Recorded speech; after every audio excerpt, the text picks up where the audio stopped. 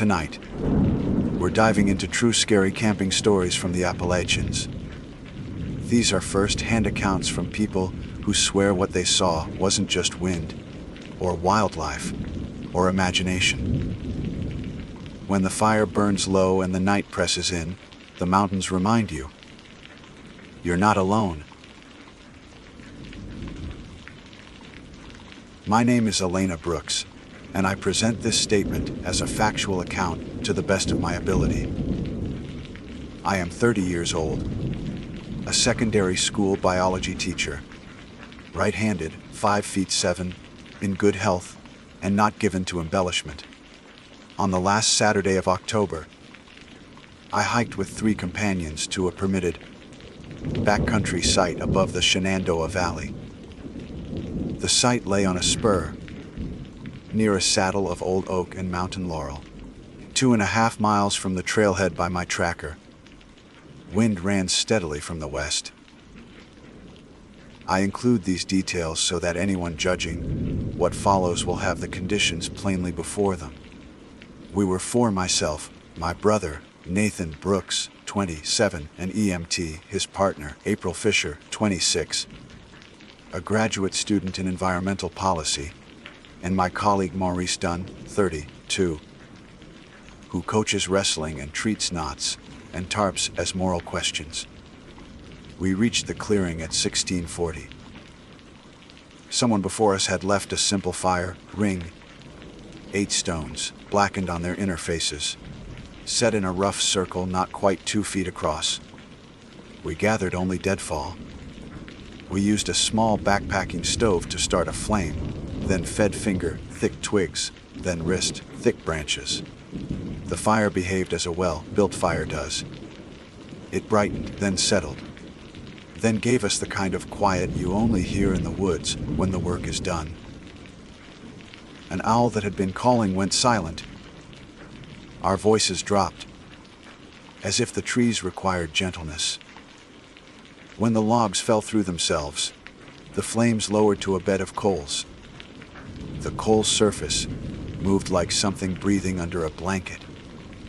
I was tracing a circle in the ash with a stick when Maurice said, in a voice that left no room for teasing, "Don't stir."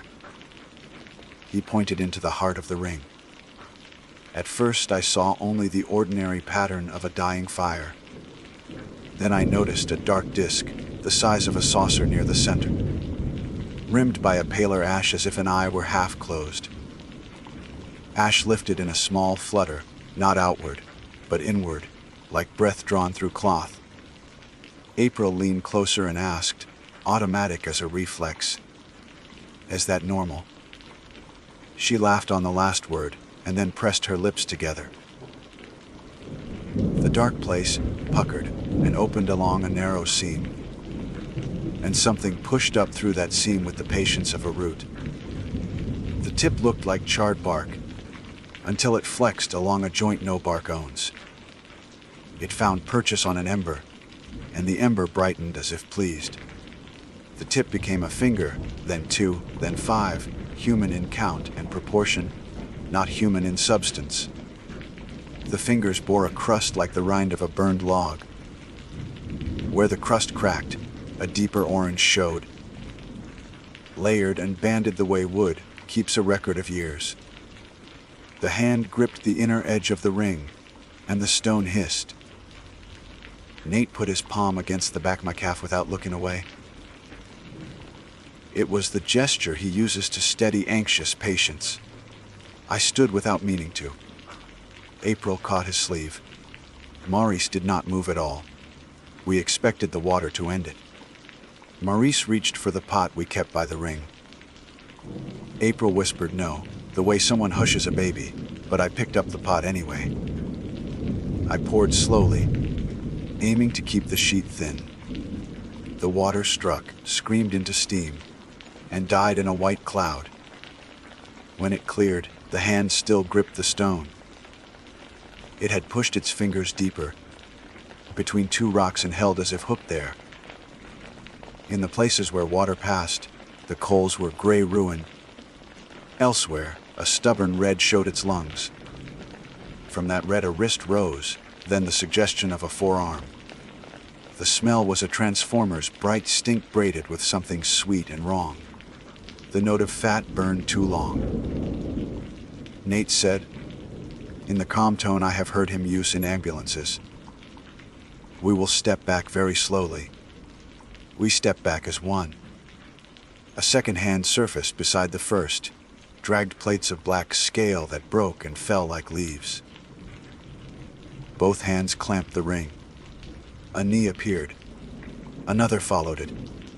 The body that lifted itself had the plan of a person and the size of a child, 4 limbs, a narrow torso, a suggestion of a head. It moved as if it had studied us and decided to try the method, not as if it remembered the method from life. Where the crust fell away, the inner material looked like carbon glass. It did not glow uniformly. It pulsed, faintly, with the rhythm of breath. The stones gave small bell, sounds as heat passed through them.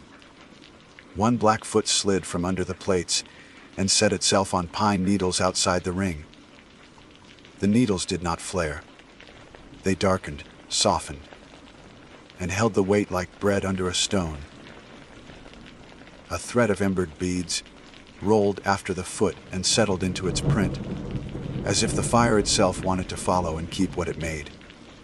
I fetched the pot again and poured a second time. Steam peeled up.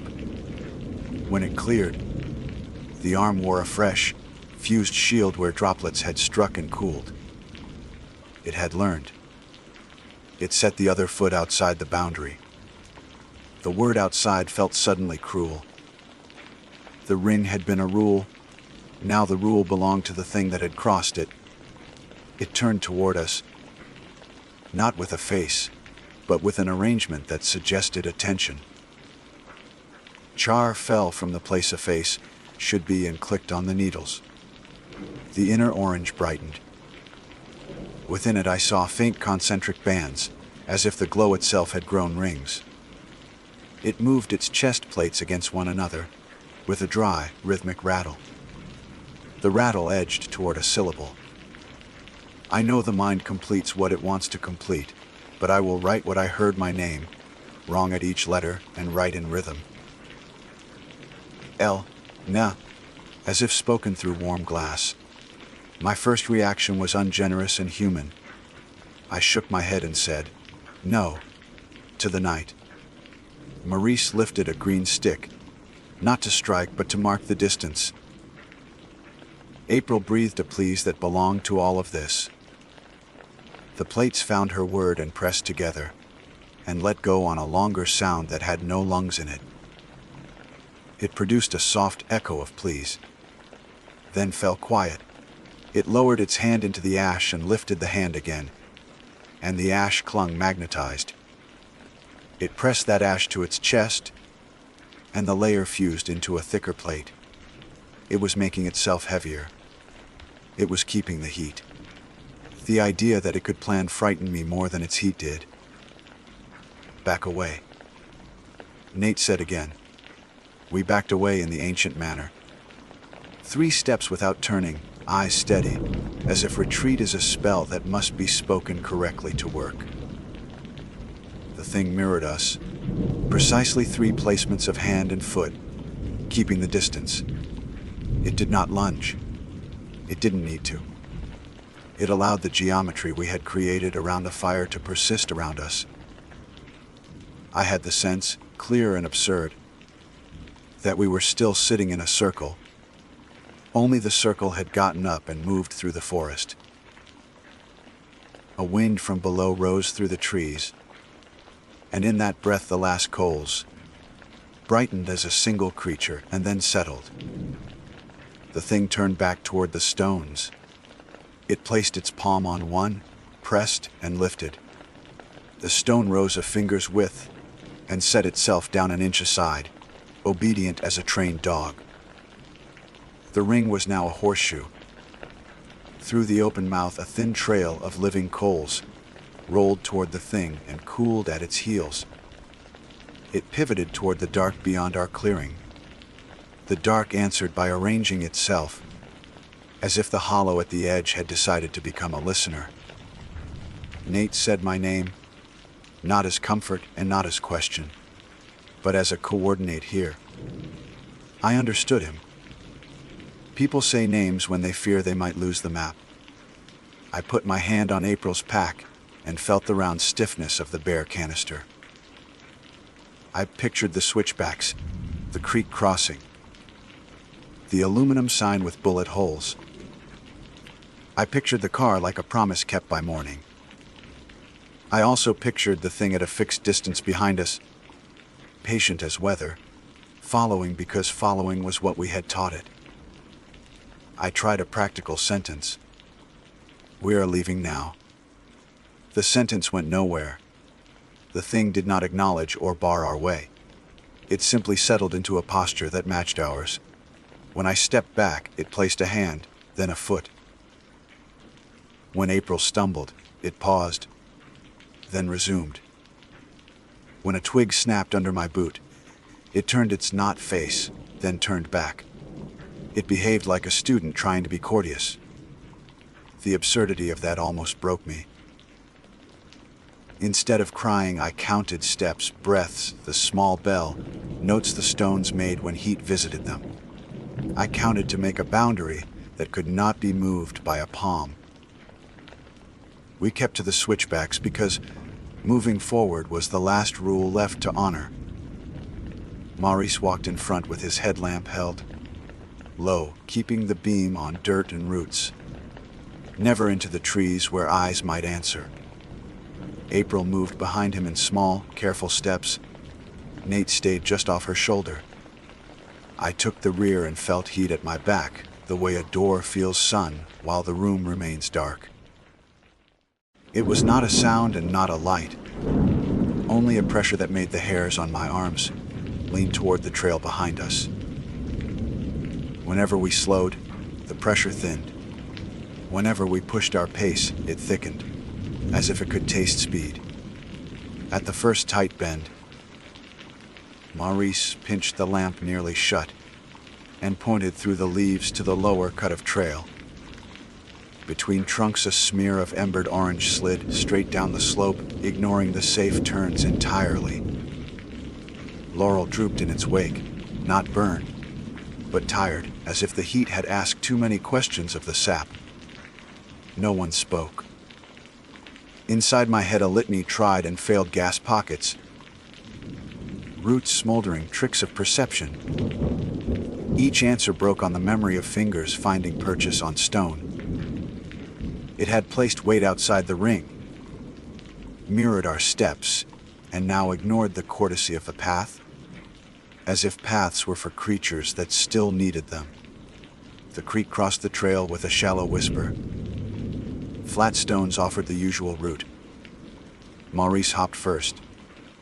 April slid and caught herself on Nate's hand.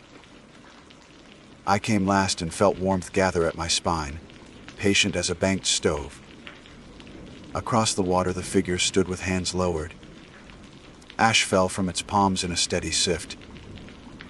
Where ash touched the current, it flashed and spun away like minnows. I wanted the old story, water as boundary, to be true. It was not. The thing pressed its fingers to the stepping stones, and steam sprang up in white lilies. Each touch turned rock dull, then glassy. When it reached the slab I had just vacated, a thin cry ran through my boot sole and into my bones. We crossed anyway. There was nowhere else to go but up. The grade steepened. Maurice killed the light at the next bend and whispered for stillness. The dark fell without seams. In that dark, pulses gathered, a coal here, two there, a scattered chain like parts laid out for a job. The pulses threaded together, brightened where they met, and reassembled at the contour of the trail. April's breath ticked against her teeth. Nate's palm found mine and pressed once. The old signal from childhood. Hold the line. I pressed back, and we climbed. We crested the last rise into the trailhead lot. Flat blacktop shone with dew. Our car waited in the far corner facing the woods, windshield pale as a closed eye. Between us and it the figure stood. Taller now by arrangement, not growth plates along the torso had fused smooth, and the glow beneath them ran, in even bands like veins under skin. A low ridge had formed where a nose might be. It held still until Maurice raised his lamp and flooded it with full white. The reaction was small but real. It rocked a fraction, rattled once, and a mist of sparks skittered across asphalt and tide. Then it raised one palm. In that palm a letter formed out of breathing ember E. My letter. My body mistook the summons for duty and almost answered aloud. Run, Maurice said, voice ragged from years of telling people how to be safe. We ran. Keys rang against Nate's knuckles. The locks chirped. Doors caught us. The engine turned over and the headlights washed. The lot in a blunt, blessed normal. The figure stepped into that light. No shadow trailed it. The beam flared on its plates and made them look like cooled lava at noon. For a breath it trembled, undecided between copying and resisting. What it chose was shedding. The torso opened along seams that were not seams, and from within a column of smoke rose, laced with embers that did not fall. The column reached above the pines and bent, as if to taste the air. I braced for it to come through the vents. I held my breath. Instead, the column folded inward, swallowing itself. Plates clapped shut. The shape slumped and broke into a husk. Coals rolled across the lot and sighed into small, cooling stars. Nate drove. The lot slid away. I watched the mirror because not watching felt like negligence. At the last curve before the forest closed the view, a single coal flared at the far edge and held steady, like an eye posted as a guard. When I faced forward again, the afterimage rode with me, a little comet under my lids. We did not talk much on the descent. April folded her arms as if keeping herself from shaking. Maurice tapped a rhythm on his knee to prove he still held time. Nate drove with both hands a little higher than usual. I counted reflectors, hairpins, and the breaths it took my pulse to admit we were moving away. Counting helped, until it felt like a net I was weaving from numbers, while something with fire for fingers watched from the trees. The ranger station sat dark at 2 in the morning. A vending machine glowed blue on the porch, the only friendly face.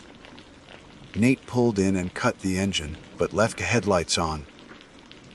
Quiet came in, the machine hummed. A far owl tried a note and let it go.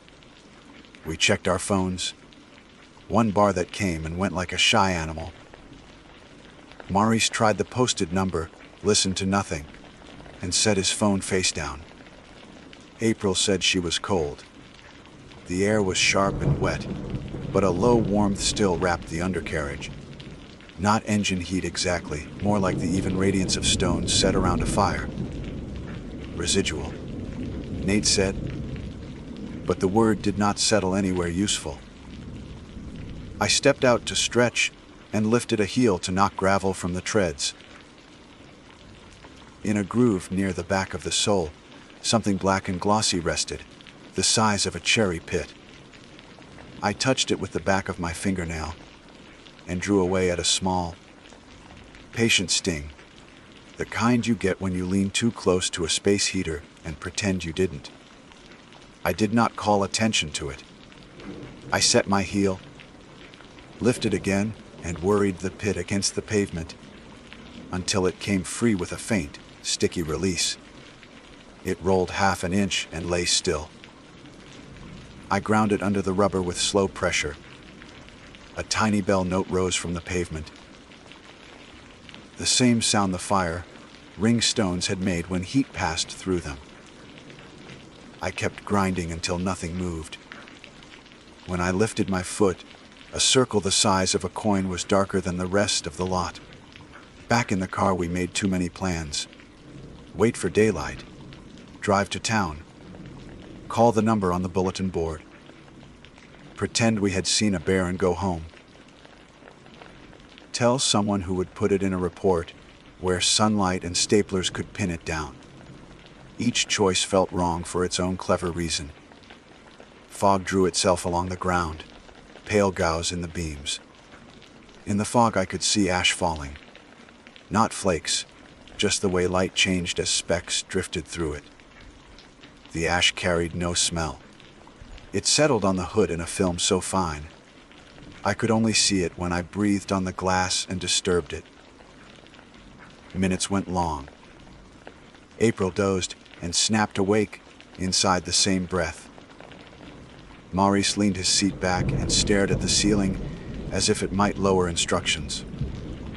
Nate sat forward, hands on the wheel though the engine was off. I told myself the ticks I heard were only cooling metal. Once a gust slid through the lot and the beams caught it just so, turning the mist into a single chest exhaling. It passed. I found my count again. 100 heartbeats, then another, and let the numbers fence what I could not name. I tried to shape a version of events I could hand across a desk without watching the listener's smile go polite. We built a legal fire. Fingers formed. The ring failed. It matched us step for step, said a broken copy of my name, learned light and letters and steam and distance. It shed and reassembled. Driving away did not end it. It traveled in small pieces. That felt less like a suspicion than a thing I already knew. Just before 3, I stepped out again. The warmth under the car had faded to ordinary engine ghost. The coin, dark mark where I had ground the pit, was still there, dulled and harmless. I crouched and touched it with a knuckle. Cool. Beyond the lot, the trees stood in their numbers. Meaning what trees mean when they have already decided something and are waiting to see if you learn it too. We had not chosen whether to wake whoever slept behind the office door when dawn began to argue its case over the ridge. The sky did not brighten so much as pick a color other than black. Somewhere down valley a truck braked and coughed. Nate exhaled a breath he had been holding in parts. Maurice sat up. April rubbed her forearms and nodded to no one. I watched the door and thought, if someone steps out now and asks what happened, I will tell it plain and risk sounding like a person afraid of words. The machine hummed on. The owl gave one clear call and went quiet. A wind slid off the ridge and brought no smoke with it. I almost said, "We're okay," just to hear the words and see if they could stand. I kept them. The lot gave one faint bell note from no place I could name, like a spoon against a cup. We waited for the sun to put a shoulder over the trees and give us permission to act like the day could fix what the night had taught. We did not greet the sun with joy. We watched it like people watching a verdict being read. Dawn leaned across the ridgeline, slow, pale, and far too gentle for what had passed. The ranger station never opened. No truck arrived, no door creaked. The vending machine kept its hump, stubborn as a witness refusing to leave. By 7, fog lay in bands that burned off from the top down, leaving thin veils at knee height. Every time one slipped across the lot, I thought I saw it pulse. The same inward draw we had seen in the coals. The way ash inhaled. Nate finally broke the silence. We have to leave. He had both hands on the wheel again, though the engine was dead. Maurice nodded but kept his eyes on the tree line. April only hugged her jacket tight and whispered, "It'll follow." None of us disagreed. The question was whether it was safer to risk being followed on the open road or to sit still and let it decide how long stillness should last. We chose motion. The engine stuttered awake, headlamps faded into day. The asphalt curved away, leading us down the mountain. At each bend I braced for orange glow in the ditch, coals in the brush, something keeping pace. For miles there was nothing but deer prints in mud and turkey, vultures lifting off telephone poles. Hope began to play its old trick. Maybe it had burned itself out. Maybe dawn had rules we hadn't known. Then the smell came back. Not smoke. Not wood. That wrong sweetness of fat cooked too long. April pressed her sleeve to her face. Maurice lowered the window, gagging. Nate gripped the wheel harder and said nothing. I looked into the side mirror. At first I thought it was just exhaust. A thread of gray trailed the car, ordinary as breath in cold air. Then sparks winked in it, tiny, patient lights, stringing themselves into patterns. The thread kept pace, always the same distance behind, no matter how the road twisted. I leaned out and felt heat on my cheek, faint but deliberate. We argued then, louder than we should have. Maurice said speed. Nate said steady. April begged for us to stop. I listened to the quarrel as if it were strangers talking, because part of me was elsewhere, locked on those sparks riding in air. I saw a shape form a curve, then a line, then a broken letter. Not mine this time. N.A. April's. She saw it too. Her scream filled the car, broke against the roof, folded back into us. Nate slammed the brakes. Tires squealed. We came to rest on a turnout where a stone wall cut the drop. Silence rushed back. The thread drifted forward, folded on itself, and vanished. The smell lingered, low and greasy. We did not move for long minutes. April sobbed into her sleeves. Maurice muttered a prayer not meant for us. Nate shook his head again and again as if each shake could reset the world. I sat stiff, eyes on the tree line, waiting for the sparks to flare again. When they didn't, we drove on. Lower roads led into farmland, then small towns with church steeples and shuttered diners. We saw people at last, a man sweeping a porch, a dog tugging a leash, a boy pedaling a bike too small. For the first time in 12 hours, life looked unshaken. We parked at a diner and stumbled inside. The waitress filled mugs with coffee we didn't drink. The smell of bacon rose from the kitchen, and I thought I would choke on it, because under it I smelled that same sweetness. April whispered, "Do you hear it?" None of us answered, but we all listened. Over the rattle of plates and the scrape of forks, a faint sound ran like a secret under the floorboards. A dry, rhythmic clicking. Plates against plates, or chest plates rattling to speak. I told myself it was only the kitchen. But when the waitress set down our check, the paper trembled faintly as though from heat beneath it. We paid. We left. I will not unwind the whole day. We drove. We reached my house. We shut the blinds though it was noon. Maurice refused to sit near the fireplace. Nate scrubbed his hands raw in the sink. April refused to speak at all. I tried to record details, thinking clarity would save us. Words failed. Ash drifted across my page as though from an invisible grate. That night I dreamed of the fire ring. Not as it was, but as it had become. Open. Horseshoe. Shaped. The mouth it had made for itself. In the dream the stones rang, one after another, in the order of our steps down the trail. The sound spelled something. I woke before I understood. We did not camp again. We did not tell the story to friends or family, or anyone who might laugh. We lived as if silence was a lid. And still, weeks later, ash collects in corners of my house, though no fire has burned. The smell arrives at odd hours, sweet, clinging, wrong. Once, washing dishes, I heard my name pressed out of steam on the window. I know it is not gone. It learned us. It walked with us.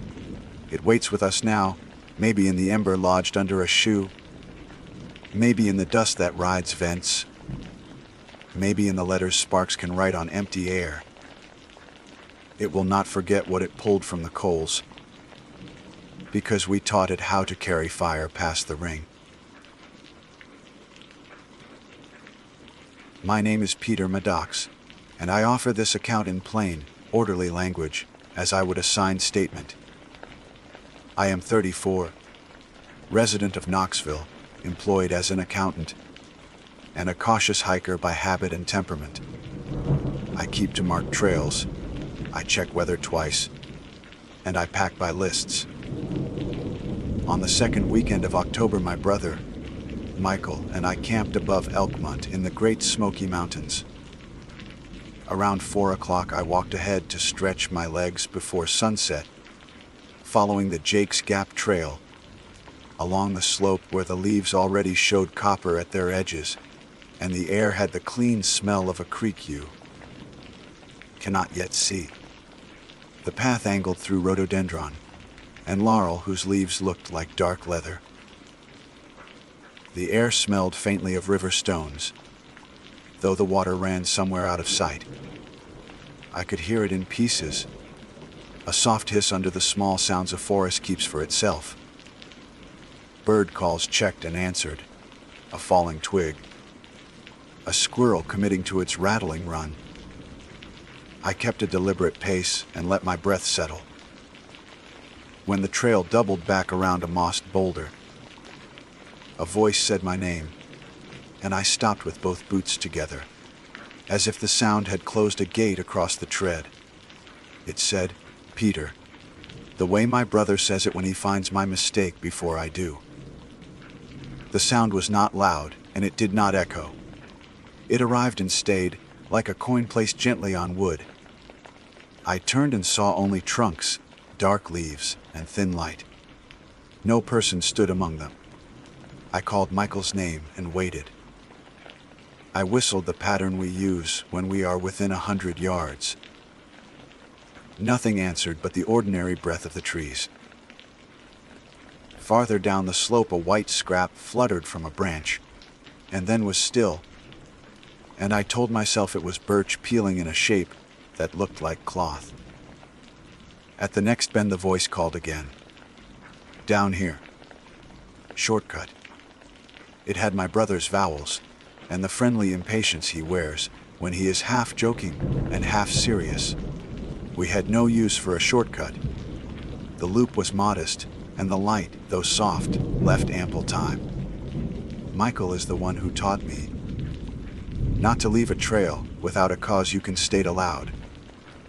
I stood and counted 3 slow breaths to give my mind something it could finish. Then I said, clearly and without edge, that I would meet him at the overlook above the switchbacks. I dislike stepping off trid. The ground outside a path keeps its own ledgers. Loose rock, slick leaves, ankle holds that do not look like traps until they close. Yet I took one step to look around the boulder, and another because the soil felt firm. Nothing waited there. A penny taste rose in the back of my mouth without reason. The white scrap had shifted lower in the hollow. The voice came a third time, so near it did not seem to travel through air. Pete, it said. I turned quickly enough that my pack straps bit my shoulders. No one stood in the brush. My own name hung in the air like smoke that did not move. I walked on because motion is the oldest medicine I trust. The trail passed through a laurel tunnel, written over years with the initials of people who believed the leaves were permanent. Light gathered there like thin water that had decided to be still. My boots made the careful, muted sounds I know from a dozen hikes. At the far end of the tunnel, I found prints someone had slipped at a washout and a scuff where they had righted themselves. I noted those facts to tether myself to them. Behind me, from a distance that could have been 20 feet or 200, my name appeared again. Softer now, the syllables smoothed by leaves. The overlook gave me blue folds of the opposite ridge, and a clean band of sky like a calm mind. I took a photograph because the ritual steadies me. It makes a place recorded, and therefore less likely to be a trick. My phone showed no service, which I had expected. On the way back, the sun lay lower, and the trees set their shadows like planks across the tread. Twice a faint social trail bent away toward damp shade, and twice my feet made the quiet decision not to follow. The voice kept pace with my choices, never hurried, always nearby, as if the woods had discovered how to speak with a mouth it had borrowed.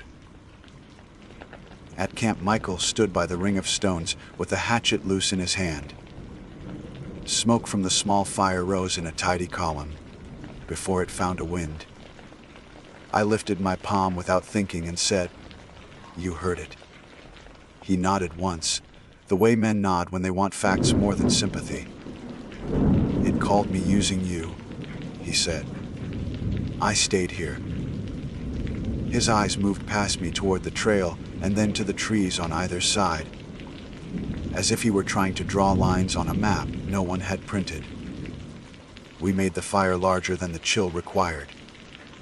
The act felt sensible, like adding numbers twice.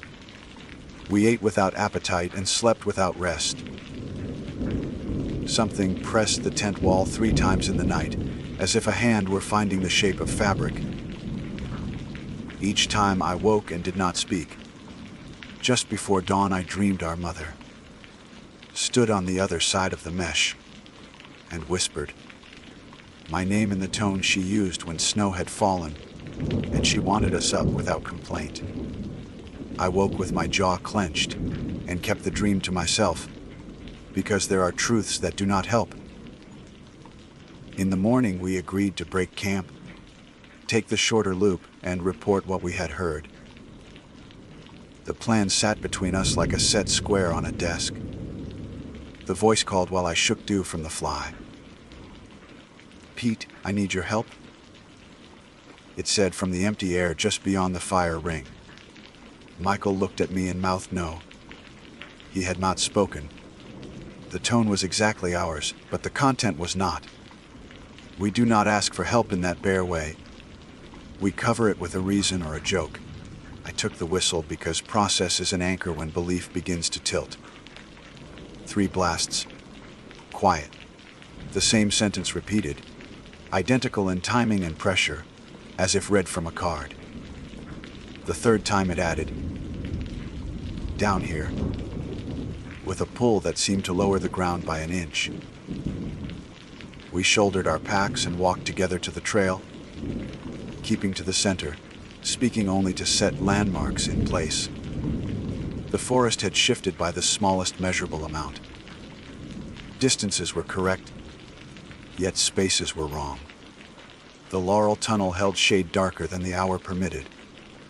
In the dirt of the inside bend, shallow marks suggested prints and then changed their minds. 5 notches, 4, 3, not tracked by any animal I know.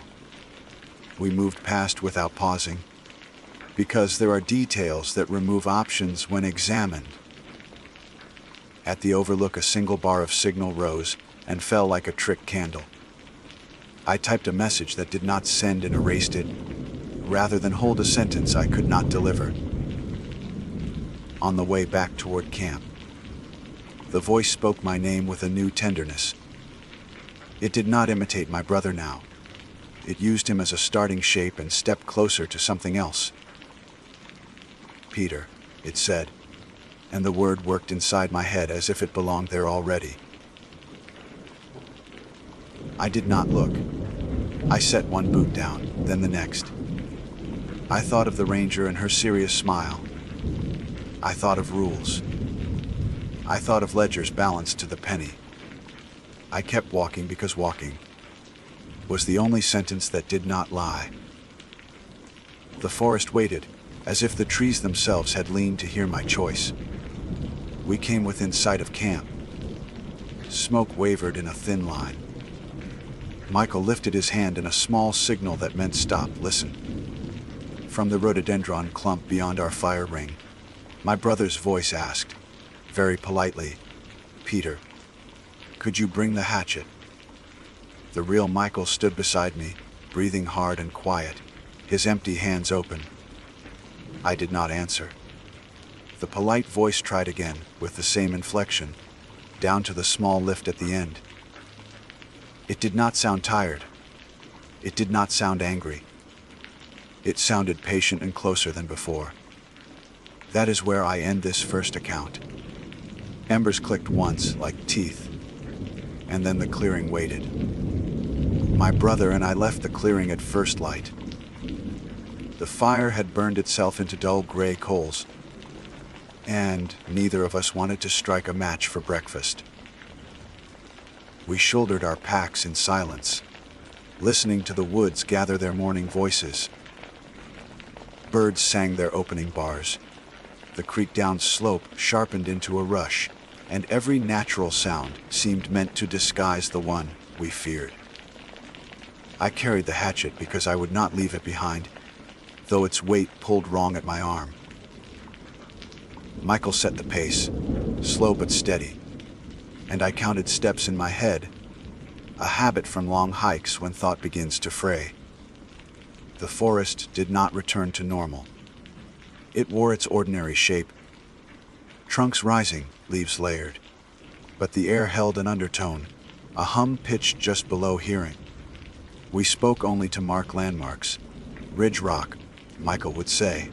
North Spur, I would answer. The ritual made our feet belong again to the trail. By mid-morning we reached a fork, where the official sign should have stood. The post was gone, as if pulled neatly from the earth. Only a hole showed, ringed with damp soil. Michael crouched and touched it with 2 fingers, then shook his head. He did not like to name oddities in the field. I felt a swell of relief that he kept his silence, because naming a thing can call it closer. From the left-hand trail came my name. Not shouted, not urgent, simply offered, like a neighbor greeting across a fence. Peter. The voice was mine. I do not mean it resembled my voice, I mean it matched it perfectly. Down to the pause between syllables I never notice until it is repeated.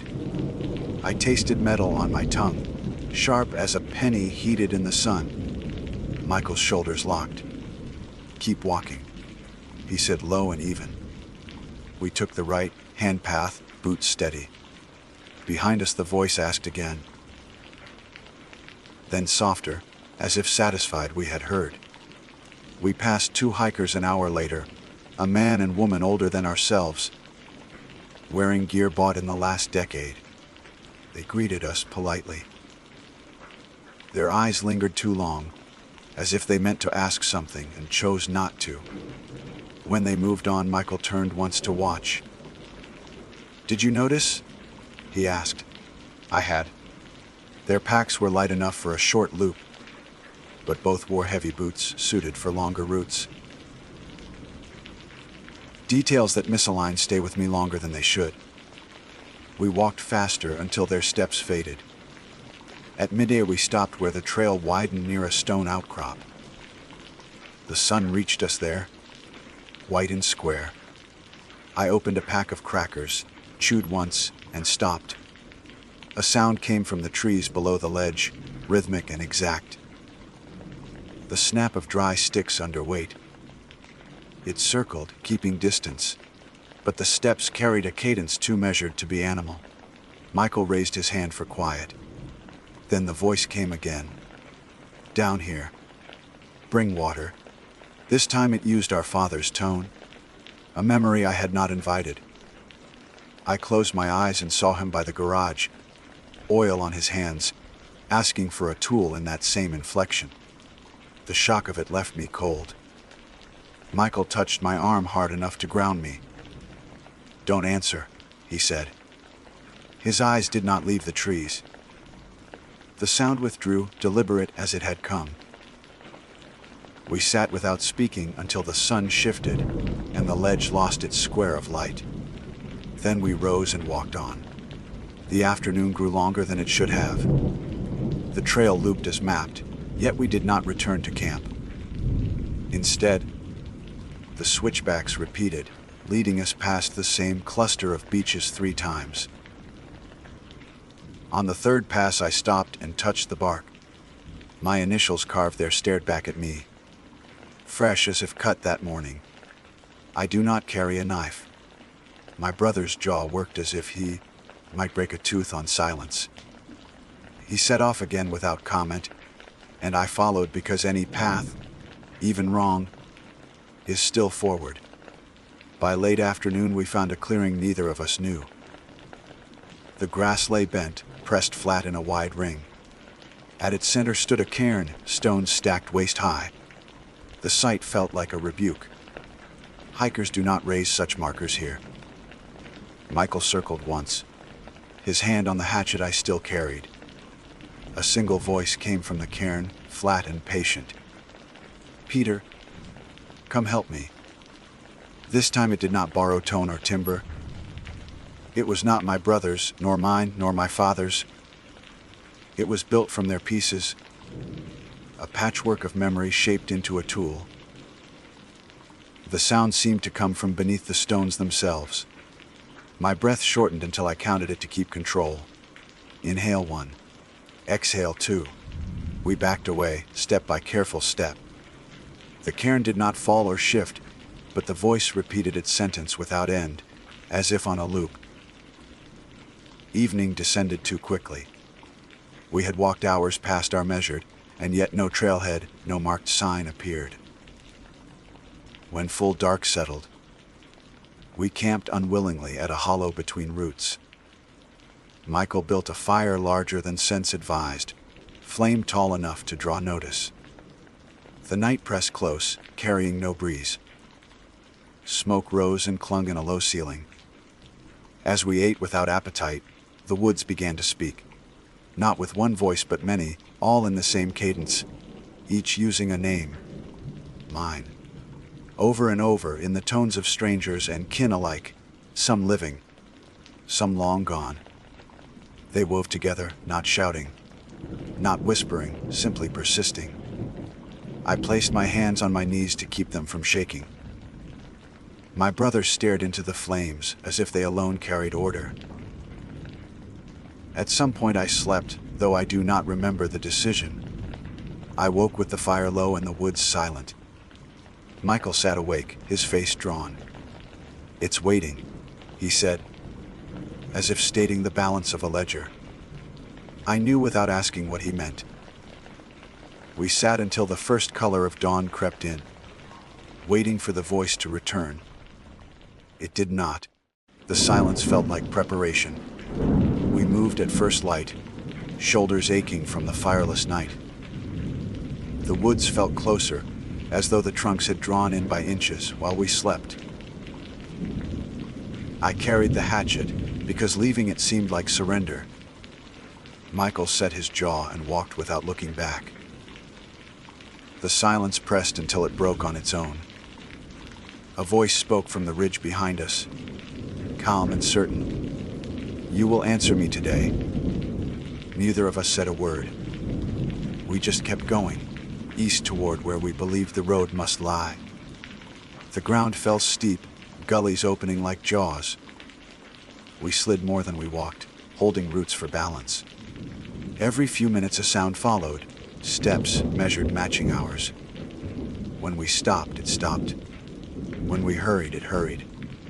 My throat dried, and I rationed each sip of water as if noise itself might call the thing closer.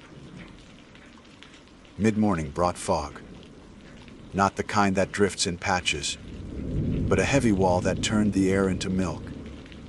Trees became silhouettes, then shadows, then nothing. Michael tied cord from his pack between us so we would not lose each other. The mist dampened every sound except the one we feared. My name rose from it, spoken softly, like a breath against the ear. Peter. I flinched though no air stirred. Michael yanked the cord, grounding me. His eyes looked raw, red-rimmed yet steady. He mouthed one word, walk. The fog thinned near noon, revealing a hollow with a black pool at its center. The surface reflected nothing. Not trees, not sky, just void. At the far edge, a log stretched like a bridge. On it lay a jacket, my jacket. The same faded green, the same tear at the cuff, but mine was strapped to my pack. I touched the fabric on my shoulder to be sure. The jacket across the water rose without wind, sleeves lifting as if arms filled them. Then a voice, my own, came from its empty hood. Stay here, it's safer. Michael threw a stone into the pool. It did not splash. It sank without ripple, swallowed whole. We backed away, slow and stiff, until the hollow vanished behind brush. I felt the absence of sound there more than its presence. By late afternoon, we found the old logging road. Relief came sharp and sudden, almost painful. The packed earth showed grooves from machines long gone, but it led downhill, and downhill meant people. We followed it until the sun tilted low. That was when we saw the cabin. Gray boards, roof sagging, chimney broken. A place not marked on any map. Smoke curled faintly from the chimney, as if someone had just stoked it.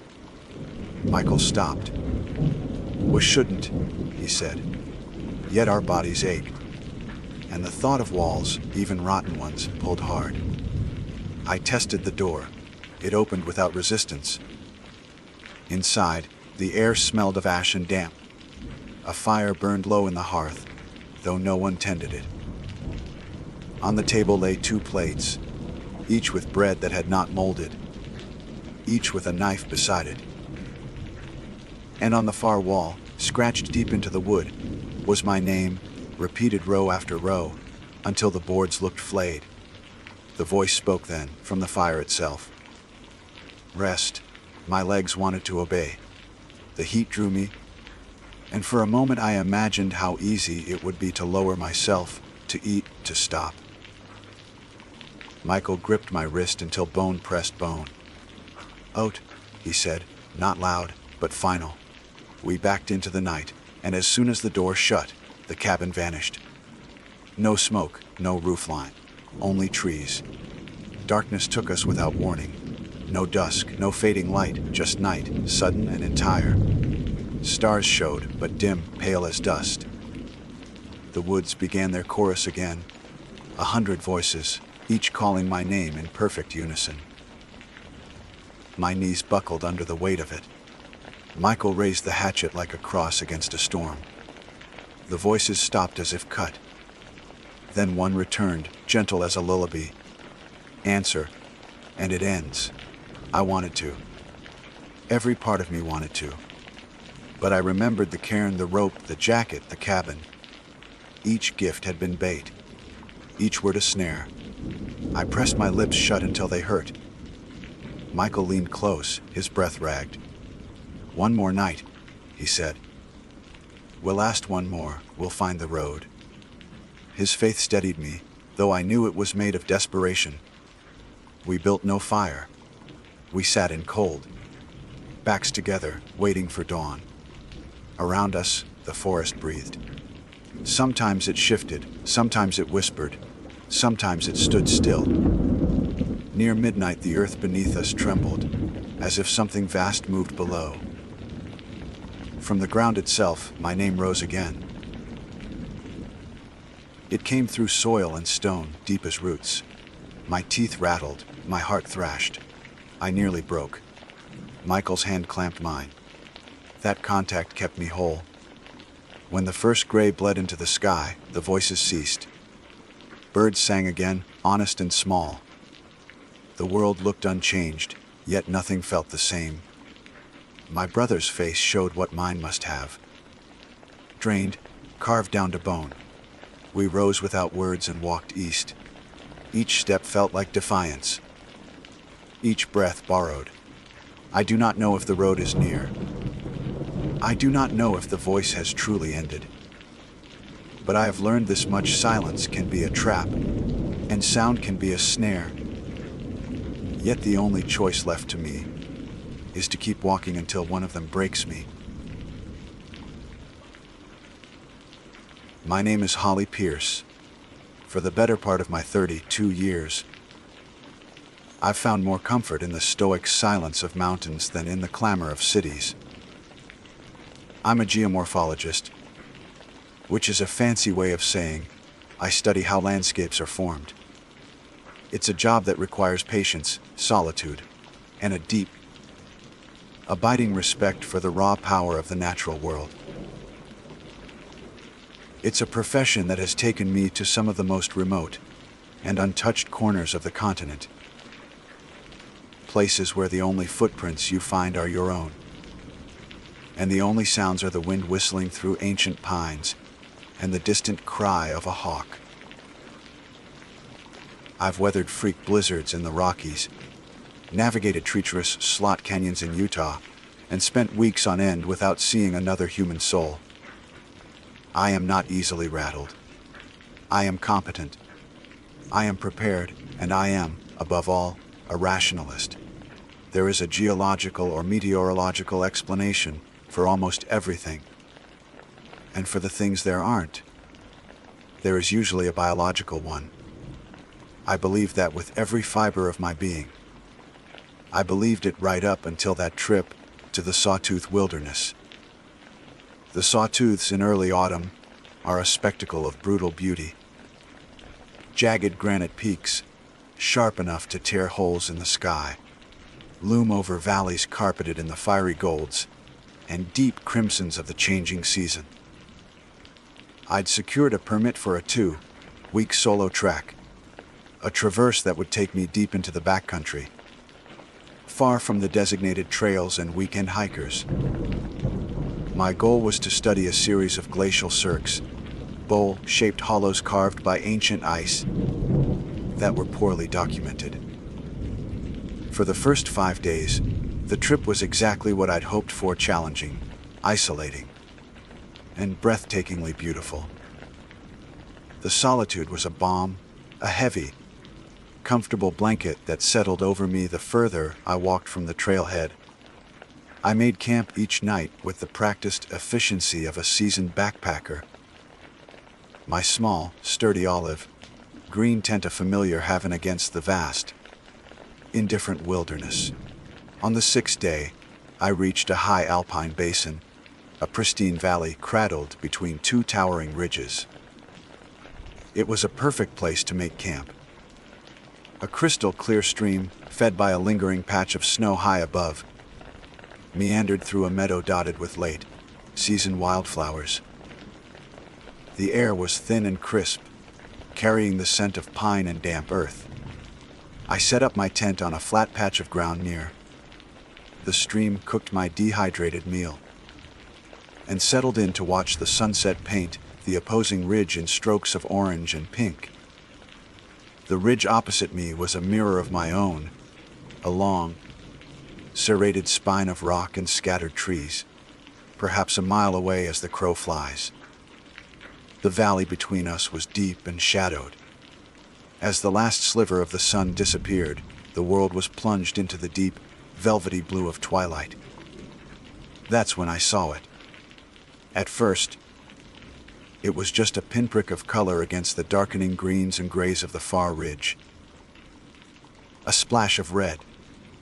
My initial thought was that it was a patch of particularly vibrant foliage I had somehow missed earlier. But the color was too uniform, too artificial. It had the sharp, clean hue of manufactured dye, not the organic modeling of an autumn leaf. I pulled my binoculars from my pack, my brow furrowing with a mild sense of irritation. Solitude was the prize I sought on these trips, and the idea of another camper setting up, so close yet so visibly, felt like an intrusion. I focused the lenses. dialing the knob until the image sharpened. It was a tent. A dome-style tent, not dissimilar to my own in shape, but it was a startling, brilliant, fire engine red. It was situated in a small clearing on the slope, perfectly positioned to get the last rays of sunlight. Just as I was. I lowered the binoculars, a sigh escaping my lips. So much for being alone. Still, the wilderness was for everyone. I had no more right to be here than they did. Maybe they were fellow researchers, or just climbers looking for a new route. I decided to make the best of it. I waved a wide, sweeping gesture over my head, but there was no response. The tent just sat there, a silent, crimson intrusion on the landscape. I scanned the area around it for any sign of movement. A campfire. A person stretching after a long day's hike. But there was nothing. Just the tent. As the sky deepened from cobalt to indigo, and the first stars began to prick the darkness, a strange thing happened. The red tent began to glow. It wasn't the soft, flickering yellow of a lantern from within. It wasn't a reflection of some unseen light source. The fabric of the tent itself seemed to be emitting a low, steady, crimson luminescence. It was a deep, bloody light, pulsing with a slow, almost imperceptible rhythm, like a sleeping heart. I raised my binoculars again, my own heart starting to beat a little faster. The image swam into focus, and the sight sent a cold shiver down my spine. The light was definitely coming from the tent, not in it. The entire structure was saturated with this unnatural red glow, a beacon of saturated color against the now monochrome landscape. The rhythmic pulse became more obvious through the lenses, a slow, deliberate beat. Thump, thump, thump, thump. The light would swell, intensifying for a second, then recede slightly, a wave of deep red washing over the fabric. My rational mind scrambled for an explanation. A new type of camping gear, maybe. Some kind of solar, charged fabric that released its energy as light. It seemed plausible, if a little flamboyant for the backcountry. But why red, and why the pulse? It was deeply unsettling. I kept watching, waiting for a figure to be silhouetted against the glowing walls, for the zipper to open, for any sign of the occupant. But nothing happened. The silent, rhythmic glow was the only sign of life, if you could call it that. The temperature dropped, and the chill I felt had little to do with the mountain air. I built a small campfire, more for a sense of security than for warmth. The cheerful crackle of the flames, and their warm, yellow light felt like a flimsy shield against the insistent red pulse from across the valley. It felt watchful. The single-minded glow was directed into the vast emptiness of the valley, but I felt like a target. It was as if this strange beacon was there just for me.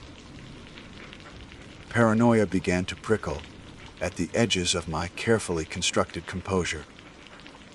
I'd never felt this way before. I'd faced down a bear, been stalked by a mountain lion, and felt nothing but a primal, understandable fear. This was different. This was an insidious dread, a creeping sense of wrongness that seeped into my bones. I tried to ignore it. I focused on the stars, naming the constellations. I listened to the familiar night sounds. The hoot of an owl, the chirping of crickets, the gentle gurgle of the stream. But my eyes were constantly drawn back to the ridge. The red light dominated the darkness, a wound in the night. It didn't illuminate the clearing around it. The light seemed to be contained by the fabric itself, making the tent an isolated object of pure, malevolent color. The pulse was maddening. It seemed to match the growing rhythm of my own frantic heartbeat. Thump, thump, thump, thump. Sleep was out of the question. I sat huddled by my fire, feeding it stick by stick, my gaze locked on the tent. Every shadow cast by the firelight seemed to twist into a menacing shape. The wind whispering through the trees sounded like voices, too low to be understood. My mind, starved of sleep and fueled by anxiety, began to play tricks on me.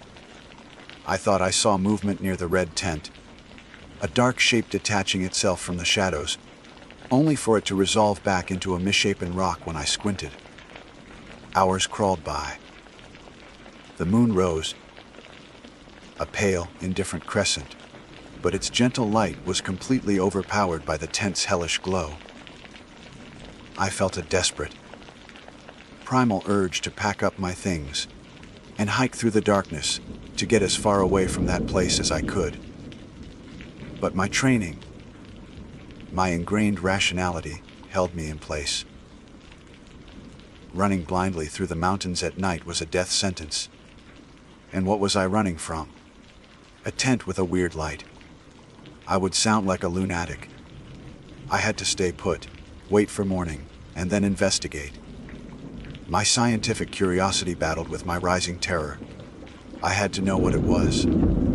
I had to have an explanation. The unknown was a vacuum, and my fear was rushing in to fill it. As the first hint of gray began to soften the eastern sky, the red glow began to fade. It didn't flicker out, it receded, as if the color was being drained from the fabric, until, just as the sun's first rays touched the highest peaks, it was gone. Through my binoculars, I could see it clearly in the morning light, a simple, fire engine red tent, looking perfectly ordinary, even cheerful, in its small clearing. There was still no sign of its owner. Exhaustion weighed on me like a physical cloak. My body ached from the tension of the long night, and my eyes were gritty from lack of sleep. But my resolve was firm. I packed a day pack with water, food, and my emergency beacon. I left my camp standing, a silent, olive green witness to my departure. I had to cross the valley. I had to walk up that ridge. I had to see who was in that red tent. I had to understand the light. As I started in the descent into the shadowy valley, a single, terrifying thought echoed in my mind. A thought that I tried desperately to push away. What if there's no one there at all? The hike down into the valley was harder than I anticipated. The slope was steep, covered in loose scree that shifted and slid under my boots with every step. My legs, heavy with fatigue, trembled with the strain. The adrenaline that had propelled me from my camp was beginning to wear off, replaced by a deep, gnawing exhaustion. The sun was climbing higher, but its warmth didn't seem to penetrate the valley floor, which was still wrapped in a cold, damp shadow. A profound silence pressed in on me from all sides. It wasn't the peaceful quiet of the wilderness I was accustomed to. This was a dead silence, an absence of sound that felt unnatural. There were no birds calling from the sparse trees, no squirrels chattering in the undergrowth, not even the buzz of insects. The only sound was the crunch of my boots on the rock and the ragged rhythm of my own breathing. Every shadow seemed to hold a lurking menace. My sleep-deprived mind, frayed and on edge, turned every twisted root into a grasping hand, every gust of wind into a whispered warning. The thought that had plagued me as I left my camp, what if there's no one there at all, had taken root and was now branching into even more terrifying possibilities. What if there was something there, but it wasn't a person? My scientific mind, my anchor of rationality, tried to reel these thoughts in. I was a geomorphologist. I dealt in rock, ice, and time, not in monsters and phantoms. There was a logical explanation for everything, and I was simply overtired and letting my imagination run away with me. The tent was probably packed up. The camper was likely an early riser who had already moved on. The glowing was a technical malfunction, a strange new piece of gear I wasn't familiar with.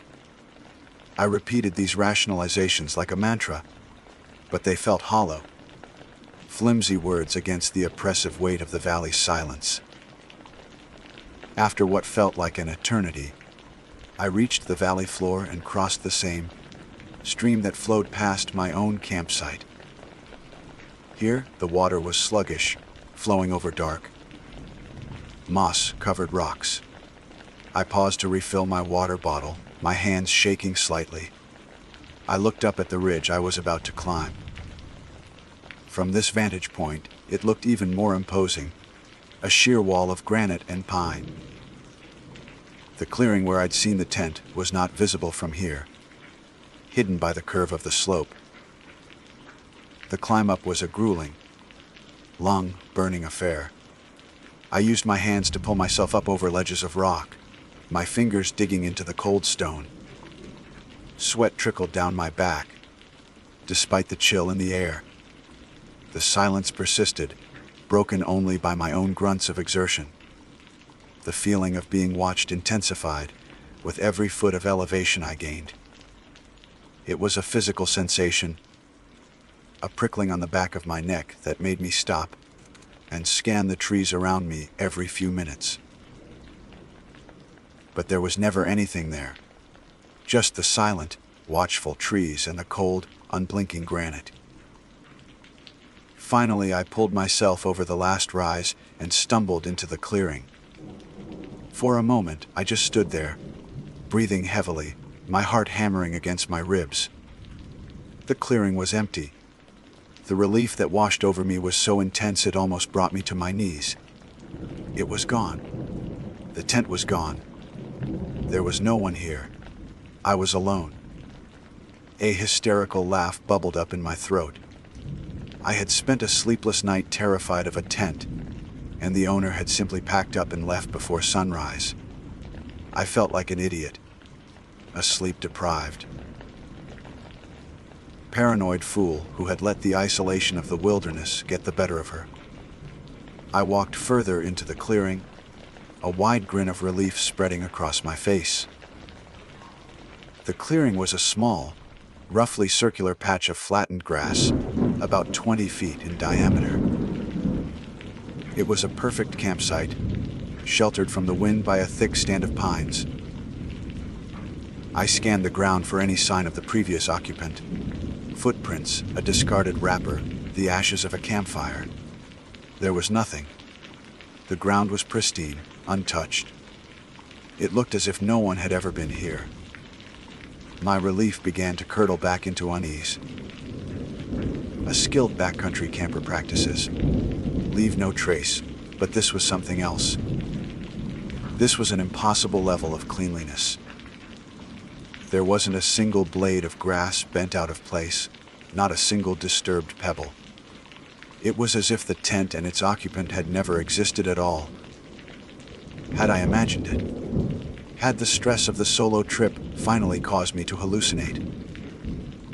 It seemed like the only logical explanation. I was about to turn and leave, to hike back to my camp and get some much-needed sleep when my eyes fell upon it. In the exact center of the clearing, where I had seen the red tent standing, was a ring of scorched earth. I approached it slowly, my earlier fears flooding back with a vengeance. It was a perfect circle, about 10 feet in diameter, the exact footprint of a dome tent. My tent. The grass within the circle was gone, incinerated down to the bare soil. But the ground wasn't just blackened, it was fused, vitrified, as if struck by an incredible, localized heat. The earth had been cooked into a dark, glassy slag. The edges of the circle were unnervingly precise, a clean line separating the charred ground from the untouched green grass just an inch away. There was no gradient of burning, no singed blades of grass at the periphery. It was a binary state untouched and obliterated, I knelt down, my scientific curiosity momentarily overpowering my fear. I reached out a hesitant finger to touch the blackened ground. It was cold. Not just cool, but unnaturally cold, like a block of ice. The chill of it seeped into my fingertip, a deep, penetrating cold that was utterly wrong. The morning sun was shining directly on this spot, yet the ground felt like it had been in a deep freeze. I snatched my hand back as if I'd been burned. I stood up and backed away, my mind reeling. What could do this? A lightning strike? No. A lightning strike is chaotic, branching. It would have left a spiderweb of fused earth, and likely would have set the surrounding trees on fire. This was too perfect, too contained. A campfire? Impossible.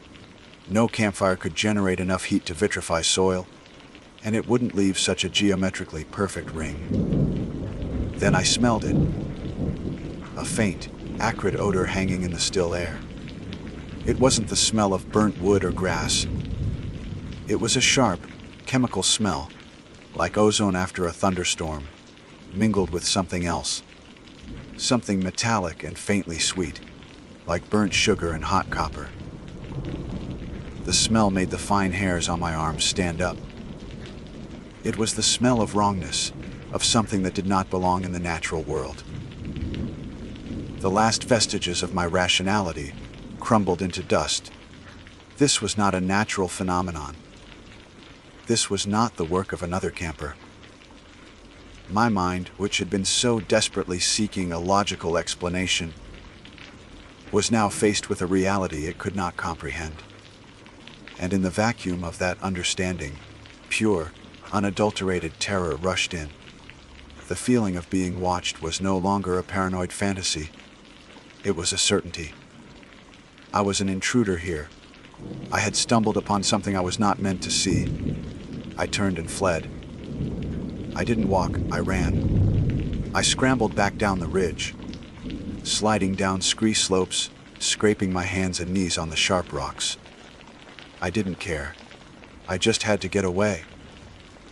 The silence of the valley was no longer empty. It was filled with a menacing presence. I felt its eyes on my back, a cold weight that spurred me on. I splashed through the stream without breaking stride, my boots filling with icy water. The climb back up to my own ridge was a desperate, panicked scramble. My lungs burned and my legs screamed in protest, but I didn't stop. I couldn't stop. When I finally crested the ridge and saw my own little olive green tent, a wave of relief so powerful, it buckled my legs washed over me. I collapsed onto the ground, gasping for air, my body trembling uncontrollably. My tent, my safe place, a familiar anchor in a world that had suddenly become terrifyingly alien. After several minutes, my breathing slowed, and my heart stopped trying to beat its way out of my chest. I pushed myself to my feet and stumbled toward my tent. All I wanted was to crawl inside, zip it shut, and hide. As I got closer, I noticed the flap was slightly unzipped. A small 6-inch gap. I froze. I never, ever leave my tent unzipped. Not even a fraction. It's a cardinal rule in the backcountry to keep insects and critters out.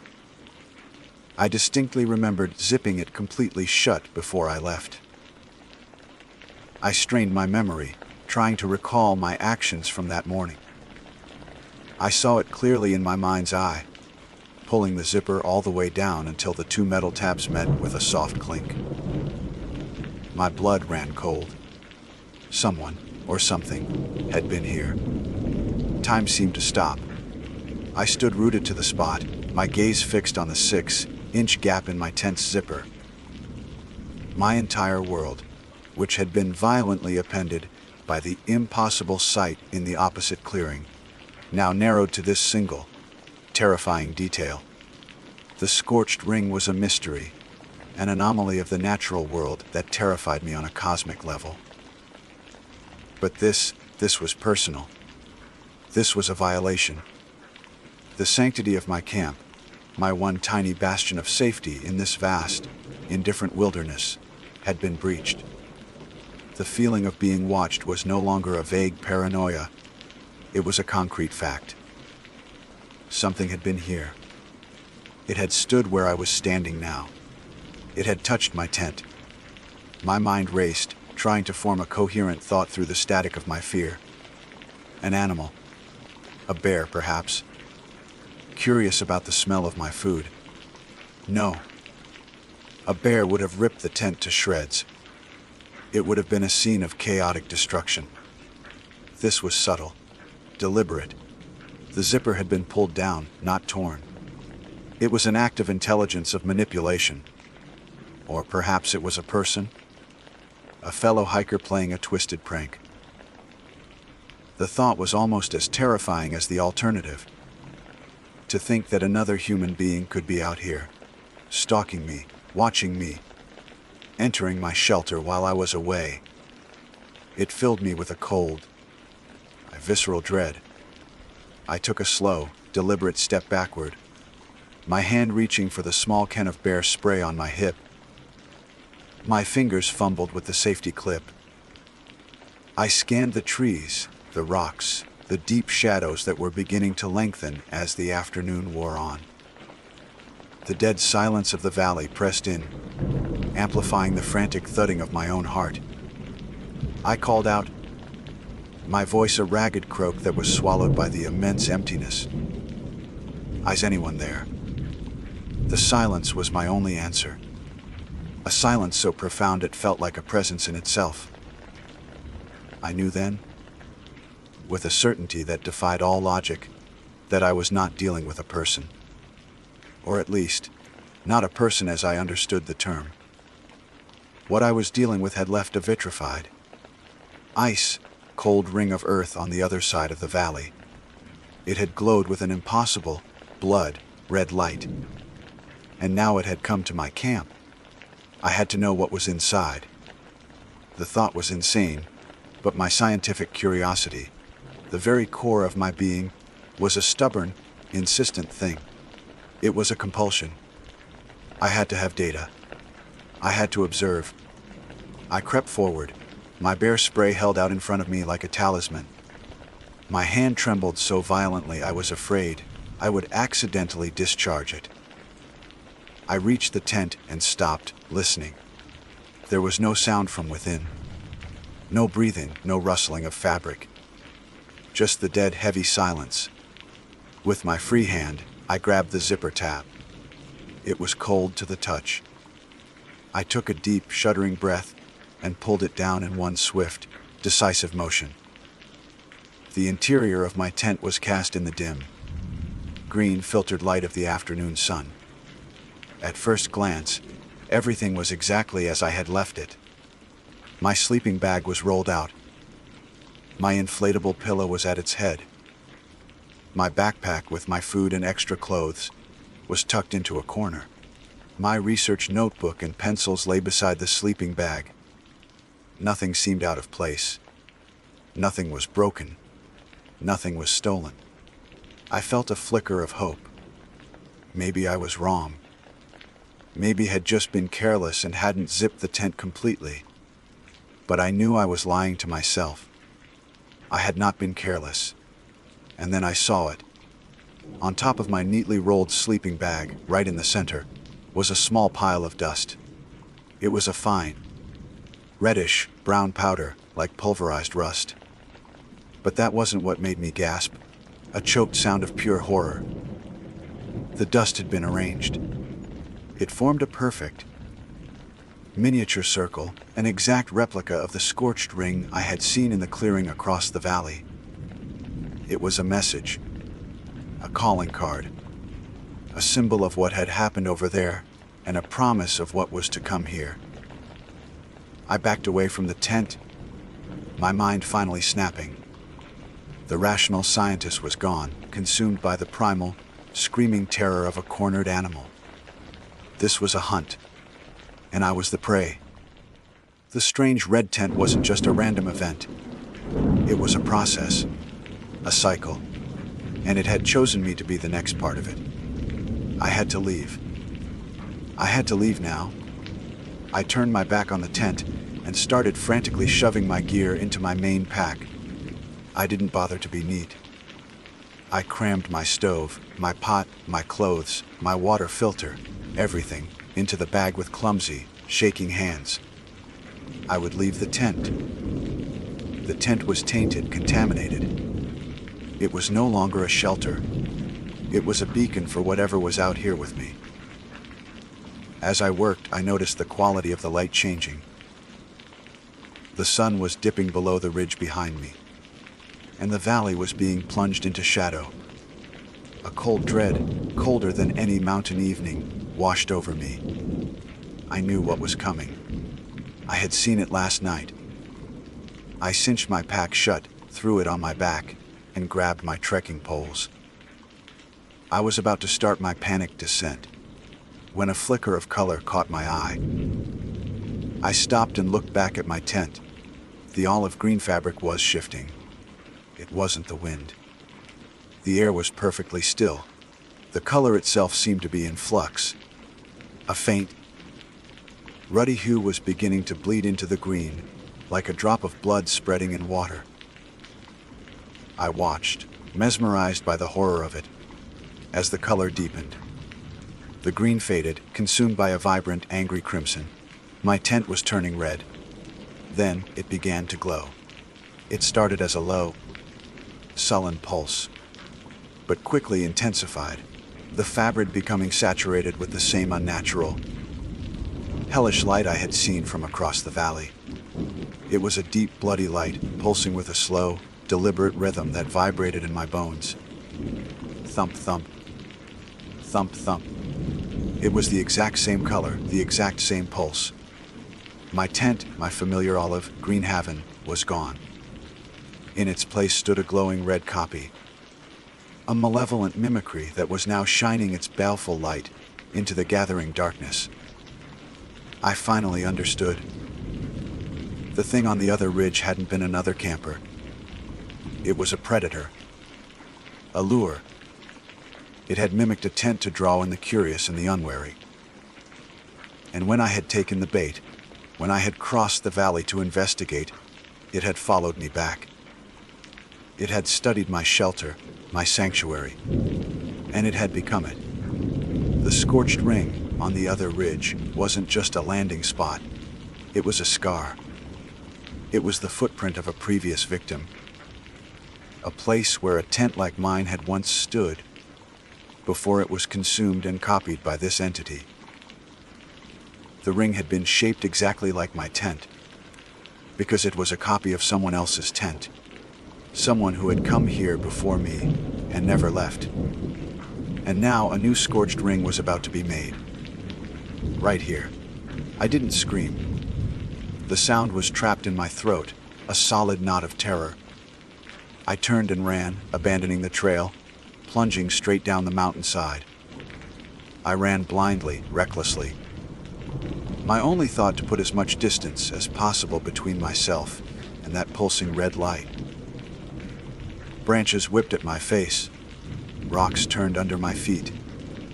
I fell, picked myself up, and kept running. I didn't look back. I didn't dare. I could feel the red light on my back, a palpable, malevolent presence. I could hear the pulse in my head, a rhythmic, mocking heartbeat that drove me onward. Thump, thump.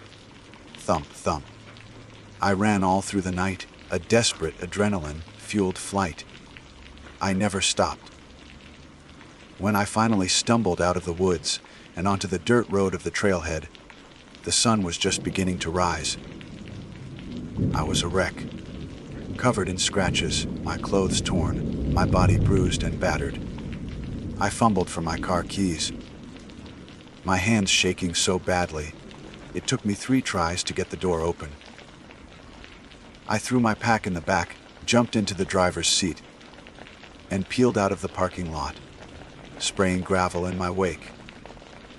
I didn't look in the rearview mirror until I was miles down the highway. I never went back. I filed a report with the Park Service about losing my gear, making up a story about a flash flood. They looked at me strangely, but they didn't press the issue. I quit my job a month later. I couldn't do it anymore. I couldn't be alone in the wilderness. I can't even go camping in my backyard. The silence of nature, which I once found so comforting, now holds only the echo of that terrible, silent valley. I live in the city now, surrounded by the noise and the lights of millions of people. I try to lose myself in the crowds, but sometimes in the dead of night, when I close my eyes, I can still see it. A glowing red tent on a dark ridge. And I remember the impossible, terrifying truth of what I saw. The clearing was empty, not because the camper had left, but because the camper and the tent had become one and the same. And in the center of that empty clearing, a permanent, chilling reminder was left behind. A ring of scorched ground, a scar on the face of the earth, shaped exactly like my tent. My name is Garrett Stone. It's a name that feels solid, grounded, much like the life I've always tried to lead. I work as a geological surveyor, a profession that demands precision, observation, and a deep-seated respect for the tangible world. I measure fault lines, I analyze strata. I chart the slow, inexorable story of the earth written in rock and soil. My world is one of facts, of evidence, of logical conclusions drawn from what I can see and touch. I've always believed that for every mystery, there is an explanation waiting to be unearthed. It might be complex, it might be hidden beneath layers of time and debris, but it is there. I am, by nature and by trade, a man who trusts his senses and his reason above all else. This is important for you to understand. What I am about to recount is something that my mind still struggles to process. A memory that stands in stark defiance of every principle I have ever lived by. For the better part of 2 decades, the Appalachian Mountains have been my sanctuary. I've hiked countless miles of their rugged trails, from the sun-drenched ridges of Georgia to the misty highlands of North Carolina. I know the language of the wilderness, the rustle in the undergrowth that signals a white-tailed deer, the sharp cry of a hawk circling on a thermal, the particular scent of pine and damp earth after a rainstorm. I am not a novice. I am meticulous in my preparations, carrying gear that has been tested by seasons of use, from a sub-zero sleeping bag to a water filter that has saved me from giardia more than once. My backpack is my lifeline, each item within it chosen for its utility and necessity. In the wild, you don't leave things to chance. You prepare for the worst, hope for the best, and trust in your gear and your training. Solitude has never frightened me. In fact, I seek it. The silence of a mountain peak at dawn is more profound than any symphony, and the feeling of being a small, insignificant part of something so vast and ancient is humbling in the best possible way. This particular trip, late in the autumn, was a personal one. No surveys, no samples to collect, just me, my pack, and a desire to see the foliage on the high balds of the Art Loeb Trail before winter stripped the branches bare. I chose a spot near Black Balsam Knob, a place of breathtaking, almost otherworldly beauty. At over 200 feet, the landscape transforms. The dense deciduous forests give way to sweeping, grassy balds and fragrant stands of Fraser fir and red spruce, creating an ecosystem that feels more like Canada than the American South. The air up there is different, thin, crisp, and carrying the scent of pine and cold stone. It's a place that feels ancient, exposed, and very, very quiet. I made camp in a sheltered saddle between two smaller knobs, a familiar spot I'd used before. It was well protected from the wind that perpetually scours the exposed ridgeline, with a flat, mossy patch perfect for a tent, and a pre-existing stone fire ring that spoke of countless other wanderers who had sought shelter in the same place. The process of setting up camp is a ritual for me, a series of practiced motions that bring order to the wilderness.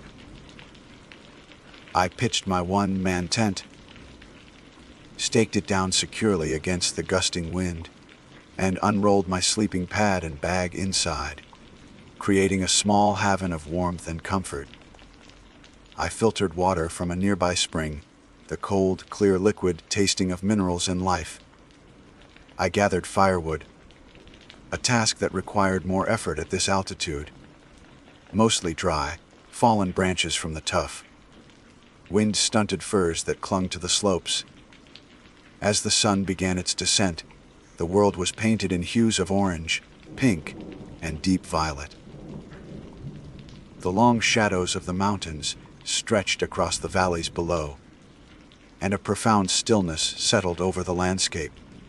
This is my favorite time of day in the mountains, the golden hour, when everything seems to hold its breath.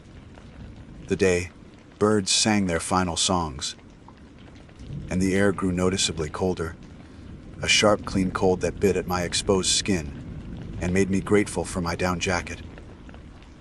I got the fire going, coaxing the initial sparks into a small, hungry flame that soon grew into a cheerful, crackling blaze. The fire was more than just a source of heat. It was a companion, a beacon of light and life against the encroaching darkness. Its flickering light pushed back the shadows, creating a small, safe circle in the vast, indifferent wilderness. I cooked my dinner, a simple meal of dehydrated chili mac that tasted like a gourmet feast after a long day of hiking, and sipped hot tea from my metal mug, watching the last vestiges of color fade from the sky. The first stars began to appear, impossibly bright in the thin, clear air, and soon the Milky Way was a brilliant, shimmering smear across the inky blackness. It was perfect. The silence was absolute, broken only by the crackle and pop of the burnwood and the whisper of the wind through the high branches of the firs. It was a scene of perfect peace, the very reason I came to these mountains. And then I felt it. It wasn't a sound, not at first. It was a change in the atmosphere, a subtle shift in the pressure of the air around me. It was the kind of primal, instinctual feeling that makes the hair on your arms stand up, the ancient animal part of your brain, screaming a single, silent word wrong. I froze, my mug halfway to my lips, and listened. I strained my ears, trying to place the source of my unease. I heard nothing but the fire and the wind. I told myself I was being ridiculous. It was just the solitude, the darkness playing tricks on my mind. I was a man of logic, of reason. There was nothing out there but deer, perhaps a curious black bear ambling by at a distance, or maybe a raccoon. I took a deep, calming breath and slowly scanned the edge of the firelight.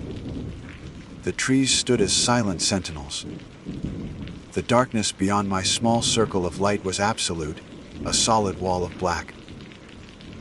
Nothing. I let out the breath I'd been holding and gave a small, self-deprecating shake of my head.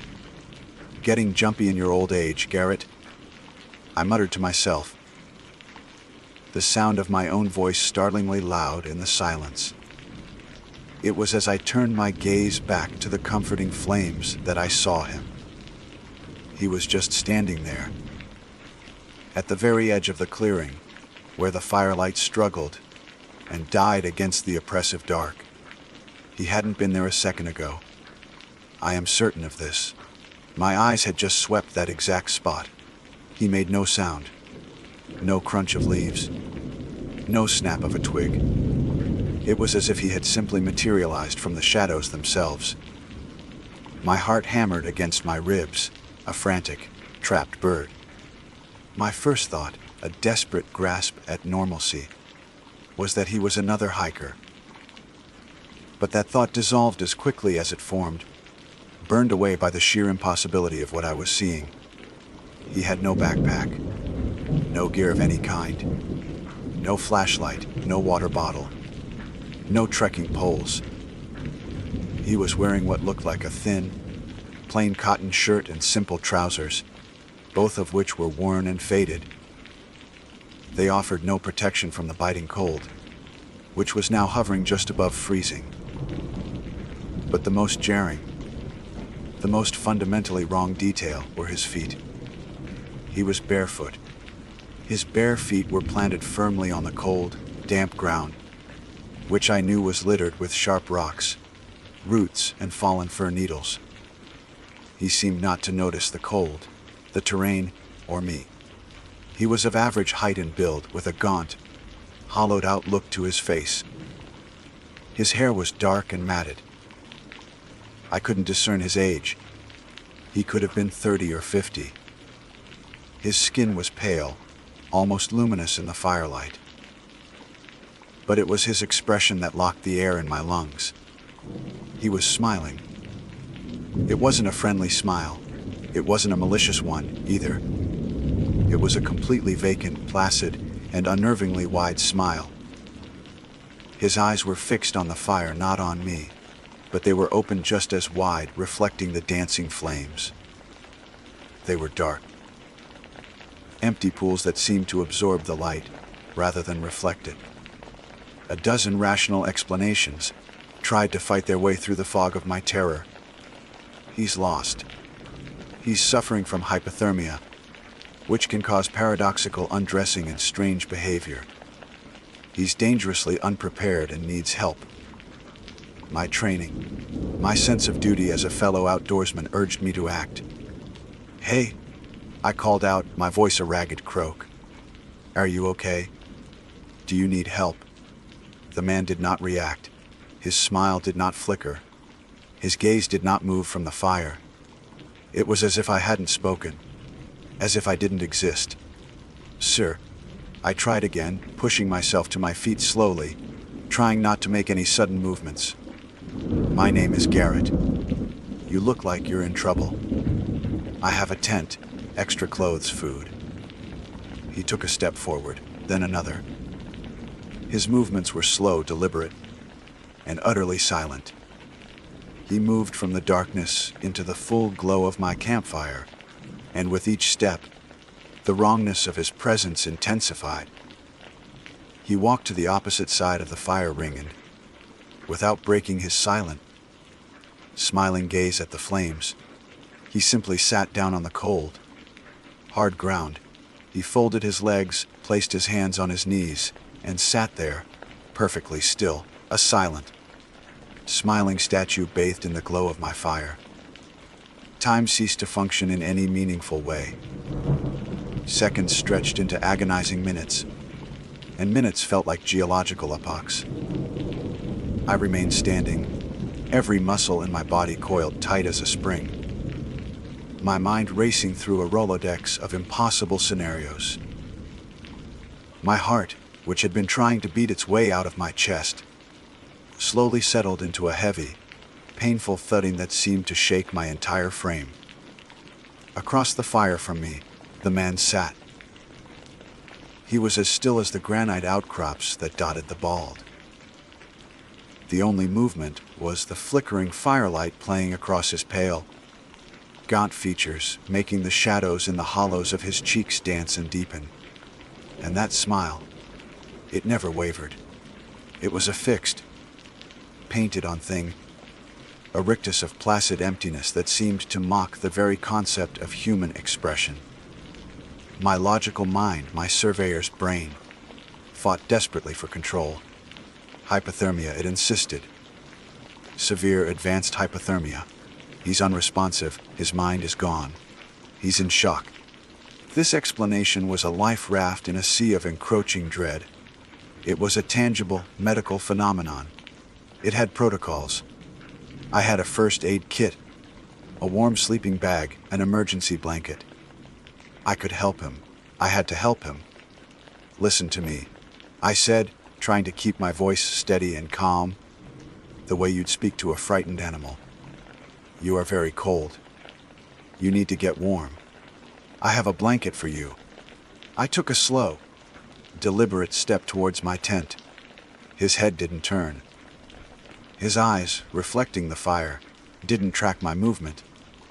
It was like I was a ghost in my own camp. I unzipped my tent flap, the sound tearing through the oppressive silence like a gunshot, and retrieved the foil emergency blanket. It crinkled loudly as I unfolded it. I held it out, taking another cautious step toward him, keeping the fire between us. "Here," I said, my voice softer now. "Take this. Wrap it around yourself." I might as well have been speaking to the wind. There was no flicker of understanding, no change in his posture, no acknowledgement that I was even there. He just sat, hands on his knees, smiling at the flames. The cold was a physical presence, now, a biting, relentless force that seeped through my layers of clothing. I could see my own breath misting in the air, thick and white. He, in his thin shirt and trousers, should have been shivering violently. He wasn't. He didn't even seem to notice the cold that was making my bones ache. His bare feet, pale in the firelight, were pressed against the frigid earth, and they might as well have been carved from marble. Fear, cold and sharp, began to cut through the logical explanations. Hypothermia victims shiver, at least until the final stages. They're often confused, combative, or lethargic, but they are rarely this statuesque, this unnaturally still. And the smile, it wasn't the vacant look of someone whose mind was shutting down. It felt ancient, knowing. It was an expression that belonged to something that did not feel the cold, or fear, or anything at all. I slowly retreated. The crinkling foil blanket, sounding like a ridiculous toy in the face of this profound and terrifying silence. I sat back down on my side of the fire, never taking my eyes off him. The night pressed in. The circle of firelight, which had felt so comforting and safe just a short while ago, now felt like a stage. We were the only two actors in a play I didn't understand, and my silent companion knew all the lines. I put more wood on the fire, a task I performed with robotic slowness. The flames leaped up, momentarily pushing back the darkness and throwing his face into stark relief. For a horrifying second, I thought I saw something move in the black pools of his eyes, a flicker of intelligence, of ancient amusement. But it was gone as quickly as it came, likely just a trick of the light. I told myself it was a trick of the light. Hours passed. I know this only because I watched the familiar constellations of late autumn wheel slowly across the sky.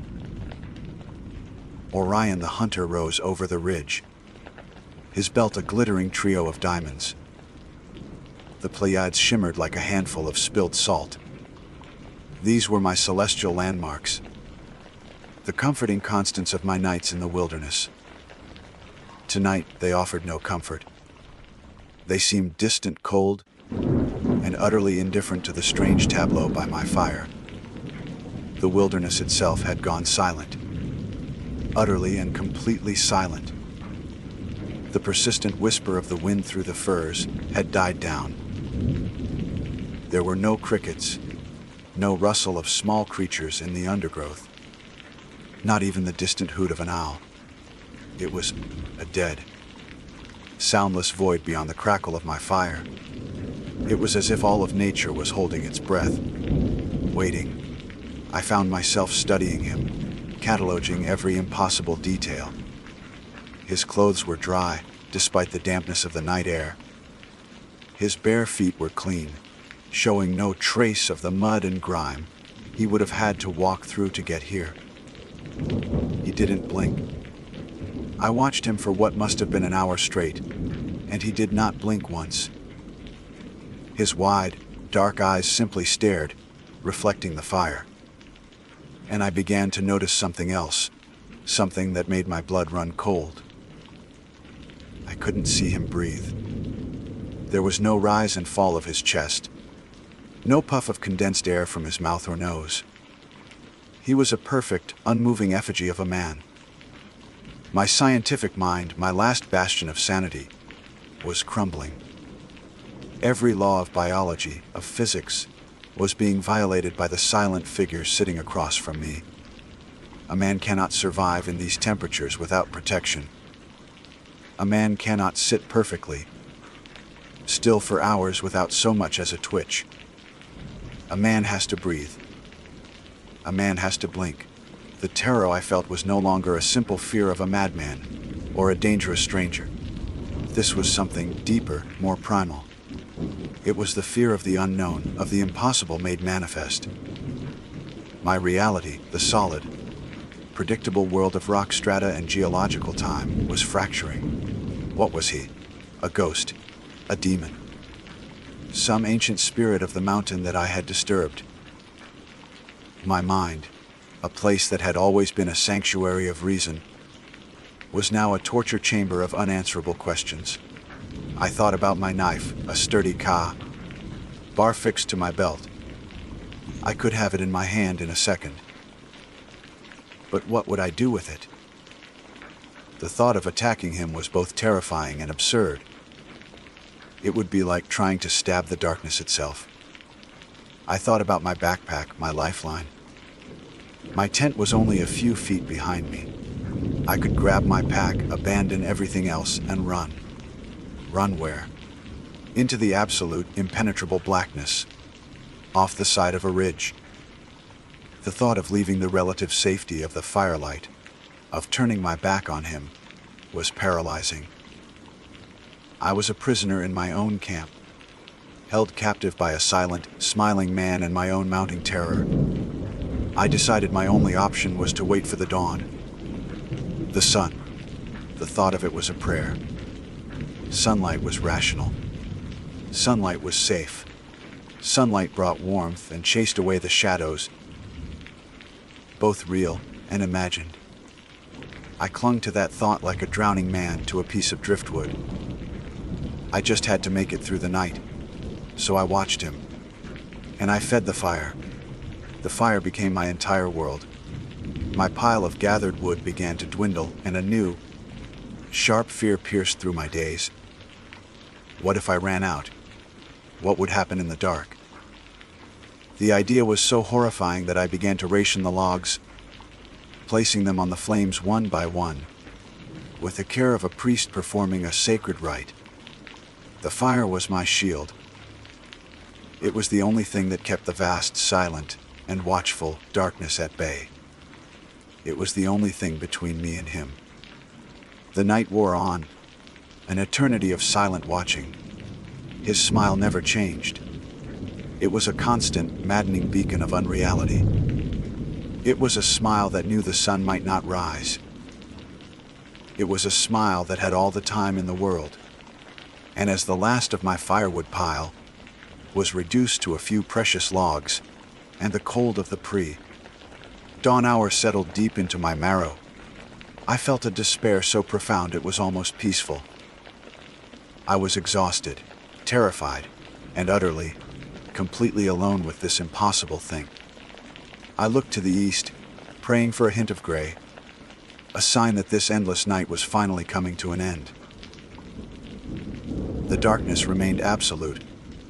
The final log on my meager pile of firewood was placed on the dying embers with a reverence I had never known.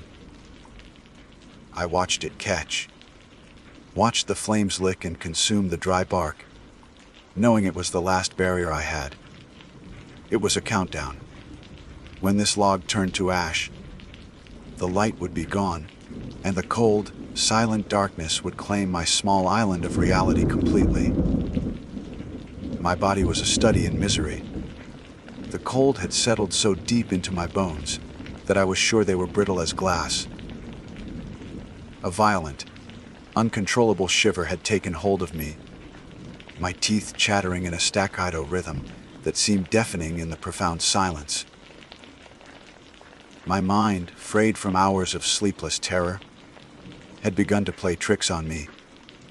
The shadows cast by the dying fire writhed and twisted into monstrous shapes, and the whisper of the wind, which had returned as a low moan, seemed to carry my name. Through it all, he sat, unmoving, unblinking, unbreathing. The firelight, now weak and guttering, cast long, distorted shadows across his smiling face, making it seem to swim in and out of focus. The smile itself had taken on a new quality in the final hours of the night. It was no longer just vacant, it felt triumphant. It was the patient, knowing smile of a predator that has cornered its prey and is simply waiting for it to collapse from exhaustion. The cold, the darkness, the silence, they were his allies. This was his world, and I was just a trespassing flicker of warmth and life that was about to be extinguished. I resigned myself to it. A strange, fatalistic calm washed over me. I had done all I could. I had fed the fire, I had kept watch. Now, there was nothing left to do but wait for the end. And then I saw it. To the east, over the dark, serrated line of the distant mountain range, the blackness of the sky was no longer absolute. It had softened to a deep, bruised purple. It was not yet light, but it was the promise of light. A single note of hope in a symphony of despair. I stared at it, my heart daring to beat a little faster. My shivering intensified, a strange mix of cold and desperate relief. Dawn was coming. The long night was finally impossibly ending. I tore my eyes from the horizon and looked back at the man. And for the first time since he had sat down, he moved. It was a minute. Almost imperceptible change. His head, which had been perfectly still for hours, tilted to the side by a single degree, like a curious bird. His smile, if it were possible, widened. A low sound vibrated in the air between us. It wasn't from him, not from his mouth. It was a deep, resonant hum, like the lowest string on a cello being plucked. It was a sound I felt in my teeth, in my sternum. The air grew thick, heavy, charged with a static energy that made the hairs on my neck stand on end. He knew. He knew the night was ending, and he was not happy about it. The sky continued its slow transformation. The purple bled into a soft, pearlescent gray. The world around me began to take shape again, emerging from the darkness like a developing photograph. The silhouettes of the fir trees became distinct, their branches like black lace against the lightening sky. The ghostly shapes of the surrounding knobs solidified into rock and grass. I could see him clearly now, not just as a figure in the firelight, but as a solid object in the growing ambient light of the morning. He looked paler, more insubstantial, as if the growing light was somehow diluting his presence. The humming intensified, and a deep, instinctual fear told me that this was the most dangerous moment of all. The transition, the threshold between night and day. The eastern horizon was now a slash of fiery orange. The clouds above were painted in shades of pink and gold. It was, under any other circumstances, a sunrise of breathtaking beauty. Today it was a weapon. It was my only salvation. I watched, breathless, as the first brilliant, blinding sliver of the sun peeked over the mountain ridge. A single, golden spear of light lanced through the saddle, cutting across my campsite. It struck the ground a few feet from him. The humming stopped. The world was utterly silent again. The beam of sunlight, as direct and sharp as a laser, began to creep across the ground, inch by inch, as the sun rose higher. It touched the tip of his bare foot. I expected him to recoil, to scream, to burst into flames. Nothing of the sort happened. Where the light touched his skin, it began to dissolve. There is no other word for it. It was not burning. There was no smoke, no smell, no sound. The flesh simply turned into a fine, shimmering mist that evaporated into the morning air almost instantly. It was a silent, horrifying process of uncreation. My mind simply refused to process what my eyes were seeing. I was watching a man be erased from existence by a sunbeam. The light crept from his foot up to his ankle, his shin, his knee, leaving nothing behind. Not even a scorch mark on the ground. Just empty space where he had been a moment before. And through it all, he did not move. He did not cry out. He simply sat there, watching the process as if it were a mild curiosity. But his smile began to fade. As the sunlight climbed his torso, the placid, empty expression was replaced by one of pure, undiluted malice. His eyes, for the first time, were no longer empty. They were filled with an ancient and profound hatred. And for the first time, he looked directly at me. His eyes locked with mine, and in that gaze, I felt the crushing weight of an ageless, malevolent consciousness. It was a look that said, "This isn't over. The night will come again." The sunlight touched his face. The hateful expression, the dark eyes, the gaunt features, they all dissolved into that silent, shimmering mist. The last thing to go was the smile, which had returned for a final, fleeting moment. A ghost of an expression that hung in the air for a heartbeat before it, too, was unmade by the light. And then he was gone. The sun was fully above the ridge now, flooding my campsite with a warm, golden, life-affirming light. The birds began to sing. A breeze rustled the branches of the firs. The world had returned to normal. It was a perfect, beautiful autumn morning in the mountains. But I was frozen, my back pressed against the log where I had sat all night, my eyes fixed on the empty space on the other side of the now dead fire. There was nothing there. No indentation in the mossy ground. No footprints. No sign that he had ever existed at all, save for the screaming, indelible image burned into my mind. For a long time, I didn't move. I just sat there shaking as the sun warmed my frozen skin. Then a surge of pure, animal adrenaline hit me. Flee. My methodical, practiced ritual of breaking camp was forgotten. I didn't roll my sleeping bag. I stuffed it, half open, into my pack. My tent poles snapped as I tore them down in my haste. I left my cook pot, my mug, my half-eaten dinner from the night before. I jammed my feet into my boots without bothering to tie the laces properly, and shouldered my lopsided, poorly packed bag. I grabbed my trekking poles and I ran. I did not hike. I ran, stumbling and crashing through the undergrowth, heedless of the trail, driven by a primal need to put as much distance as possible between myself and that place.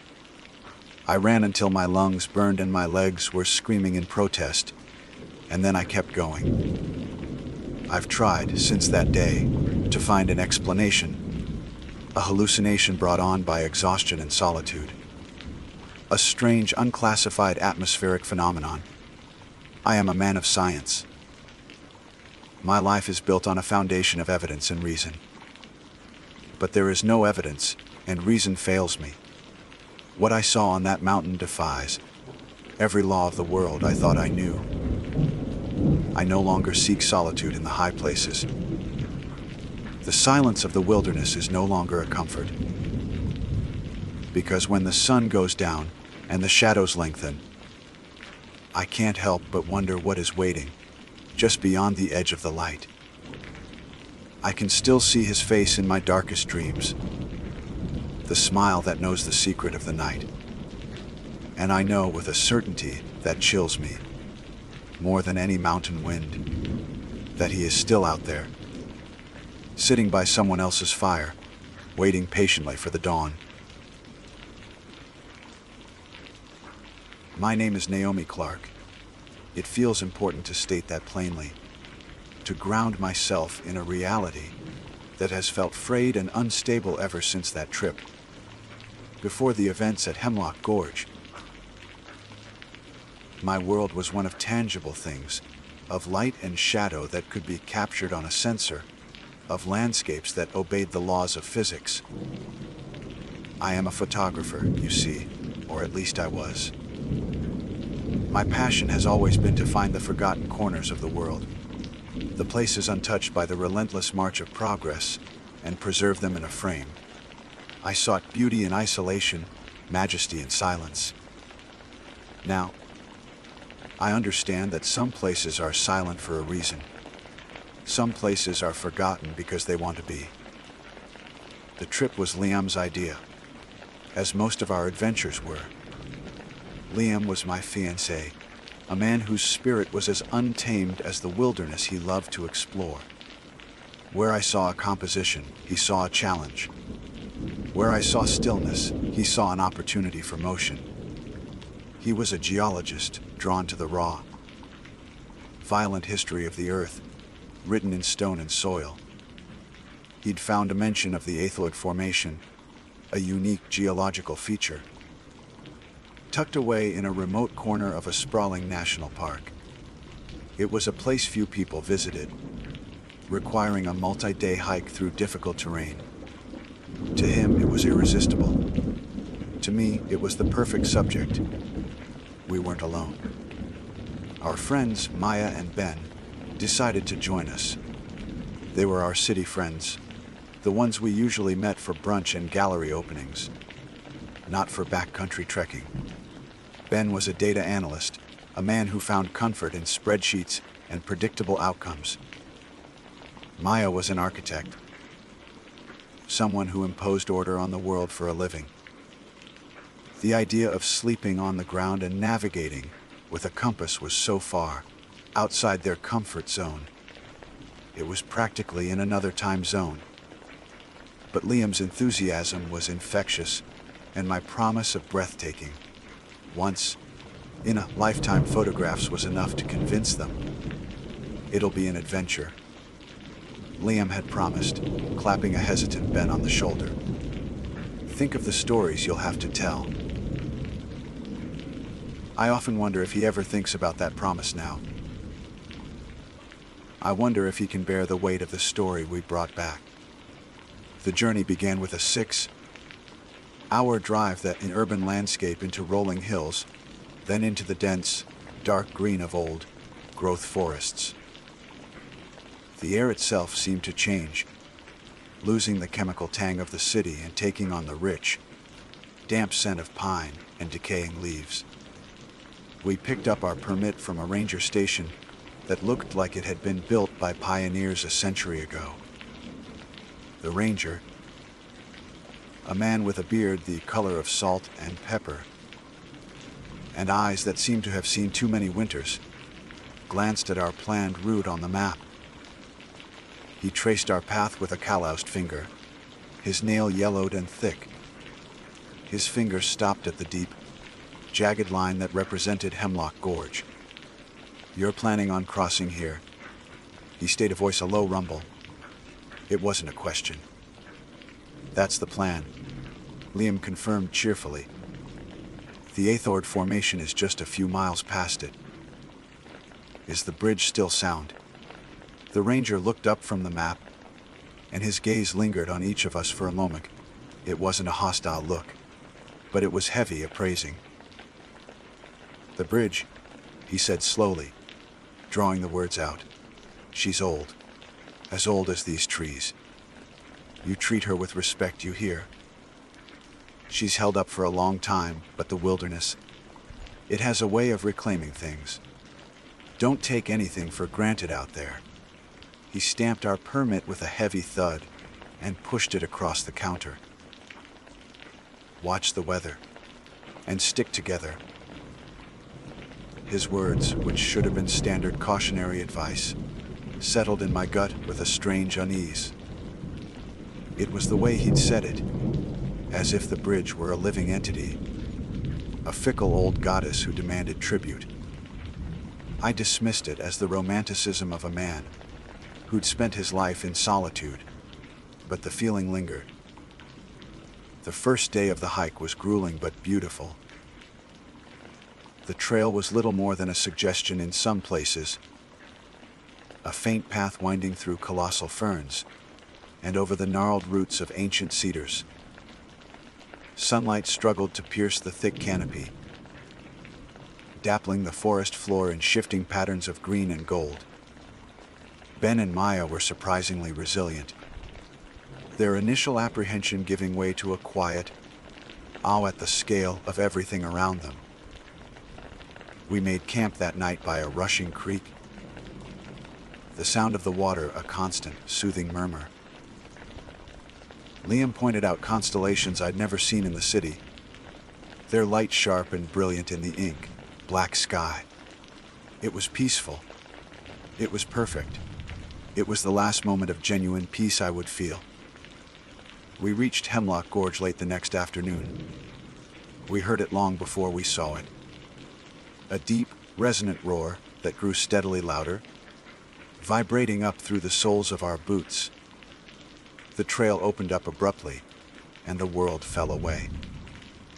The gorge was a massive wound in the earth, a chasm hundreds of feet deep with sheer rock faces, plunging down to a furious, white water river below. And spanning it, looking impossibly fragile against the raw power of the landscape, was the rope bridge. The ranger's words came back to me. "She's old." It was an understatement. The wooden planks were silvered with age, warped and stained by countless seasons of rain and sun. The thick ropes they were slung between were frayed in places, covered in a green filigree of moss. Two thicker ropes, serving as handrails, ran on either side at waist height, connected by a web of thinner, knotted cords. The wind, funneled by the gorge, whistled through the ropes, making them sing a low, mournful tune. It swayed. Even from 50 feet away, standing on solid ground, I could see it swaying gently in the wind. "No way." Maya breathed, her voice barely a whisper. "Absolutely not." Ben wrapped an arm around her, his own face pale. "He's got a point, Liam. That thing doesn't look safe." Liam, however, was grinning. He walked to the edge, peering at the anchor points, which were bolted into the solid rock on our side. "The main cables are thick steel. They're just wrapped in rope. And these bolts are solid. It's an old suspension design, but it's sound. It's supposed to sway a little. That's how it dissipates the stress." "I don't care about stress dissipation," Maya said, her arms crossed tightly. "I care about not becoming a red smear on those rocks." The debate went on for 20 minutes. Liam, the adventurer. Ben, the pragmatist. Maya, the voice of sheer terror. I remained quiet, my camera in my hand, trying to frame a shot that could capture the terrifying beauty of the bridge. I felt a knot of fear in my own stomach, a cold, rational voice telling me this was a bad idea. But another part of me, the part that had followed Liam into ice caves and up mountain trails, was tempted by the sheer audacity of it. The photo from the middle of that bridge, with the gorge falling away on all sides, it would be the shot of a lifetime. In the end, Liam's confidence won out. He would go first to show them it was safe. He adjusted his pack, tightened the straps, and stepped onto the first plank. It let out a loud, groaning creak that echoed in the vast space of the gorge. He paused, looked back with a reassuring smile, and then began to walk, his steps deliberate and steady. The bridge bucked and swayed with his weight. He kept his focus on the far side, one hand resting lightly on the rope handrail. It was a long way, well over 200 feet. He made it look easy. When he reached the other side, he turned and gave a triumphant wave. Ben, ever the protector, went next, his face a mask of grim determination. He moved faster than Liam, his movements jerky, clearly just wanting to get it over with. The bridge swayed more erratically under his hurried steps. Then it was Maya's turn. She was crying softly, and Ben had to coax her across from the other side with a steady stream of encouragement. She kept her eyes squeezed, shut the entire way, her knuckles white where she gripped the ropes. Then it was just me.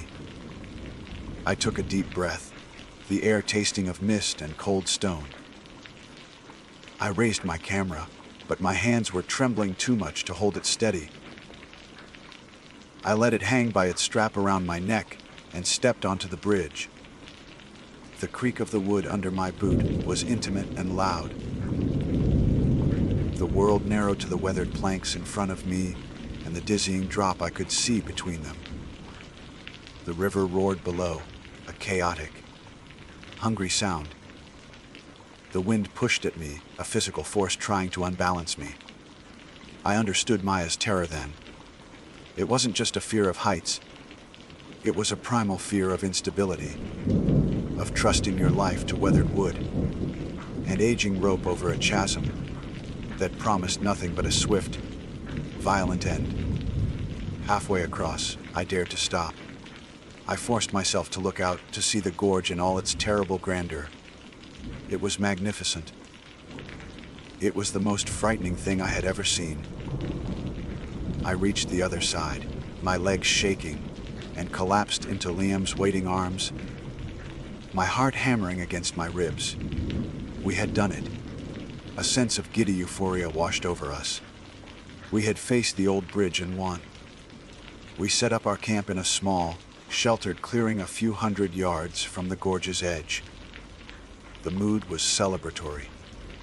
We built a roaring fire, cooked our freeze, dried meals, and passed around a flask of whiskey Ben had brought.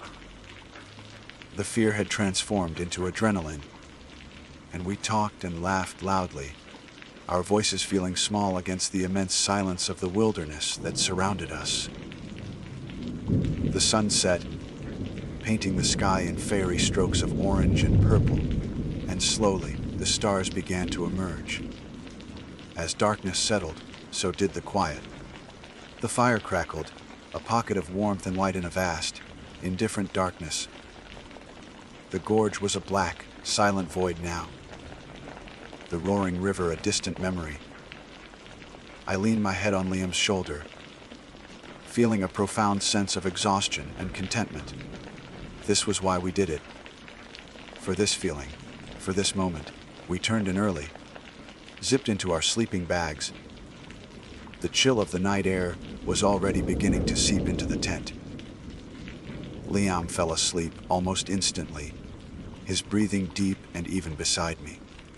But I lay awake, my mind replaying the day's events. The hike, the ranger, the terrifying, exhilarating crossing. I could still feel the phantom sensation of the bridge swaying beneath me. I finally closed my eyes, drifting in that space between wakefulness and sleep, the sounds of the forest lulling me into a trance. And that's when I heard it. It was faint at first, almost lost with the whisper of the wind in the pines. A rhythmic, groaning sound. Kriak, pause, kriak. My eyes snapped open in the darkness. It was the sound of wood under strain. The sound of a footstep, placed carefully on a weathered plank. It was the sound of the bridge. Someone else was crossing. For a long moment, I lay perfectly still, my entire body rigid, straining to hear over the frantic drumming of my own heart. The sound was unmistakable. It wasn't the random groan of wood settling. or the sigh of rope in the wind. This was a cadence, a deliberate wait, and release that I knew intimately from my own terrifying crossing just hours before. Creak, a heavy pause, as if the walker were testing their footing. Creak, another step. It was slow, methodical, unhurried. And it was coming from the direction we had just come from, heading towards our side of the gorge. My first rational thought was another hiker.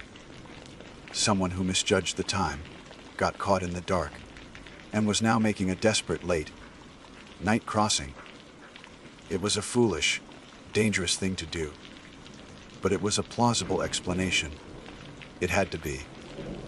But the later the hour, the more that logic frayed. It was approaching midnight.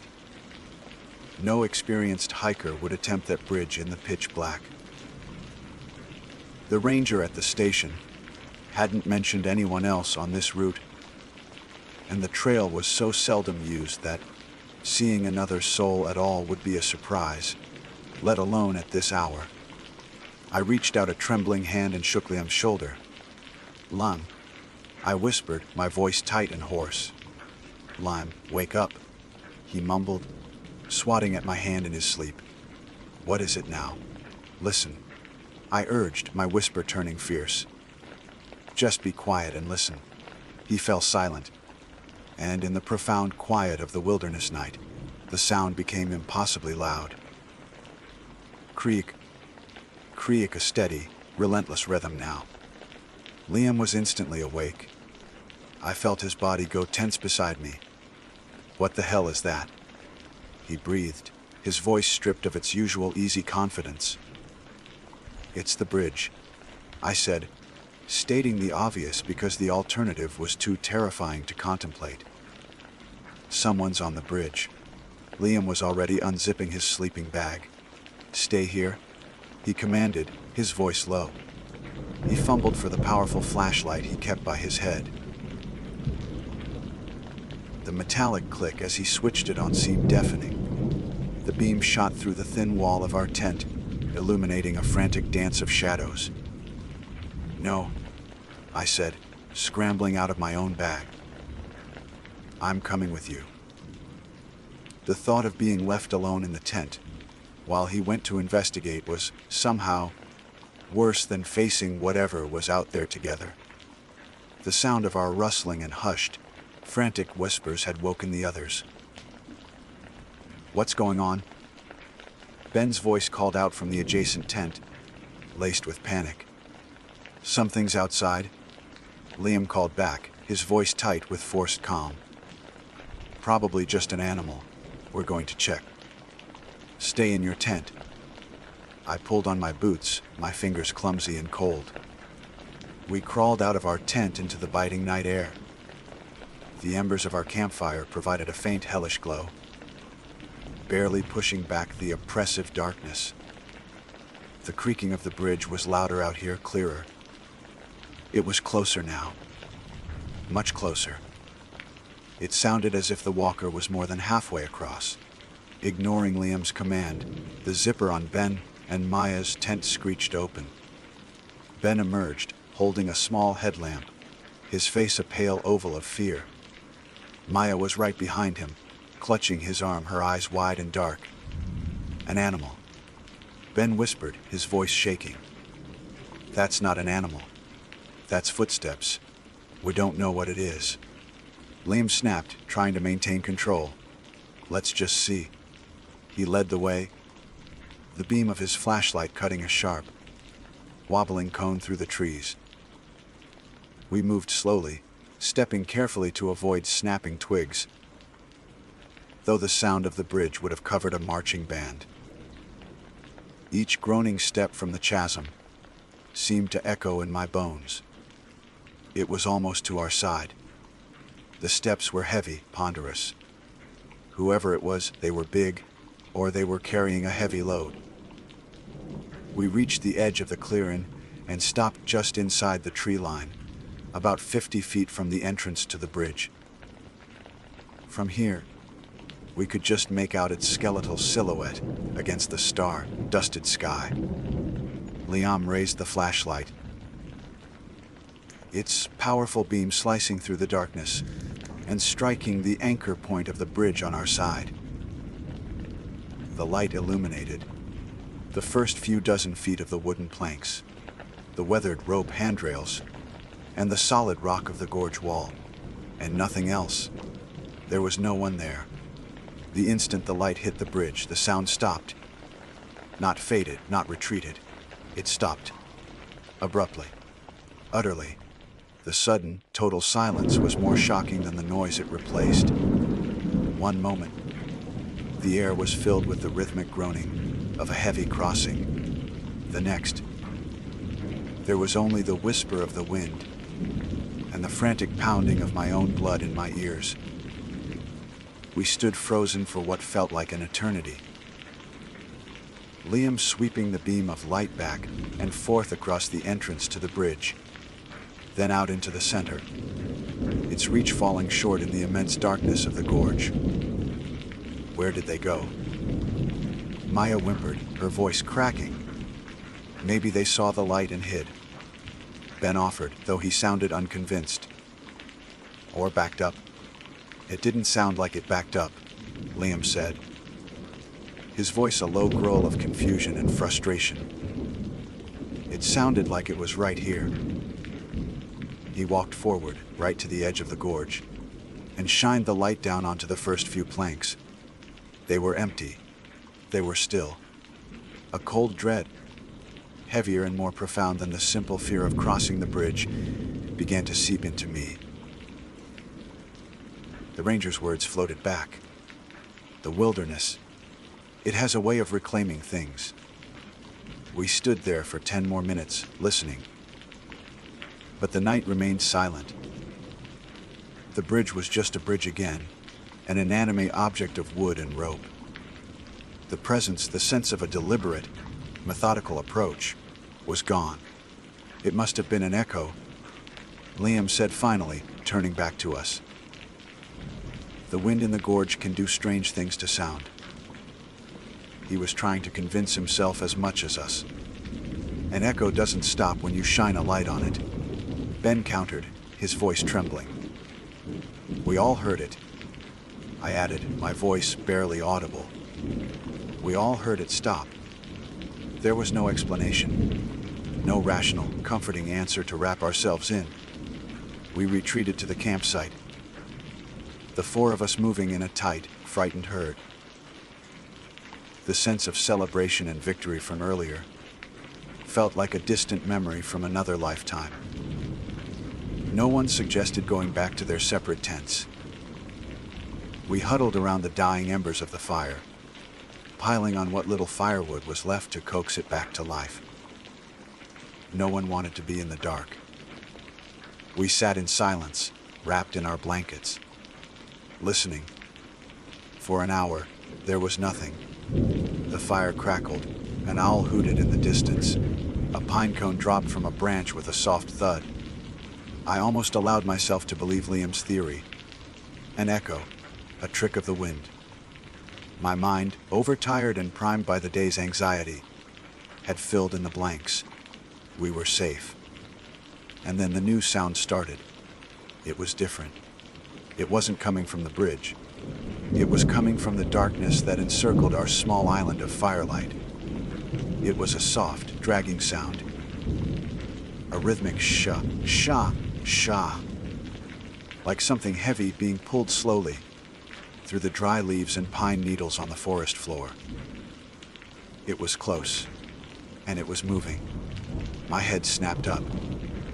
I saw the same recognition, the same fresh wave of terror on the faces of the others.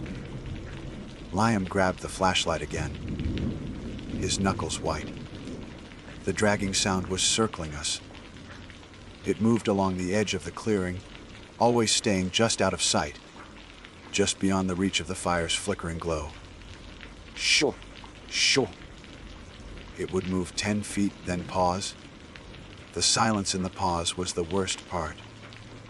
We held our breath, straining our ears, waiting for it to start again. and it always did, sometimes from a new direction. It crossed, Maya whispered, tears streaming down her face. Whatever was on the bridge, it crossed. And now it's here. Shut up, Maya. Ben hissed, though his own fear was palpable. Liam stood up, shining the light into the trees, sweeping it in a wide arc. "Who's there?" he shouted, his voice cracking with a mixture of fear and anger. "Show yourself." The only answer was the sound of the dragging, which stopped for a moment, then resumed, a little faster this time, as if his challenge had amused it. The flashlight beam caught nothing but the impenetrable blackness between the ancient tree trunks. We were in a fishbowl, and something was circling, tapping on the glass. The night became a waking nightmare. We were prisoners in a tiny circle of light. The dragging sound continued its relentless patrol for what felt like hours. Sometimes it was accompanied by a soft clicking, like stones being gently tapped together. Once, I thought I heard a voice, a low, guttural whisper on the edge of hearing, a sound that the wind seemed to carry away before I could make out any words. We didn't speak. There was nothing to say. We were four modern, rational people, and we were confronted with something that defied all rationality. Ben tried to rationalize, muttering about bears or mountain lions, but we all knew. A bear would have charged the camp for our food. A cougar would have been silent, stalking. This was not the behavior of any known animal. This was something else. This was intelligent. This was malevolent. It was playing with us. Exhaustion warred with terror. My eyelids felt like they were lined with sand, but the thought of closing them, of surrendering to the darkness even for a second, was unthinkable. I watched the fire slowly die again, the ring of safety shrinking with every minute that passed. The dragging sound seemed to grow bolder as the light faded, coming closer and closer to the edge of our camp. The first pale, gray hint of dawn on the eastern horizon was the most beautiful thing I have ever seen. It was a promise of survival. As the sky slowly lightened from black to a deep, bruised purple, the sounds faded. The dragging, the clicking, the whispers on the wind, they all receded with the darkness, melting back into the forest as if they had never been. By the time the sun finally crested the trees, bathing our campsite in a weak, watery light, the forest was silent. It was just a forest again. The birds began to sing. A squirrel chittered angrily from a high branch. It was all so devastatingly normal. We emerged from our huddle, stiff, exhausted, and hollowed out by fear. Liam, his face grim, immediately began to walk the perimeter of the camp. I followed him, my camera feeling like a useless, heavy weight around my neck. We searched for footprints, for a broken branch, for any sign of our nocturnal visitor. We found nothing. The carpet of pine needles and leaves was undisturbed, save for our own boot prints. There was no track, no furrow from the dragging object, nothing. It was as if the night had never happened.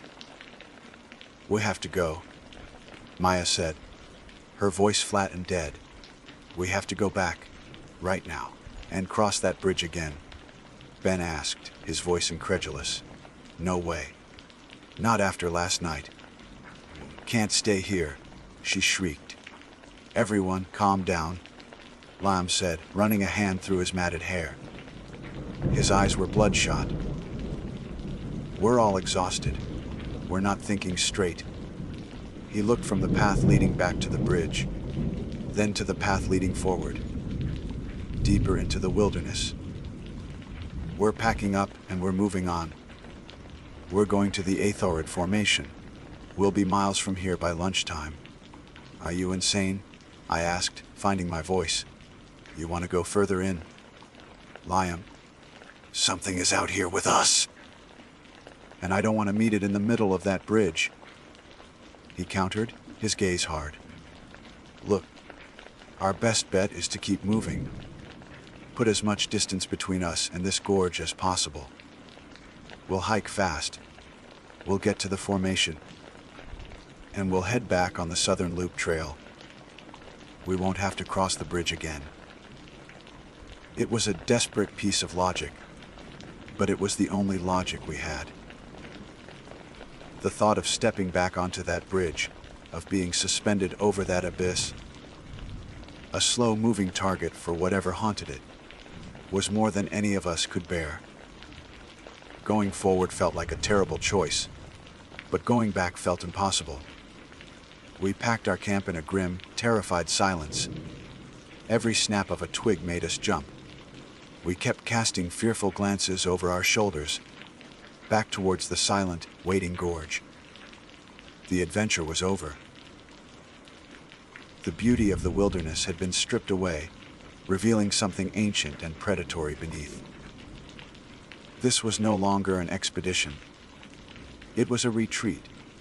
We shouldered our packs, the weight feeling heavier than before, and started walking, moving away from the bridge and deeper into the woods, with the unshakable feeling that we were not leaving our terror behind, but that it was now silently following in our footsteps. That day's hike was a forced march through a silent, green hell. The vibrant beauty of the forest I had admired just the day before now seemed menacing. Every shadow seemed too deep. Every rustle of leaves was a potential threat. We moved in a tight, silent formation, Liam in the lead, his compass in hand, Ben and Maya in the middle, and me bringing up the rear. I kept looking back, my camera bouncing uselessly against my chest. The feeling of being watched was a physical sensation, like insects crawling on the back of my neck. The air itself felt heavy, charged with a predatory stillness. The birdsong had ceased. The only sounds were our own ragged breaths and the crunch of our boots on the trail. We didn't stop for lunch. No one was hungry. We just chewed on energy bars as we walked, forcing ourselves to keep moving. Liam's desperate logic, that distance would mean safety, was the only thing driving us forward. But the further we went, the more I felt that we weren't creating distance at all. It felt like we were walking deeper into a trap, the jaws of which had already closed behind us at the gorge. Around mid-afternoon, we reached the Aethorid Formation. It wasn't the triumphant arrival Liam had envisioned. The trail opened into a strange, barren amphitheater of rock. The formation was a series of tall, weathered spires, their surfaces twisted into bizarre shapes by millennia of erosion. The stone was a sickly, pale color, streaked with dark veins of what looked like obsidian. It was a geologist's dream, but it felt like a graveyard. The air was unnaturally still and cold, and a profound silence hung over the place, so deep it felt like it was pressing in on my eardrums. Liam approached one of the spires, his earlier terror momentarily replaced by scientific curiosity. He ran his hand over the strange, smooth rock. "This is impossible," he muttered, chipping at a small section with his rock hammer. "The stratification is all wrong. It's like the rock was melted and then reformed." Ben and Maya huddled together, refusing to go any further into the clearing. I raised my camera, trying to see the place through my lens, to distance myself from it. But even in the viewfinder, the spires seemed to loom, their shapes vaguely anthropomorphic, like silent, hooded figures watching us. I took a few shots, but my heart wasn't in it. The light was flat and dead. There was no beauty here, only a deep, ancient wrongness. That's when Maya started screaming. It wasn't a loud shriek, but a low, choked-off gasp of pure terror that made my blood run cold. We all spun around. She was pointing a trembling finger towards the basic one of our farthest spires, near the edge of the forest we had just emerged from. "Did you see it?" she sobbed. "It was right there." It looked at me. See, the adventure was over. The beauty of the wilderness had been stripped away, revealing something ancient and predatory beneath. This was no longer an expedition. It was a retreat. We shouldered our packs, the weight feeling heavier than before, and started walking, moving away from the bridge and deeper into the woods, with the unshakable feeling that we were not leaving our terror behind, but that it was now silently following in our footsteps. That day's hike was a forced march through a silent, green hell. The vibrant beauty of the forest I had admired just the day before now seemed menacing. Every shadow seemed too deep. Every rustle of leaves was a potential threat. We moved in a tight, silent formation, Liam in the lead, his compass in hand, Ben and Maya in the middle, and me bringing up the rear. I kept looking back, my camera bouncing uselessly against my chest. The feeling of being watched was a physical sensation, like insects crawling on the back of my neck. The air itself felt heavy, charged with a predatory stillness. The birdsong had ceased. The only sounds were our own ragged breaths and the crunch of our boots on the trail. We didn't stop for lunch. No one was hungry. We just chewed on energy bars as we walked, forcing ourselves to keep moving. Liam's desperate logic, that distance would mean safety, was the only thing driving us forward. But the further we went, the more I felt that we weren't creating distance at all. It felt like we were walking deeper into a trap, the jaws of which had already closed behind us at the gorge. Around mid-afternoon, we reached the Aethoid Formation. It wasn't the triumphant arrival Liam had envisioned. The trail opened into a strange, barren amphitheater of rock. The formation was a series of tall, weathered spires, their surfaces twisted into bizarre shapes by millennia of erosion. The stone was a sickly, pale color, streaked with dark veins of what looked like obsidian. It was a geologist's dream, but it felt like a graveyard. The air was unnaturally still and cold, and a profound silence hung over the place, so deep it felt like it was pressing in on my eardrums. Liam approached one of the spires, his earlier terror momentarily replaced by scientific curiosity. He ran his hand over the strange, smooth rock. "This is impossible," he muttered, chipping at a small section with his rock hammer. "The stratification is all wrong. It's like the rock was melted and then reformed." Ben and Maya huddled together, refusing to go any further into the clearing. I raised my camera, trying to see the place through my lens, to distance myself from it. But even in the viewfinder, the spires seemed to loom, their shapes vaguely anthropomorphic, like silent, hooded figures watching us. I took a few shots, but my heart wasn't in it. The light was flat and dead. There was no beauty here, only a deep, ancient wrongness. That's when Maya started screaming. It wasn't a loud shriek, but a low, choked-off gasp of pure terror that made my blood run cold. We all spun around. She was pointing a trembling finger toward base of one of the farthest spires, near the edge of the forest we had just emerged from. "Did you see it?" she sobbed. "It was right there."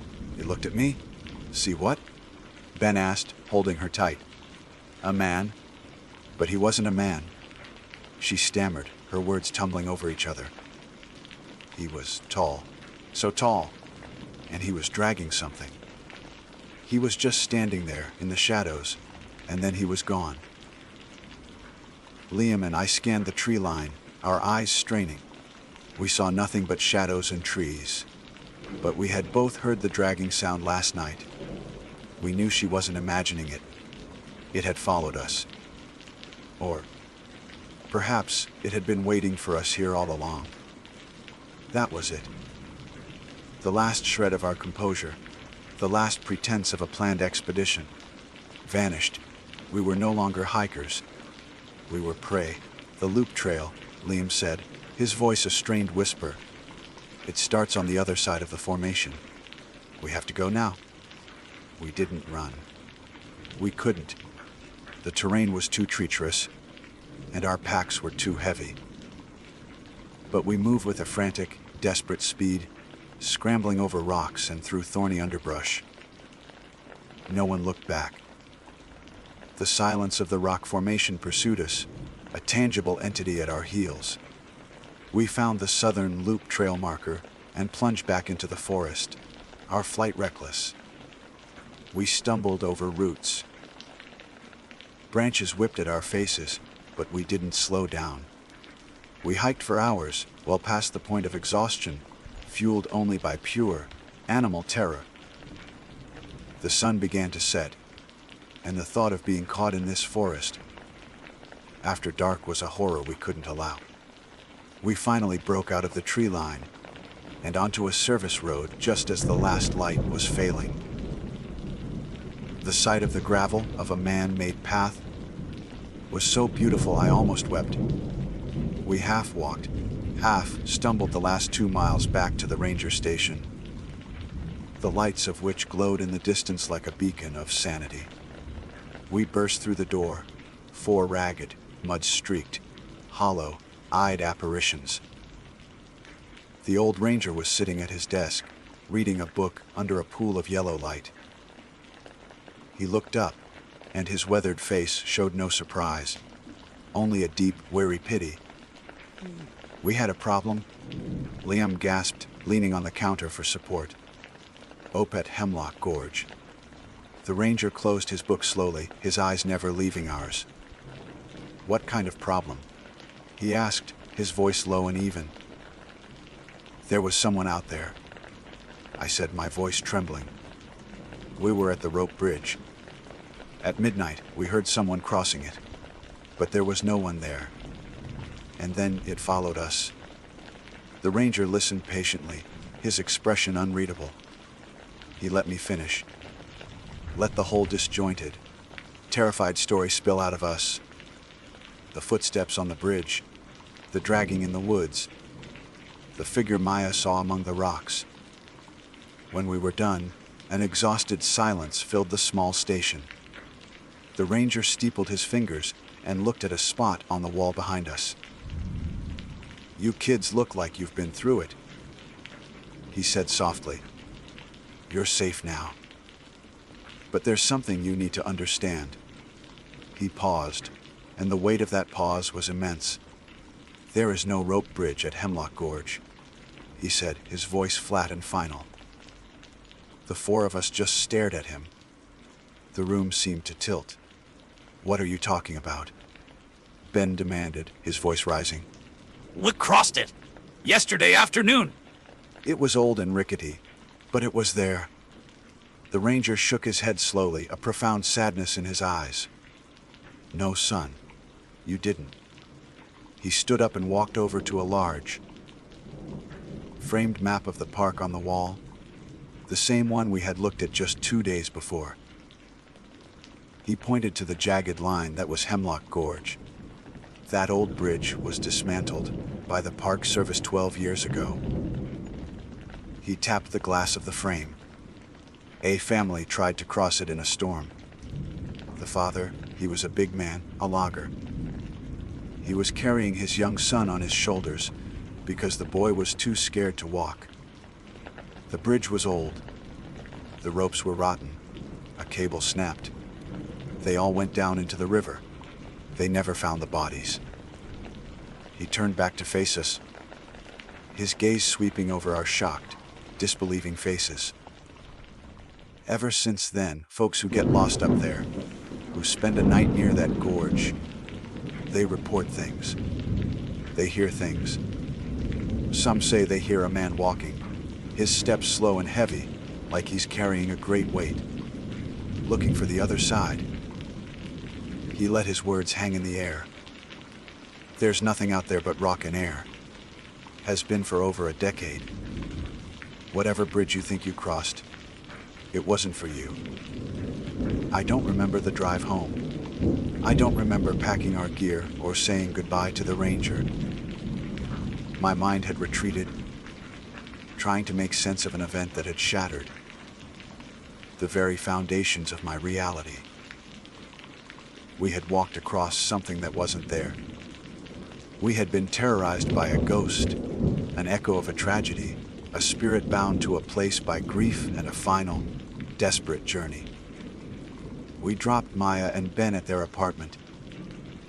They got out of the car without a word and disappeared inside. Two strangers I barely recognized. The shared trauma hadn't brought us closer. It had created a chasm between us that could never be bridged. Liam and I drove the rest of the way in silence. The easy intimacy we once shared was gone, replaced by a shared, unspoken horror. When we got home, I went into my studio and downloaded the photos from my camera. I scrolled through them, my hands shaking. The forest, the creek, our smiling faces on the first day. Then, the gorge.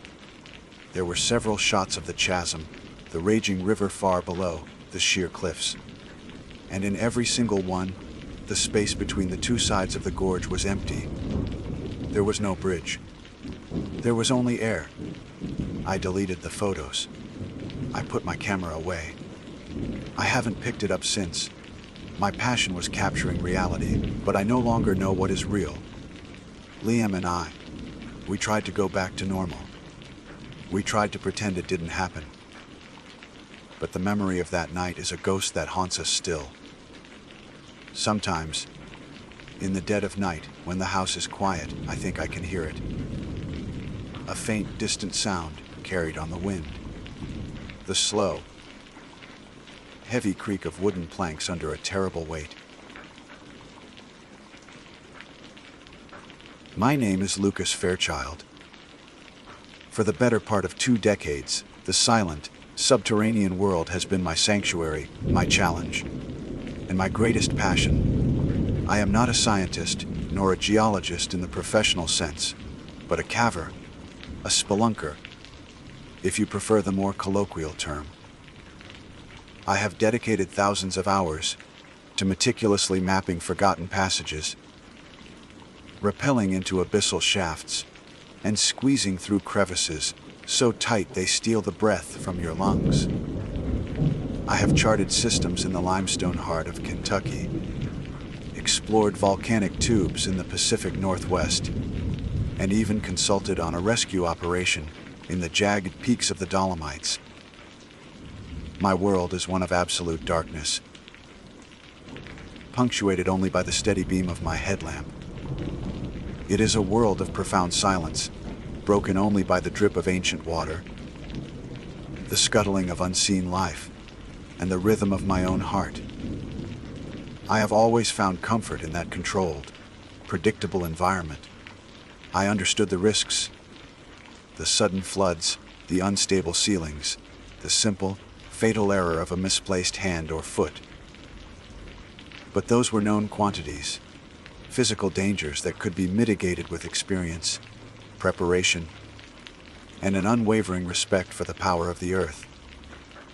What I was not prepared for, what no amount of training or experience could have ever equipped me for, was the sound I heard in the Whispering Maw Caverns. The Whispering Maw was a relatively new discovery, a network of limestone caves nestled deep in a remote, unincorporated stretch of Appalachia. It wasn't on any official maps. Its existence was passed along in hushed tones between serious cavers, a geological rumor whispered over crackling campfires and online forums. The name itself was a local invention, born from the strange, flute-like tones the wind would produce as it swept over the narrow, fissure-like entrance. The few locals in the nearest dilapidated town, a place with more boarded-up windows than people, spoke of it with a kind of superstitious dread. They said it was a place of bad air and strange echoes, a place where the earth sang to itself. They were old tales, the kind of folk warnings that spring up around any imposing natural landmark, and I paid them no mind. To me, the warnings were just another layer of allure, a promise of untouched, primordial beauty hidden from the world. I planned my expedition for a week. The solitude was a key part of the appeal. No partners, no distractions, just me in the cave. I packed meticulously. Primary and backup light sources, harnesses, ropes, ascenders, emergency rations for 72 hours, a first aid kit, and my trusty mapping tools. I drove for 2 days, my truck groaning up winding, poorly maintained mountain roads, until the asphalt gave way to gravel, and the gravel gave way to a dirt track. That was little more than a suggestion. I left the truck parked in a small clearing and hiked the final 3 miles, the air growing cooler and cleaner with every step, the scent of pine and damp earth filling my lungs. The entrance to the Whispering Maw was exactly as described, a dark, vertical slit in a towering cliff face, partially obscured by moss and ferns. It looked like a wound in the ancient rock. As I approached, I could hear the whispering the locals spoke of, the low, mournful sigh as the wind was squeezed through the opening. It was a simple, explainable acoustic phenomenon, and I smiled to myself, feeling a familiar thrill of anticipation. After a final check of my gear, I switched on my headlamp, its powerful LED beam, cutting a perfect white circle in the gloom. I squeezed through the entrance, the rough stone scraping against my pack, and in an instant, the world of sun and wind and trees was gone. I was in. The air inside was immediately heavy, cool and still, carrying the clean, mineral scent of wet limestone. The whispering of the wind vanished, replaced by an immediate and profound silence that felt like a physical weight. The entrance passage was tight, forcing me to crawl on my hands and knees for the first 50 feet. My lamp illuminated a tunnel of gray rock, slick with moisture that glittered like a million tiny diamonds. Then, the passage opened up. I found myself in a chamber of breathtaking scale. I stood on a ledge overlooking a vast, sloping room that must have been 200 feet across. My headlamp beam, powerful as it was, couldn't reach the far wall. The ceiling soared into darkness far above. All around me were colossal formations, the patient work of millennia. Stalactites, thick as ancient tree trunks, hung from the unseen ceiling. Stalagmites rose from the floor to meet them, some joining to form massive, gnarled columns. Curtains of flowstone, like frozen waterfalls of calcite, draped the walls in milky white sheets. It was a cathedral of stone, utterly silent, utterly still, and utterly perfect. For 3 hours I was lost in that perfection. I moved with a practiced, methodical grace, my boots making soft crunching sounds on the calcite, dusted floor. I took readings, made sketches in my waterproof notebook, and photographed the most spectacular formations. I rappelled down a 30-foot drop into a lower level, the rope sliding smoothly through my descender. This new system of passages was narrower, more intimate. The walls were covered in delicate, crystalline growths that shimmered in my light. The only sound was the rhythmic plink, plonk, plink of water dripping from a stalactite into a small, clear pool. It was a sound I knew well, the cave's own slow, steady heartbeat. It was during a short break, as I sat on a flat, topped boulder to drink some water and eat a protein bar, that I first heard it. At first, I wasn't even sure I had. It was a faint melodic thread of sound, so quiet it was almost imperceptible against the background. Noise of the dripping water and my own breathing. I froze, my hand halfway to my mouth, and listened. The silence rushed back in, absolute and complete. I shook my head, dismissing it. An auditory hallucination, perhaps. The profound silence and sensory deprivation of cave can play tricks on the mind. I'd experienced it before, hearing phantom whispers or clicks that were nothing more than the brain trying to create patterns from nothing. I went back to my snack, but the spell of the cave's tranquility was broken. I was listening now, straining my ears against the silence, and then I heard it again. This time it was clearer. It was a melody, a simple, lilting tune, like something from a child's music box. It was distant, seeming to come from deeper within the cave system, down the passage that continued past the chamber I was in. My blood ran cold. Every rational instinct in my body screamed for an explanation. It had to be the wind, finding its way through some unseen, circuitous fissure to the surface. But that didn't make sense. The sound was too clear, too structured. It wasn't the chaotic, sighing noise of wind, it was a sequence of notes. Could it be another person? Another caver? The thought was almost as unsettling as the alternative. I hadn't seen another vehicle, another footprint, any sign of another human being for miles.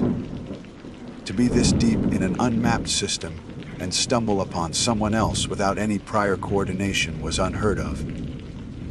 I called out, my voice sounding unnaturally loud in the confined space. "Hello? Is anyone there?" My call echoed back at me, distorted and hollow. "There." "What there? Where?" And then silence. But underneath the fading echoes, the melody continued, unaffected and uninterrupted. It hadn't paused. It hadn't reacted. Then came the detail that truly began to unravel me.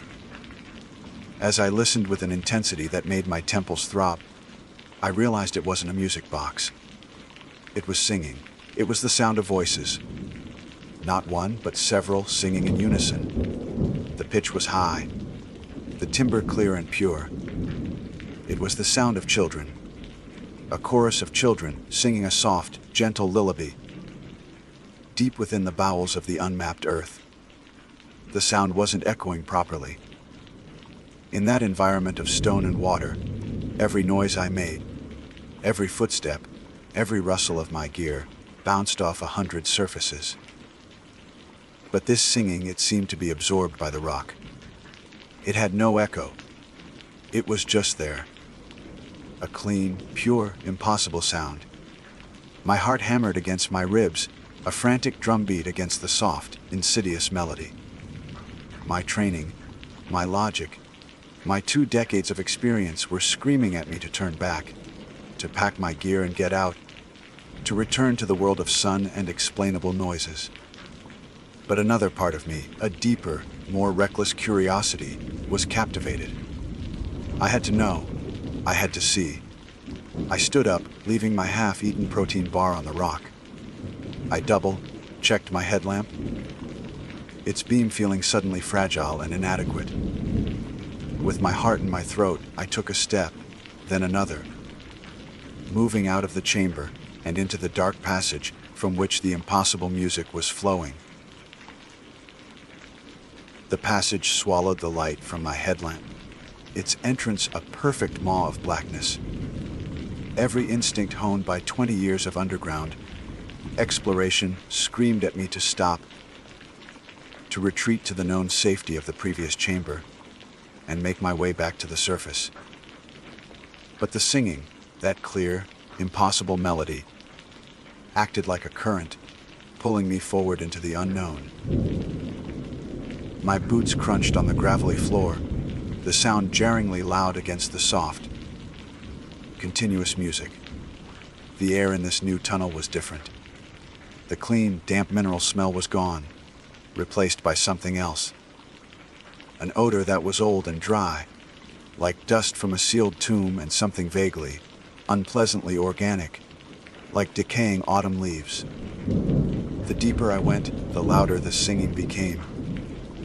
It was no longer a faint, distant thread of sound.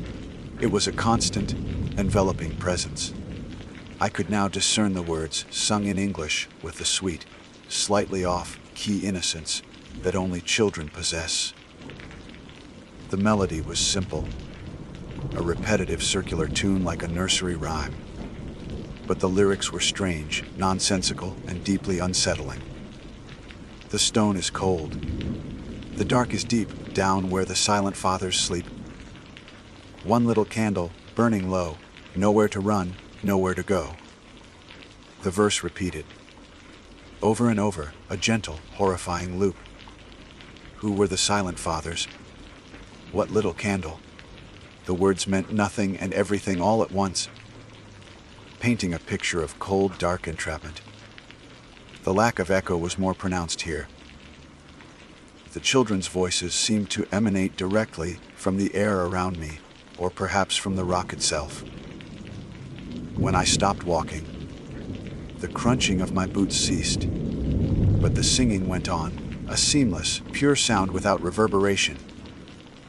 I tried to pinpoint a direction, turning my head slowly from side to side, but it was useless. The sound was omnidirectional, as if I were wearing a set of invisible headphones. My rational mind desperately sought an explanation. Could it be a prank? Some elaborate hoax set up by other cavers? The logistics were staggering. To rig a high-fidelity sound system this deep into an unmapped cave, to power it, to hide it so perfectly, was more improbable than the singing itself. And for what purpose? What kind of person would haul tons of gear into the wilderness for such a bizarre, pointless trick? I dismissed the idea. This felt ancient. It was not the work of man. The passage itself began to change. The walls, which had been the familiar, jagged limestone of a natural solutional cave, became smoother, the curves more uniform. It felt less like a tunnel carved by water, and more like one that had been intentionally shaped.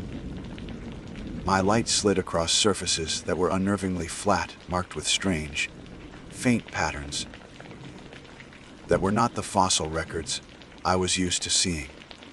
They looked like scratches, long and parallel, as if something had been dragged through the passage countless times over centuries. The floor sloped steadily downwards, and I had to brace myself with each step, my gloved hands pressed against the cold, smooth walls. Fear was a cold knot in my stomach. This wasn't the healthy, respectful fear of heights or unstable rock. This was a different beast entirely. It was a creeping, existential dread, the fear of the incomprehensible. My heart rate was erratic, and I could feel a tremor in my hands that had nothing to do with the cave's temperature. I forced myself to stop, to take a deep, steadying breath. The dry, dusty air caught in my throat. I was Lucas Fairchild. I had faced down rockfalls and equipment failures. I was a master of this environment. I would not be undone by a sound. But the sound was everything. The gentle, innocent voices were a stark contrast to the oppressive darkness and the growing sense of malevolence that permeated the very stone around me. I started to feel watched. It was an irrational sensation, a prickling on the back of my neck that defied logic. My headlamp cut a sharp, lonely cone through the absolute black, and the darkness outside that beam felt alive, watchful. I kept sweeping the light from side to side, into every small crack and crevice, half expecting to see a pair of eyes staring back at me. I saw nothing but rock. The singing grew louder still. It was no longer in the background, it was the entire world. The simple melody bored its way into my mind, the nonsensical lyrics echoing in my thoughts, even when the actual sound dipped for a moment between verses. The stone is cold, the dark is deep, down where the silent fathers sleep. I imagined a group of children standing just around the next bend. Perhaps they were lost. The thought was horrifying, but it was, at least, a tangible, explainable horror. A rescue mission. I knew what to do in that scenario. "Hello," I shouted again, my voice raw with tension. "I'm here to help. Where are you?" The singing did not falter. It continued its serene, maddening loop, completely ignoring my desperate plea. It was as if I didn't exist. My voice, unlike theirs, echoed wildly down the smooth passage, a chaotic human sound that felt like a violation of this place. The contrast was terrifying. My sound bounced and faded. Theirs was absolute and constant. The downward slope leveled out, and the passage widened. I could see the end of the tunnel ahead, a high, arched opening that led into a larger space. The light from my headlamp didn't penetrate the darkness beyond, suggesting a chamber of significant size. The singing was now overwhelmingly loud, pouring out from that dark archway. This was it. This was the source. My fear was now a physical thing, a crushing weight on my chest that made each breath a struggle. Every nerve ending was on fire. I unclipped a carabiner from my harness, its metallic click unnaturally sharp, and held it in my fist, my knuckles white. It was a pathetic weapon against the unknown, but the feel of the cold, solid metal was a small comfort. I took the final steps towards the archway, slowly, deliberately planting my boots, with care to make as little noise as possible. The singing washed over me, a tidal wave of pure, clear, childish voices. It was beautiful. It was the most terrifying sound I had ever heard. I reached the edge of the opening and stopped, peering into the chamber beyond. I raised my headlamp, sweeping its powerful beam from left to right in a slow, steady arc. The chamber was immense, almost perfectly circular, with a high, domed ceiling that was lost in the upper darkness. The walls were as smooth as the passage that led here, a uniform, unbroken curtain of dark gray stone. The floor was flat and barren, covered in a fine layer of the same dry dust. There were no stalactites, no stalagmites, no formations of any kind. It was a sterile, empty, silent-looking place. Except it wasn't silent. The singing was deafening here, seeming to press in on me from all sides, vibrating in my bones, in my teeth. It was the sound of a dozen children standing right next to me, singing directly into my ears. But the chamber was empty. My light cut through the gloom, illuminating every square inch of the vast, circular room. There was nowhere to hide. No crevices, no ledges, no other passages. There was nothing. No children, no speakers, no source. There was nothing but bare, ancient stone. The light from my headlamp revealed only the truth of the emptiness. My mind refused to process what my senses were telling me. I stumbled forward a few steps into the center of the room, turning in a full circle, my light beam dancing manically across the barren walls.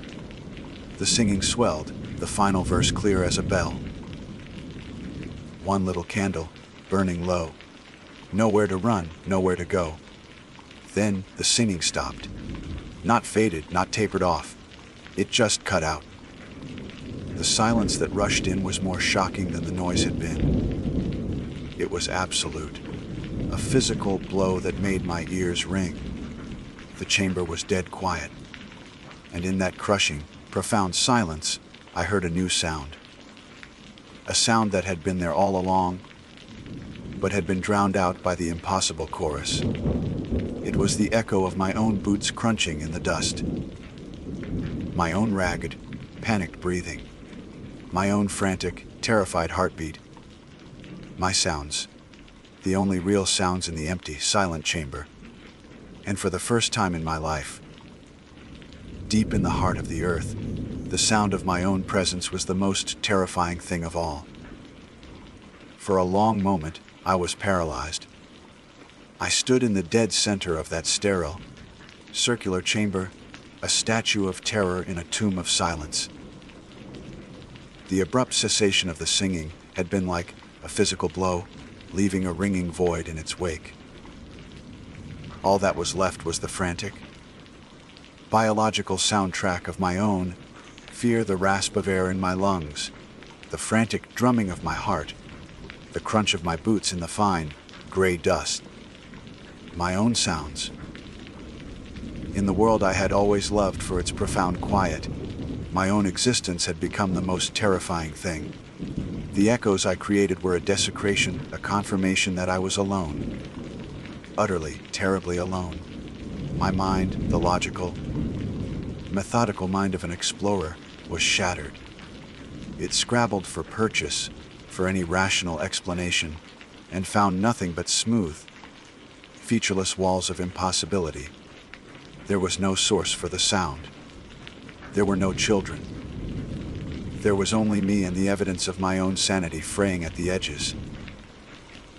Was this what madness felt like? A complete and total disconnect between what your senses report and what you know to be true. My headlamp beam, which had been dancing wildly, began to steady as a new, colder fear began to seep in, displacing the initial panic. This wasn't just an anomaly, it was a place. A place with rules I didn't understand, and I had broken them simply by being here. The urge to flee was a primal scream in my soul. Turn and run. Don't look back. Scramble up the passage and don't stop until the sun is on your face. I forced my legs to move, turning back towards the arched entrance of passage I'd come from. As I turned, my light swept across the floor, and I saw them. In the fine, undisturbed dust covering the entire chamber, there was only one set of tracks, my own. The heavy, cleated prints of my caving boots led from the passage entrance directly to where I now stood. They were the only marks in a sea of gray. The dust was as smooth and untouched as a fresh layer of snow. But that wasn't right. My eyes traced the path of my light again, slower this time. My mind replayed the last few moments. The singing, the overwhelming, deafening chorus of a dozen children. It had come from all around me. It had vibrated in my teeth. They were here. My gaze fell to the floor again, just at the edge of my own boot prints. And then I understood. The dust wasn't untouched. It was my perspective that was wrong. I was looking for impressions in the dust. But the marks were the dust itself. Faintly, so faintly it was almost a trick of the light, the gray dust was arranged in patterns. I knelt, my knees sinking into the powder, and brought my headlamp closer. All around my footprints were the outlines of other, smaller prints. Hundreds of them. The tiny, perfect outlines of small, bare feet. They weren't depressions. It was as if the dust had settled around where feet had once been, leaving a ghostly, almost invisible record. They overlapped, crisscrossed, and pointed in every direction, a chaotic dance frozen in time. And as I stared, a horrifying realization washed over me. The dust inside these outlines was slightly finer, slightly lighter in color, as if it had been displaced by the pressure of the small foot that had stood there for a very, very long time. I scrambled backwards, away from the ghostly prints, my heart seizing in my chest. I was not alone. I had never been alone. I was standing in their room, My clumsy, heavy boot prints were a sacrilege on their playground. I had to get out. Now, I didn't run. Running in a cave is suicide. But my retreat was a desperate, controlled flight. I moved back through the arched passage, my gaze fixed on the darkness ahead, refusing to look behind me. The silence was a living thing now, pressing in on my back, full of unspoken, unheard threats. The passage, which had seemed merely strange on the way in, now felt overtly menacing. The smooth walls seemed to curve inwards. The ceiling felt lower. The faint scratches I had noticed before now looked fresh in my light. The marks of fingernails dragged through stone. I kept moving, my breath coming in ragged bursts. The climb back up the sloping floor was arduous, my legs trembling with adrenaline. Every drip of water from the ceiling, a sound that had once been a comfort, now sounded like a footstep behind me. I imagined small, bare feet padding silently on the stone, just at the edge of my light. I didn't dare look back. I knew, with an unshakable and irrational certainty, that if I looked back, I would see them. Halfway up the passage, it began again. It was not the chorus. It was a single voice, a little girl, and she was humming. The same simple, circular nursery rhyme. It was quiet, so quiet, like she was humming to herself, and it was coming from right behind me. A strangled sob escaped my throat. I picked up my pace, my controlled retreat breaking into a panicked scramble. The humming got closer, clearer. Then it stopped. The silence returned for a moment, and I thought, prayed, that it was my mind playing tricks on me. Then came the whisper. It was not in the air. It was not a sound that traveled to my ears. It was a voice that bloomed directly inside my own head. Lucas. It was the sweet, innocent voice of a child, and it knew my name. That broke me. All pretense of control, of training, of experience vanished. I ran blindly. Stumbling through the darkness, my headlamp beam bouncing off the walls in a nauseating blur. The carabiner was still clutched in my fist, a useless talisman. Behind me, the humming started again, joined by a soft, rhythmic scraping sound. The sound of something being dragged. I burst out of the smooth passage and back into the large cathedral-like chamber with its familiar stalactites. I didn't stop. I scrambled towards the rope I had left dangling from the upper ledge. My hands, slick with sweat, fumbled with my ascenders. The metallic clicks as I attached them to the rope were the only sounds. The humming had stopped the moment I left its passage. I hauled myself up the rope, my muscles screaming in protest. I didn't look down. I climbed with the desperate strength of a drowning man, expecting at any moment to feel a small, cold hand close around my ankle. When I reached the top of the ledge, I didn't pause to retrieve my rope. I left it there, dangling into the abyss. I fled through the upper passages, crawling, squeezing, running when I could. Finally, I saw it. A different quality of darkness ahead. A vertical slit of gray against the absolute black. The entrance.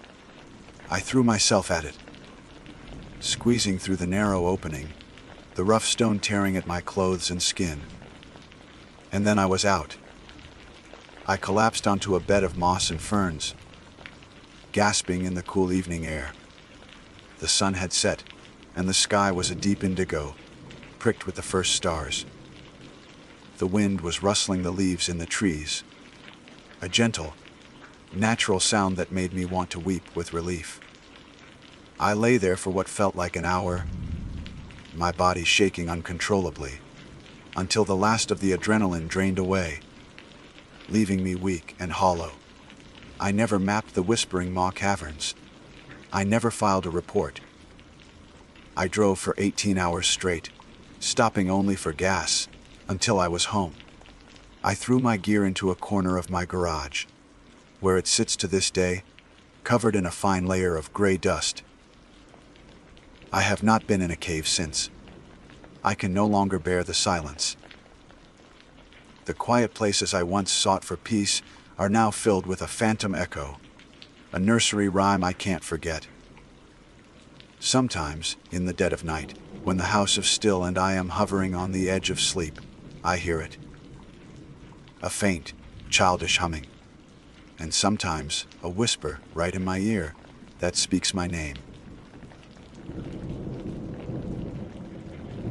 My name is Stephanie Ward, and I have walked sections of the Appalachian Trail for the last 8 years of my life.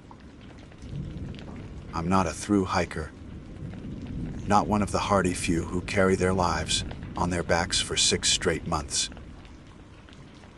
I am what they call a section hiker, a person who tackles the trail piece by piece, whenever life, money, and time allow. My reasons for coming back each year are simple: solitude, challenge, and the way the trail humbles me. I've learned how to sleep on roots, to carry water when streams dry up, to patch blisters until they harden into callus. I've learned the way silence fills your ears when the forest presses close, and how every night sound feels larger when you're alone beneath thin nylon walls. But nothing, none of the storms, snakes, or dark nights prepared me for what I encountered near Hot Springs, North Carolina. It was there, in the long folds of mountains, that I met a hiker whose pale, peeling face still lingers behind my eyelids whenever I close them. That spring, I had taken a week off from work to do a stretch starting south of Hot Springs.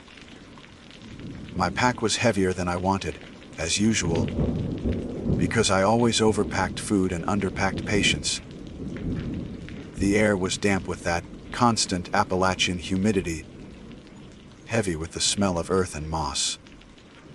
Dogwoods were blooming along the lower slopes, and the sound of distant water kept slipping in and out of hearing, like the trail itself whispered reminders of how alive it was. I set a steady pace, slower than the younger hikers, who sometimes passed me with easy smiles, but steady enough to make mileage each day. The first 3 nights went as planned: shelters half full, conversations by firelight, and the usual swapping of stories that happens between strangers with the same blisters. But on the 4th afternoon, just a few miles from Hot Springs, the trail grew quiet in a way that made me uneasy. I hadn't seen another hiker for hours.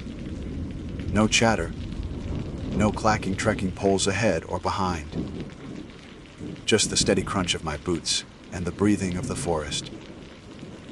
That was when I saw him. He stood where the trail curved around a ridge, tall and angular beneath a too large pack. His face was the first thing I noticed, so pale it seemed almost gray, and peeling like he had spent too long in sunburn without healing. His lips looked dry, cracked at the corners. When he turned toward me, his eyes were a washed-out blue, the kind of color you see in faded cloth left too long in the sun. "Water," he said, voice rasping, barely above a whisper. My instinct was simple kindness. Hikers help each other. It's an unspoken rule of the trail. I slid my pack off, unscrewed my bottle, and handed it over. His hands were cold when they brushed mine, colder than I expected for the mild spring air. He tilted the bottle, drank slow, and some of the water dribbled down his chin, soaking into the cracked skin. I remember watching it trace paths down his peeling face, as though the skin itself didn't want to hold it. He handed the bottle back without thanks, without expression. Just a flat, hollow look. I nodded, shouldered my pack, and stepped past him. I felt the weight of his gaze on my back as I walked, the silence stretching too long, and something in me tightened. I turned, intending to offer a simple, safe hiking, the kind of trail farewell you give anyone. But he wasn't there. Only his pack lay on the ground, upright and zipped, as though set down carefully. The man himself had vanished between one step and the next. The trail behind me was empty. No sound of boots, no movement in the undergrowth. Nothing but the shape of his pack, resting alone in the dirt. I stood frozen, gripping my trekking poles, so hard my knuckles ached. My eyes scanned the trees, the slope falling away beside the ridge, the shadows pooling under laurel thickets. The forest was quiet, but not in the normal way. This was oppressed, heavy silence, like every living thing was holding its breath. I should have left. Any reasonable person would have quickened their pace and kept walking. But curiosity, or maybe disbelief, made me step back toward the pack. It was old, an external frame style no one really used anymore. The canvas faded to dull green. A patch near the top read, MEC, a brand I knew from Canadian outfitters. The zippers were tarnished, scratched by years of use. "Hello," I called, my voice thin in the stillness. "You dropped your pack." No answer. I waited longer than I should have, scanning every shadow, until the hairs on my arms lifted with the certainty that I was being watched. The pack gave off no sign of ownership. No tag, no name. I didn't touch it. My hands trembled at the thought, because a voice in my head whispered that if I did, I might find it damp with sweat, or worse, cold with something else. So I backed away, step by careful step, until the curve of the trail carried me forward again. The silence followed me, pressing at my shoulders, until at last the sound of a woodpecker cracked it open, and I realized I'd been holding my breath for minutes. That night I reached a shelter near hot springs. Other hikers were already there, laughter spilling like normal life, pots clanging, fire sparking. I joined them, glad for the company, but I couldn't shake the thought of the pale hiker. His peeling face haunted the edges of conversation, and every time someone walked up the trail, my stomach clenched. When I finally asked, casually, whether anyone had seen a man with a pale face, carrying an old external frame pack, the shelter went quiet. One of the older men, trail name Ridgeback, stared at me a long moment before answering. "Did he ask for water?" he said. I nodded. The fire popped between us. Ridgeback's voice dropped lower. "He's been on this stretch for years. Some folks call him the pale hiker. Shows up when you're alone. Always asks for water. You turn your head, he's gone. Always leaves the pack." I laughed nervously, waiting for the punchline, but none came. The others shifted uneasily, glancing at the shadows beyond the shelter. Ridgeback spat into the dirt. "Some say he died of thirst out here. Some say he got lost, never made it off the ridge. Either way, folks that see him don't forget it." I didn't sleep well that night. The next morning I woke stiff, my sleeping bag damp with condensation. The fire had burned out during the night, and a thin fog crept between the trees, turning the world into washed-out gray. The other hikers stirred, coughing into hands, lighting stoves, whispering about mileage. I stayed quiet, rolling up my gear, but my eyes kept straying toward the trail leading back up the ridge. I wanted to believe Ridgeback had only been spinning a campfire tale. Every trail has its stories, phantoms, hermits, strange noises. Half of them are meant to scare newcomers, and the other half are embellishments piled on by tired hikers with good imaginations. But something about the man's tone stayed with me. He hadn't been joking. The others hadn't laughed. By mid-morning, I set out again. My plan was simple: hike into hot springs, rest for a night, then push further south. But the trail kept pulling my mind backward. I found myself listening for footsteps behind me, for the rasp of his voice asking for water. Every hiker I passed I studied too long, looking for pale skin, peeling cheeks, dry lips. None of them matched. The closer I came to hot springs, the heavier the air grew, as though the mountains pressed down harder the lower I walked. I stopped for a break at a small overlook, where the French Broad River wound silver through the valley.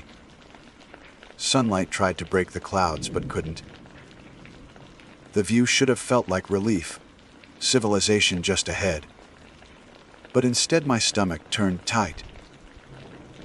That was when I noticed the pack. It sat propped against the wooden railing of the overlook, the same faded green, the same external frame glinting dull in the light. My breath caught. I scanned the trees. No one. Not a soul on the trail. The pack looked exactly as it had the day before, though I had left it miles back on the ridge. There was no way someone had carried it here. Unless the man himself had. I stepped closer, my boots scuffing the dirt, the world narrowing to the shape of that pack. My hands trembled. This time, against every shred of good sense, I crouched and touched the canvas. It was damp. Not from rain. It hadn't rained since yesterday, but damp the way clothes feel after being worn too long. A sour, earthy smell clung to it. Something human and unwashed. My fingertips recoiled, but not before brushing across a stitched patch near the bottom. Letters frayed with time spelled out something faint ward. I froze. That was my name. The air seemed to thin. My heart pounded against my ribs so hard I thought it might break through. The patch wasn't neat, wasn't factory made. It looked hand-stitched, thread uneven, like someone had sewn it in a hurry. I dropped the pack and stumbled backward, nearly tripping over the railing. When I blinked, the pack was gone. The space against the railing was empty, bare wood damp with fog. My breath came sharp, ragged. My fingers still tingled with the memory of the damp fabric. I forced myself back on the trail, moving fast, every instinct screaming not to stop until I reached town. My legs burned, my shoulders ached, but I didn't slow down. I passed 2-day hikers, nodded without speaking, and they looked at me strangely, probably because I must have looked pale as bone. When I finally stepped into hot springs, relief hit like a wave. The town is small, one street of diners, outfitters, and inns, but to me it felt like a fortress. Civilization, light, people. I checked into a small hostel, dumped my pack in a bunk room, and walked straight to the diner. I thought maybe food would settle me. Maybe the chatter of voices would wash away what I'd seen. But when the waitress came by, older woman with sharp eyes, I asked before I could stop myself, "Mom, have you ever heard of a pale hiker? Someone people say asks for water." Her face stilled. For a moment she looked like she'd forgotten how to smile. Then she leaned closer, voice low. "You saw him?" I swallowed. "I think so." She straightened, rubbing her hands down her apron. "Don't go back out alone. Folks around here have been seeing him since I was a girl. Some call him a ghost. Some say he's a warning. Either way, he shows up when he wants, and never when you're ready."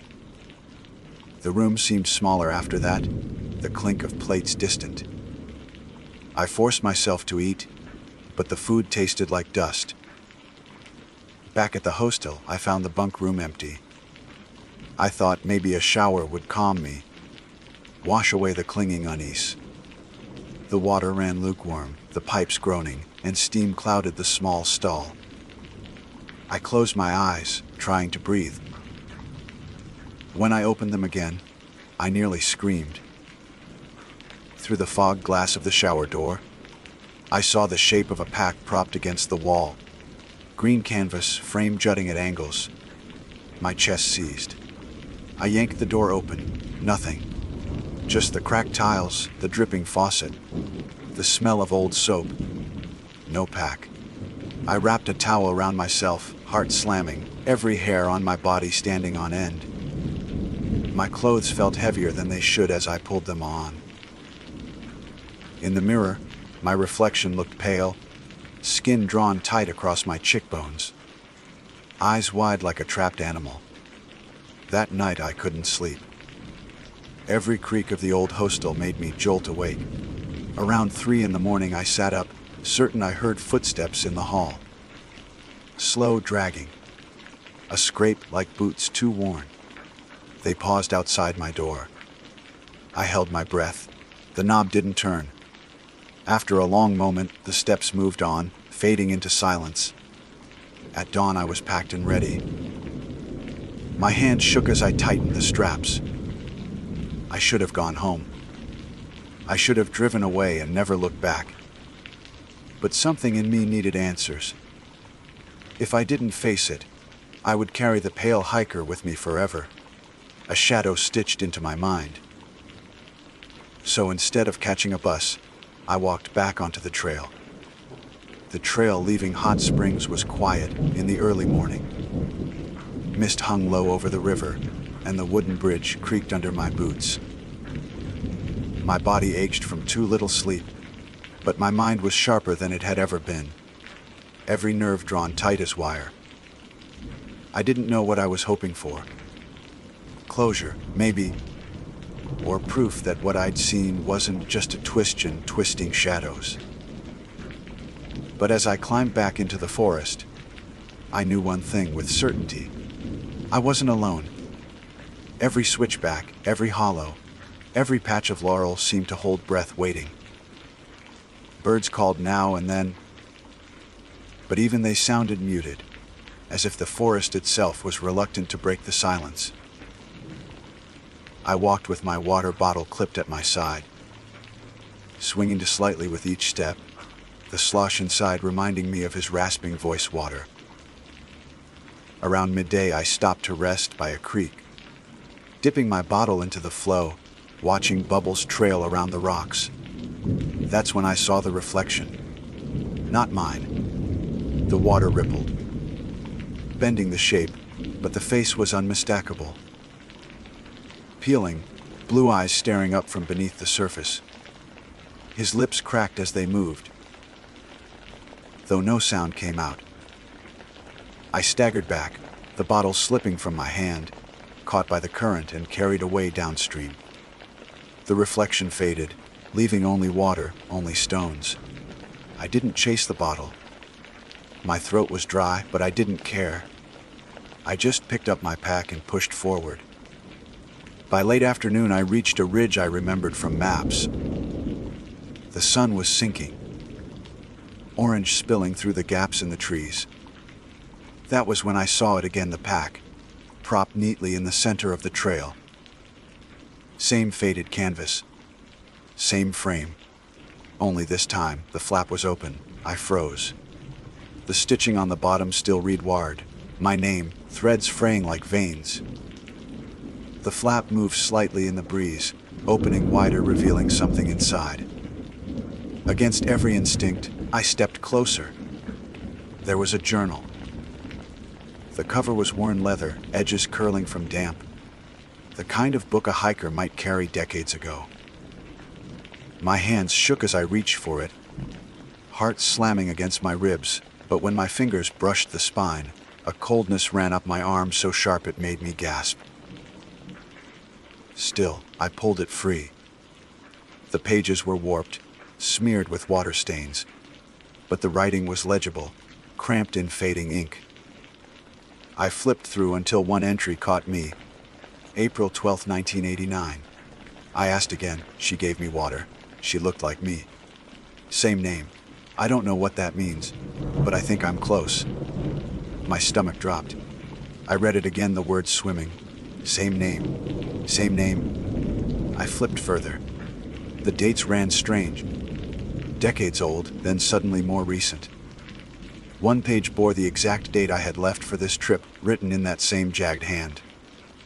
April 5, 2025. She's coming. The air thickened around me, pressing in. The trees seemed to lean closer, their branches whispering. I snapped the book shut and dropped it back into the pack, but the weight of those words clung to me. That was when I heard it. Footsteps. Behind me, slow, deliberate, I turned. He was there, the pale hiker. Face bleached, peeling skin curling at the edges, eyes washed, out blue. His lips cracked open, and this time the word was clearer, sharper, as though carried by the forest itself. Water.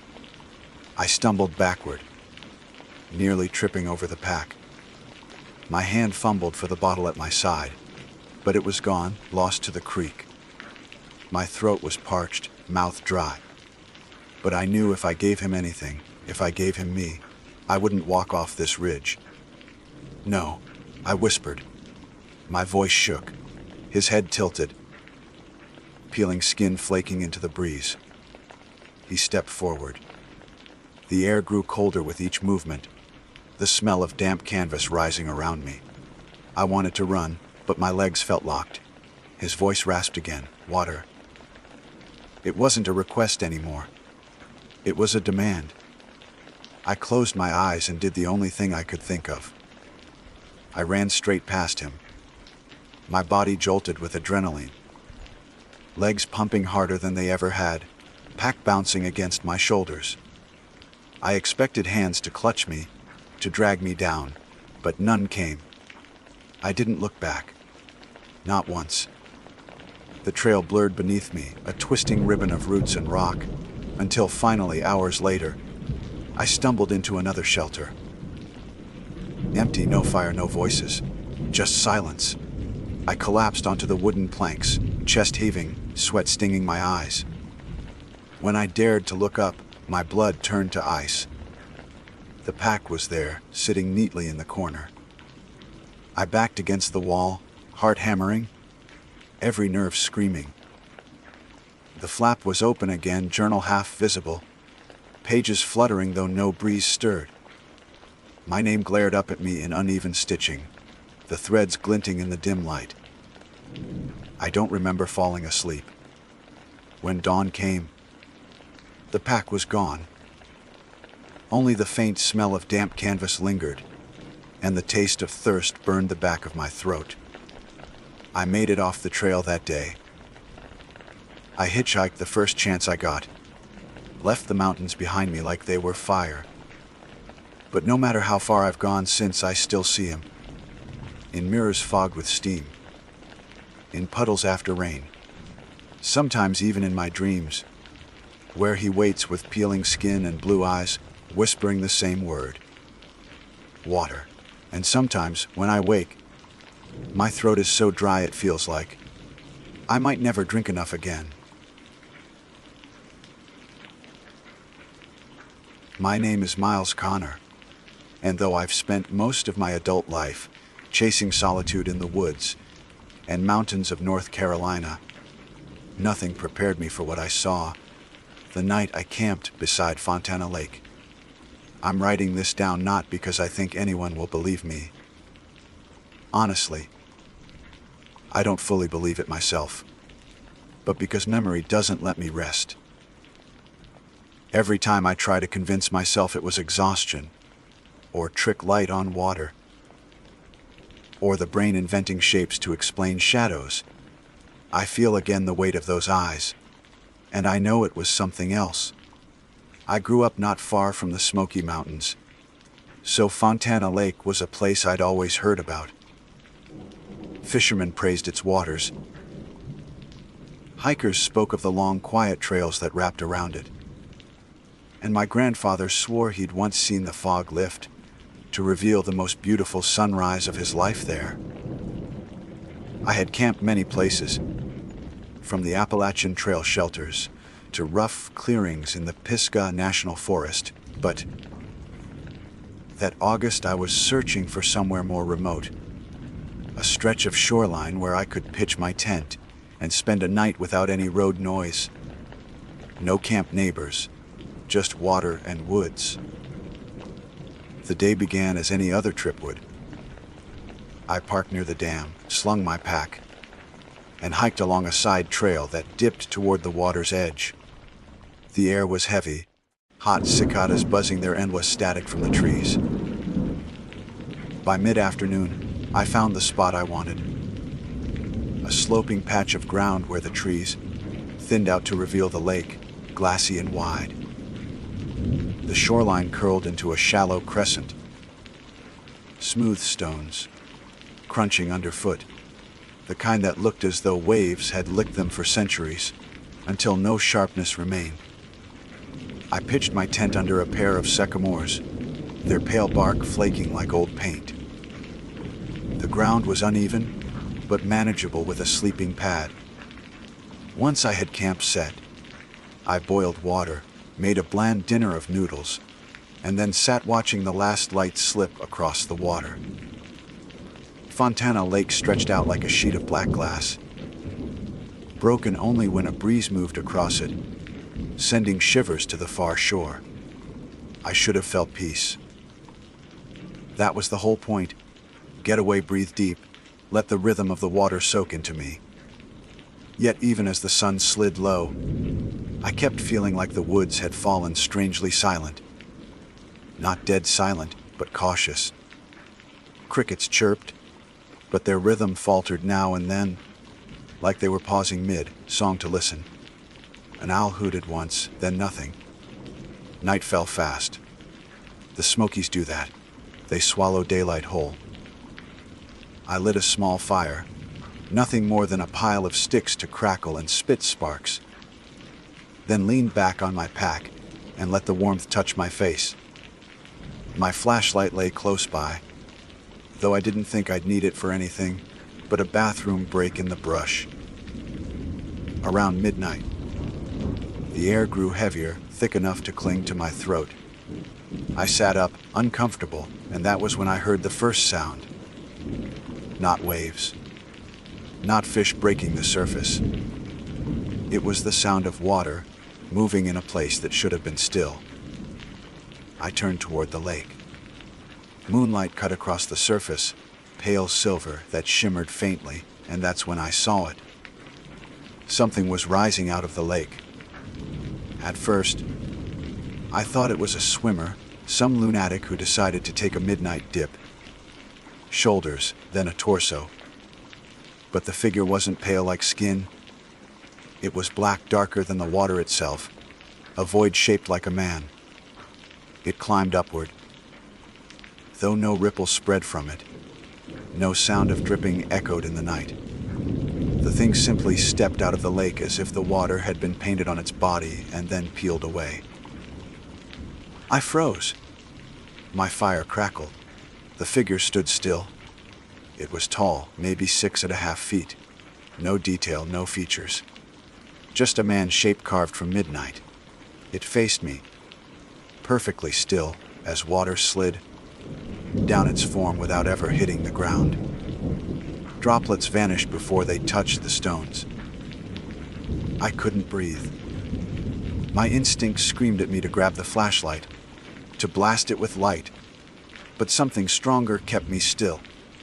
The idea of moving, of breaking the fragile line between us, felt dangerous, like shifting even one muscle would make it react. We stared at each other.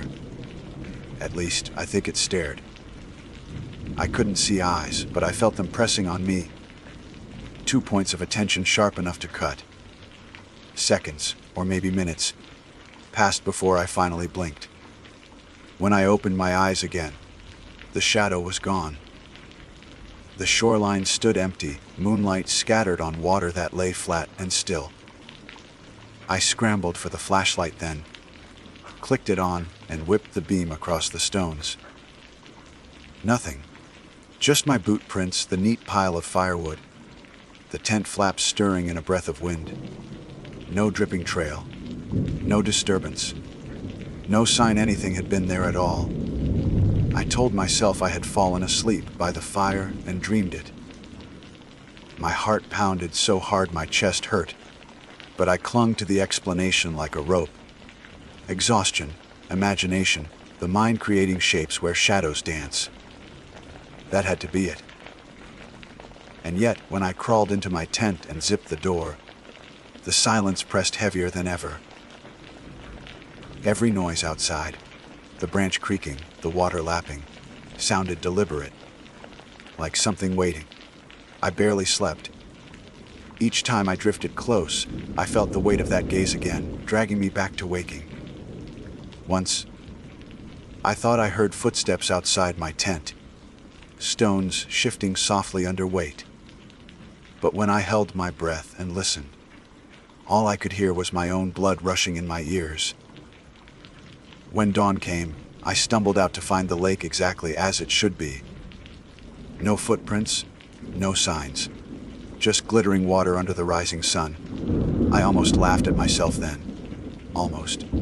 But when I walked to the edge and crouched to splash water on my face, I noticed something that stopped me. In the smooth stones, one rock stood out, blacker than the rest, slick as if just pulled from deep water. When I touched it, my fingers came away dry. I dropped it instantly and stepped back, my throat tight. I told myself to pack and leave, to get the hell out before my nerves unraveled completely. But part of me, some reckless, stubborn part, decided to stay. Maybe because I didn't want fear to drive me away. Maybe because I thought I could prove to myself that nothing had happened at all. That choice is one I regret more than any other. I should have packed my things that morning and left Fontana Lake behind. Every sensible part of me whispered that. But pride is a tricky thing. I'd built the night up in my head as proof of how easily fear can warp a man's senses. How shadows become monsters if you let your imagination feed them. Walking away would have been admitting I couldn't tell the difference. So instead of leaving, I went about the day as if nothing had happened. I brewed instant coffee on my little stove, chewed down an energy bar, and tried to convince myself I could shake it off. The forest looked too ordinary to house anything unnatural, sun dripping through green leaves. Birds singing again as if they'd been holding their breath all night. The lake itself gleamed with light, calm and bright, dotted here and there with the splash of fish. I even convinced myself to swim. Around mid-morning, heat pressed hard enough that sweat beaded under my shirt, so I stripped down and waded into the water. The coolness was instant relief, wrapping me in a silence broken only by the muffled sound of my strokes. For a while, I floated on my back, staring up at the sky. Yet underneath the calm, a knot stayed tight in my stomach. I couldn't help thinking about the figure I'd seen rising from this same water, standing where I stood now. I found myself kicking back to shore sooner than I wanted, unnerved by how deep and dark the lake was beneath me. When I dragged myself out, I saw something odd, the same black stone from last night. It lay where I dropped it, a perfect oval that gleamed even under the harsh sun. Against my better judgment, I picked it up again. Smooth, cold, too cold. The moment I closed my fingers, I swear the lake's surface shifted, though no breeze stirred the trees. I put it back quickly. The rest of the afternoon stretched in uneasy stillness. I hiked along the shore, following deer tracks and snapping photos of mushrooms pushing up from damp logs. Normal things, small details that should have grounded me. Yet every time I stopped moving, I felt watched. Not by a person, not exactly, but by the lake itself. When evening returned, I made a larger fire than the night before, stacking wood high and keeping the flames tall. Some primal instinct told me light mattered. The thought of being caught in total darkness, after what I'd seen, chilled me more than the memory itself. As I sat by the fire, cooking rice in a tin cup, I caught myself scanning the water every few seconds. Always the same. Still surface, moonlight silvering the ripples. Nothing else. Around midnight, the air shifted again. Heavy. Damp. My chest tightened before I even realized why the silence had returned. The crickets had cut off. No frog croaked. The forest seemed to lean in around me, waiting. My skin prickled. I turned toward the lake. There it was again. The figure rose slowly, the way a shadow peels from a wall. First the head, then the shoulders, then the rest of the body, until it stood in the exact same spot as last night. A silhouette blacker than black, drinking up the moonlight without ripple or sound. This time, I forced myself to move. I grabbed the flashlight and clicked it on, shoving the beam straight at it. Nothing happened. The light didn't bounce off. It didn't cast a shadow. The beam seemed to vanish into the figure, as if it was a hole cut out of the world. My breath came short. I lowered the flashlight, hard hammering, and the figure tilted its head. Slowly. Not quite human. More like a curious animal. "Who's there?" I croaked, my voice breaking. No answer. The figure stepped forward. The sound hit me first. Stones shifting under a weight too heavy, yet the body made of nothing. Then the sight, droplets clinging to its shape, streaming down invisible curves, though the ground stayed bone dry. I stumbled back toward the fire. My legs felt weak, every nerve screaming to run, but something deeper anchored me. It was like being caught in a dream, where your body refuses to obey, no matter how much you command it. The figure stopped just outside the firelight, no more than 20 feet away. It stood still again, watching. I couldn't take it. My fear boiled into something else. Desperation, anger. I grabbed the black stone from the ground where I'd last seen it. Without thinking, I hurled it toward the figure. The stone vanished mid-air. Not dropped, not deflected. One instant it was flying. The next it was gone. Swallowed. The figure shuddered. For the first time, it moved with speed, twisting its head violently as if in pain. The air itself seemed to ripple, heat bending across the lake's surface.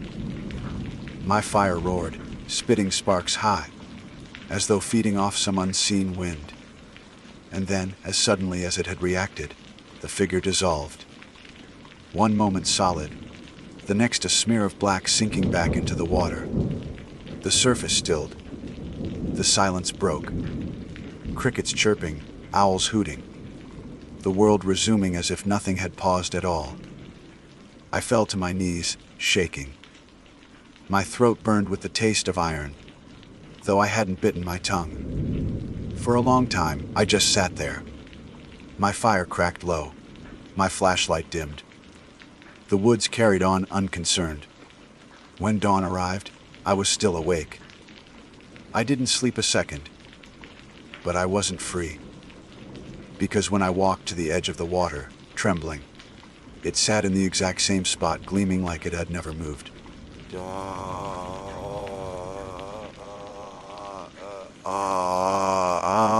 That day, exhaustion dogged me, but I couldn't leave. Something about the stone held me there. I told myself I wanted answers, that I needed to face whatever I'd seen. But deeper down, I think I was already caught. The shadow didn't just rise from the lake. It had reached into me, tangled with something I didn't know I carried. I spent the daylight wandering further along the shore, searching for any sign of other campers, any reason for what I'd seen. I found nothing. Just deer tracks, raccoon prints, the occasional coyote scat. Normal wilderness signs. But as the sun sank again, dread rooted deeper. I knew it would return. I thought about hiking out, but every time I packed a few things, I stopped cold. Leaving felt impossible. My mind spun with excuses. Too dark to hike safely. I'd trip and fall, better to wait until morning. But underneath those reasons was the truth. I didn't want to go. I wanted to see it again. That night, I built the biggest fire I could. Flames stretched high, wood crackling loud enough to echo against the trees. I wrapped my sleeping bag around me, sat close, and waited. The air thickened. The silence fell. And from the lake, the figure rose once more. This time, it wasn't alone. Another shadow rose beside it. Two figures stood at the edge of Fontana Lake. The first was the one I'd seen before. Tall, void, dark. Human in outline, yet wrong in its silence. Its lack of detail. The second rose beside it, smaller, but no less impossible. Both shapes carried the same absence of reflection. The same dripping without water. My fire roared. The flames licking at the air like they knew something I didn't. The figures stood outside the light's reach, just beyond where warmth touched. I tried to stand, but my legs betrayed me. My body trembled like I'd been dropped in ice water. My breath came ragged, each inhale burning. The smaller one tilted its head, slow and deliberate. The larger copied the movement a heartbeat later, like they were mimicking one another, or mimicking me. I don't know what compelled me, but I whispered, "What do you want?" No answer. Instead, both stepped forward at once. Their feet pressed onto the stones, yet no sound rose this time, as if the world itself was holding its breath. I stumbled back closer to the fire. Clutching the flashlight, though, I knew it was useless. I thought of the stone. My eyes darted to the spot I'd left it. But it wasn't there. The smaller figure advanced until its edge touched the circle of firelight. I expected it to vanish, repelled by the brightness. But it didn't. It hovered there, wreathed in flame, glow still black as absence itself. The larger stopped beside it. Together they waited. Then I heard something. Not with my ears exactly. It was a vibration in my skull, a soundless pressure that formed into words without passing through the air. Stay. My chest seized. I gasped like I'd been plunged underwater. My heart pounded, veins thrumming with panic. The shadows didn't move, but the word repeated, heavier this time. Stay. Every part of me wanted to run. I even pictured it, grabbing my pack, bolting into the woods, leaving everything behind. But when I tried to win my body forward, my knees locked. My muscles refused. The command rooted me where I stood. The smaller figure stepped fully into the firelight. Its edges shimmered faintly, like heat haze, but no detail emerged. It was pure shape, a hollow man carved from void.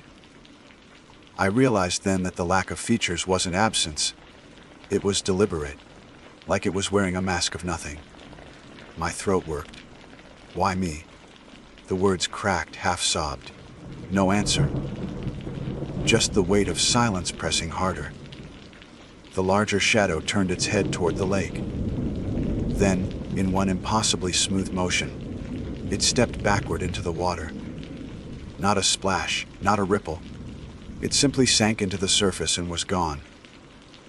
The smaller one lingered. It lifted an arm, longer than proportion should allow, and extended a hand toward me. I froze. Every instinct screamed not to touch it.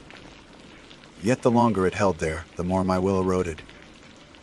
My own arm twitched, rising inch by inch, until my fingers stretched toward its outstretched hand. When the tips should have met, I felt nothing. No warmth, no cold. Just a sudden absence, as though my skin brushed against a hole in the air. The world buckled. For a second, I wasn't at Fontana Lake anymore. My vision filled with endless black water, a horizon that never curved, a sky without stars. Shapes drifted under the surface. Dozens, maybe hundreds. Human outlines, each dark as ink, moving slow and aimless, rising and falling like weeds in current. One by one, their heads turned toward me. The weight of their gaze crushed my chest. I couldn't breathe. I couldn't scream. Then, as quickly as it came, the vision snapped. I was back by my fire, knees in the dirt, sweat pouring down my face. The shadow had lowered its arm. I scrambled back, choking, desperate to put space between us. But the figure simply stepped away. It retreated to the lake's edge, then, without pause, slipped backward into the water and disappeared. Silence remained. The fire sputtered low, embers glowing red. My body shook so hard, I thought my bones might rattle loose. I don't remember falling asleep. I must have passed out from sheer exhaustion. When I woke, the sun was already high. Birds sang, the forest bustled with life. It was almost insulting, the normalcy of it all. I knew I had to leave. Whatever tether had bound me, there had frayed enough to give me the strength. I stuffed my gear into my pack with clumsy hands, stamped out the ashes of my fire, and slung the straps over my shoulders. But as I turned to go, my boot struck something solid. The black stone. It sat at the center of the circle where the fire had been, untouched by heat, gleaming cold as ever. I couldn't leave it. My body wouldn't let me. Against every shred of reason, I bent, picked it up, and shoved it into my pocket. The moment I did, the forest quieted. I don't mean the usual hush of wind dying down. I mean everything stopped. The cicadas cut off mid-chirp. Leaves froze without rustle. Even the lake stilled as if frozen solid. I staggered back, clutching the stone. Then, just as suddenly, the world resumed. I didn't wait. I bolted up the trail, heart hammering, lungs burning with each breath. I didn't stop until I saw the faint line of asphalt through the trees and my car waiting by the dam. When I finally collapsed inside, I ripped the stone from my pocket and threw it onto the passenger seat. It landed with a dull, final thud. I drove away, hands gripping the wheel so tight my knuckles whitened. I told myself I'd toss the stone out the window, dump it on the roadside, hurl it into a ditch. But I didn't. Some part of me clung to it, even as fear clawed at my gut. I made it home.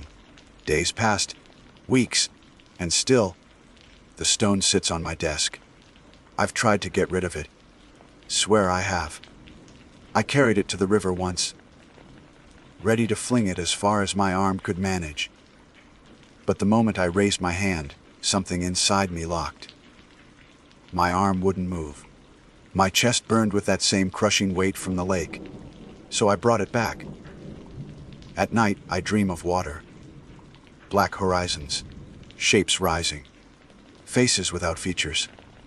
I wake drenched in sweat, the sound of dripping in my ears though the room is bone dry.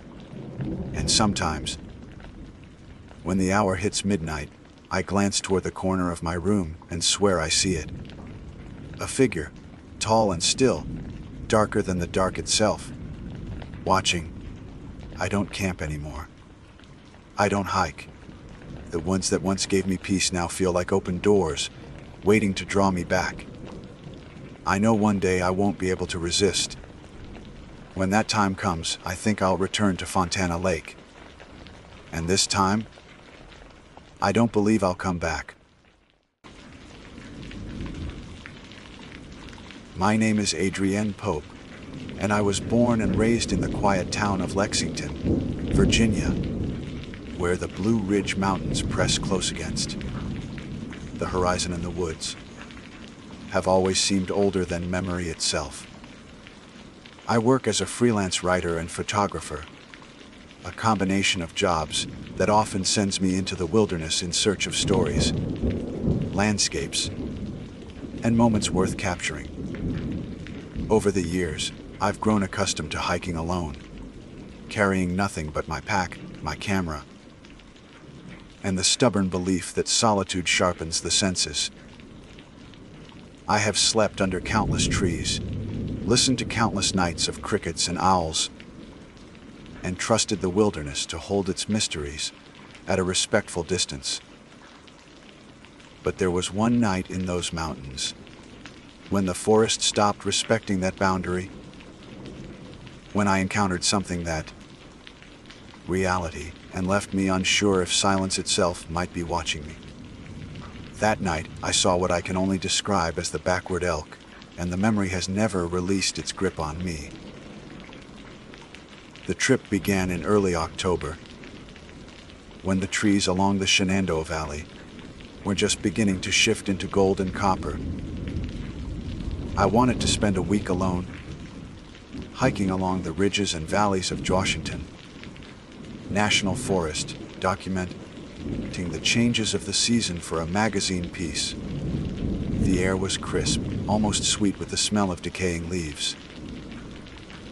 Daylight hours were generous but fading, and the nights carried that unmistakable edge that whispered of winter's approach. I'd done similar trips many times, so the preparation felt almost automatic. Sleeping bag, tent, compact stove, water filter, notebook, camera. My parents, who have long since accepted my habit of disappearing into the wild, only reminded me to call when I returned. The first 2 days went smoothly. I hiked long trails, paused by creeks that glittered with fallen leaves, and captured photographs of elk prints pressed deep into the soil near streams. Elk had been reintroduced into parts of Virginia, and although rare, their presence was whispered among hunters and hikers. I found myself hoping to see one, just for the majesty of it. By the second evening, I set up camp in a clearing, not far from a ridge that overlooked a long valley. The ground sloped gently, and a circle of maples and pines sheltered me from wind. My tent, a small olive green 2-person model, looked almost swallowed by the shadows when I finally zipped myself inside. That night, I woke around midnight, stirred by a sound I couldn't name at first. It wasn't the rustling of wind through branches, nor the call of any owl or fox. It was heavier, deliberate, as though hooves pressed softly into the leaf litter, not far from where I slept. I lay still in my sleeping bag, every sense tightening, the nylon walls of my tent feeling far too thin. Then came the silence, the kind that thickens the air, smothers the insects, and makes your own breath sound too loud. I turned carefully, trying not to make the tent fabric crackle, and through the mesh window I caught sight of movement.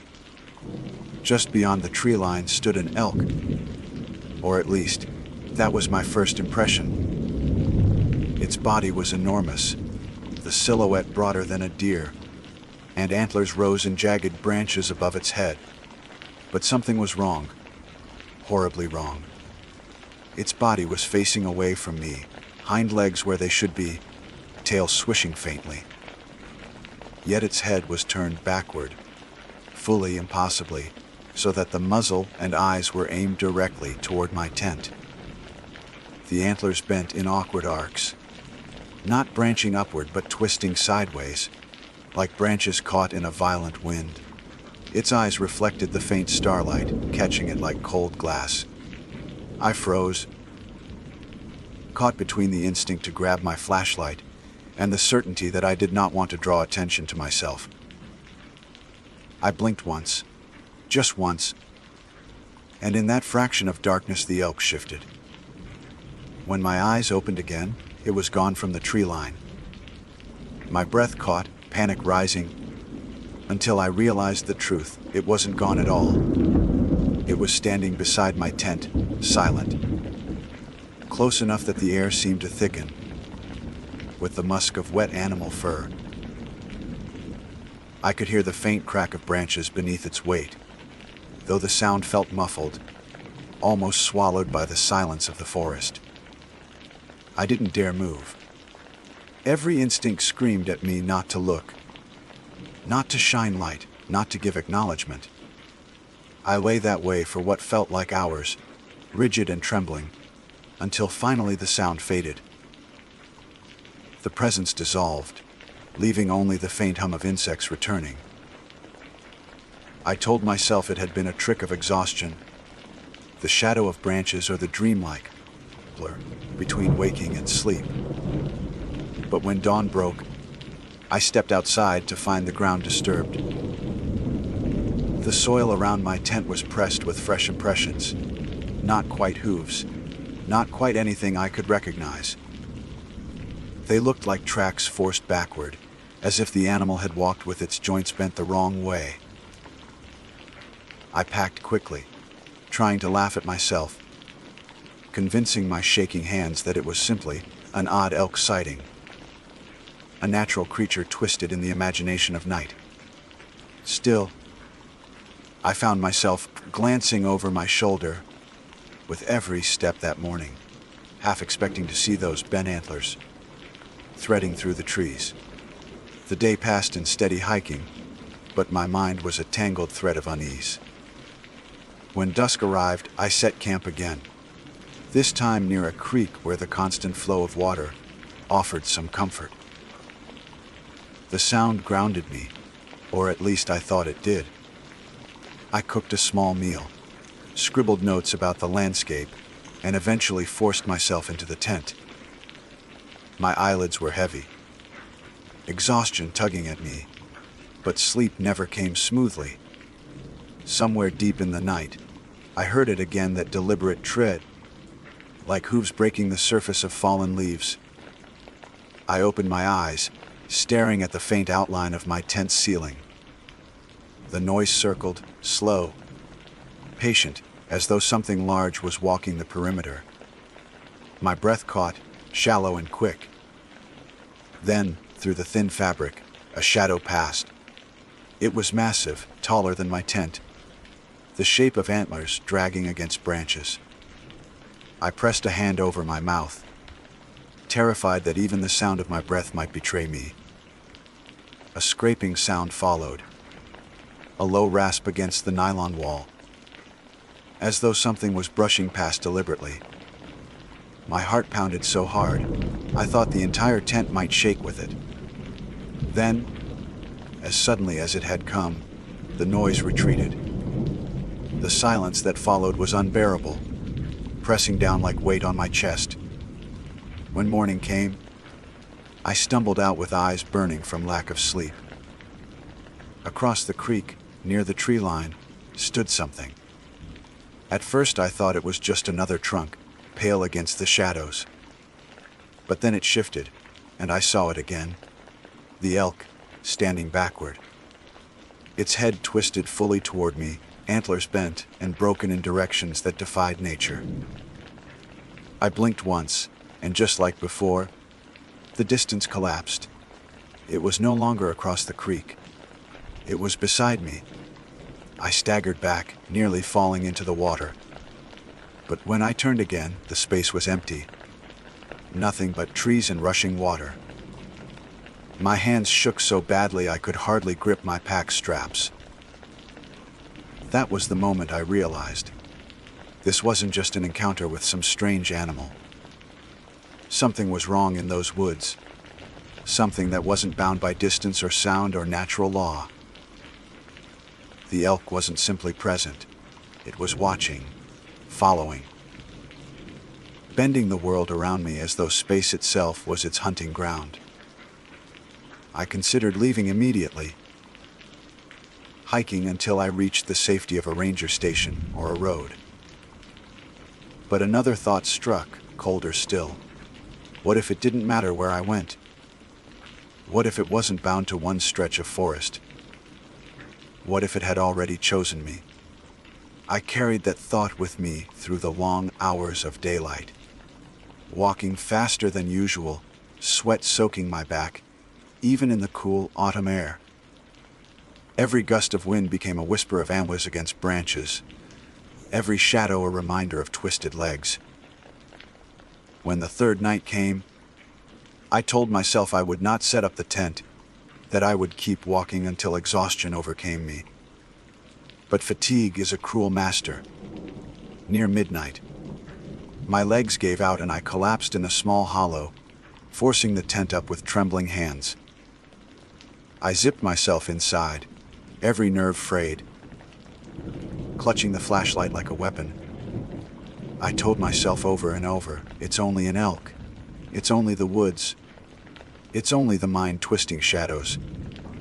But then the silence came again. A silence so complete it erased the creek, the wind, the insects. And through that silence came the sound of breath. Long, slow, and steady. Not mine.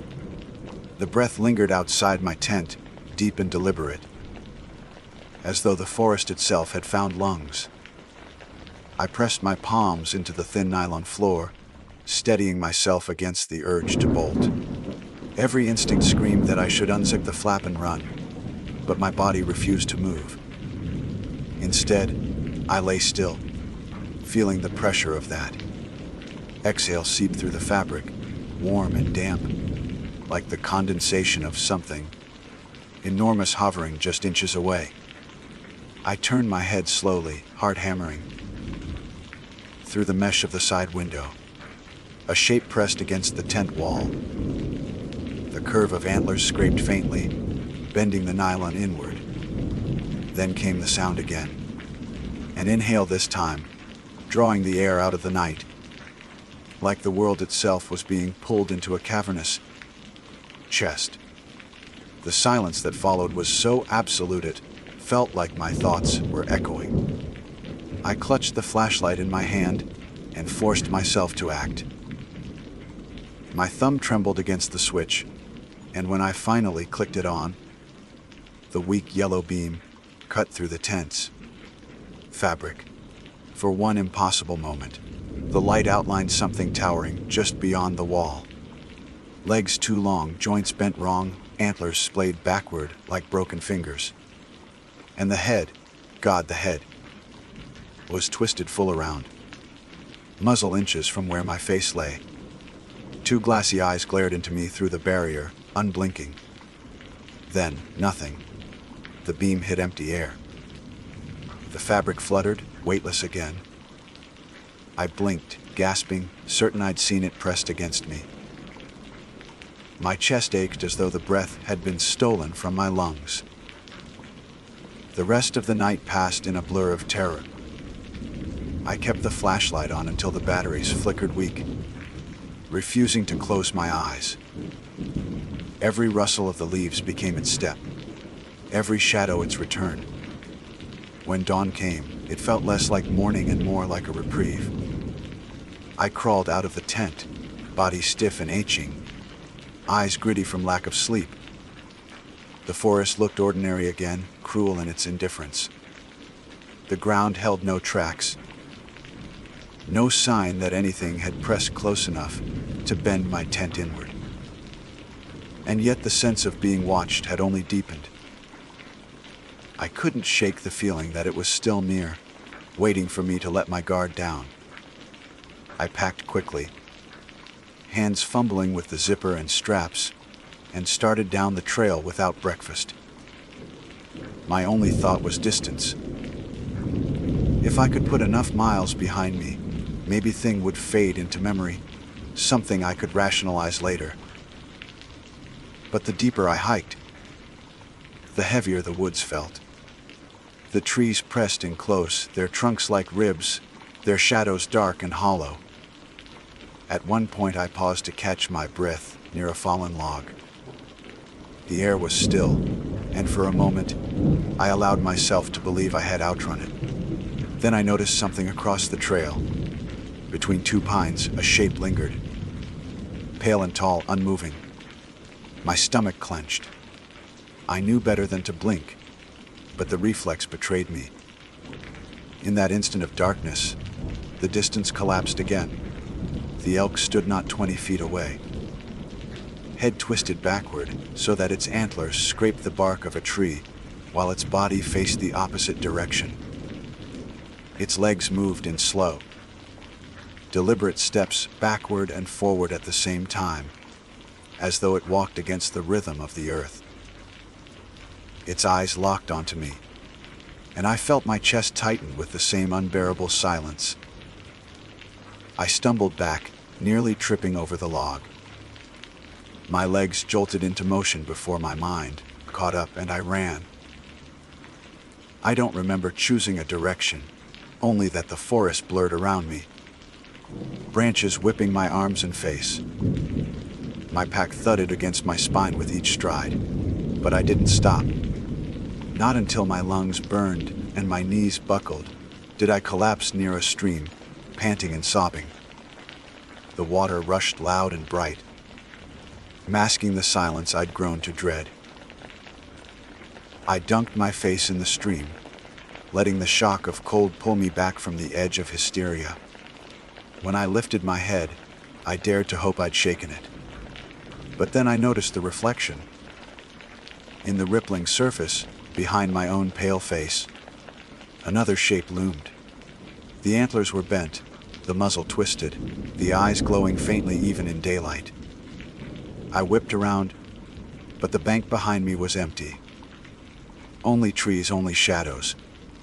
The reflection still clung to my vision, though, etched in the water as though it had been burned into the surface. I couldn't keep running aimlessly. Exhaustion would kill me before whatever that thing was ever laid a hoof on me. I needed direction, a plan. My maps told me that if I kept moving west, I'd eventually cross a service road.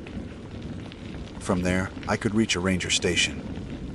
I set my jaw and followed the stream, using its sound as a lifeline. The hours crawled.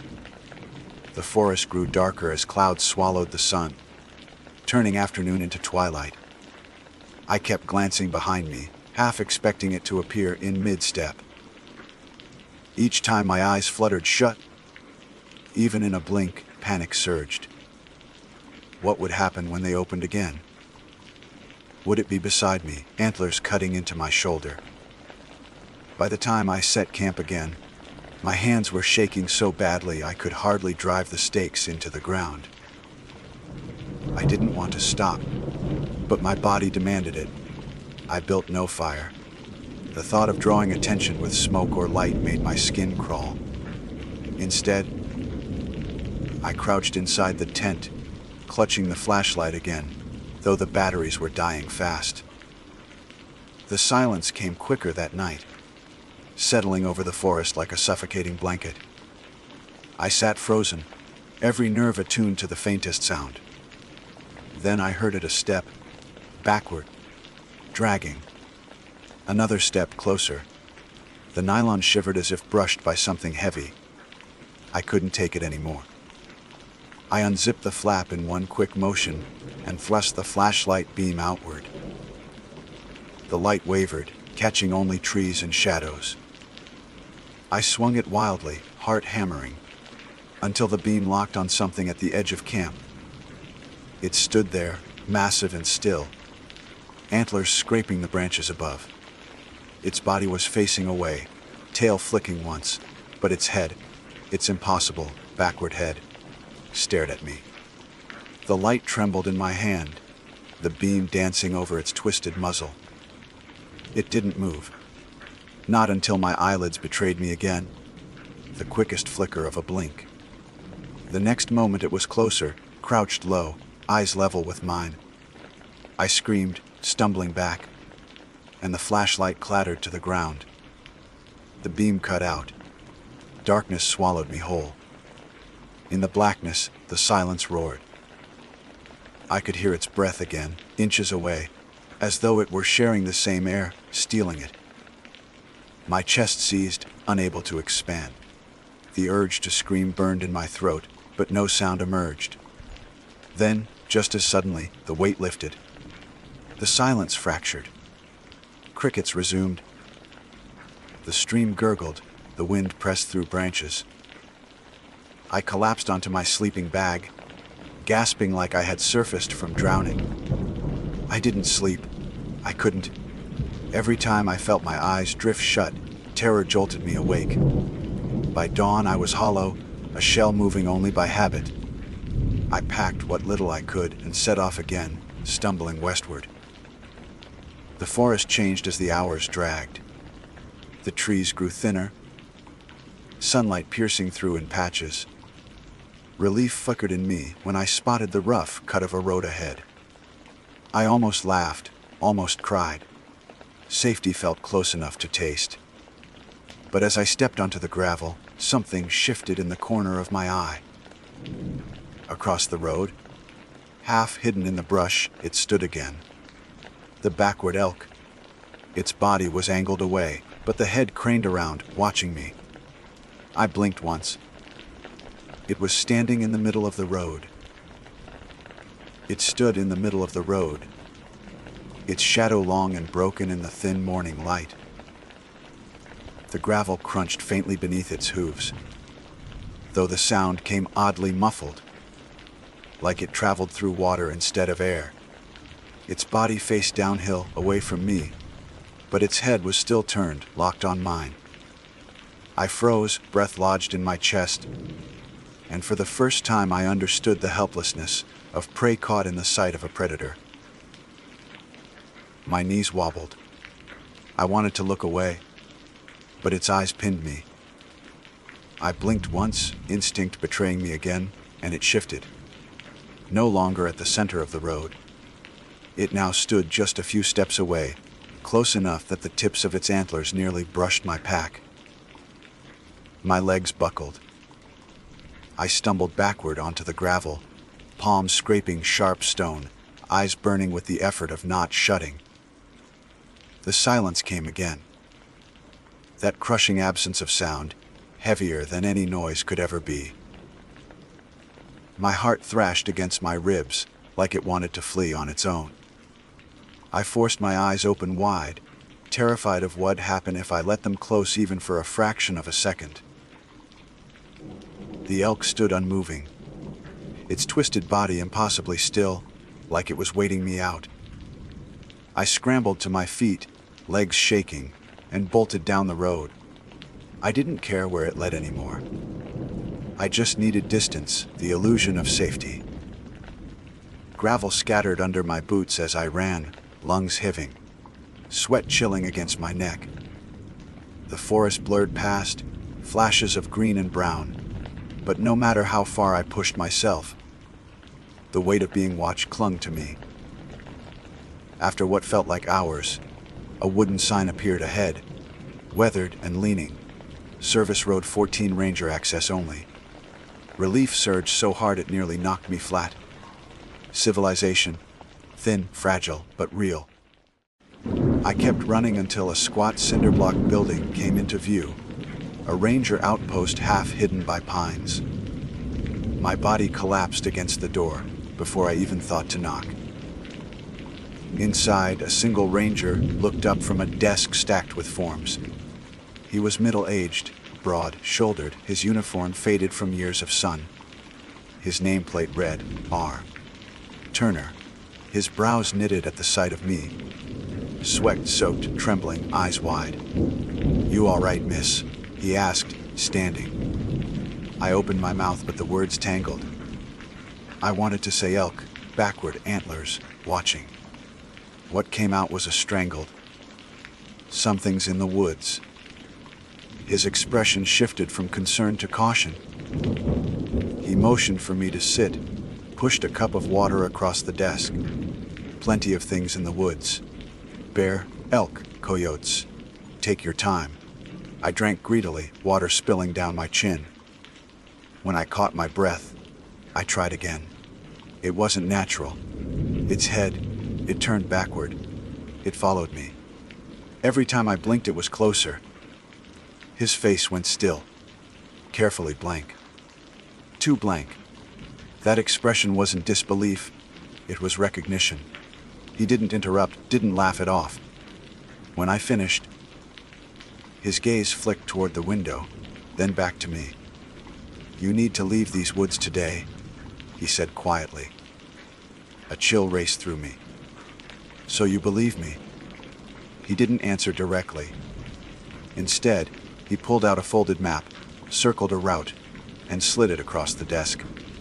"Stay on this road until it hits the highway. Don't stop. Don't camp.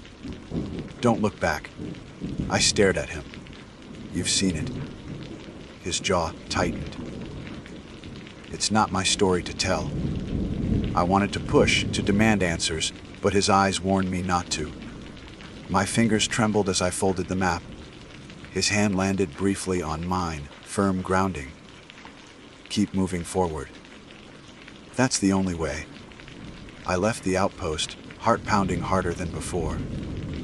If even a ranger, someone who lived in these woods, wouldn't speak of it, then whatever I had seen was older than explanation. I followed the road exactly as he'd said, legs burning with every step. The sky overhead grew darker, clouds swallowing the sun, though the forecast had promised clear skies. By late afternoon, the road bent downhill, and for the first time I glimpsed the faint ribbon of highway in the distance. Relief surged, hot and dizzying. I could almost hear the hum of cars, smell the faint tar of asphalt. Safety was close. But then the silence fell again. It slid over the forest like a shroud. The wind died. The insects ceased. Even my own footsteps dulled. I stopped in the middle of the road, every nerve sparking with dread. Slowly, I turned my head. It stood behind me, not 20 feet away, body facing forward down the road, but head twisted fully backward. Its antlers bent against the branches above, scraping wood with a sound like bones splintering. Its eyes caught the gray light, glinting cold. I didn't blink. I couldn't. My eyes burned, tearing vision blurring. I staggered forward, refusing to shut them, but each step made the pressure build until my lids quivered with the need for release. My body betrayed me. I blinked. The elk was gone. For a heartbeat I believed I'd escaped it, that the nightmare had finally released me. Then I heard the breath, right at my ear. I screamed and spun, but the road behind me was empty. My chest heaved, lungs clawing for air. The silence fractured, sounds rushing back. The wind, the insects, the faint rumble of the highway. I stumbled forward, sobbing with the force of it, until the gravel gave way to blacktop. Cars passed, indifferent, and the ordinary world reasserted itself. I collapsed on the shoulder, shaking uncontrollably. Eventually, a truck driver slowed, rolled down his window, asked if I needed help. I must have looked wild, mud-streaked, hollow-eyed, because his expression shifted from curiosity to concern. He offered me a ride into town, and I accepted without hesitation. Even as the truck rumbled away, even as the forest receded in the mirror, I couldn't shake the feeling of being watched. I refused to close my eyes during the drive, terrified of what might be waiting if I blinked. Days have passed since then. I'm home now, back in Lexington, surrounded by familiar streets and the hum of ordinary life. But the memory hasn't dulled. At night, when the house is quiet, I hear it again, the deliberate step, the backward drag, the breath beside my ear. I keep the lights on. I avoid mirrors because once, while washing my face, I caught a glimpse in the corner of my eye, antlers bent, head twisted, watching me from behind. I don't hike alone anymore. I don't camp. I haven't set foot in those woods since. But no matter how far I run from the mountains, no matter how bright the city lights, I can't outrun the silence. It finds me still, creeping in at the edges, smothering the world until only one sound remains. The breath of something standing just beside me, waiting for the moment I blink. And sometimes, when exhaustion drags me into sleep, I wake with the certainty that it isn't a dream at all. The elk is there, in the corner of the room, its body turned away but its head fully backward, glassy eyes fixed on mine. It doesn't move. It doesn't speak. It only waits. And I know that one day, when I can't hold my eyes open any longer, it will finally close the distance. My name is Brian Keene, and I have always been the type of person who finds comfort in solitude. I am not antisocial, nor am I incapable of enjoying the company of friends and family. But there has always been a part of me that thrives when left alone in wild spaces. I was raised in Maryland, in a small town that leaned heavily on the cusp of suburbia and forest, and my earliest memories are of disappearing into the woods behind my parents' house, with nothing more than a stick and a canteen. As I grew older, the habit of seeking quiet trails, high ridges, and forgotten paths only deepened. By the time I was in my late 20s, hiking had become not only a pastime, but a necessary form of escape. That is what led me, one late summer afternoon, to a ridge deep in the Blue Ridge Mountains, where I came across something I should not have found. Something that, to this day, leaves me doubting my own memory, my own eyes, and at times even my own sanity. It began simply enough, as most strange stories do. I had set out alone for what I thought would be an uncomplicated overnight trip. My pack was stocked with the basics: tent, sleeping bag, a week's worth of dehydrated food.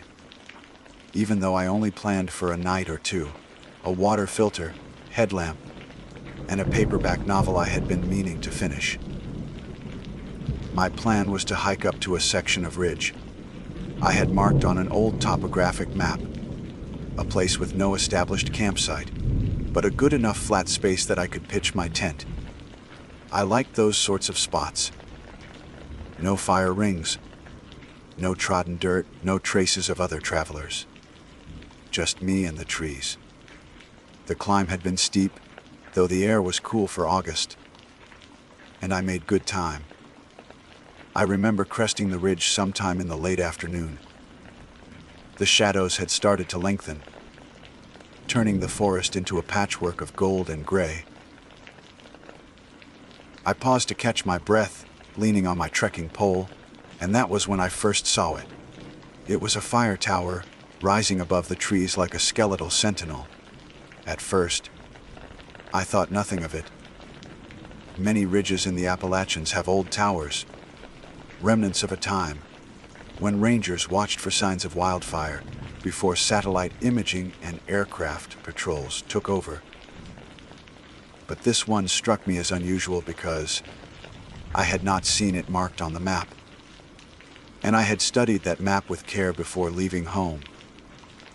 I am not the kind of hiker who ventures into the backcountry without at least some research and a structure like that should have been indicated. Yet there it was, as plain as the sky behind it, an iron tower with a cabin perched at the top. Curiosity tugged at me more than caution, so I made my way toward it. The trail bent around the ridge, and within minutes I was standing at the base of the structure. It looked old but not decrepit. Weathered metal painted in patches of gray and dull green, bolts rusting but still holding firm. Wooden planks forming the steps that spiraled upward. The air smelled faintly of creosote and pine resin, the way old lumber sometimes does, when it has been baked for years in the sun. I set my pack down against one of the tower's legs and tilted my head back to look up. The cab at the top had glass windows on all four sides, though a few panes were cracked. It was maybe 60 feet high, tall enough to look over the canopy, but not so tall as to seem unsafe. Still, when the wind shifted, the whole tower groaned in its joints, and I felt a momentary hesitation. But solitude breeds daring, and I wanted to see the view. So, after a quick drink from my canteen, I started up the staircase. Each step complained under my boots, some with a low moan, others with a sharp squeak. I gripped the rail, though the wood was smooth from years of weathering. Halfway up, I paused to look down. My pack sat where I had left it, a small patch of blue nylon in the fading light. The forest spread out in every direction, ridges rolling toward the horizon, like the backs of giant sleeping animals.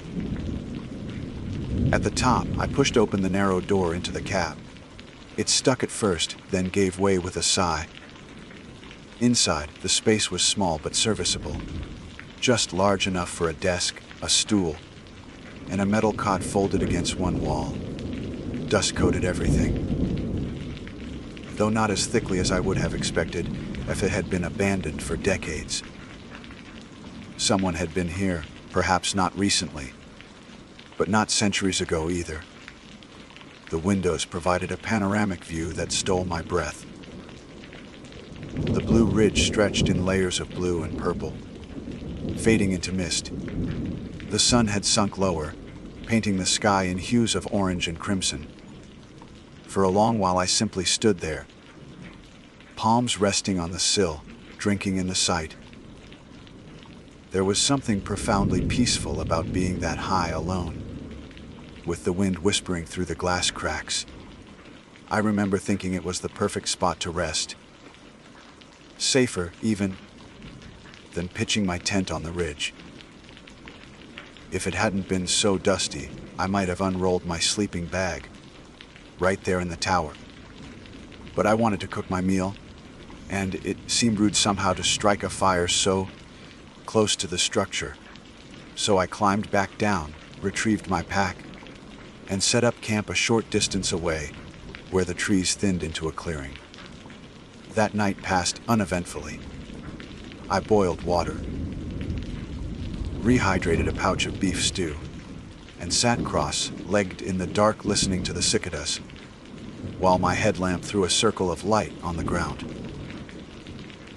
When I finally crawled into my tent, the stars were out in fierce numbers, and the silhouette of the fire tower stood stark against them, like a watchman keeping vigil. I slept deeply, lulled by the wind and the faint groan of the tower's joints. The next morning, I packed up and made my way down the ridge, tracing my steps back to the trailhead. I had arranged to meet two of my friends, Jeremy and Kyle, for a follow-up hike the following day. They were less comfortable with solitude than I was, but they enjoyed the exercise and the scenery. I told them about the fire tower with some enthusiasm, describing the view from the top, and I suggested we hike back up together so they could see it too. Jeremy laughed. "You and your obsession with climbing things. Remember that time you dragged us up the old water tower in town?" Kyle shook his head but smiled. "I'll admit though, that does sound cool. An old fire tower in the middle of nowhere. I'm in." So, the next day, the three of us set out together. The weather was fair, the sky a clear blue, and we made steady progress up the ridge. I felt a quiet thrill at the idea of showing them the place. There is something satisfying about leading friends to a hidden treasure, something you stumbled across on your own. We reached the ridge around the same time of day as I had before. The sun was beginning its descent, shadows lengthening, though not yet as dramatic as the evening prior. I pointed ahead, excitement in my voice. "It should be right there, just around that bend. You'll see it as soon as we clear the trees." But when we rounded the bend, The tower was gone. I stopped so abruptly that Jeremy nearly bumped into me. The ridge stretched ahead, lined with trees and undergrowth, just as before. No iron legs. No staircase. No silhouette against the sky. Just a stand of oaks and pines swaying gently in the mountain breeze. "Where's this tower?" "Brian," Kyle asked, squinting. I blinked, rubbed my eyes, and looked again. My heart began to pound. "It was here," I said, my voice sharper than intended. "Right here. I climbed it. I spent the night next to it." Jeremy frowned. "Man, there's nothing here. Are you sure you weren't off the trail? Maybe farther down the ridge?" "No," I said, shaking my head. My certainty was absolute. I knew this spot. The angle of the slope, the scatter of rocks near the clearing, even the notch in the ridgeline where the sun now slipped. It was the same place. The same exact place. Yet where the fire tower had stood, there were only trees. The forest was quiet, too quiet, and I suddenly felt the same prickling unease I used to get as a child when I wandered too far from home and realized I no longer recognized the way back. I stood there on the ridge, staring at the trees as if they were trying to mock me. Where iron legs should have risen, rooted trunks now swayed. The air smelled of pine and loam, not of rust or creosote. For a moment, I thought maybe I had lost my bearings, that I had miscounted the bends of the trail or mistaken this ridge for another. But my gut refused that excuse. I knew this spot too well. I could close my eyes and still picture the fire tower, standing sentinel against the skyline, the wind sighing through its joints, the view from its windows. Jeremy and Kyle glanced at each other, then back at me. Jeremy let out a short laugh, though it sounded nervous. "Maybe you dreamed it, man. You were out here alone, tired from the hike. Could have just been one of those half-dream things." "No," I said, more firmly. "I climbed it. I touched the rails. The wood creaked under my boots. I slept in my tent with that thing right there in my line of sight. It wasn't a dream." Kyle crouched near the edge of the clearing, brushing aside fallen leaves with his hand. "If there was a tower, there'd be something left.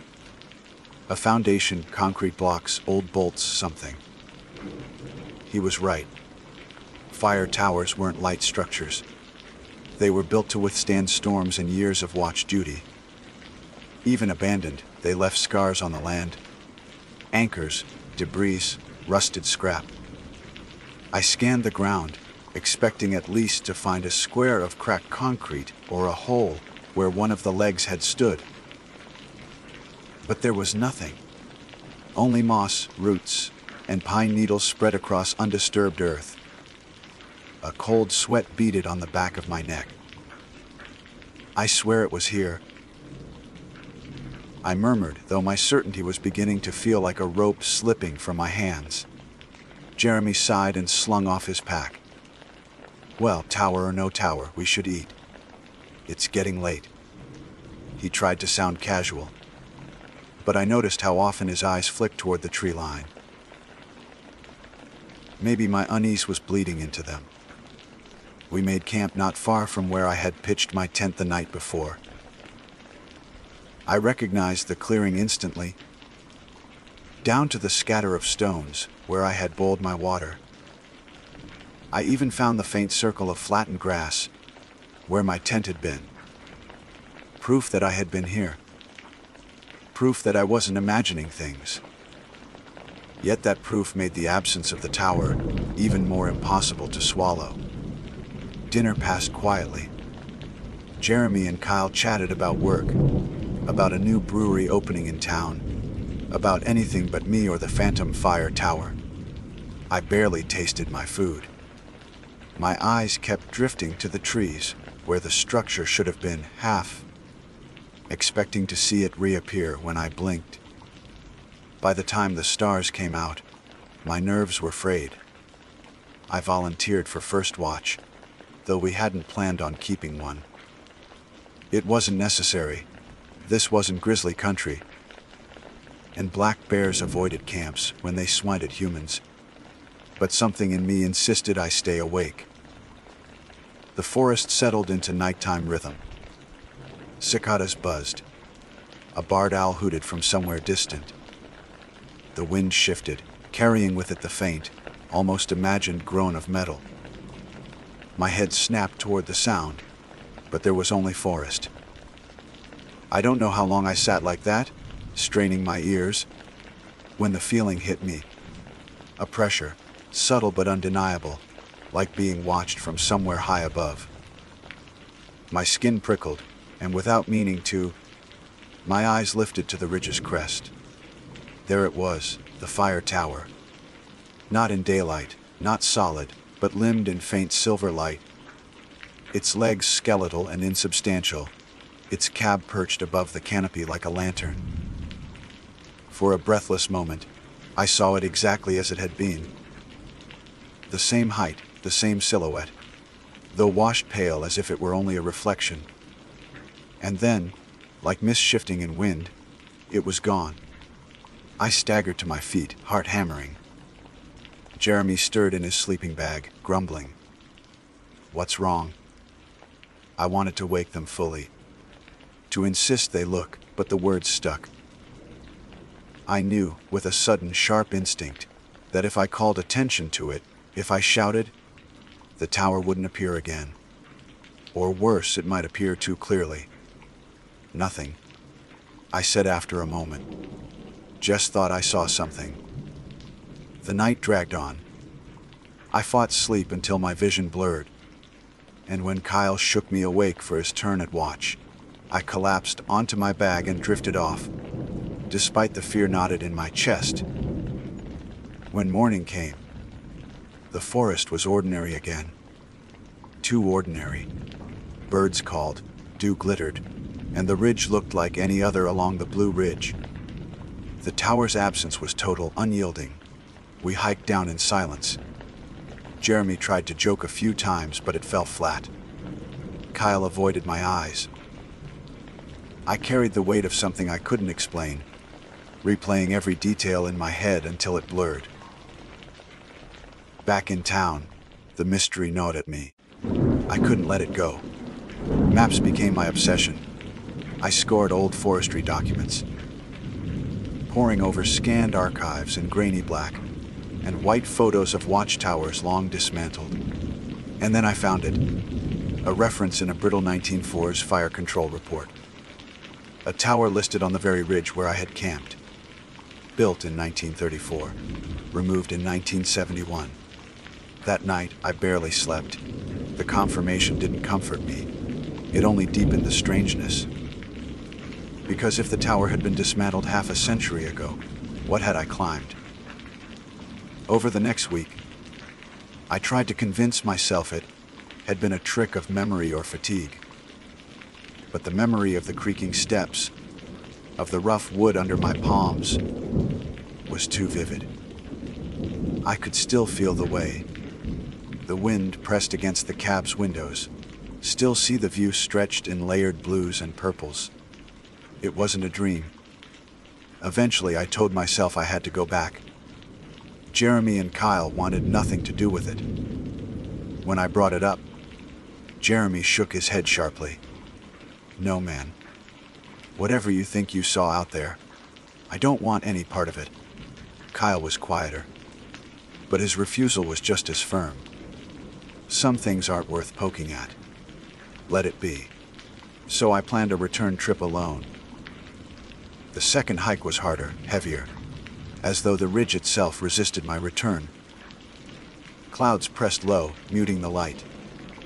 Every step felt louder than it should have been. Boots crunching leaves in a forest that seemed to hold its breath.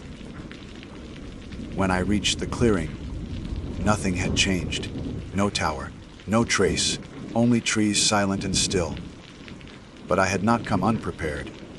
This time I brought a small camcorder. the kind used by hobbyists.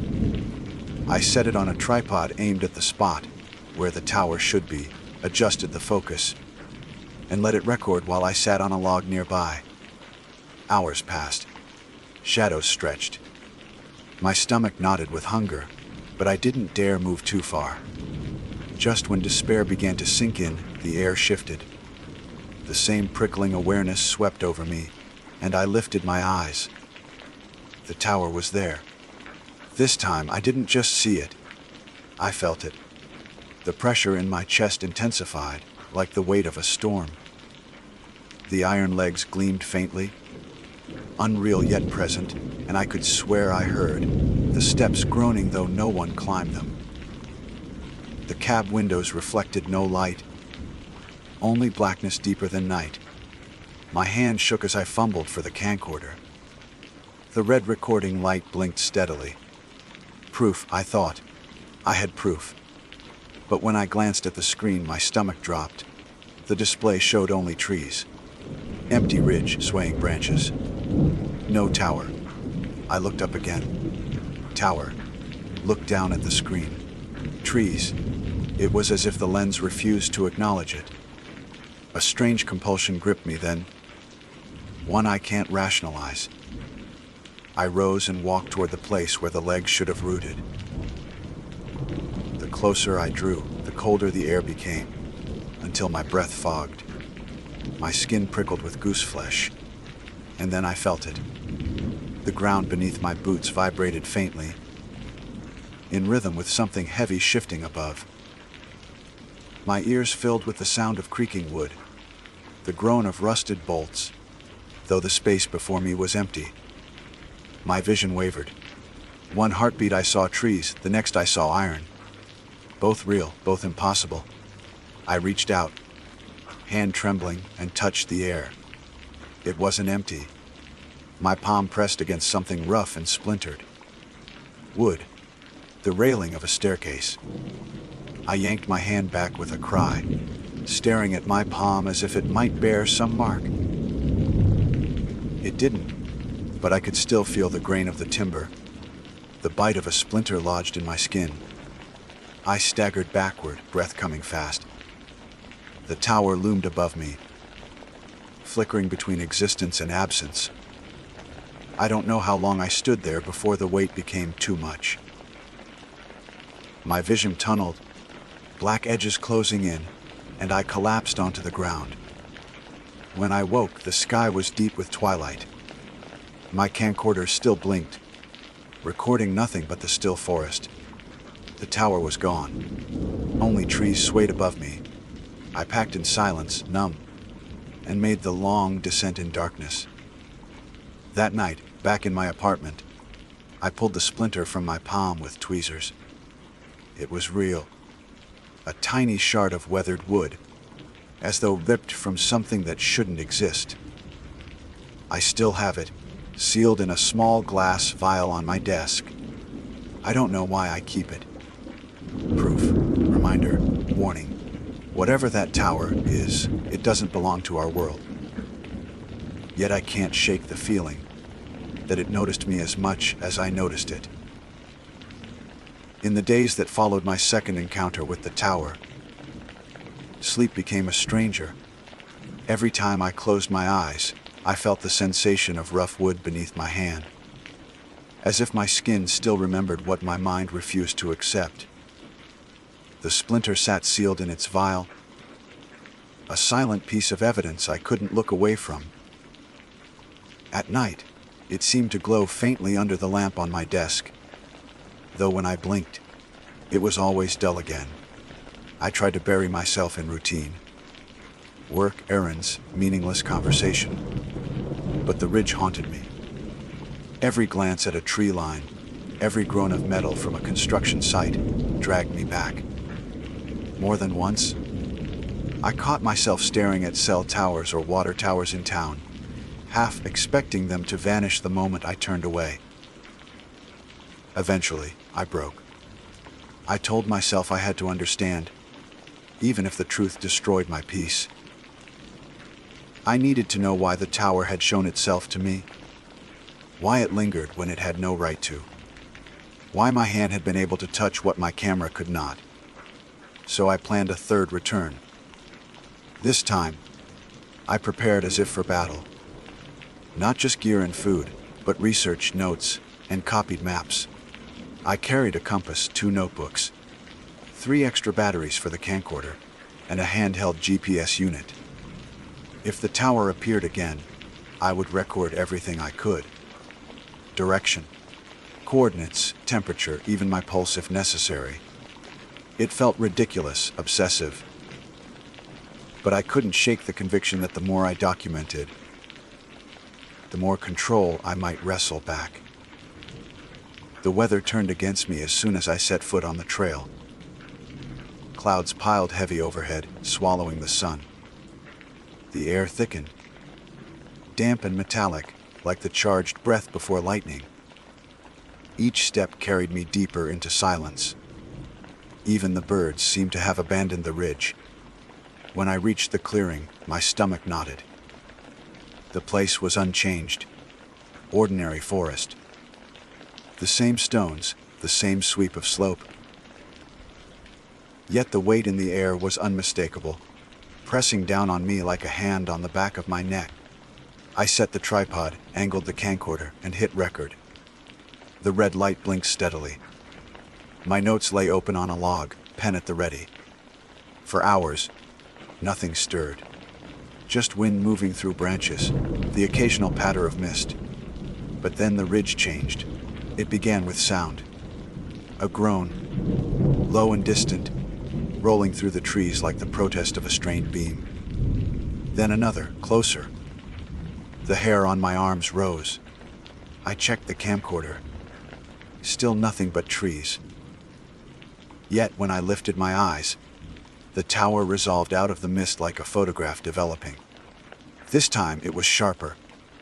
Less spectral, more solid. Iron legs dug into the earth, dark and wet. Steps spiraled upward, slick with rain. The cab above loomed with a heaviness that made the sky seem thinner around it. My heart thundered. Every instinct screamed at me to run, but I forced my legs forward. Each step toward the base felt like pushing against water. My movements slowed, my breath thick. The air hummed with vibration, and I realized it wasn't just my fear. It was the tower itself. It pulsed like a living thing. At the first leg, I pressed my hand against the iron, cold, real. The camcorder screen, still visible from where it sat, showed only a tree trunk where my hand rested. But my skin told me otherwise. I looked up at the stairs. They swayed slightly in the windless air, boards creaking as if something unseen had just walked them. I don't know why I did it. Maybe obsession, maybe madness. But I put my foot on the first step. The wood groaned. My weight held. Another step, then another. Each creak echoed up the tower, magnified, until it sounded like the whole structure was groaning in protest. Halfway up, the world below blurred. The forest dissolved into gray mist, the ground receding until I could no longer see my camcorder or the clearing. Only the tower remained, suspended in some between place. My lungs burned. I climbed faster. The higher I rose, the heavier the air became, pressing against my chest until each breath was a ragged gasp. But the compulsion drove me upward. I had to see. I had to know. At the cab, the door stood ajar. It swayed slightly, though no wind touched it. I pushed it open with a trembling hand. Inside, the space was the same as before. Desk, stool, folded cot, but wrong.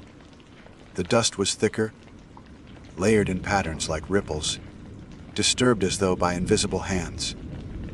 The windows were black, not with dirt or shadow, but with something absolute, a darkness that devoured all light. I couldn't see the mountains, the ridges, the sky. Just blackness, pressing against the glass like water outside a submarine. And then I realized I wasn't alone. something shifted in the corner. Not a shape, not exactly. More like the suggestion of one, a distortion of the dust and air. My skin crawled, and I took a step back. But the door had swung shut behind me. The air grew colder. My breath came in plumes, curling and vanishing before they reached the dark windows. The distortion in the corner thickened, coalescing into something almost humanoid. Long, thin. Its head tilted as though regarding me with unseen eyes. The groaning of the tower deepened, a sound that vibrated in my ribs. I understood, with sudden clarity, that the tower wasn't just a structure. It was a vessel, a husk, and whatever stood in the corner had built itself a home inside it. It moved. One long arm extended, bending wrong at the elbow, reaching toward me. The space between us seemed to stretch and contract, like distance meant nothing here.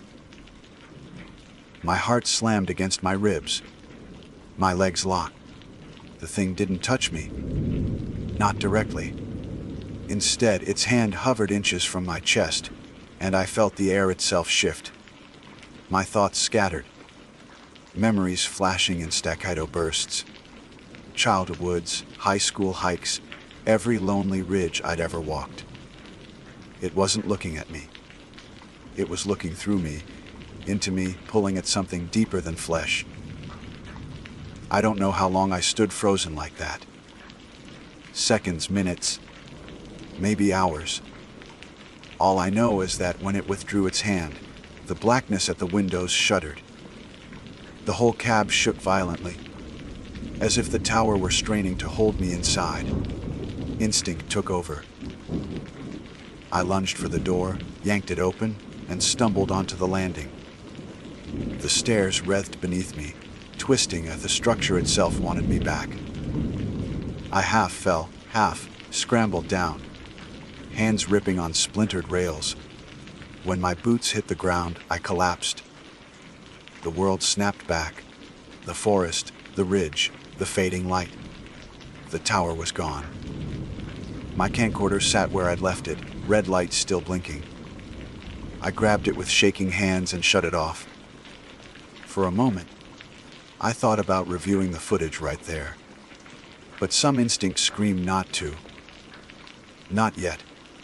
The hike down was a blur of panic and rain. I don't remember reaching my car. Only the moment I slammed the door and realized I was sobbing, chest heaving with terror I couldn't contain. Back in my apartment, I finally watched the recording. It showed me sitting on the log, writing in my notebook. Hours passed. Mist rolled. Then, without warning, I stood, walked forward, and stopped in the clearing. My hands stretched into empty air, fingers twitching as if touching something unseen. Then I lifted my foot and placed it on nothing. To the camera. I was climbing stairs that weren't there. Step after step, rising into emptiness. Minutes later, I jerked, stumbled, and collapsed onto the ground. The footage ended with me crawling back to the camcorder, eyes wide, face pale. I watched it twice, then a third time, hands clammy. There was no tower, no structure, only me climbing into nothing. The vial still sits on my desk. The splinter hasn't changed, though sometimes, when the light is low, I swear I see shadows writhing inside the glass. I haven't gone back to the ridge. I tell myself I won't. But I also know the truth. I can't stop thinking about it. Because the thing in that cab didn't just look at me. It marked me. And sometimes, in the dead hours of the night, when my apartment is silent and the city sleeps, I hear it. The groan of bolts, the creak of old wood. I rise from bed and stand at my window, staring into the distance. And for the briefest, most terrifying moments, I see it. The tower, standing among the rooftops, watching, waiting. My name is Olivia Ray. and I was raised with the kind of reverence for mountains that you only develop when they are both your shelter and your challenge.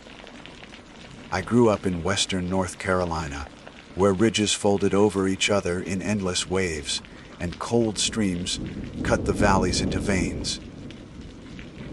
My family lived close enough to town that we never felt completely remote, but the forest had always been the greater neighbor. Even as a child, I used to disappear barefoot into the trees, convinced that if I walked far enough, the land itself might whisper secrets. That hunger to belong to the wilderness never left me, and even as an adult I seek out places where human noise dies away and only the earth remains. I was 27 when I learned that sometimes the land whispers back in ways that you should never have wanted to hear. That late summer afternoon was hot enough to press sweat into my shirt and sting my scalp through my hair. I had driven west into the Smokies, where trails tangled like forgotten strings, and picked one that wandered along a creek. The forest was dense with oak and rhododendron, their leaves glossy, the air heavy with the scent of damp soil. Every step echoed with cicadas shrieking from the trees. I remember thinking how alive the woods felt, how swollen with heat and growth, and I wanted nothing more than to step into the coolness of the water. The creek was shallow, maybe knee-deep at most, but its water moved fast enough that it sang against the rocks. I unlaced my boots, peeled off my socks, and pressed my feet into the current. The shock of cold was immediate, a bite that traveled up my legs, but it felt like a kind of relief. My toes sought the smooth stones on the bottom, and I laughed quietly at myself for acting like a kid again, waiting where no trail marker told me to. Sometimes freedom is no bigger than the space between banks. I walked slowly upstream, water swirling around my calves. Minnows darted between shadows, flashing silver in the sunlight. Every step lifted the earthy smell of stirred silt. I had been hiking alone for hours, and the solitude had settled into me like an old blanket, comfortable, familiar. That was why the sight of her struck me so sharply. It broke a silence I hadn't even realized I was carrying. The girl was under the water. At first, I thought I was looking at weeds, tangled along the stones, a dark cloud of hair shifting with the current. But then her face emerged out of the distortion of the ripples. Pale, blurred, but unmistakably human. She was lying on the creek bed, as though the water had always belonged to her, as though the current itself was a blanket drawn over her body. Her eyes were open, her lips curved, and in that impossible moment she smiled at me. It didn't make sense. The water was shallow. No one could have stayed beneath it without surfacing for air. Yet she remained, her mouth still set in that faint, deliberate grin, hair drifting like a drowned woman's. My first thought was that I had stumbled on a body, but bodies do not smile, and they do not look back. I froze where I stood, the current tugging at my legs. The world around me had collapsed into stillness, except for the stream's endless murmur. I cannot say how long I stared down at her, unable to blink, unable to move. I should have screamed or run or dropped to my knees to drag her out, but something about her expression rooted me. The smile was not cruel nor kind. It was recognition, like she had been waiting for me. A bird shrieked overhead, sharp and sudden, and I startled enough to break the spell. I stumbled backward, water splashing up to my knees, and when I looked again, the creek bed was empty. Stones glimmered under the current. Weeds swayed where her hair had been. No face stared back. No smile lingered beneath the surface. The girl was gone, I stood there panting, water streaming off my legs, heart hammering as though I had just escaped something. My rational mind scrambled for explanation. I told myself it had been sunlight and current, a trick of shadow and weeds. People see faces in clouds, in knots of wood. Why not in ripples of water? My brain wanted an answer neat enough to box up and set aside. But when I pulled myself back to the bank and laced my boots with shaking hands, I could still see her eyes locked on mine, still feel that smile hovering like an imprint against my skin. I pushed myself hard up the trail after that, eager to put distance between myself and the creek. My body moved on autopilot, while my mind kept circling the same memory, replaying it with frantic insistence. The more I tried to dismiss it as an illusion, the more real it became. The shadows of the woods seemed thicker, their silence broken only by my uneven breath. By the time I reached my car, I was trembling, though the air was still hot and heavy. Driving back toward town, every curve of the road felt unfamiliar, though I had traveled it many times before. My reflection in the windshield glass looked pale, drained, as if the water had taken something from me when I stepped into it. When I got home that night, I poured myself a drink and sat at the kitchen table until long after dark, trying to write down exactly what I had seen. I thought if I pinned it to paper, the strangeness would shrink. Instead, each sentence felt like confirmation that I had stepped into something larger than myself. Sleep did not come easily. When it did, it brought with it the water. In my dreams, the creek bed stretched endlessly beneath me, stones gleaming like bones. She was always there, hair drifting, smile unchanged. Sometimes she reached out a hand, though it never broke the surface. Sometimes she mouthed words I could not hear. I would wake with my throat raw, as though I had been shouting underwater. Days passed, but the memory did not fade. I found myself tracing back roads toward the mountains, my car steering almost against my will. I wanted to prove to myself that the creek was nothing more than what it had always been. Just water, just stones. I wanted to walk into it again and see only minnows and weeds to overwrite that one unbearable moment. Part of me knew it was foolish, dangerous even, but another part burned with a curiosity that felt like hunger. If she was there, waiting, I had to know. The second trip came a week later. The air was cooler, touched with the first edge of autumn, but the woods were no less heavy with silence. I retraced the trail, heart thudding harder the closer I came to the creek. When I stepped into the water this time, I half expected her face to bloom instantly from the current. But the stones lay bare. The water was only water. Relief loosened my chest even as disappointment crept in beside it.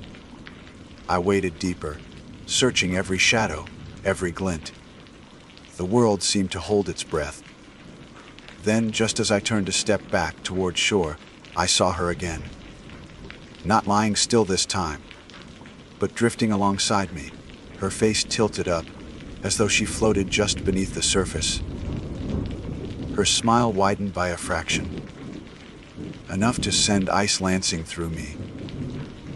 My breath caught, and the next thing I knew my feet had slipped, the current pulling me down. Cold engulfed me, shocking, merciless. My eyes opened underwater, and she was inches away. Her hair brushed my skin like weeds. Her eyes burned clear, unwavering. That same smile, intimate, patient, as if she had all the time in the world.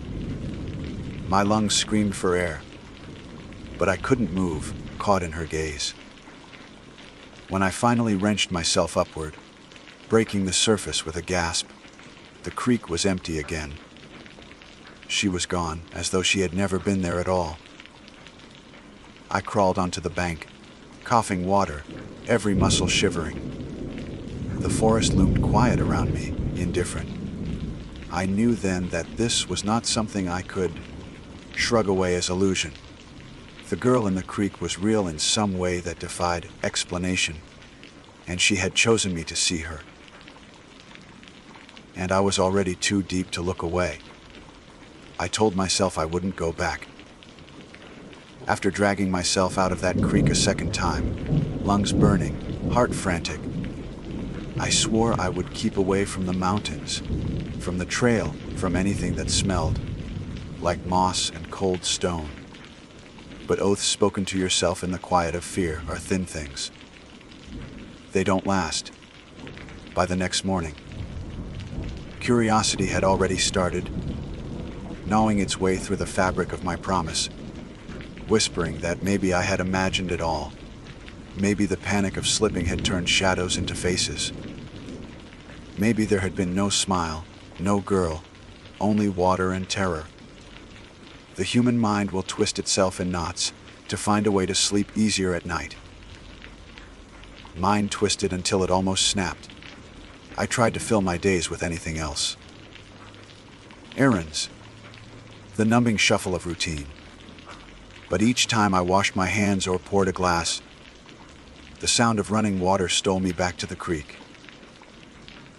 Each time I caught my reflection in a window, I expected to see her pale face staring from over my shoulder, hair drifting in the invisible current. I avoided mirrors, avoided even puddles on the street after a rainstorm, because rippling water no longer felt like something harmless. It felt like a door. By the end of that week, I had stopped sleeping altogether. My dreams were too heavy with her. In them I was always underwater, lungs tight, while she smiled and reached out as if to gather me close. Sometimes I thought she whispered my name, though no sound reached me. I woke gasping in the dark, the sheets twisted, throat raw, and more than once I found my legs damp, as if I had stepped barefoot into water in my sleep. I lived alone. There was no one to reassure me that it was just sweat. I began to doubt that myself. One night I left all the lights burning, every lamp in every room, and still shadows swam across the walls in shapes like hair drifting in a current. My exhaustion had reached a dangerous pitch, and when dawn came I told myself I had two choices: surrender to this haunting in silence, or go back to that creek and face it head on. To see her again, to force the truth out of whatever waited there. Fear is a kind of leash, and I had grown sick of feeling it tighten around my throat. So I chose to return. That decision carried me back into the mountains, like a moth dragging itself toward flame. The morning was gray, clouds smothering the sun, and the forest seemed older, heavier than it had before. Each tree leaned closer, trunks dark with moss, branches whispering above me. I walked faster than I should have, as if part of me wanted to reach the water before my courage gave out. My pack dug into my shoulders, but I ignored it. All I could think about was the sound of the creek, whether she would be waiting, whether she wanted me to come.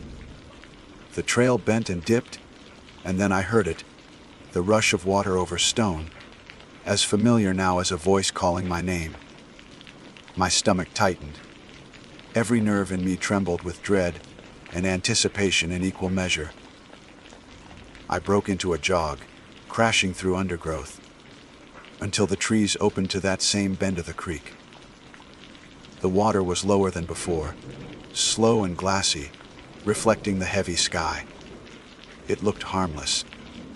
It always looked harmless. I stripped my boots and socks, then stood at the edge for a long time, toes pressed into the mud. I half expected her face to bloom instantly from beneath the surface, that fixed smile meeting mine. Nothing stirred. The creek whispered past, as if no secret lingered in its depths. I told myself that was proof enough, that I could turn back. But the hunger inside me wouldn't allow it. I stepped in. The water was colder than before, biting through the skin of my legs. I moved slowly, feeling each stone with my toes. My breath came shallow, eyes darting at every flicker of movement. Minutes passed, or maybe longer. It was impossible to measure time with my heart pounding in my throat. The creek remained empty. My relief was sharp, but it was tinged with disappointment that tasted like guilt. I had risked everything for nothing more than silence. I turned toward shore, already reaching for the safety of land. That was when I saw her. She was standing farther upstream, waist deep in the water. Though I had heard no splash, no movement announcing her arrival. Her hair clung in dark sheets to her shoulders, trailing into the current. And her dress, or what looked like a dress, was pale, filmy, indistinguishable from the surface of the water itself. She did not blink. She only smiled. Not a wide grin, but that same small, knowing curve of lips that had frozen me the first time. My throat tightened. "Who are you?" The words scraped out without thought. My voice sounded strange in the hush of the forest, almost swallowed before it reached her. She did not answer. She only tilted her head as if considering me, smile deepening by a fraction. Then she sank. Not stumbled or fell, but lowered herself with unnatural slowness, vanishing beneath the surface without a ripple. I couldn't breathe. My legs moved before my mind agreed, carrying me forward against the pull of the current. I reached the spot where she had stood, but there was nothing beneath. Only water, only stones, only silence. I spun, searching, but she was gone as if she had never been. My chest heaved, my skin burned cold, and yet, God help me, I wasn't horrified. I was entranced. I don't remember leaving the creek. One moment I was staring down into the water. The next I was on the bank, dripping, pulling my boots back on with numb hands. I walked the trail as if in a trance, the forest muffled around me. I couldn't recall the drive home. Only that by the time I reached my apartment, twilight had soaked the sky, and I felt hollow, stripped of something. But inside that hollowness was a strange exhilaration. I had seen her again. I hadn't been imagining her. She was real. That night I didn't bother trying to sleep. I sat by the window with the lights off, staring out at the reflection of the street lamps on the wet pavement. Every shimmer of water reminded me of her. And then, just past midnight, I saw it. In the reflection on the glass over my shoulder, the faintest suggestion of a face. Eyes wide. Hair drifting though no breeze stirred. And that smile, always that smile. I spun, but the apartment was empty. The reflection was gone. Still, my skin prickled as if invisible hands had brushed it. I pressed my palms hard against my temples, whispering to myself that I was losing my mind. But another voice, deeper, truer, whispered back, "She followed you home." The days after that blurred. I could not escape her. Every faucet, every puddle, every sheen of rain on the street felt alive with her presence. Once, while washing dishes, I saw her hair coil up through the water in the sink. Once, stepping from the shower, I caught her silhouette in the steam on the mirror, smiling, waiting. I began to dread drinking water, yet thirst forced me to. Each swallow felt like drawing her deeper inside me. My friends noticed my absence, my exhaustion, and they texted or called, but I ignored them. What could I say? That I was haunted by a girl who lived in a creek. That she was smiling at me right now, in the gleam of the glass I held. I knew I should run. Leave town, flee the mountains, bury myself in sun-dry, sun-blasted place where rivers were only memory. But I didn't, because beneath the fear was something darker, something that felt dangerously like longing. She wanted me. Not in words, not in touch, but in presence, in that unbroken gaze. And I wanted her.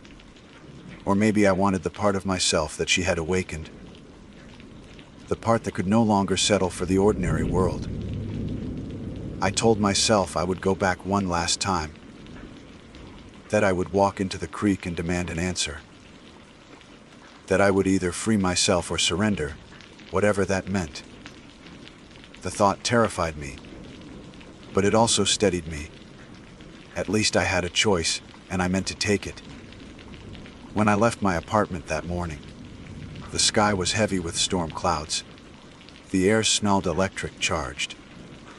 As I drove west, rain began to fall in sudden sheets, drumming the windshield until the wipers could barely keep pace. The mountains rose dark ahead of me, veiled in mist, and every mile closer felt like a stepper into something I could no longer retreat from. I knew I might not come back, and though fear clawed at me, a strange calm filled me too. If she was waiting, I was ready. The storm chased me into the mountains like a living thing. Rain lashed the windshield in sheets, branches thrashed above the road, and thunder rolled so low it rattled through the frame of my car. I should have turned back. The forest in that weather was no place for anyone. But I drove on as if some invisible hand pressed down on the wheel, guiding me toward the creek. Toward her. The trailhead was nearly washed out, gravel slick under my boots. The downpour soaked me within seconds, water seeping through every seam of my jacket. The trees swayed hard, their trunks groaning as the wind shoved them, and the air smelled of lightning.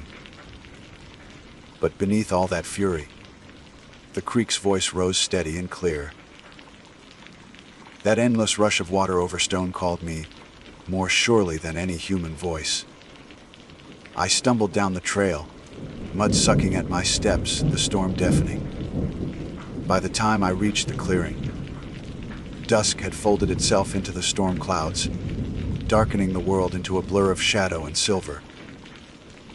The creek swelled high, frothing, its banks spilling over with white water. It no longer looked like the gentle stream where I had first waded barefoot. It looked wild, ravenous, hungry, and she was there, standing waist deep in the torrent, pale dress clinging to her body. Hair plastered across her shoulders but still drifting as though underwater. The current battered her, yet she didn't move, didn't stumble. Her eyes found mine instantly, and her smile widened, the same impossible curve that seemed both tender and cruel. I called out, though my voice was nearly swallowed by the storm. "What do you want from me?" My throat burned with the effort. The words felt absurd in the roar of wind and water, but I meant them with every fiber left in me. She tilted her head, that smile unbroken. Then she lifted one hand. Not above the water, not beckoning. She simply raised it until the current slid across her wrist, palm turned toward me.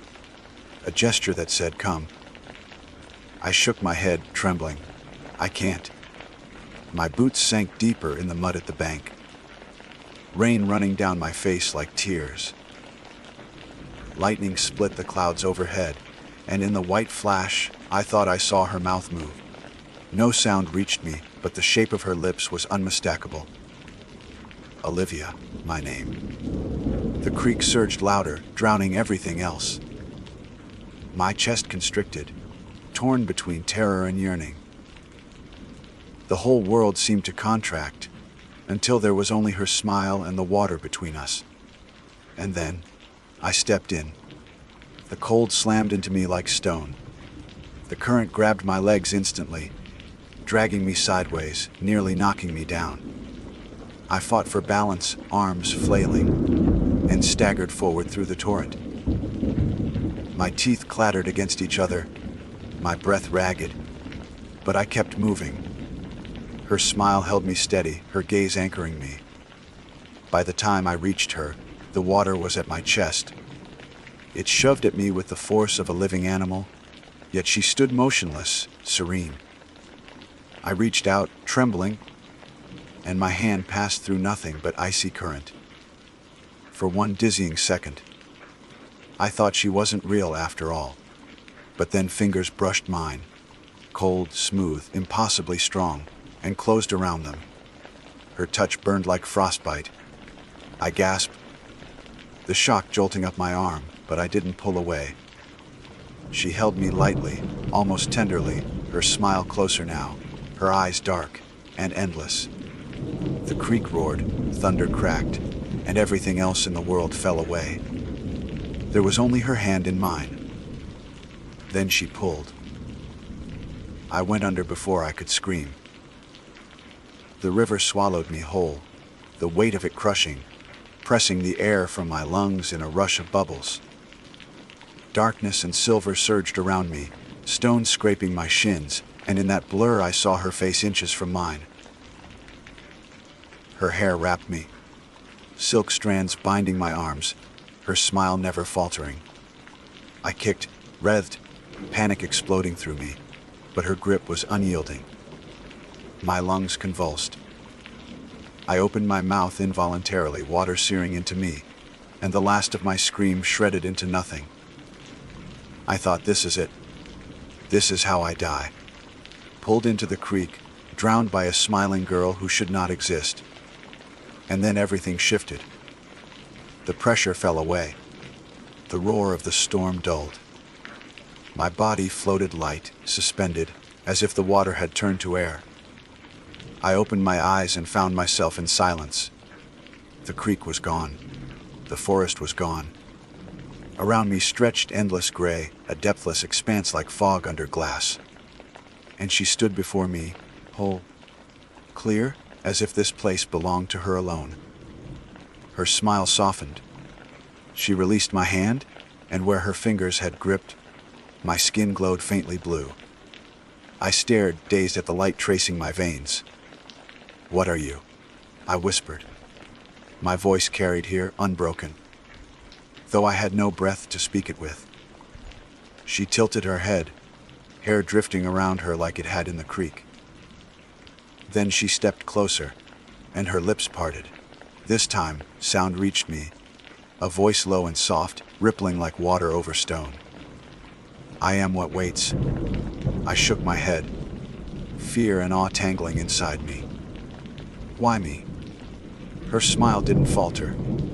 She lifted a hand and touched her fingertip to the center of my chest. Cold radiated through me, spreading like ink in water. "Because you stepped in." I tried to back away, but there was nowhere to go. The gray stretched forever, empty but heavy with presence. Her eyes never left mine. "You saw me," she murmured, "and now you are mine." I wanted to scream, to run, to fight. But part of me, the deepest part, wanted to surrender. To dissolve into that gray, into her smile, to stop fighting and simply belong. That temptation terrified me more than her grip. The gray shuddered. A crack split through it like lightning, and suddenly I was back in the torrent of the creek, coughing water, breaking the surface with a gasp so violent my ribs ached. The storm shrieked around me. The current dragged me downstream, battering me against rocks. Somehow I clawed my way to the bank, hauling myself onto mud, retching water, body trembling with exhaustion. I collapsed on the ground, rain pounding my face, lungs clawing at air. My vision blurred, darkness edging in. Just before it claimed me, I looked back at the creek. For a moment, just a flicker between lightning strikes, she stood there in the water again. Smiling, always smiling. I woke hours later under a thin dawn. The storm had broken, leaving the forest damp and silent. My body ached as though I'd been beaten, but I was alive. Somehow. My boots were gone, carried off by the current, and my clothes clung stiff with dried mud. I staggered to my feet, each step heavier than the last, and made my way back to the trailhead. The world beyond the trees looked unchanged. Cars on the road, sunlight pushing through clouds, ordinary life moving forward. But inside me, nothing was the same. Her touch still burned in my chest, that faint glow pulsing beneath my skin when I looked too closely. And every time I closed my eyes, I saw her waiting in the gray. I haven't gone back to the creek. Not yet. Maybe I never will. But I know this much: she isn't bound to that water anymore. I see her in reflections, in windows, in rain pooling on the street. Sometimes at night I wake to the sound of rushing water, though every faucet in my apartment is closed tight. And sometimes, when the silence is deep enough, I hear her voice echo inside me, "I am what waits." She is patient. She is smiling. And I know that one day soon, whether I choose it or not, I will step into her world again. My name is Thomas Reeves, and I have spent much of my adult life seeking quiet corners of the wilderness where human voices thin and the earth speaks louder. I am not a reckless man, though I confess I have always been drawn to the forgotten and the half-ruined. Places where history lingers like smoke, where the land remembers things better left unsaid. When I tell you what happened that night in the meadow, I need you to believe that I am not a liar nor a man prone to hallucination. I heard what I heard. Others with me did too. The fact that none of us can explain, it has haunted me more than the memory itself. We camped in that field beneath a clean sheet of stars and heard a church bell toll at midnight. Deep, sonorous, deliberate. Yet the nearest church had burned down decades before, and the sound was not drifting on the wind from some far off steeple. It rose from the earth itself, as though beneath our tents lay a buried cathedral, tolling for the dead. I had not planned the trip alone. 3 of us went out together. Myself, Daniel Hurst, and Mariah Lane. The 3 of us had been close since college, bound by hiking trips and the kind of friendship forged from long miles on the trail. Daniel was the strongest of us, a tall, rangy man with a laugh too quick and a voice that carried farther than he knew. Mariah was our careful one, the one who checked maps twice and packed bandages in her kit. I was somewhere between them, more reflective, not quite as bold as Daniel, not quite as meticulous as Mariah. We made a good balance. Or we thought we did, until that night tipped us all toward madness.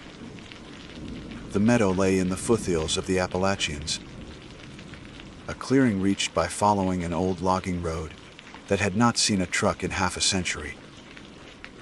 Wildflowers claimed the ruts, and the pines pressed close on either side.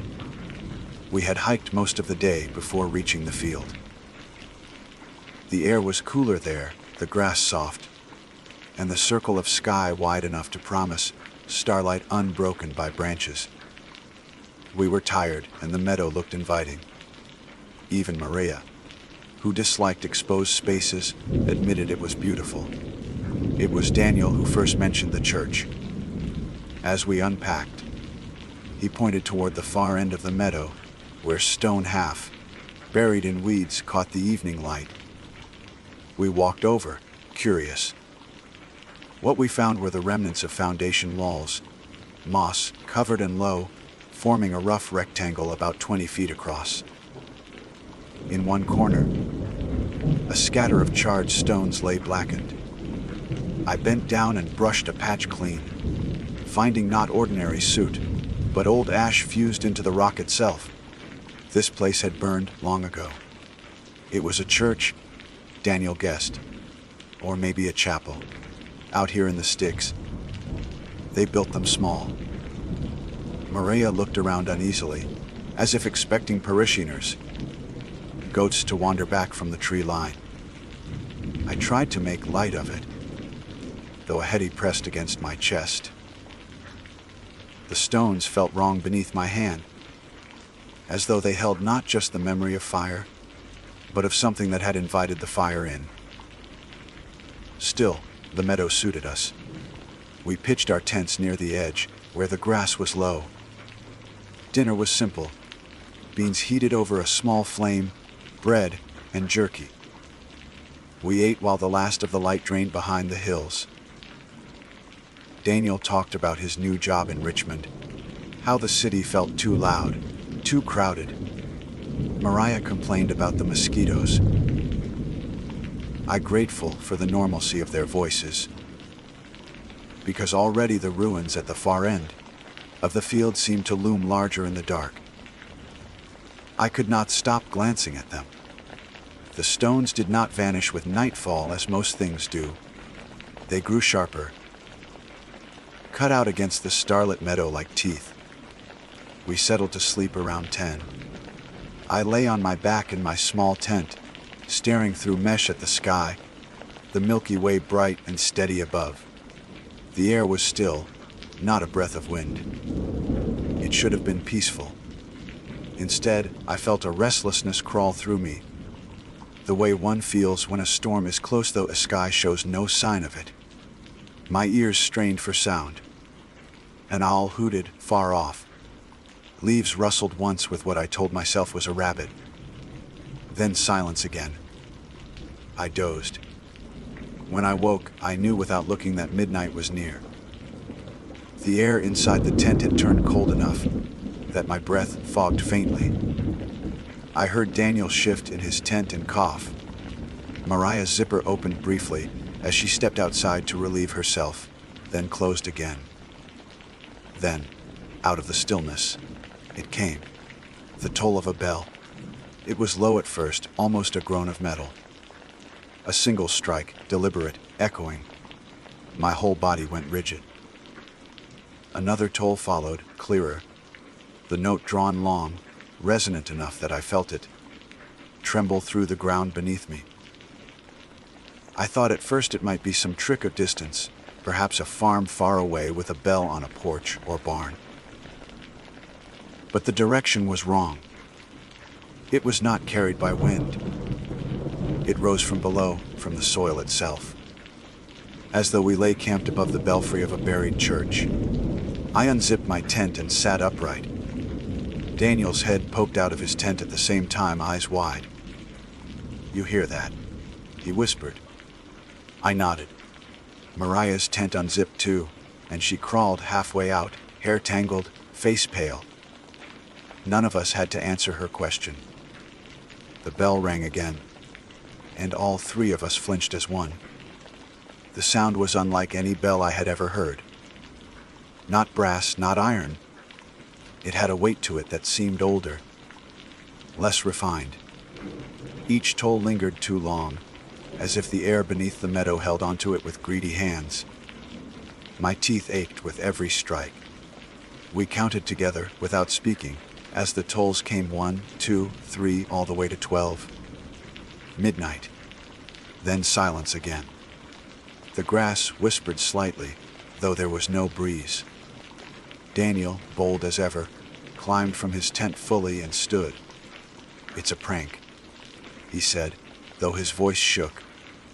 Someone buried speakers or something. But even as he said it, the impossibility of the idea was plain. Who would drag equipment out here, to this forgotten field, where no one came? And how could any speaker make the ground itself tremble? Mariah shook her head. "No, it's not a prank. This place, it was a church, Thomas. You saw the stones." Something stayed. Her voice cracked on the last word. She crawled back into her tent and zipped it shut, like a child hiding beneath blankets. Daniel looked at me. His bravado wavered. I saw it in the way his arms crossed tight against his chest, how his eyes kept flicking toward the ruins. "I'm going to check," he muttered. I told him he was a fool, but he was already pulling on boots. I followed because leaving him alone seemed worse. We walked together across the meadow, grass brushing wet against our legs, until we reached the low stones. The sky above was mercilessly clear, stars cold and sharp. The ruins looked no different than they had earlier, yet standing there, I swore the air pressed heavier, as though we stepped beneath an invisible roof.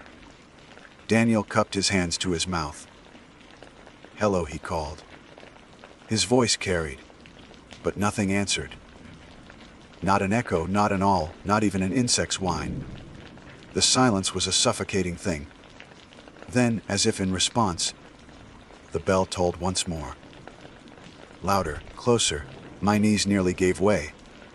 Daniel cursed under his breath and stumbled backward. I gripped his arm without realizing it. That strike was not part of any 12-count chime. It came after midnight. A 13th toll. And then another. The meadow rang with sound, yet still it came from beneath our feet. Daniel dragged me back toward the tents. We ran, tripping on grass, fumbling in the dark.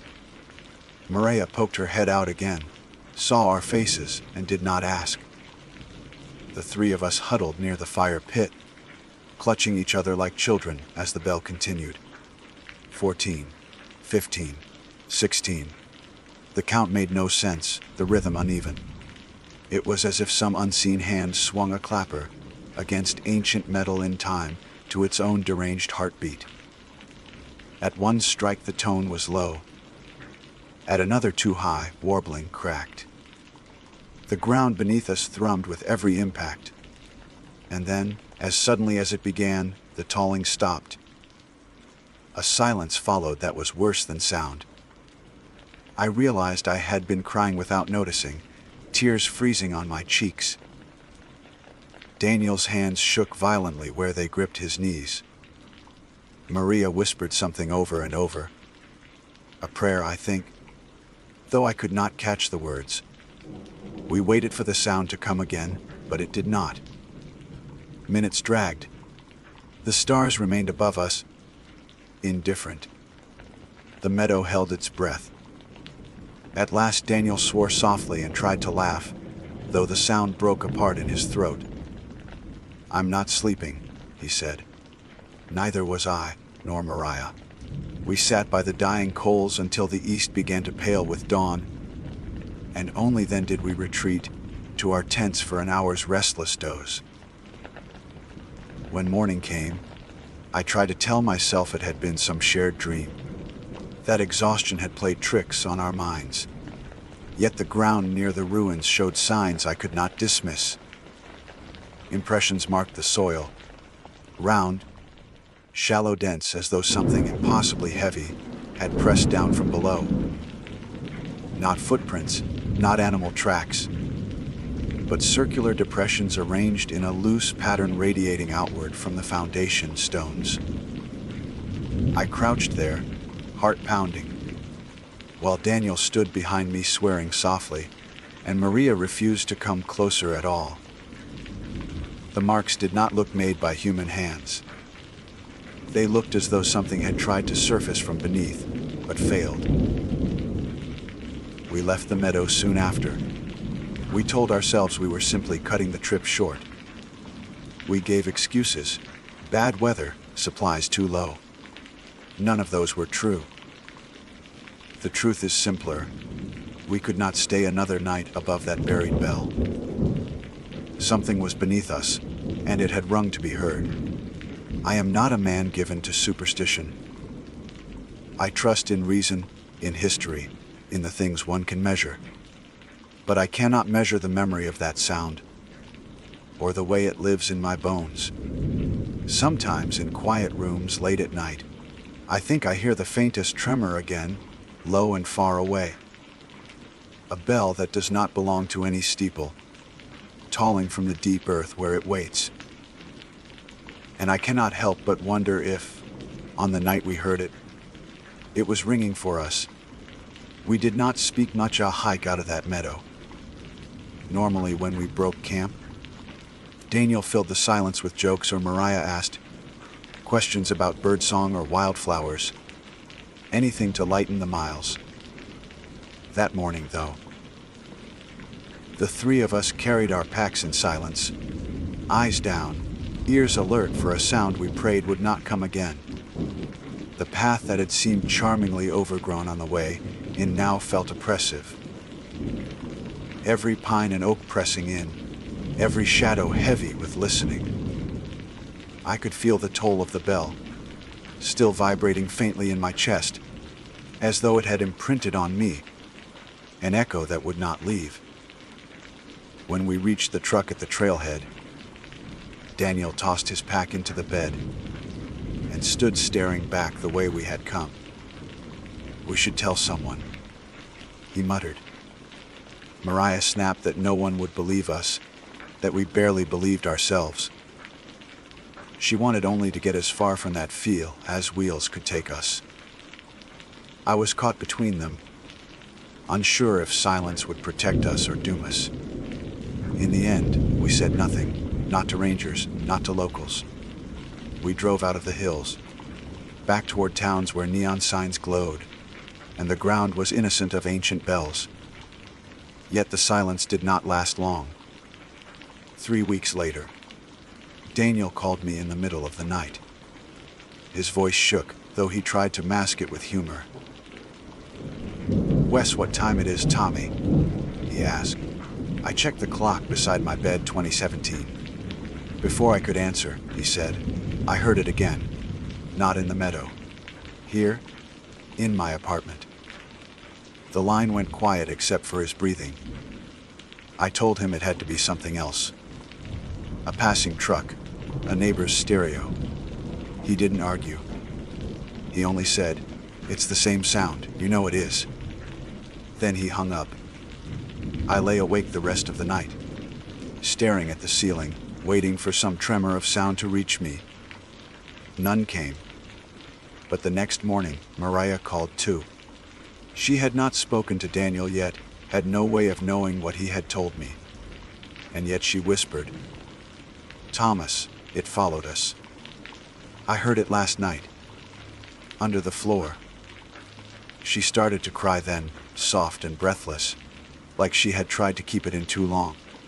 I told her she was tired, that the city held plenty of noises, but my words sounded false in my own ears. I tried to keep my life steady. Work, errands, days that unfolded in ordinary rhythm. But cracks showed. In the quiet moments when the refrigerator kicked off or traffic outside lulled, I swore I heard the faintest resonance beneath it all, like a wire humming under tension. I would hold my breath, listening. Sometimes nothing followed. Sometimes a low groan swelled, almost imperceptible, as if the bell were testing its voice at the edges of my hearing. Daniel changed first. He grew erratic, missing work, ignoring calls. When I did manage to reach him, his voice was fevered, too fast. He said the bell was counting, that each night it added another toll past midnight. 13, 14, 15. It's getting closer to something, he insisted. Like a countdown in reverse. Or it's adding to a weight, Thomas. I can feel it in my bones. Like I'm the clapper inside. I begged him to see a doctor. He laughed, but it was hollow, a sound stripped of humor. Mariah withdrew the opposite way. She stopped leaving her apartment except for necessities. When I visited, I found blackout curtains drawn tight, lights off. She spoke little, only nodded or shook her head. But once, when she drifted towards sleep on the couch, I heard her mutter a word over and over. 12, 12. Her lips moved in rhythm, as if she were counting invisible tolls. When she woke and saw me watching, she turned her face to the wall. I tried to tell myself they were unraveling from stress, not from anything real. Yet late one night walking home, I passed by an empty construction site. Steel beams jutted from concrete foundations, a half-finished skeleton. The city was quiet, the hour late. And from deep within that hollow shell, I heard it. A single strike. The same metallic groan. Rolling out too long, pressing against my chest. My knees weakened. The beam of the nearest streetlight flickered, buzzing. I stood frozen until the silence returned. Then I hurried home, every step heavy with dread. I thought about researching. Libraries, archives, county records. Anything to anchor the Meadows burned church in history, to explain what lay beneath. But part of me recoiled. If I looked, I might find proof, and proof would mean there was no escape. Still, the idea gnawed at me. At last I drove back toward the foothills alone. Daniel ignored my calls by then, and Mariah refused to leave her apartment. So it was only me, retracing that rutted logging road, until the meadow opened before me once again. It looked unchanged. Grass swayed, gold in the sun. The ruins crouched at the far end, indifferent. But the silence was different now. Thick, waiting. I forced myself to walk to the charred stones, crouch low. Run my fingers along the blackened rock. They pulsed faintly with warmth, though the sun had barely touched them. Kneeling there, I felt a hollow beneath, as if the ground itself were less solid. I pressed my ear to the earth. At first only my own heartbeat. Then, faintly, impossibly, a muffled resonance. As if far below, metal swayed. I scrambled back, heart hammering. Something about the act of listening directly had crossed a line. The air above the ruins grew stifling, though no wind stirred. I left then, not running but walking fast, trying not to show my back. Every step away loosened the pressure, yet the knowledge stayed the bell was real, and it was awake. The next week, Daniel vanished. His boss called me, worried. His apartment door was locked from the inside, chains still set. No signs of struggle. But the floor of his living room bore marks I recognized too well, shallow round impressions, radiating from a center point, as if something pressed up from beneath. Police shrugged, called it stress, disappearance by choice. They never explained how a man left an apartment with the chain engaged. I did not tell them what I knew. Mariah broke next. She called me one last time, voice a whisper. It rang 19 tonight, she said. Do you hear me, Thomas? 19. It's coming above ground. I can't. Her breath hitched. Then she said something I will never forget. When it tolls for 24. We won't be here anymore. Then the line cut. I drove to her building, but she was gone. Curtains drawn, door locked, silence absolute. Alone now, I tried to pretend life continued. But the bell would not let me. Each night the sound grew stronger, no longer faint but clear, striking at times that did not match any clock. Sometimes one toll, sometimes 3 in a row, each one bending through the walls, through the bones of my skull. I stopped sleeping, waiting in dread. I marked the count as Daniel had. 19, 20, 21. I began to dream, if those visions can be called dreams. I saw the meadow split open, soil crumbling inward as if the earth itself bowed. Beneath, a shape vast and terrible stirred. Not a bell hung in a tower, but something more ancient, a vessel, a weight. A voice hammered into metal older than memory. And it swung without ropes, without hands, moved by some force beneath. With each swing, darkness spread outward, washing through roots, through stone, through every living thing. I woke gasping, ears ringing with sound. I told myself not to count. to resist the rhythm. But the human mind clings to numbers like a drowning man to driftwood. I could not help it. 22. 23. Each toll came slower now, stretched further apart, as though savoring the final approach. My windows rattled with each. Shadows seemed thicker in corners, stretching too far. The world itself seemed to pause, waiting. The last night I remember clearly. I sat at my desk, head in my hands, when the toll came again. Louder than ever. The glass in the window shook. My teeth ached. My chest vibrated like a drum. I whispered, 24, though the count had not yet reached it. I knew the next strike would be the last. Not the end of the bells, but the end of us, of me. I do not remember falling asleep, but I woke in darkness thick as tar. Not my room, not any place I knew. The ground beneath me was stone, damp and cold. I rose, disoriented, and then I saw them. Daniel and Mariah, standing at the far end of the chamber, eyes hollow, faces slack. Between us loomed the bell itself. Massive, black, its surface scarred, as if forged in fire older than fire. Chains coiled around it, embedded in the walls, as though something had once tried to hold it still. The air trembled with its presence. Daniel lifted his head, lips moving soundlessly, as though the toll already echoed inside him. Mariah's hands reached out toward me, pleading, but no words came. The bell shifted, though no rope swung it. And as the clapper struck, the chamber roared with sound that was not sound. A weight that flattened me against stone, that split thought from thought. My last memory was the vibration burrowing deep into my chest, claiming my heartbeat for its own rhythm. And then I woke again, back in my bed, drenched, chest aching. The clock read 3:11. My apartment was silent, yet deep beneath the silence, I thought I still felt the faintest tremor, as if the 24th toll had not ended but only begun. After that night, I stopped pretending I could separate dream from waking.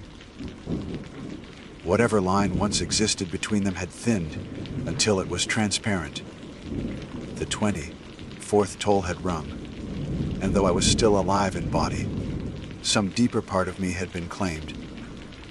I walked through days in a fog, unable to shake the feeling that the world around me was only a fragile crust stretched over something vast and waiting. People noticed. At work, my supervisor pulled me aside, asked if I was drinking, if I was sick. I told him I hadn't been sleeping, which was true. He suggested medical leave.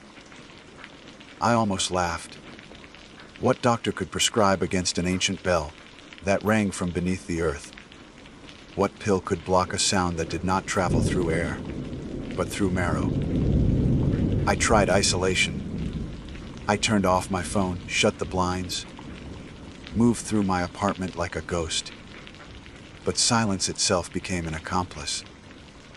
The less noise I surrounded myself with, the clearer the bell returned. In the hum of the refrigerator, in the whisper of the pipes, in the pulse of my blood.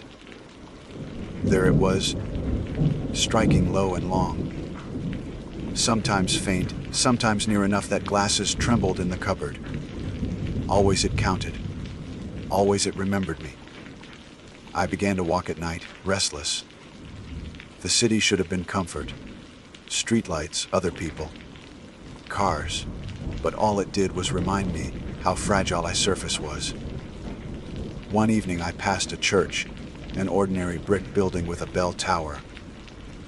A service had ended, parishioners spilling out with chatter and laughter. I lingered across the street, staring. Then their bell rang once. Harmless and bright, and still my chest tightened in terror, because it was not the sound I knew. It was a child's toy in comparison, a tinkle against the vast groan from beneath. I turned away and fled. It grew worse when I realized the tolls were no longer bound to midnight. They came at random hours. 2 in the afternoon, just as I was reaching for a cup of coffee, the ground trembled underfoot. 4 in the morning. As I tried to force sleep, my bed shook as though a truck had passed. But there was no truck, only the bell. I stopped counting, but the rhythm lodged itself in me anyway. I would wake with the number in my mouth, whispered like prayer. 27. 31. 35. Sometimes I heard voices laced within the resonance. Not words exactly, but cadences, like a congregation murmuring responses. Their language guttural, ancient. I would press my palms to my ears, but the sound seeped through skin and bone, unstoppable. On more than one occasion I found myself mouthing along, throat working to shape syllables I did not know. I would catch myself in the mirror, lips moving in rhythm, eyes glazed, and recoil in horror. I began to fear I would dissolve entirely, that I was not hearing the bell so much as becoming part of it. Maybe that was what had happened to Daniel and Mariah. They had not vanished. They had been absorbed. When I closed my eyes, I saw their faces again, blank bodies swaying with the bell's invisible arc. The thought that I might join them made bile rise in my throat. Yet beneath the fear, a darker pull tugged. There was a sweetness in surrender, a lure in belonging to something vast. The more I fought it, the stronger it pulled. Desperation drove me back to the meadow. I told myself it was to end this, to find proof, to confront whatever lay beneath. But in truth, part of me wanted to return, because the waiting in the city was worse. At least in the meadow, I would stand at the threshold. I left before dawn, drove until the hills rose again, parked at the trailhead, and hiked in alone. The meadow looked as it had before, grass waving under a clear sky. Yet I felt watched the instant I stepped into it, as if the air thickened. The ruins hunched at the far end, black stones like teeth. I walked to them, every step weighted. When I reached the charred foundation, I knelt and pressed my hands flat to the ground. Warm, even in cool morning air. The warmth spread into me, climbing my arms like veins of fire. My vision wavered. I thought I heard whispers below, dozens of voices rising in chant. I shouted then, words I barely recognized as my own. What do you want from me? My voice echoed strangely, as if bouncing from walls far below the earth. The meadow held its breath. Then the ground beneath me shifted. Not an earthquake, not rumble, but a slow hiving, as though something vast turned in its sleep. Dust rose from the cracks in the foundation stones. And then it told. I had thought I knew the sound, but this was different. This was not a bell struck from a distance. This was the bell itself, directly below me, and the force of it drove me to my knees. My ribs vibrated until I thought they would shatter. The grass flattened outward in a ripple, though no wind stirred. Another toll followed, and another, each one slower, deeper, like a heartbeat older than the world. I clamped my hands over my ears, but it made no difference. The sound was inside me. The sky darkened though no cloud passed. Birds fled shrieking. I staggered to my feet, stumbling backward, eyes on the stones. And then I saw it, a crack opening between them, narrow but widening. The soil crumbled inward, revealing darkness. Not ordinary darkness, but a void so complete it felt like staring into absence itself. From that gap rose a draft of air, cold and damp, carrying with it the stench of ancient metal and burned stone. Something was rising. I did not wait to see more.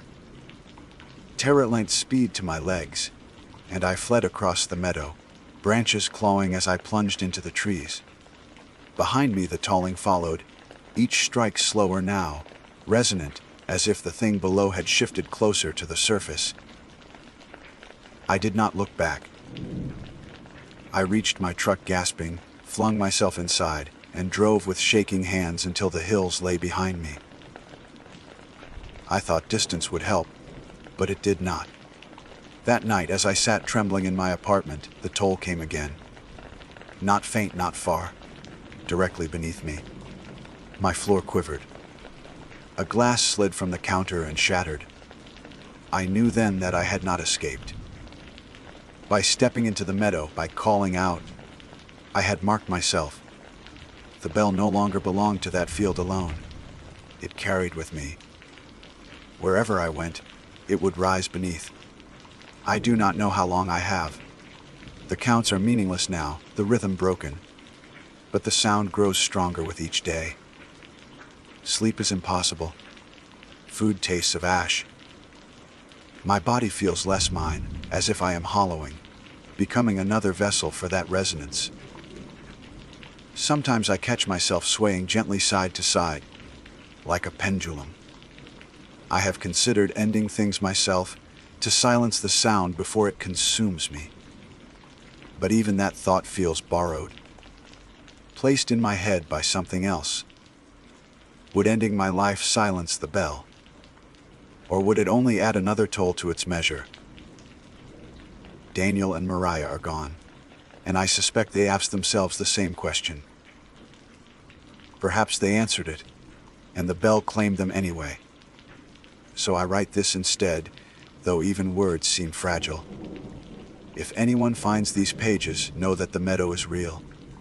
The ruins are real, and the bell is not confined to earth and stone. It is patient, seeking, spreading. Do not go there. Do not listen. Above all, if you hear a toll at midnight, or at any hour when no bell should ring, do not count. Counting is how it finds you. Counting is how it names you. I have stopped marking the numbers, but I know the sound continues. Even now, as I set down these words, I feel the vibration swelling. My lights flicker. The air in my lungs trembles with it. The walls groan as though straining to hold something back. It is not the 24th toll anymore. It is something larger, endless, a measure without end. The floor beneath me bulges slightly, plaster cracking at the edges. I do not need to look to know the shape a circle pressing upward, as though the rim of a great bell were about to break through. Dust falls from the ceiling. My desk shudders. If this is the last thing I write, let it be a warning. The bell is not history. It is not confined to burned chapels or forgotten meadows. It is older than those stones, older than fire. It rings beneath us all, waiting for ears willing to hear. And once heard, it cannot be unheard. The strike comes again now, so loud it swallows thought. My ribs bend inward. The windows burst outward with the pressure. I fall to my knees, hands clutching ears that are already bleeding. The floor splits, and from the crack rises not light, not shadow, but sound given form. A resonance so dense it feels like metal made liquid. It surges upward, and I see shapes within it. Faces half-formed, mouths open in silent cries, their bodies swinging like clappers inside the sound. Daniel, Maria, and others I do not know, countless others, all tolling together. It is calling me to join. My heartbeat falters, sensing to its rhythm. My vision narrows. Still I try to hold on to words, to scratch them down, though the page trembles. The bell is not beneath anymore. It is here, in the room, in my chest, in the marrow of the world. When it tolls again, there will be nothing left of Thomas Reeves. Only another note in its endless song. My name is Deshaun Miller. I was raised in Charleston, South Carolina. But for most of my adult life I sought work that kept me close to the outdoors. I found myself drawn to the quiet that only the woods could provide. That layered hush where the sound of wind through pine needles seems louder than the buzz of city traffic. Over the years, I learned that solitude is a gift, but it is also something that can weigh on you if you are not ready for it. Camping trips, long hikes, nights spent alone under the stretch of stars became my way of recalibrating when daily life pressed too hard. I considered myself seasoned enough to know when a forest felt welcoming and when it whispered warnings. That experience is the only reason I trust my memory of what happened, because if I did not, I might convince myself it had been a dream. The trip that led to this story took place in late September.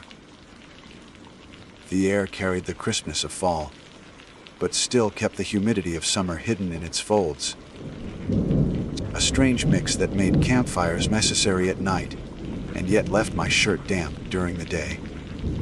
I had driven west from my home for almost 9 hours until the roads narrowed and the trees began to close in around me. My plan was simple. 3 nights in the state forest, away from the obligations waiting back in Charleston, away from phone calls, away from anything but the dirt path under my boots. I packed light: 1 tent, a small camp stove, food rations, a water filter, and a lantern I trusted. The trailhead greeted me empty. Only 2 cars sat in the gravel lot. I checked the registry board, signed my name in the notebook the rangers kept, and noted that 2 groups had signed in the day before. I liked that. Knowing others were scattered out there in the dark woods comforted me. A forest feels different when you believe you are the only soul for miles. It can become too quiet, too wide, and in that emptiness your mind begins to supply its own sounds. I hiked steadily for several hours, and the sun began its slow tilt down behind the ridges. My destination was a small clearing, marked on the map, beside a creek that ran cold and steady even in dry months. I followed the path through stands of birch and poplar, the ground damp with fallen leaves that clung to my boots. Around a bend, as the light dimmed toward dusk, I noticed a flicker of orange through the branches ahead. Another camp. The scent of wood smoke followed a moment later, carried down the slope on a shifting wind. When I came close enough to see clearly, I found a group of campers already settled. 4 of them, arranged around a fire ring. Their tents stood behind them in tidy rows, their gear packed with care. The fire snapped and hissed, sending sparks upward like fireflies. I slowed, lifted my hand, and gave them a wave. It is the polite thing to do out in the wilderness. Acknowledge fellow travelers, even if you plan to keep your distance. They waved back. All 4, in unison, their arms lifting at the same rhythm. At first I smiled, but then my eyes adjusted to the low light, and my stomach clenched. Their faces caught the glow of the flames, in a way that revealed too much and too little at once. The sockets where their eyes should have been were hollow. Not covered, not closed, but emptied. Deep black voids that caught the firelight and reflected it like still water. I froze mid-step. The air felt different here, too heavy to breathe properly. I blinked once, twice, hoping that my vision had betrayed me in the poor light. The faces did not change. They remained looking at me, all 4 mouths, curved upward in something like a smile, their eyeless sockets drinking the orange glow of the fire. Their hands lowered again, all at once, and they turned back toward their flames as though nothing strange had passed between us. I walked on. What else was I supposed to do? Call out? Demand an explanation? In the woods, when you meet someone who unsettles you, the best course is often to keep moving. I pushed my legs forward, keeping my gaze ahead, and only allowed myself a glance back. Once I had put 50 paces between us. The fire burned steady behind me, their silhouettes unmoving. I could not see their faces anymore, and I told myself perhaps that was for the best. My own campsite lay a quarter-mile farther along the creek. By the time I arrived, full night had set in. The trees formed a ceiling that let in patches of stars, but kept the ground cloaked in shadows. I pitched my tent with hurried hands, lit the lantern, and boiled water for my simple dinner. The act of routine calmed me. Food, warmth, shelter, 3 things that make fear feel smaller. And yet, as I lay in my sleeping bag, listening to the crackle of the lantern fade as its fuel ran low, I could not let go of the image. Those faces, those hollows where eyes should have been. I told myself it was a trick of the light. The fire had cast strange shadows. Their faces were dirty from ash or soot. Anything rational was better than the truth my gut whispered. Because the truth was simple and impossible. I had waved at 4 people who had no eyes, and they had waved back, as if they had been waiting for me to notice. I rolled onto my side, pulled the bag tight under my chin, and tried to will myself to sleep. But sleep does not come easily. When the dark outside feels like it is leaning against the thin nylon of your tent. The forest did not rest that night, though I tried to convince myself otherwise. I kept waking to the faintest sounds, a twig snapping under something heavier than the squirrel, the shuffle of leaves, a splash in the creek that seemed to deliberate. I would blink in the dark, listening, heart hammering against my ribs, before the silence pressed in again, so complete it felt like being buried. Each time I closed my eyes, those hollow sockets stared back at me, blacker than the night itself. By morning, I told myself I had exaggerated everything. Sunlight has a way of cleaning wounds and scrubbing away nightmares. I brewed instant coffee, let the steam rise past my face, and watched a creek catch morning light. The air smelled of wet earth, crisp pine, and nothing else. No smoke. No human trace. I considered retracing my path to the trailhead, but pride is a dangerous thing in the woods. It makes you ignore the instinct that is shouting at you to leave. I told myself I had come for 3 nights, and 3 nights I would stay. By noon I was hiking further down the trail, carrying only a day pack. The deeper I went, the quieter the forest seemed. The usual background of birdsong felt muted, as if the trees themselves were holding their breath. I scanned constantly for tracks, for any sign of the other campers. It struck me as strange, 4 people with a blazing fire, yet I had not heard a single voice, not even a laugh or a cough. Campsites echo in the woods. Theirs had been silent except for the fire. When I returned to my camp in the late afternoon, the creek gurgled on, steady and indifferent. I cooked a meal, forced myself to read a paperback I had stuffed in my pack, and tried not to imagine them sitting just out of sight. The second night came colder, the kind of cold that creeps into your bones, no matter how tightly you wrap yourself. The lantern cast long shadows on the tent walls. I must have dozed because I woke to the sound of footsteps in the leaves. Slow, measured. Not the scamper of an animal, but the deliberate tread of someone placing their weight carefully on the ground. My mouth dried out instantly. I held still, breathing shallow. The footsteps circled, once, twice, brushing close to the nylon of my tent before drifting away. I waited, frozen, for hours until the dawn finally smeared gray light through the treetops. Exhausted, I stumbled back up the trail after breakfast, determined to see that campsite again in daylight. I wanted proof of what I had seen, something physical. Charred logs, boot prints, anything to remind me that I had not imagined them. I walked the quarter-mile back to where their fire had burned.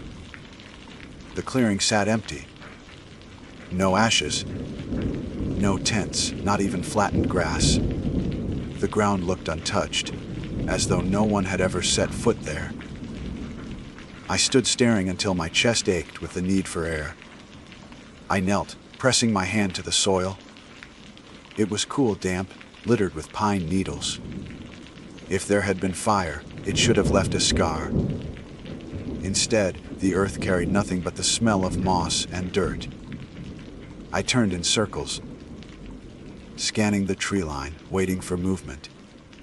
But there was none. When I made it back to my tent, the sense of being observed clung to me like smoke. Every tree trunk seemed wider than it should, as if hiding someone behind it. Every hollow in the ground looked deep enough to hold something waiting. By the time night fell again, my nerves were raw. I built a fire higher than usual, feeding it until the flames spat sparks like stars, just to keep the dark back.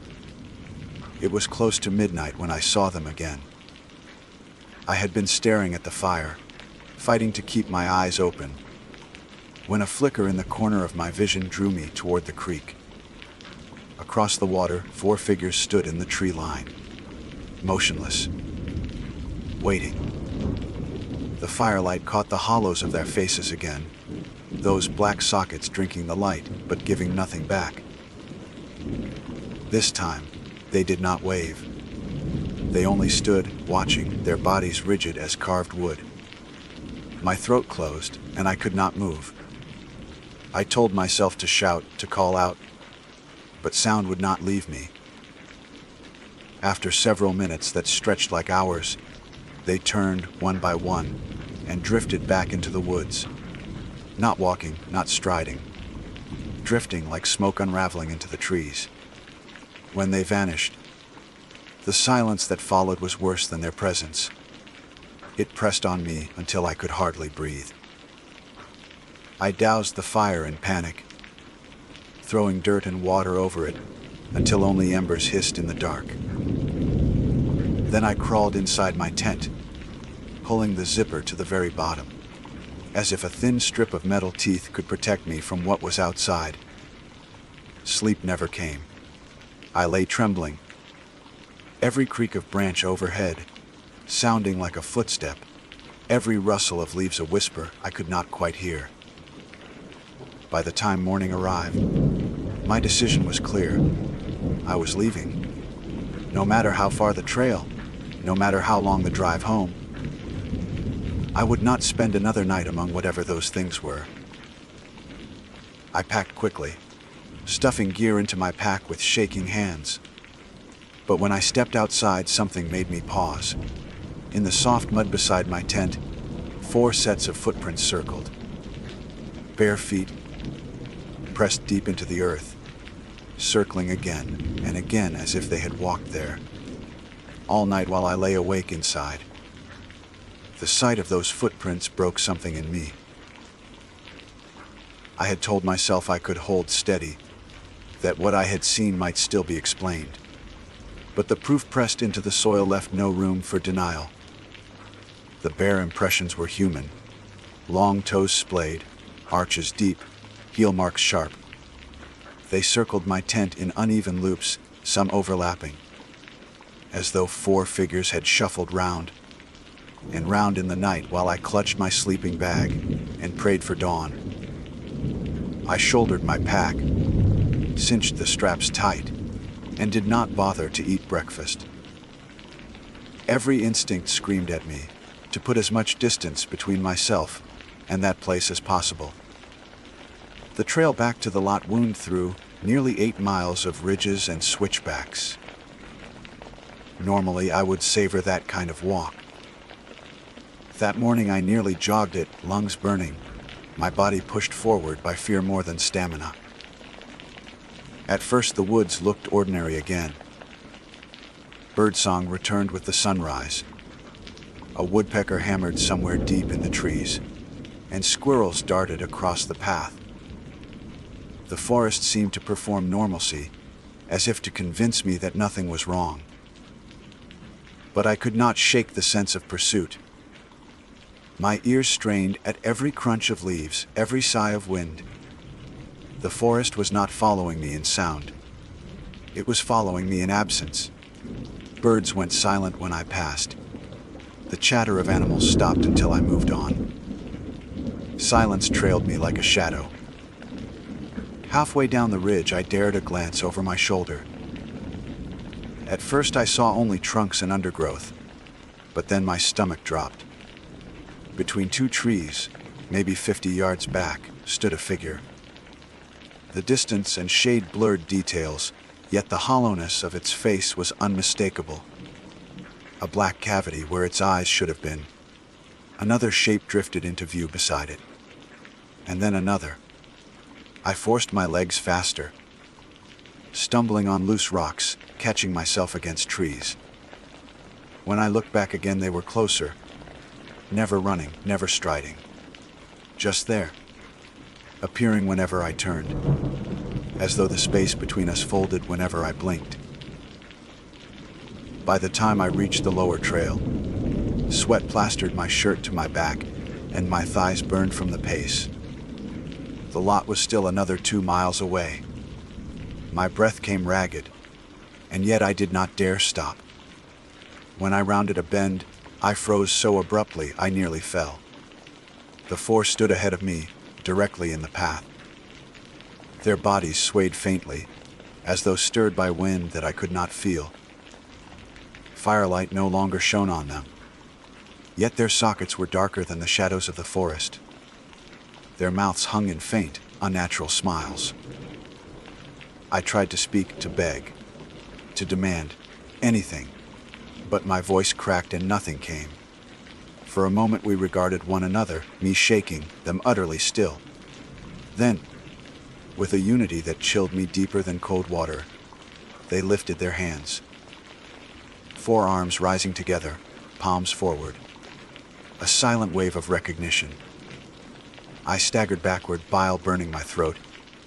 I wanted to run into the trees, cut a new path, abandon the trail entirely, but terror anchored me. And then, as before, they turned. Not one at a time, but in exact unison. Pivoting and drifting into the brush until the path lay clear again, I ran. Branches whipped at my arms and face. Stones slid under my boots. I did not care.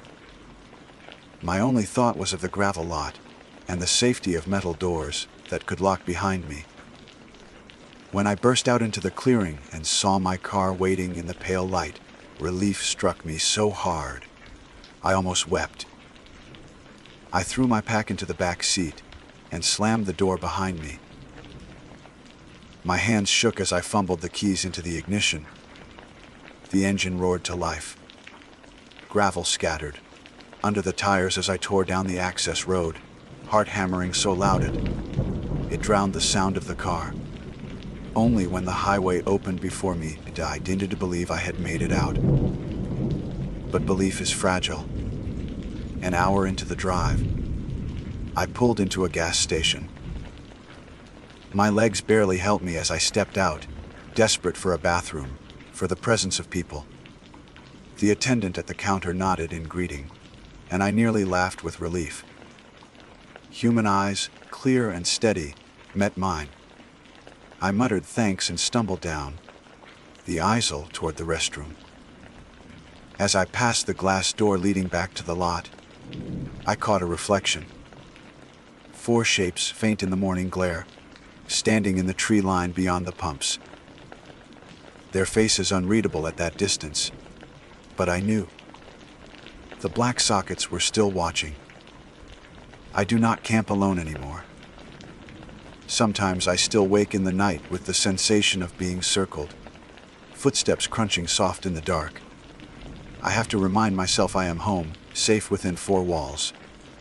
But even then, the thought that claws at me most is not that they followed me in to the gas station parking lot, or that they might still be out there in the woods. It is the possibility that, on some level I cannot explain, when I lifted my hand to wave that first night, I invited them to notice me. And once something like that notices you, it never really lets go. My name is Evelyn Cross. I am 32 years old, a schoolteacher by profession, and someone who has always believed in practical explanations for the strange things people whisper about the wilderness.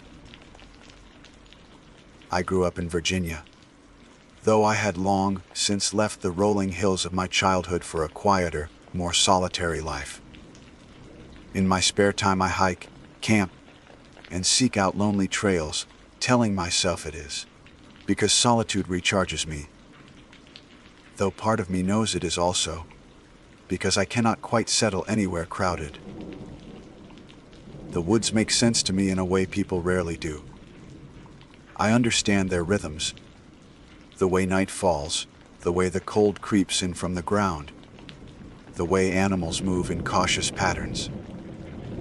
Nothing in my years outdoors prepared me for the night that still sits in my mind, refusing to soften, refusing to fade.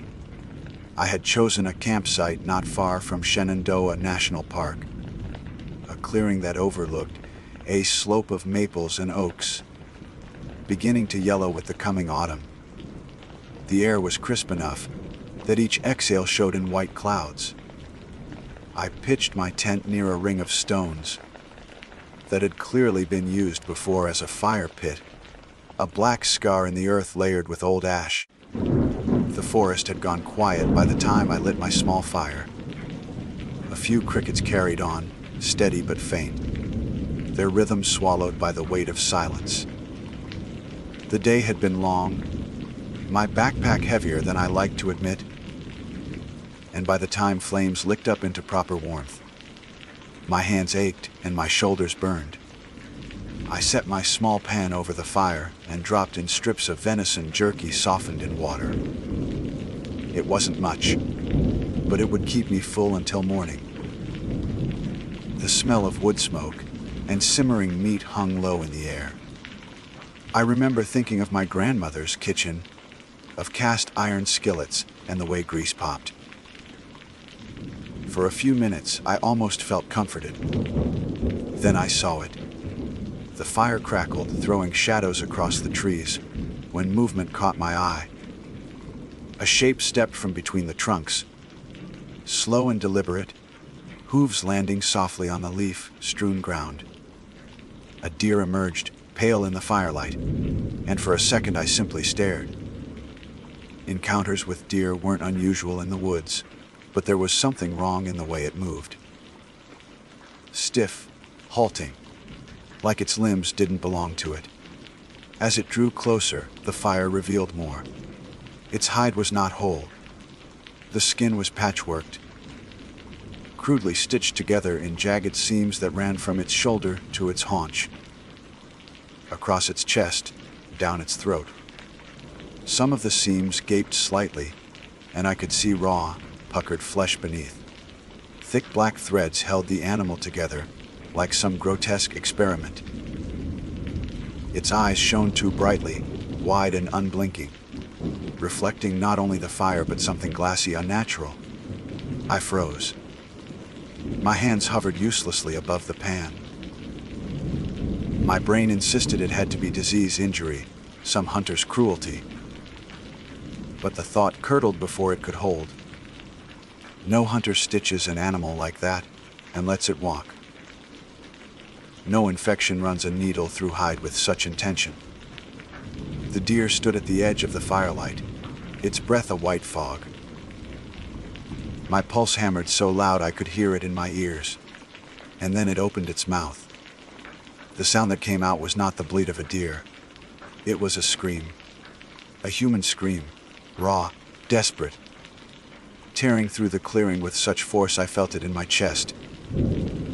High, pitched at first, then cracking into a guttural wail that made the hairs on my arms rise. My stomach clenched so hard I nearly doubled over. I can still hear it, echoing through bone and memory. I scrambled backward, kicking dirt into the fire. Sparks leapt up, the flame dimmed, shadows surged. The deer didn't move closer. It only screamed again, louder, carrying into the trees. I clutched the handle of my hunting knife, though I knew, deep down, the thin blade would mean nothing. The second scream broke into silence as suddenly as it had begun. The forest swallowed the sound. For a heartbeat there was nothing. No crickets, no rustle of leaves, no fire crackle. My ears rang with emptiness. The stitched deer tilted its head, thread-bound skin pulling taut across its jaw, and then it stepped backward into darkness. One moment it was there, caught in the trembling glow. The next, it was gone. I sat rigid, my knife trembling in my hand, listening for hooves, for broken branches, for any proof it had left. Nothing came. Only the slow return of the forest, the faint scrape of leaves, the distant call of some night bird. As if the woods had exhaled again after holding its breath. I don't know how long I stayed frozen like that. My food burned to a crisp in the pan. The fire sank into sullen embers. Every nerve in me screamed to run, but my body refused to move. It felt like moving would call it back, like it was still just outside the circle of dim light, waiting. When at last I found the strength, I pulled the pan from the coals, shoved it aside, and crawled into my tent. My hands shook so badly, it took 3 tries to pull the zipper. Once inside, I crouched in the darkness, listening. I told myself the thin nylon walls offered safety, though I knew better. Every gust of wind through the trees sounded like hooves. Every creak of wood was a seam pulling tighter. I held my knife in my lap until my hand ached from the grip. Sometime near dawn I must have drifted into shallow sleep, because I woke to light seeping pale through the fabric. I opened the flap with stiff, exhausted fingers. The clearing looked ordinary. Birds trilled. Sunlight touched the ashes of my fire. For a second I almost believed I had imagined it. Then I saw the ground at the edge of camp. The earth was churned with deep indentations, not quite like deer tracks. The spacing was wrong, too close together, the shape elongated. Some pressed heel, like impressions where no hoof should leave one. The prints circled my campsite, once before vanishing back into the trees. I knew then it hadn't been dream or madness. Something had stood there, stitched and screaming, and watched me until the sun drove it back.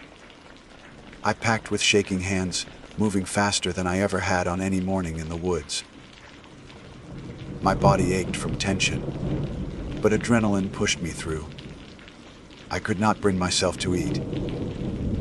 I stuffed everything haphazard into my pack and left the fire pit cold. My only thought was to get back to the trail, to put distance between myself and that clearing. The forest felt different as I walked. Lighter with daylight, but no less watchful. Every crow's call made me flinch. Every branch creak had me glancing over my shoulder. Once, I thought I heard the faintest echo of a scream, on the wind, carried from nowhere. My chest tightened until I nearly sobbed from the pressure. By midday I reached a ranger outpost along the trail, a squat wooden cabin with a faded green roof. Relief struck so hard I nearly stumbled. I thought about telling them, about walking in, describing the deer with stitched flesh, the human scream, the tracks. But what would I say? That I saw something impossible. That I was frightened out of my mind by a deer. They would smile, assure me it was exhaustion or a bad dream. Maybe report me as unstable. So I smiled instead, exchanged a few polite words about weather and trail conditions, and kept walking. Still, I could not leave it behind. The scream followed me, threaded through my thoughts like the seams on that body. By the time I reached my car and slammed the doors shut, my throat felt raw from the tight way I'd been breathing. I drove until the mountains shrank behind me, but even then I felt stitched eyes on the back of my neck. That was the beginning. The first time. I told myself it had been one horrific encounter, a nightmare dressed in flesh and thread, and that I was free of it. But the truth, which I only began to realize later, is that things like that do not come once and vanish. They linger. They follow. And sometimes they return. I tried to tell myself it was over. That one scream in the forest, one stitched together nightmare,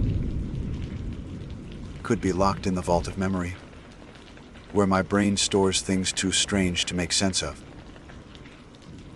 I told myself that if I just didn't talk about it, if I didn't give it life by describing it aloud, then it would stay in that clearing, in the ashes of my fire, and never find me again. For a time, it almost worked. I returned to work at the school, taught my students as if nothing had changed, walked the halls with a calm face. The ordinary rhythms of lesson plans and grading grounded me. A colleague asked if I had enjoyed my trip, and I nodded, careful not to let hesitation creep into my voice. Nights were the hardest. I would lie in bed, lights off, telling myself I was safe, only to jolt awake from the echo of a scream threaded through my dreams. It came to me in fragments, sometimes a child's cry, sometimes the howl of a woman in agony, sometimes a chorus of overlapping voices.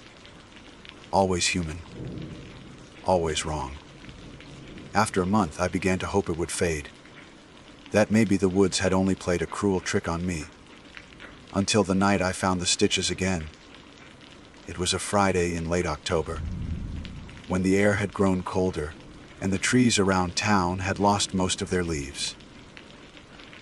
I had stayed late at school, finishing report cards, and by the time I walked home, darkness had settled heavy over the streets. My neighborhood was quiet, only a few porch lights flickering on against the dusk. I cut across a small park as I always did, the path lined with skeletal oaks. Halfway through, I noticed something on the ground just beyond the path, glinting faintly in the weak glow of the lamppost. I thought at first it was a strip of fabric, maybe fallen from someone's jacket. Curiosity tugged me closer. It wasn't fabric. It was skin. A small, ragged piece, no bigger than my hand, stiff and curled at the edges. Along one side ran a line of thick, black thread, knotted tight and uneven. My throat tightened as I stared. The thread was identical to what I had seen in the clearing, the same jagged seam that had run across the deer's hide. I bent closer, but the smell hit me before I could touch it. Sweet, rotting, unmistakably organic. I staggered back, gagging. I wanted to convince myself it was a prank, some Halloween prop discarded by kids. But when I lifted my head, I realized the piece of skin wasn't alone. Another scrap lay a few feet further, and another beyond that. A trail of stitched fragments, leading away from the path and into the darker part of the park, where the lampposts didn't reach. I didn't follow. I couldn't. My legs carried me out of the park so fast my breath tore at my lungs. At home, I locked the door, pulled every curtain closed, and sat trembling at the kitchen table with my hands wrapped tight around a mug of tea. I never drank. I couldn't stop seeing the thread. I couldn't stop thinking about the way the seams had looked across that deer, holding it together as if it had been made, not born. That night I dreamed again.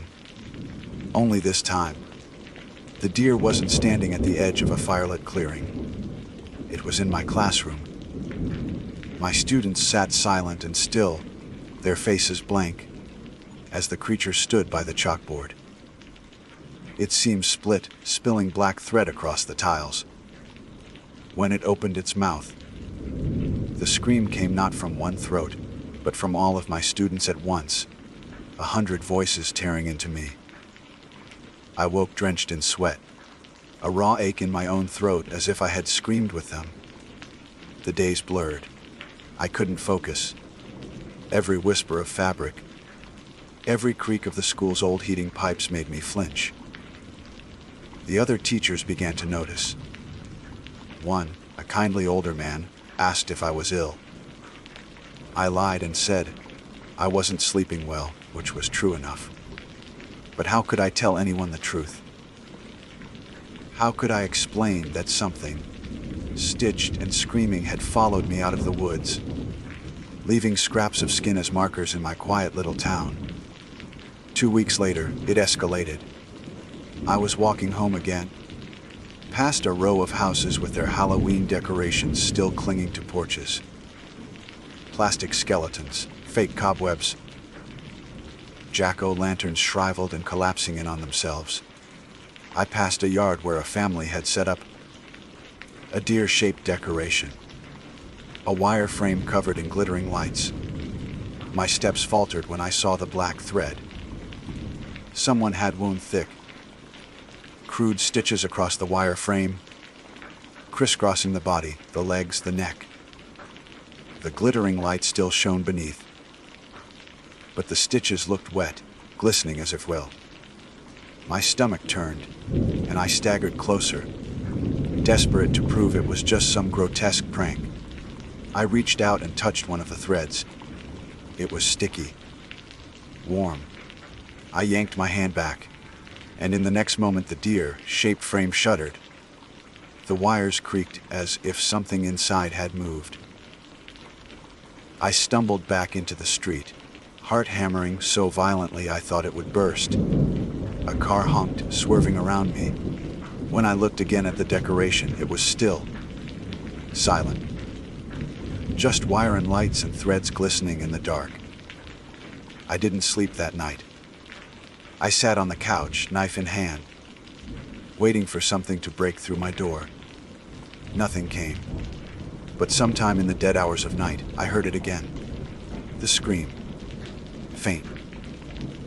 Carried on the wind, but close enough that rattled the glass of my windows. I don't remember falling asleep. I only remember waking to daylight, my knife still clutched in my aching hand. I couldn't pretend anymore. It wasn't just the woods. It wasn't just a single encounter. The thing, the deer, or what wore its shape, had found me here. It was weaving itself into my life, leaving fragments and signs, ensuring I couldn't dismiss it as a nightmare. I stopped going for evening walks. I left the curtains closed. I carried the knife everywhere. Absurd it felt to slip it into my purse beside pens and lesson plans. My world shrank to the school and my locked apartment. Even there, I couldn't shake the feeling of seams pulling tight around me. The children noticed my change. I caught them watching me with wide, uncertain eyes, whispering about how tired I looked. Once, in the middle of a lesson, one boy raised his hand and asked if I had, crying because my voice sounded like someone screaming far away. I nearly dropped the chalk. I wanted to ask him how he knew what he had heard, but I bit my tongue. The nights grew worse. Scratching sounds came at my windows, faint but steady, as if hooves dragged along the glass. Sometimes I woke to the smell of rot seeping through the vents. Once, half asleep, I thought I saw thread dangling from the ceiling above my bed, swaying like cobweb. I didn't dare touch it. I just lay there, paralyzed, until morning burned it away. I began to wonder if this was what it wanted, to unravel me, to stitch its way through my life, until I was nothing but another scrap in its trail. And the worst thought of all was that maybe it hadn't chosen me at random. Maybe it had been waiting for me in those woods, the way a trap waits for the careless footfall. Maybe when I looked into its glassy eyes across the firelight, something bound me to it. The final straw came in November, one bitterly cold night when frost silvered the windows. I woke to a sound inside my apartment. Not outside, inside. A dragging, shuffling sound across the living room floor. I sat up in bed, breath frozen in my lungs. The knife was already in my hand. For a long time I listened, every muscle taut, the sound growing louder, closer. Then came the scream, bursting through the silence from only a room away. It was so loud the walls seemed to vibrate, my ears ringing with it. I stumbled out of bed, knife raised, throat raw with a cry I didn't recognize as my own. The living room was empty, but the carpet bore tracks. Long, smeared impressions, as if something heavy had been dragged across it. In the center lay a single piece of hide, stitched with black thread. It was fresh, warm. I dropped the knife and retched until my throat burned. By the time the sun rose, I was still sitting on the floor, the stitched scrap clutched in my shaking hands. I knew then that this wasn't going to end on its own. I could leave the apartment, leave the town, leave everything. But I had a sinking certainty it would follow. Whatever it was, it had chosen me, and there was no running far enough to undo that choice. That was the night I realized I couldn't just endure anymore. I had to understand. I had to find out what it was, where it came from, why it carried human screams inside the shape of a deer. Because only then, maybe, could I find a way to stop it. I spent the next week in a state of grim resolve. Fear was still there, thick in my throat, pressing into every corner of my days. But it had curdled into something harder. If I was going to survive this, I needed to know what it was. Ignoring it had failed. Hiding had failed. I needed to face the thing that had stitched itself into my life. I started with research. Old folklore, local legends, anything I could dig up about deer and the supernatural. My evenings were spent hunched over library books and scouring online forums where people whispered about cryptids and cursed hunts. The stories varied, but threads repeated deer as liminal creatures, symbols of passage between worlds, carriers of souls. Some tales spoke of hunters' sewings, skins together for rituals, binding human voices into the bodies of animals. A warning kept surfacing in different words. Stitched things are not alive, not truly, they are vessels. One night, buried deep in an online archive of Appalachian ghost stories, I found something that froze me in place. It was a scanned page from a handwritten, dated 1897. The ink was faded, but the words were clear enough. Wes saw it again this night. The deer that is not a deer. Its hide was stitched with black cord, and when it opened its mouth, it screamed with the voice of men lost to the forest. They say those who hear it thrice will be claimed, their flesh added to its seams. We lit the fire high, but still it came close, watching. I think it waits for me. I sat back, hands trembling. The words could have been my own. The stitched deer had been here before, more than a century ago. And someone else had heard it scream. The note about hearing it thrice gnawed at me. I counted silently. The clearing, that was once. The scream outside my apartment, that was twice. Did the faint, distant cries in the night count? The echoes I couldn't be sure were real. I didn't know. All I knew was that if the legend held, One more encounter might mean I wouldn't be here to write anything down. That was when I decided to return to the woods. It was madness, but I couldn't shake the certainty that the answers lay where it had first found me. Maybe in the clearing, maybe in the trees around it, maybe in the very earth where its hooves had left impressions like half-formed human feet. I packed carefully, more carefully than I had ever done for a trip. Lantern, extra fuel, food I wouldn't have to cook, salt, matches, a flask of liquor to steel my nerves, and always the knife. It felt pitiful against whatever it was, but leaving it behind was unthinkable. The drive out felt longer than it had weeks before. Every mile deeper into the mountains made my chest tighten. By the time I left the car at the trailhead, dusk was already sinking low, painting the woods in shadows. I forced my legs to carry me forward, one heavy step at a time, deeper into the forest, where the air smelled of damp leaves and smoke from unseen fires. The clearing looked unchanged when I reached it. The fire pit still blackened the ground. The slope of trees leaned the same way. It was as if no time had passed. And yet I felt eyes on me the instant I stepped into the circle of open ground. I set up my lantern, the flame throwing long shadows. The woods closed around me like a wall. My pulse skittered, but I forced myself to sit, to breathe, to wait. Hours passed. The night deepened. I sat by the dim light, knife across my knees, every sound amplified. An owl's cry, the crack of a branch, the rustle of leaves. Midnight came, and with it silence.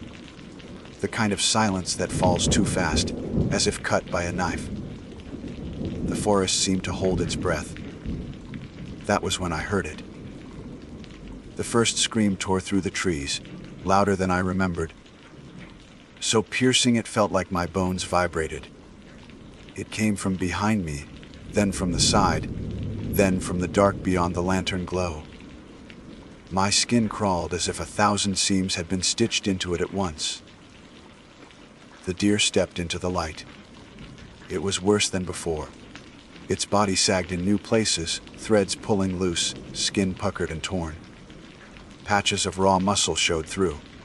And its eyes, God, its eyes, were no longer glassy but filled with something like recognition, like hunger. It opened its mouth, and this time the scream was not one voice but many.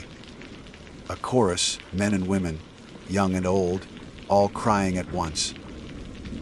My vision blurred with tears I hadn't meant to shed. I raised the knife, though my hand shook so hard I nearly dropped it. "What do you want?" I shouted, my voice breaking. "Why me?" The deer tilted its head, seams stretching, and stepped closer. The stitches down its neck bulged, as if something pressed against them from within. Then, with a wet snap, one seam split open. A hand reached through. Human fingers, pale and bloodied, clawed at the air. A voice rose louder than the rest, a single cry of agony. "Help me?" I stumbled back, bile rising in my throat. The creature shuddered, more seams splitting, more hands pressing out. More voices begging, sobbing, shrieking. It wasn't a vessel for souls.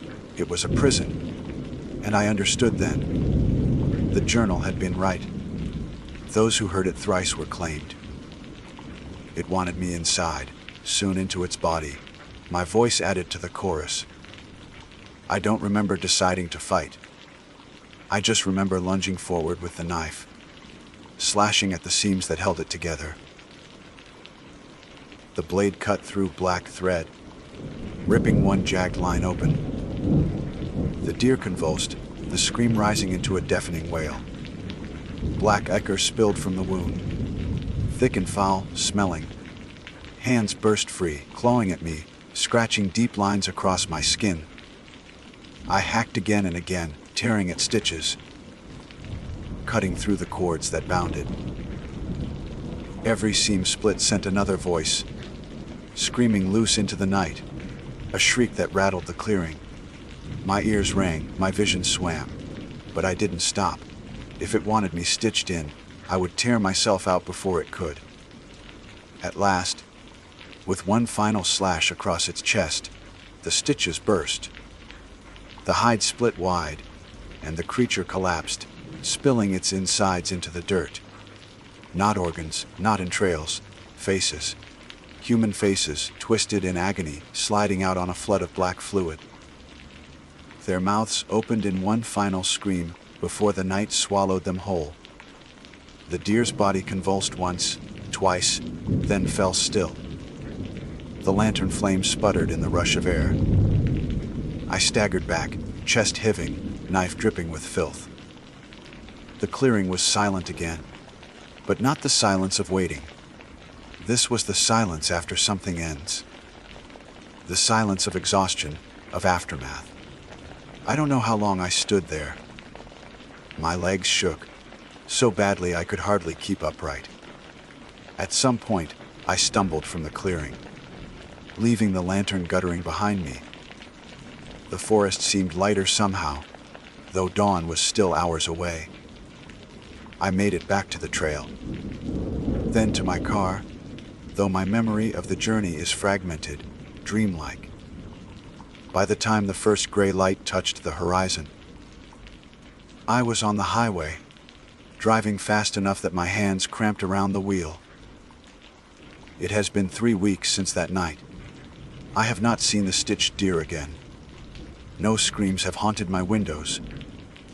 No scraps of skin have appeared in my path. For the first time since it began, I can sleep through the night. And yet, peace does not come easily. Sometimes I wake and swear. I feel thread biting into my skin, invisible seams tightening across my body. Sometimes I think I hear a faint voice, muffled, whispering from within my chest. I tell myself it's memory, trauma, nothing more.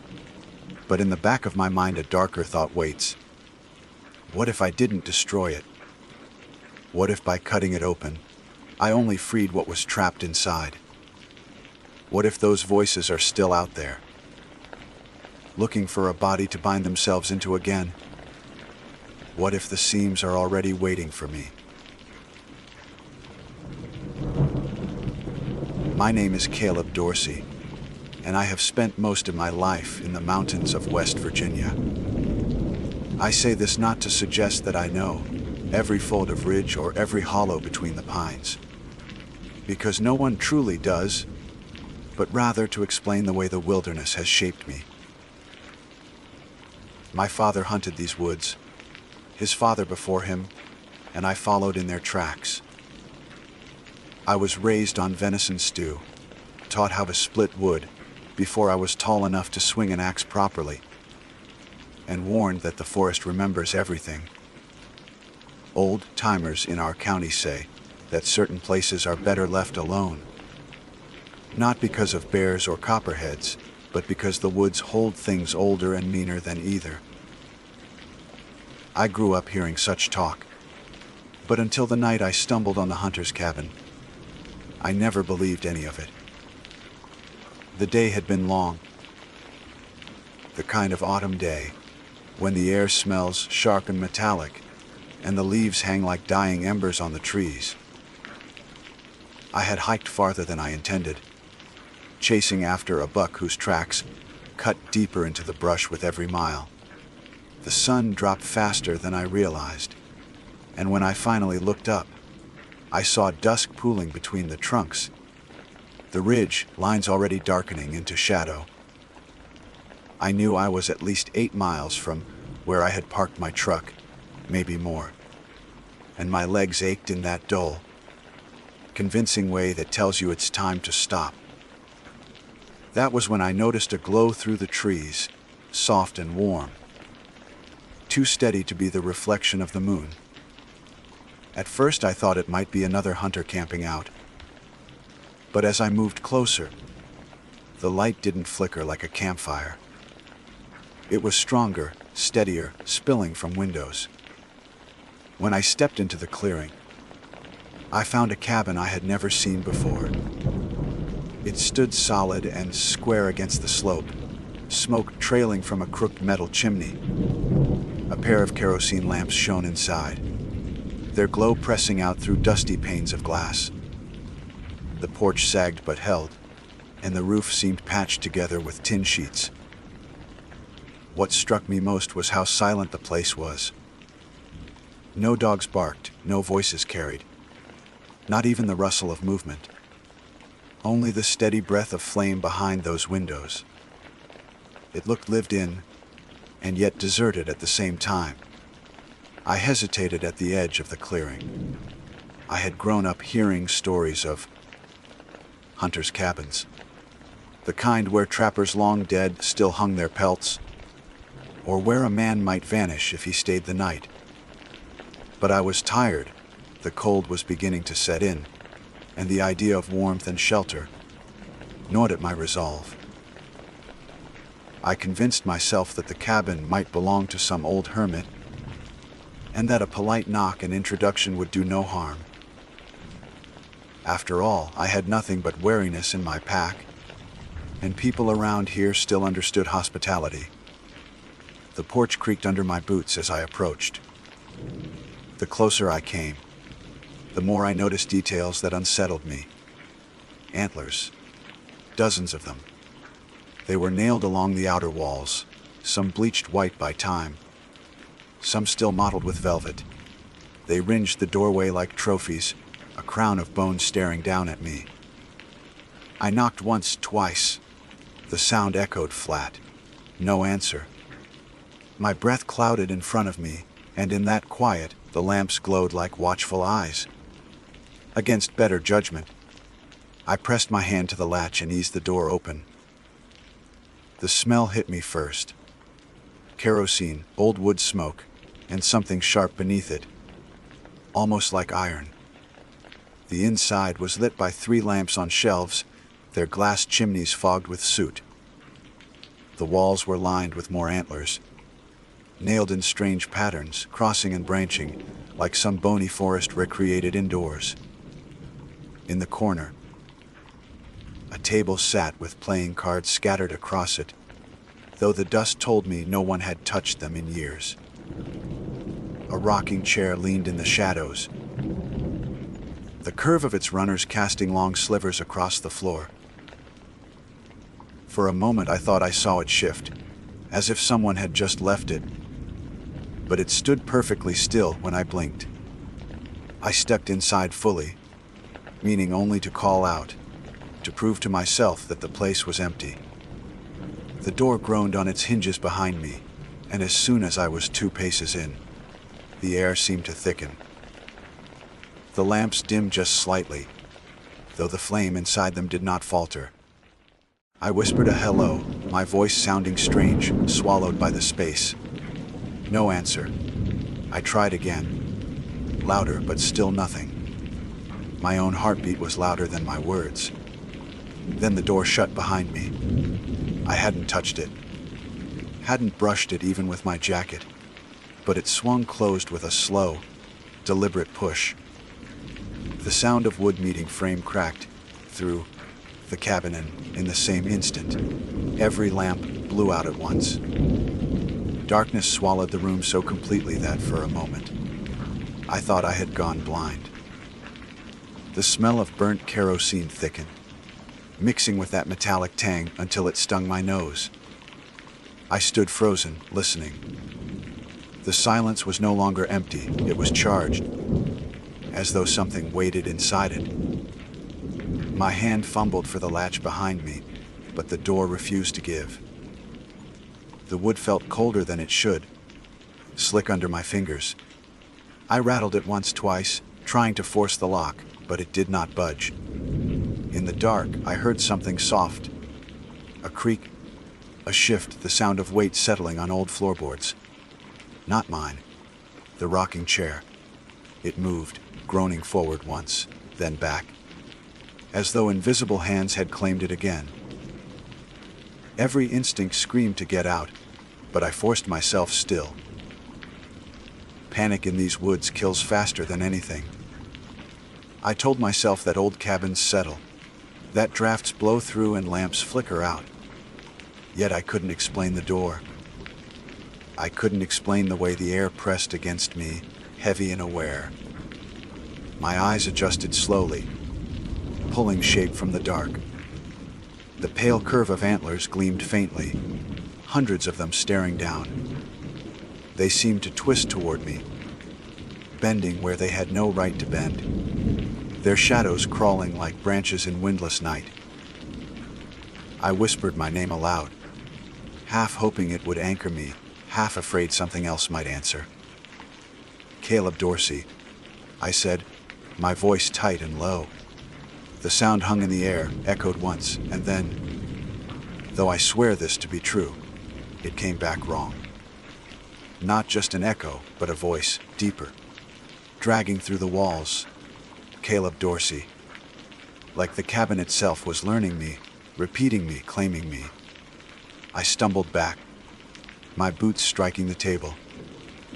The cards scattered with a dry whisper across the floor. Something moved in the corner, a darker dark than the rest, rising from the rocker. I didn't see its face, or if it had one, but I felt the outline of its height, the way it uncoiled like a hunter standing after a long wait. My throat locked, every prayer I had ever known catching at once. I don't remember deciding to move, only that I ran. I ran not for the door, which would not yield, but toward the single window to my left. I braced myself and threw my shoulder into the glass. It shattered outward, slicing my arm as I tumbled through. Cold night air rushed against my face, and I landed hard on the damp earth outside. For a heartbeat I thought I was free, but when I looked back, the cabin glowed again. The lamps burned bright through the windows, steady as before, and the door stood wide open. The porch was empty. No sound carried, not even the crash I had made. I staggered to my feet, clutching my bleeding arm. The woods looked the same, quiet, indifferent. But the cabin sat behind me, watching. The antlers gleamed white in the lamplight, arranged in their impossible patterns. I took one step back toward the trees, then another. The lamps inside flickered once, and though no wind touched me, the flames bent as if in a breath. That was when I heard the voice again, low and patient, drifting from inside the open door. Caleb Dorsey. And I ran. I ran until the night itself seemed to blur. Branches whipped my face, briars tore at my legs, and my lungs burned like I had swallowed fire. The trees closed in tighter the farther I pushed, and the ground pitched downward, as though the forest wanted to trip me. I didn't stop until I collapsed against a fallen log, gasping, ears straining for pursuit. But the woods were still. No footsteps, no broken branches behind me. Only the drumming of my heart and the ragged pull of my breath. When my senses steadied, I dared to look back through the gaps in the trees. There was no glow now, no sign of the cabin. Only the blackness of ridges rolling into deeper black. For a moment I convinced myself I had outrun it, that I had left the horror in the clearing where it belonged. Yet a part of me knew better. The woods around me had changed. Quieter, heavier, as though I carried the cabin's shadow with me. The cut on my arm throbbed. I tore a strip from my shirt and tied it around the wound, the blood seeping through almost immediately. The smell of iron clung to me. My father once said that blood in these woods carries farther than sound, that animals sense it long before you do. That night, I believed him. Every snapping twig sent a tremor through me. Every whisper of leaves felt like something circling. I tried to retrace my way back toward the truck, but the forest disoriented me.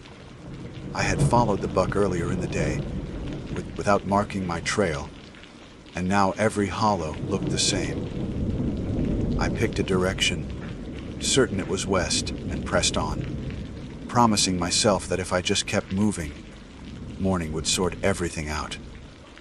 But the forest had other plans. The first sign came when I reached a creek I didn't recognize. I had hunted this range for years, and while streams cut in every direction, none ran with water so black it seemed to drink the light.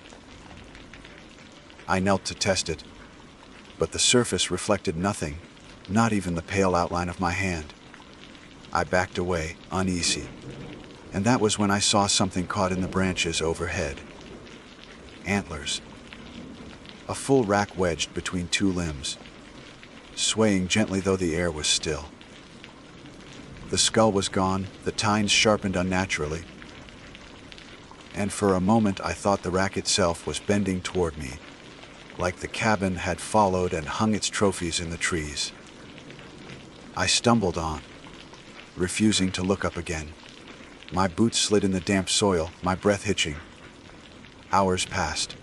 At least it felt like hours. The moon drifted between clouds, offering me just enough light to keep from breaking my neck. Yet no matter how far I walked, I couldn't shake the sense that I was circling. The terrain repeated, the same crooked pine, the same hollow log, the same cluster of stones like teeth. I began to suspect that the forest wasn't letting me leave. At last exhaustion forced me to stop. My legs trembled, and my arm burned with every heartbeat. I found a flat patch of ground and sank down, my back against a trunk. I told myself I would rest for only a moment, just enough to catch my strength, but weariness dragged my eyelids heavy. The forest hummed, low and endless, and sleep took me despite my fear. When I woke, it was to the sound of something moving nearby. Not the scurry of a raccoon or the crash of a deer, but slow, deliberate steps. The kind that pressed weight into each fallen leaf. My body stiffened before my mind caught up. Dawn had not yet broken. The woods were black save for a smear of moonlight. I forced myself not to breathe, straining to hear. The steps circled me once, twice. My name came again, this time closer, pulled low through the trees. Caleb Dorsey. I sprang up, swinging my flashlight out from my pack. The beam cut a pale path between the trunks, catching bark, brush, empty air. Nothing human, nothing animal. But the sound had been real. The cadence of my name still rang in my ears. I swept the beam higher, and my stomach dropped. Antlers hung from the branches all around me. Racks I swear had not been there when I lay down. Some dangled with bits of rope, others nailed crudely into trunks, a forest remade into a shrine. And behind one set, just for an instant, I thought I saw a face. Pale, eyeless, watching. The beam stuttered in my trembling hand, and when I swung it back, the face was gone. I bolted again, not caring where my feet carried me. My thoughts narrowed to one single command away. Away from the racks, away from the voice, away from the cabin that would not leave me. The ground pitched upward, dragging my thighs into fire. But I didn't stop until the trees thinned, and I found myself on a ridge. Below stretched a valley, faint outlines of farms and a road glimmering in the far distance. Relief cracked through me like light. Civilization. Safety. I thought maybe I had broken free. But as I stepped forward, my boot struck something solid. I looked down and froze. Wood. A porch board. Not just one, but an entire row laid out across the ridge, as though the mountain itself had grown a cabin. My light flicked over the shape before me, and my blood turned cold. There it was again. The hunter's cabin. Sitting whole and silent on the ridge, kerosene lamps burning steady inside as though they had never gone out. I staggered back, nearly toppling off the slope. The cabin's door stood open, a square of black waiting. The air pressed colder, drawing me toward it. My own name whispered again, not from the woods this time, but from inside the cabin itself, seeping out like smoke. Caleb Dorsey. I turned to run, but the ridge dropped steeply on both sides. The only path forward was through. My legs locked. Every instinct battled itself.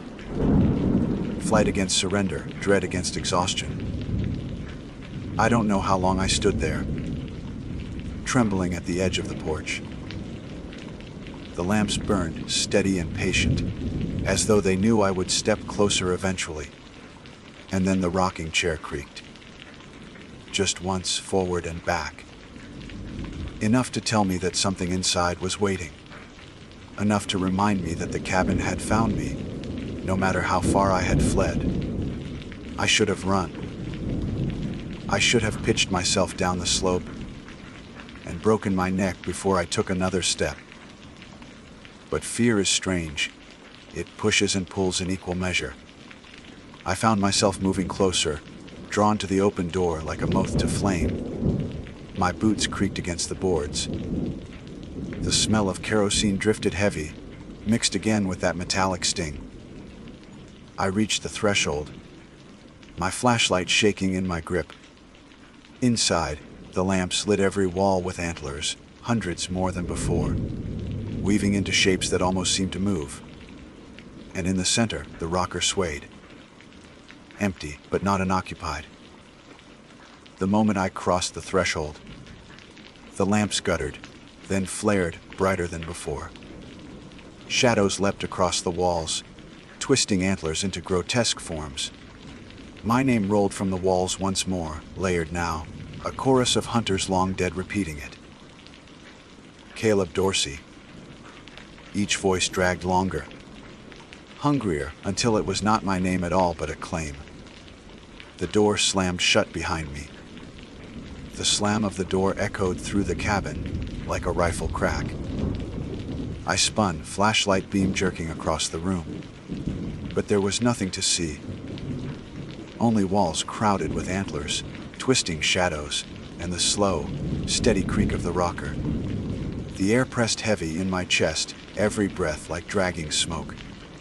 I shouted, though I hardly remember what words I used. Demands.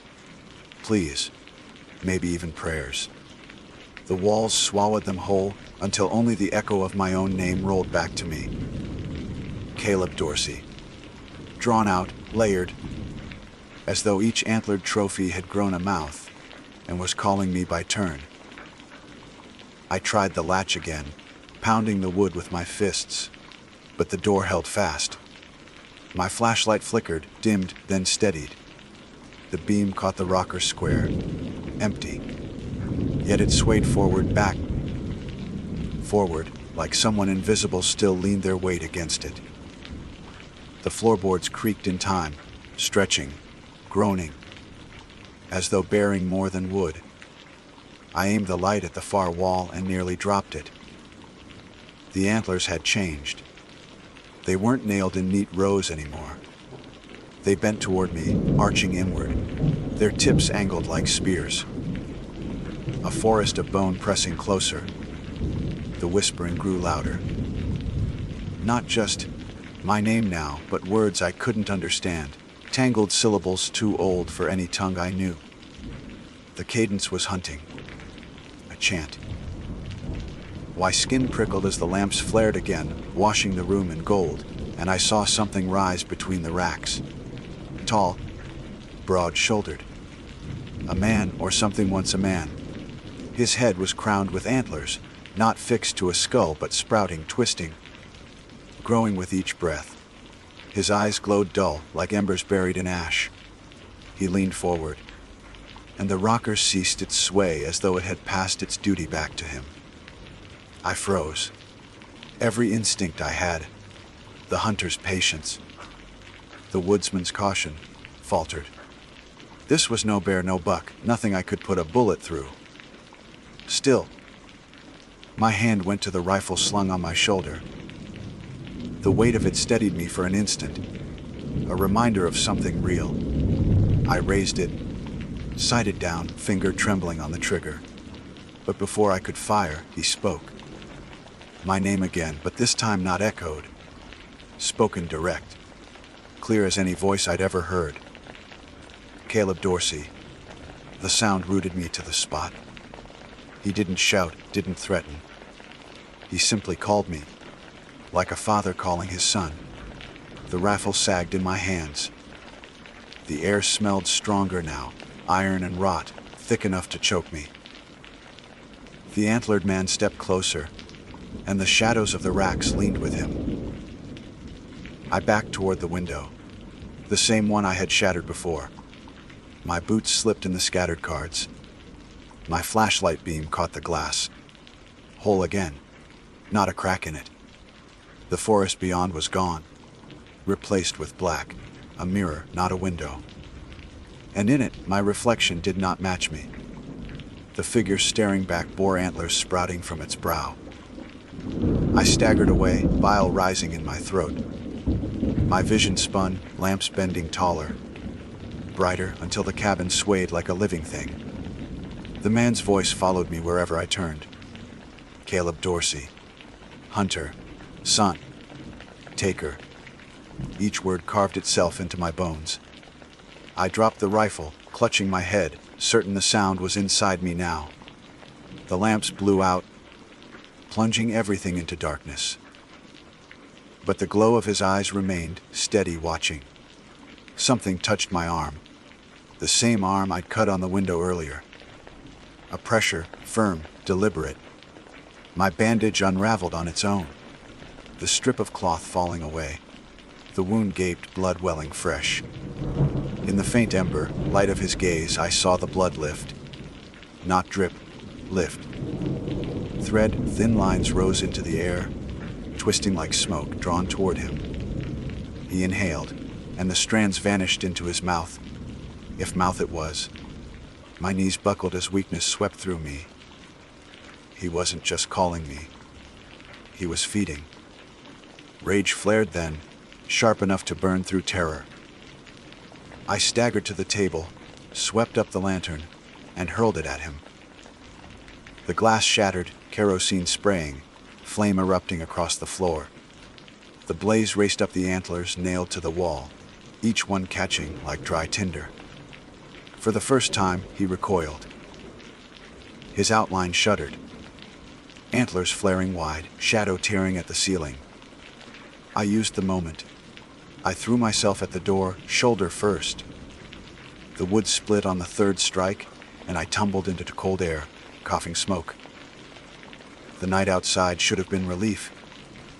Instead, it was wrong. Too quiet, too still. The clearing stretched wider than before, trees bent back as though afraid to crowd near. Behind me, the cabin burned. Fire clawing up the roof, antlers snapping in the heat. The smoke curled black, thicker than any wood fire I'd ever seen. It rose straight, no wind to bend it, vanishing into the sky without dispersing. And in the heart of the flames, he stood.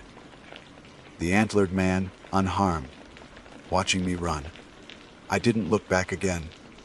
I plunged into the forest, half blind, half mad with terror. The smoke followed, the smell clinging to me inescapable. I ran until blonde bled gray across the ridges. When at last I staggered into the gravel lot, where my truck waited, the world looked almost normal. Birds sang. Mist drifted off the creek. My truck sat where I left it, dew on the windshield. But my reflection in the glass nearly stopped my heart. Just for an instant, I saw antlers shadowing from my skull. Then it was gone. Only my own weary face stared back. I drove home in silence. Every mile carried me farther from that clearing, yet the weight never left. My wound healed slower than it should have, the skin scarred in a branching pattern, like tines spreading. At night, I hear the rocker creak, though my cabin has none. Lamps flicker when I enter a room. And sometimes, just as sleep takes me, I hear my name spoken low and patient. Caleb Dorsey. I haven't told anyone else this. Who would believe it? The mountains are full of stories, after all. But I've stopped hunting. I can't raise a rifle without feeling his eyes on me, without smelling kerosene and iron. The woods still call, but it's not the deer I hear anymore. It's him. Waiting, and I know, sooner or later, I'll go back. The cabin will be there. Whether I walk a mile or 100, the lamps will burn. The door will open. And when I step inside again, I don't think I'll come out. My name is Fiona Blake, and I have always carried an inclination toward solitude, particularly in places where the world seemed to hum with something larger than myself. I am 31 years old, an outdoor instructor by trade, and a woman who has lived long enough to learn that the wilderness often holds more than mere beauty. It holds echoes, histories, and secrets that do not vanish simply because modern civilization insists it has mapped and charted every ridge and hollow. That was why, on a clear evening in early October, I set my tent along a low clearing outside of Asheville, North Carolina, not far from the folds of the Blue Ridge Mountains. The hills there have always spoken, if one has the patience to listen. Crickets, wind, the occasional coyote yipping far off. But what I heard that first night was none of those familiar voices. I had driven down from Richmond earlier that day, chasing the season's early colors. The trees were beginning to flare with orange and red, and the air smelled faintly of wood smoke drifting from distant cabins. I had planned only a short trip, 3 nights at most, to recharge before taking on another month of guiding novice hikers. The campsite I chose was modest, a flat patch just off a narrow trail, ringed by birch and maple, with the mountains forming a dark silhouette against the twilight sky. I built a small fire, made a meal of beans and cornbread wrapped in foil, and watched the stars gather one by one until the forest seemed to breathe more deeply. It was close to midnight when I woke to the sound. At first, my drowsy mind searched for familiar categories. Thunder rolling across the valleys, or perhaps a large animal moving through the brush. But the rhythm was too deliberate, too measured to be dismissed so easily. It was drumming, not the scattered tapping of rain against canvas, not the shifting of branches. This was a steady, hollow thump, like hands striking stretched hide. I lay in my sleeping bag, rigid, every nerve alert. The drumming rose from somewhere in the hills beyond the tree line, distant but insistent, carrying on the night air with an uncanny clarity. I told myself it might be local musicians, perhaps a gathering of young people with hand drums, enjoying the cool night. Asheville had long been known for its artistic communities, and drum circles were not uncommon. Yet there was something about the cadence that unsettled me.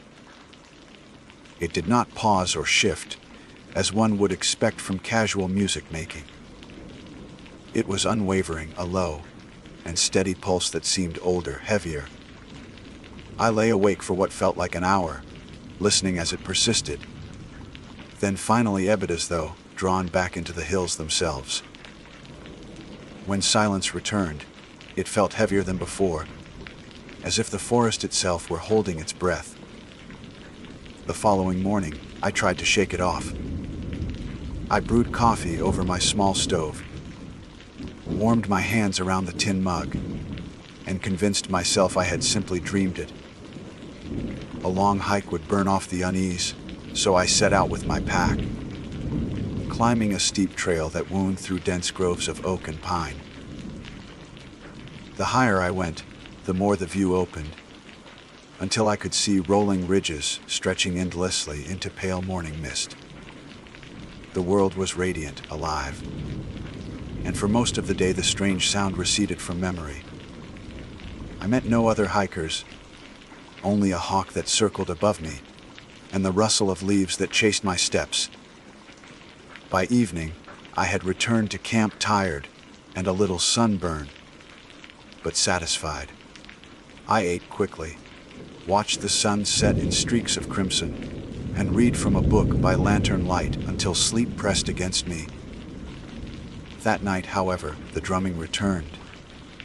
As time it came earlier, as though it had been waiting for me. I woke before midnight, the beat already pulsing faintly in the distance. My heart jumped with recognition, and I sat upright in my tent. The rhythm was the same, slow, deliberate, and heavy, like a heartbeat too large for the body it belonged to. It seemed to move closer with each repetition, though the distance was impossible to judge in the darkness. I unzipped the flap of my tent and poked my head out. The clearing was hushed, the trees still. The moon was nearly full, pouring a cold silver light across the hills, and for a moment I was struck by how beautiful the landscape appeared. Then the sound rose again, and beauty gave way to dread. The drumming was not scattered across the hills. It was focused, almost directed, as if it were aimed toward me. I tried to rationalize it. Perhaps hunters were camping somewhere deeper in the hills, using drums for some ritual or to mark a kill. But that explanation felt flimsy, even to myself. The drumming did not drift randomly.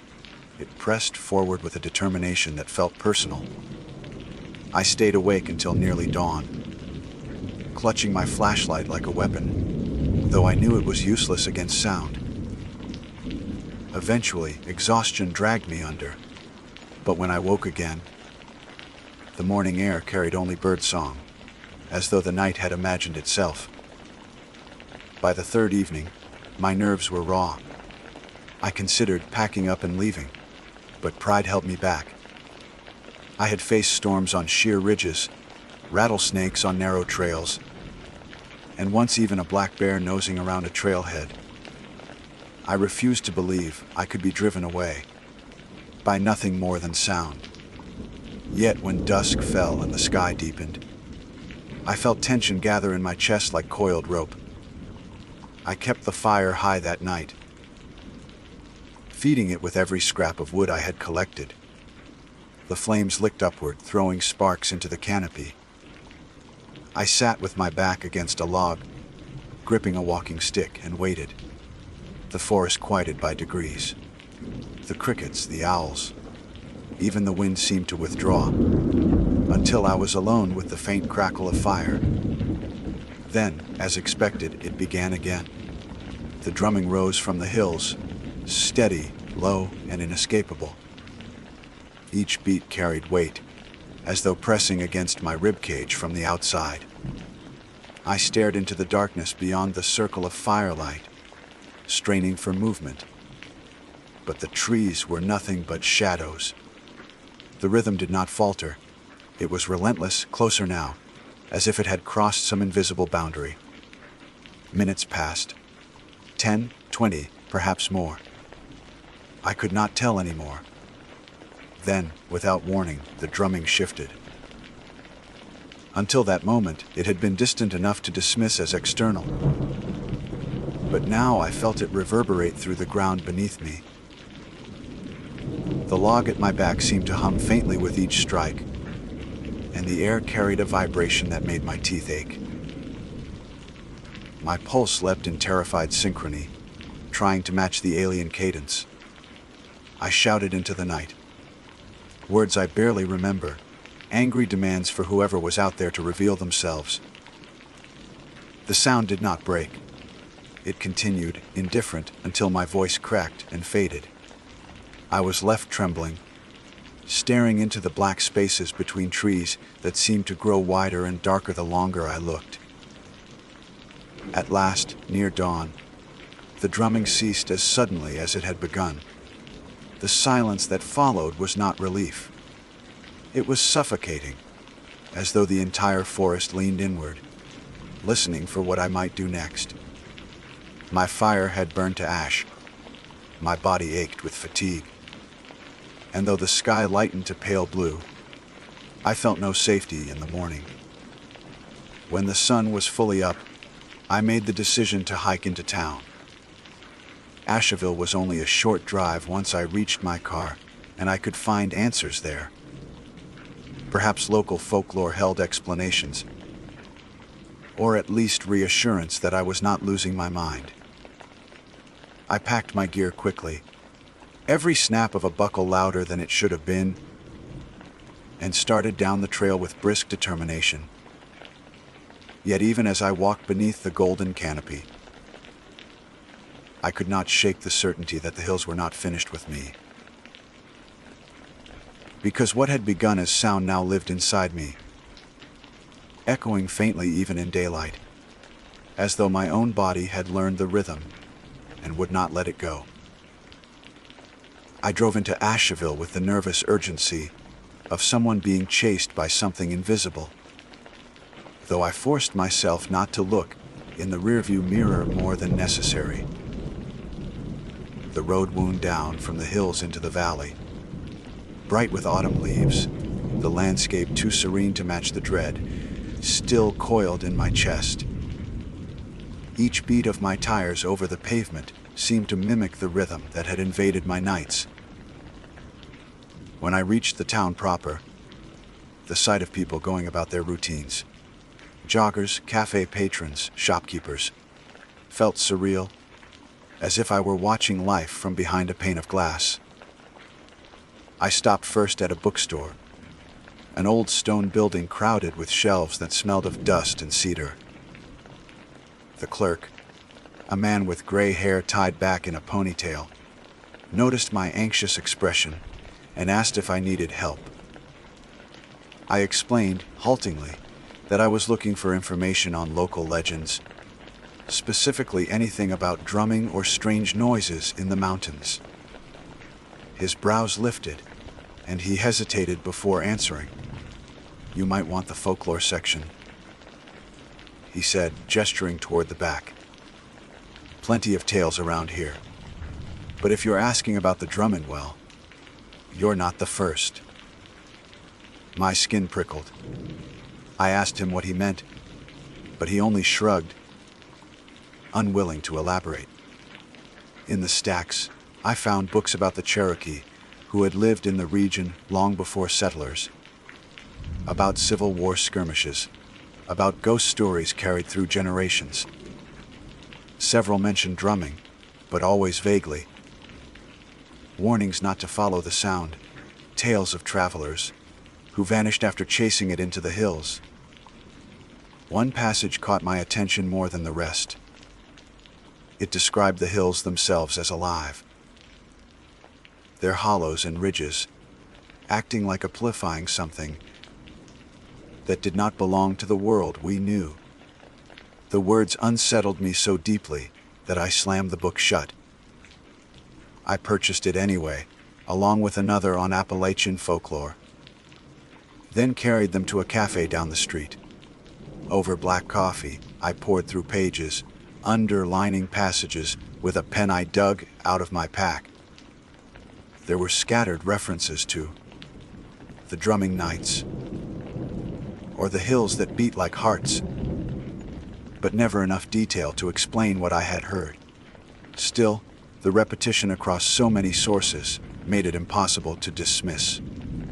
I might have convinced myself to leave the Aerially, if not for a stranger who sat across from me in the cafe. She was in her 50s, with dark hair cut short and weathered, skin that suggested years spent outdoors. She noticed the stack of books and asked if I was researching something. When I told her about the sound, her face shifted into a look I could not mistake for anything but recognition. "You heard it?" she said softly, not a question. I admitted that I had, on 3 consecutive nights, and that it seemed to be growing stronger. She leaned forward, lowering her voice. My grandmother used to talk about it. Said the mountains carry voices from the other side. Drumming is the oldest language, she told me. Older than words. If you hear it, you're being called. I asked called by what, but she only shook her head. Don't stay out there alone. That's all I'll say. Then she gathered her things and left, as though she regretted saying even that much. Her warning lodged in me like a splinter. I considered booking a room in town, abandoning the camping trip altogether. But pride is a stubborn anchor. I told myself I would spend one more night in the hills, if only to prove that I was not so easily unnerved. I would document the sound, record it on my phone, maybe even track its source. That way I could put this obsession to rest. By the time I returned to my campsite, dusk had already thickened the woods. The air was colder, the silence heavier, as though the forest anticipated what was coming. I rebuilt my fire, forcing cheerfulness I did not feel, and set my phone ready to record at the first hint of drumming. My pack sat nearby, ready for a quick departure if necessary. I told myself this preparation made me brave, though in truth it only revealed my dread. The hours passed slowly. I read until the words blurred, then sat staring into the flames. My mind replayed the stranger's warning in the cafe. Drumming is the oldest language. The phrase unnerved me because it rang with truth. Rhythm speaks in ways deeper than words, sinking into bone and blood. What I had heard in the hills felt less like sound and more like communication, though I could not imagine what it wanted to say. The first beat came just past midnight. My phone lit up, recording instantly, and I held it in my lap with trembling hands. The rhythm was the same, slow, steady, ancient. Only this time it began closer, as if no distance needed to be closed. Each strike echoed through the ground, through my chest, until I was shaking with it. I whispered into the recorder, describing what I heard, though my voice sounded feeble against the weight of the sound. The drumming grew louder, and with it came a strange physical reaction. My breathing slowed involuntarily, my heartbeat syncing with the rhythm, until I felt my body was no longer my own. I pressed my palms against the earth and felt it vibrating, as though the hills themselves were struck from within. Then something extraordinary happened. The fire bent with the sound. Each beat pushed the flames sideways, as though invisible hands pressed against the air. Sparks scattered into the darkness, and the shadows of the trees lunged and retreated in time with the rhythm. The forest itself moved with it. Terror nearly rooted me where I sat, but curiosity pulled harder. I rose, legs shaking, and stepped beyond the ring of firelight. The drumming did not fade when I left the fire behind. It grew sharper, more insistent, as though urging me onward. My flashlight beam wavered over the underbrush, but nothing revealed itself. Only sound, filling the spaces between trees, guiding me deeper into the hills. I walked for minutes, perhaps more. The rhythm never faltered. At one point, I thought I glimpsed movement ahead, a shadow shifting against other shadows. But when I aimed the light, nothing stood there. My body ached with the unnatural pacing of the beat, as if my muscles obeyed a command not my own.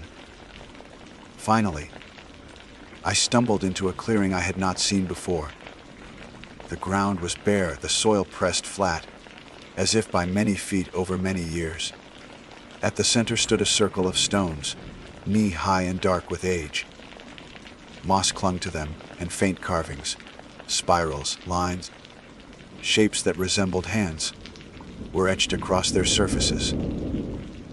The drumming was loudest here, though still unseen. I raised my phone to capture the moment, but the screen froze, flickering with static before going black. The sound, however, remained crystal clear in my ears. Panic surged through me, and I turned to retreat, but the forest had rearranged itself. The path I thought I had taken back was gone, swallowed by darkness. The drumming shifted then. No longer steady, it quickened, as though responding to my fear. Each beat landed faster, harder, until the ground shook beneath my feet. I clutched my walking stick and shouted into the night, demanding to know what wanted me, what it meant. My voice was swallowed instantly, lost against the roar of rhythm. Then, silence. Sudden, absolute. The kind of silence that feels heavier than any noise. The forest stood still, the stones looming. My heart hammered in the vacuum of sound. For a few fragile moments, I believed it was over. But then I heard something worse. A second rhythm. Not from the hills, but from behind me. Soft at first, like fingertips tapping wood, but building quickly. I spun with the flashlight, and in the beam's edge I caught a glimpse of something pale sliding between the trees. The shape of a hand. Impossibly long, vanishing into the dark. I ran. Branches whipped my face, roots clawed my ankles, but I tore through the undergrowth until I found the faint glow of my dying fire. I collapsed beside it, gasping, clutching at earth as though it could anchor me. The drumming behind me receded slowly, until once again it belonged only to the hills. When morning came, I packed in silence. The forest looked ordinary, innocent, as if mocking me. Yet the dirt under my fingernails told me I had not imagined the carvings, nor the pale hand. I drove away that morning, certain I was finished with Asheville's hills. But 2 hours down the highway, as the radio crackled with static between stations, I heard it again. A low, steady beat threading through the noise, faint but undeniable. My hands tightened on the steering wheel. Leaving the hills had not silenced it. It had followed me. The sound in the car would not relent. At first I convinced myself it was interference from the radio, a mechanical glitch, something rational that could be explained away. But even when I switched the radio off entirely, the rhythm pulsed faintly in the air, vibrating through the steering wheel and into my bones. The highway stretched endlessly ahead, lined with pines and scattered billboards. But I no longer felt part of that ordinary world. I was driving through a skin of reality too thin to hold me. I pulled into a gas station outside of Black Mountain, the kind of place with 2 flickering pumps and a clerk who looked up only long enough to mutter a price. I filled the tank with shaking hands, glancing over my shoulder at the quiet tree line. The rhythm had grown quieter, but not absent, as though it had retreated into the background, patient waiting. I went inside to buy a coffee, and the clerk gave me a long, searching look before handing it over. "You hear it, don't you?" he asked suddenly. His voice was low, almost conspiratorial. My throat tightened. "What do you mean?" He leaned across the counter, eyes flickering toward the woods. The beating, the drumming. Once you've heard it, you can't shake it. Some folks move away, think distance will help, but it doesn't. It's not the hills that make the sound. It's something in you that starts listening. The words chilled me more than the cold October wind outside. I asked him what it was, desperate for clarity, but he only shook his head. Doesn't matter what it is. Matters that it doesn't stop. I left the store without another word, clutching the coffee like a talisman. On the road again. The beat remained steady, subtle but present. Each passing mile only confirmed what I already knew. The hills had not been the source. They had only awakened something, and now it had attached itself to me. By the time I reached Richmond that evening, I was frayed to the edge. My apartment, usually a sanctuary, felt hollow when I entered, as though the walls could not keep the sound out. I dropped my gear, locked the door, and collapsed onto the couch. The drumming filled the silence almost instantly, faint at first, then growing stronger until the glass in the windows trembled. I clapped my hands over my ears, but the sound was not external. It was inside me, resonating through marrow and muscle, a foreign heartbeat nested within my own. Sleep became impossible. For 3 nights I lay awake, listening to the rhythm. Sometimes it slowed until it matched my breathing. Other times it quickened, driving my pulse into frantic alignment. On the 4th night, I dreamed for the first time since leaving Asheville. In the dream, I stood once more in that clearing of stones. The carvings glowed faintly, and the drumming came not from the hills but from beneath the ground, as though something immense stirred in the earth. A figure stood on the opposite side of the circle, tall and indistinct, its outline shifting like smoke. It raised one elongated hand and tapped the air in rhythm. When I woke, the sound was louder than ever, and my own hands ached, as though I had been striking them against something all night. I knew then that avoidance was useless. Whatever had followed me could not be fled. It demanded confrontation. I spent hours researching again, combing through folklore websites, scanned archives, anything that might provide an answer.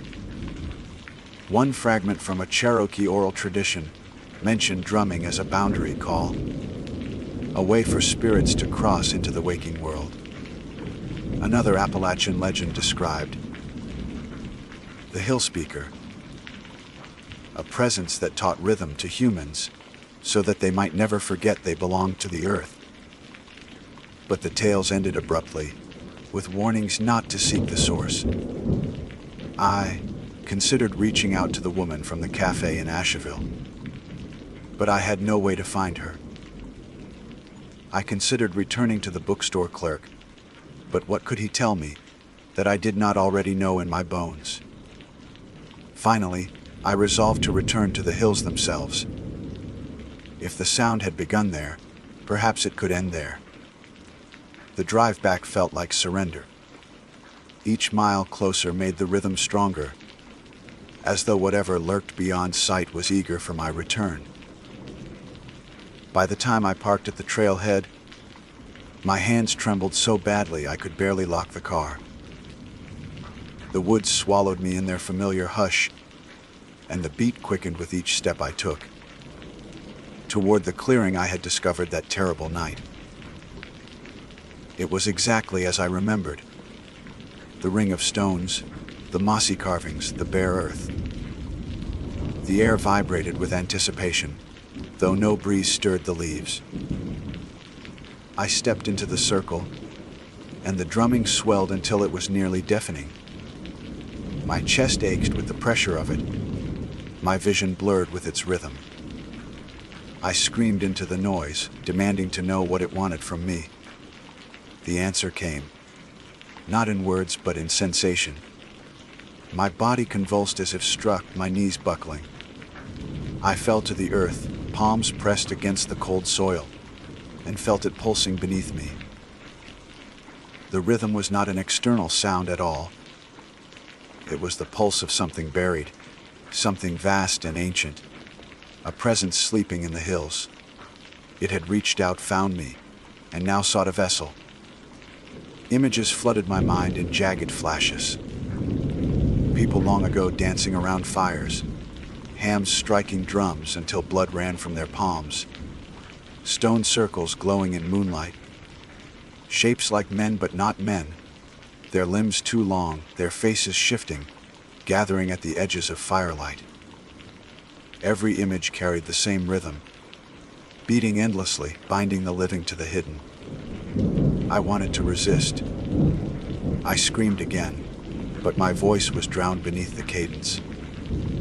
My heart pounded in time with it, until I could no longer tell where my own rhythm ended and the other began. I thought I might die there, absorbed into the earth, another echo in an endless pattern. Then, as suddenly as it had surged, the sound ceased. The silence that followed was vast, crushing, but also relieving. I lay gasping on the soil, staring at the sky, where dawn had begun to pale the horizon. For the first time in weeks, there was no rhythm in my chest but my own. I staggered to my feet, half expecting the ground to open beneath me. But nothing moved. The stones were only stones, the forest only forest. I left without looking back, every step unsteady but alive. In the days that followed, I listened for the beat constantly, terrified it might return. At first there was nothing. The quiet of my apartment became unbearable in its normalcy, each silent suspect. Then, 1 week later, as I stood in my kitchen brewing coffee, I realized I was tapping my fingers against the counter. A slow, steady rhythm. The same rhythm. My hand stilled, but the urge to continue throbbed in my muscles, insistent. That night, I dreamed again. The clearing was waiting. The figure across the stones raised its hand, and I raised mine in perfect mirror. Together we struck the air, two rhythms converging into one. I woke with raw, aching palms, and the faint sound of drumming echoed in the pipes of my building. I know now that what I encountered was not something to be escaped. It was a call, and I answered. I carry it still, a hidden metronome that guides my every step. When I walk down crowded streets, I hear the faint pulse beneath the noise of cars and voices. When I sleep, I wake to find myself tapping the sheets, as though keeping time for something waiting to join me.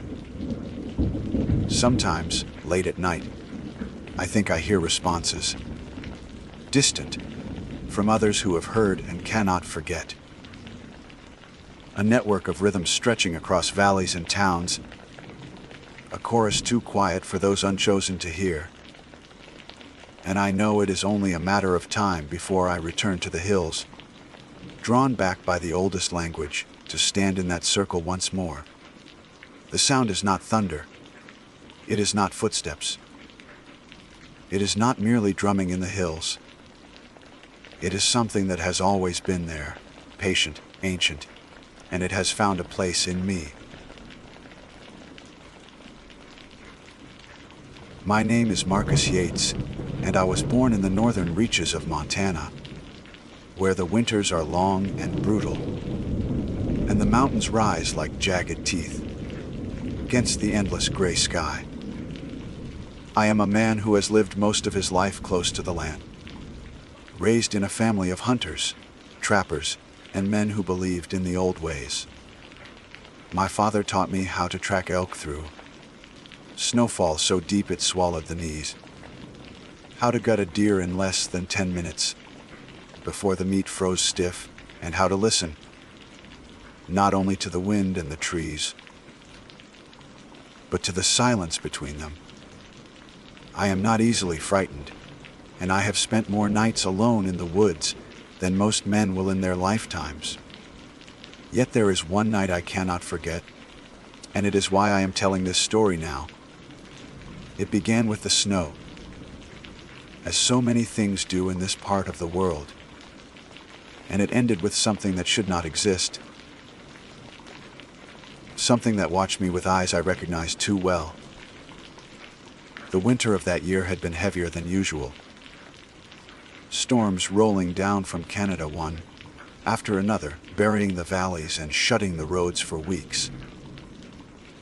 I had taken a job guiding hunters along the high ridges, where the snow was thick but the herd still moved, and where men with money wanted trophies for their walls. That evening I was alone, scouting ahead of a group that planned to follow me in a day or two.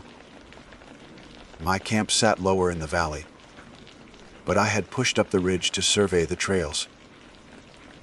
The air was sharp, biting at my lungs with every breath, and the trees stood like frozen sentinels, branches heavy with white. The world was quiet, too quiet. When snow falls heavy enough, it smothers sound, as if the earth itself is holding its breath. It was then that I saw it. At first, I thought it was a trick of the eye, a shadow shifting against the pale world. But no, there it was, a shape in the distance. A bear. A white bear. Not the yellowed fur of a starving grizzly. Not the off-white patches of a mangy black bear, but pure white. It stood across the ridge, watching me. Even from a distance, I felt its gaze. My first thought was that it must have been a polar bear, but that was impossible. We were too far south, too far inland. There was no reason for such a beast to be here. Still, I froze, hand instinctively gripping the rifle slung over my shoulder. The bear did not move, did not pace or sniff the air as most animals would. It simply stared, its head slightly tilted, as if it were studying me. I slowly slid my rifle into my hands, the metal biting cold even through my gloves. I told myself it was only precaution, that I had no intention of firing unless I had to. But as soon as my hand tightened on the stock, the creature shifted. It rose.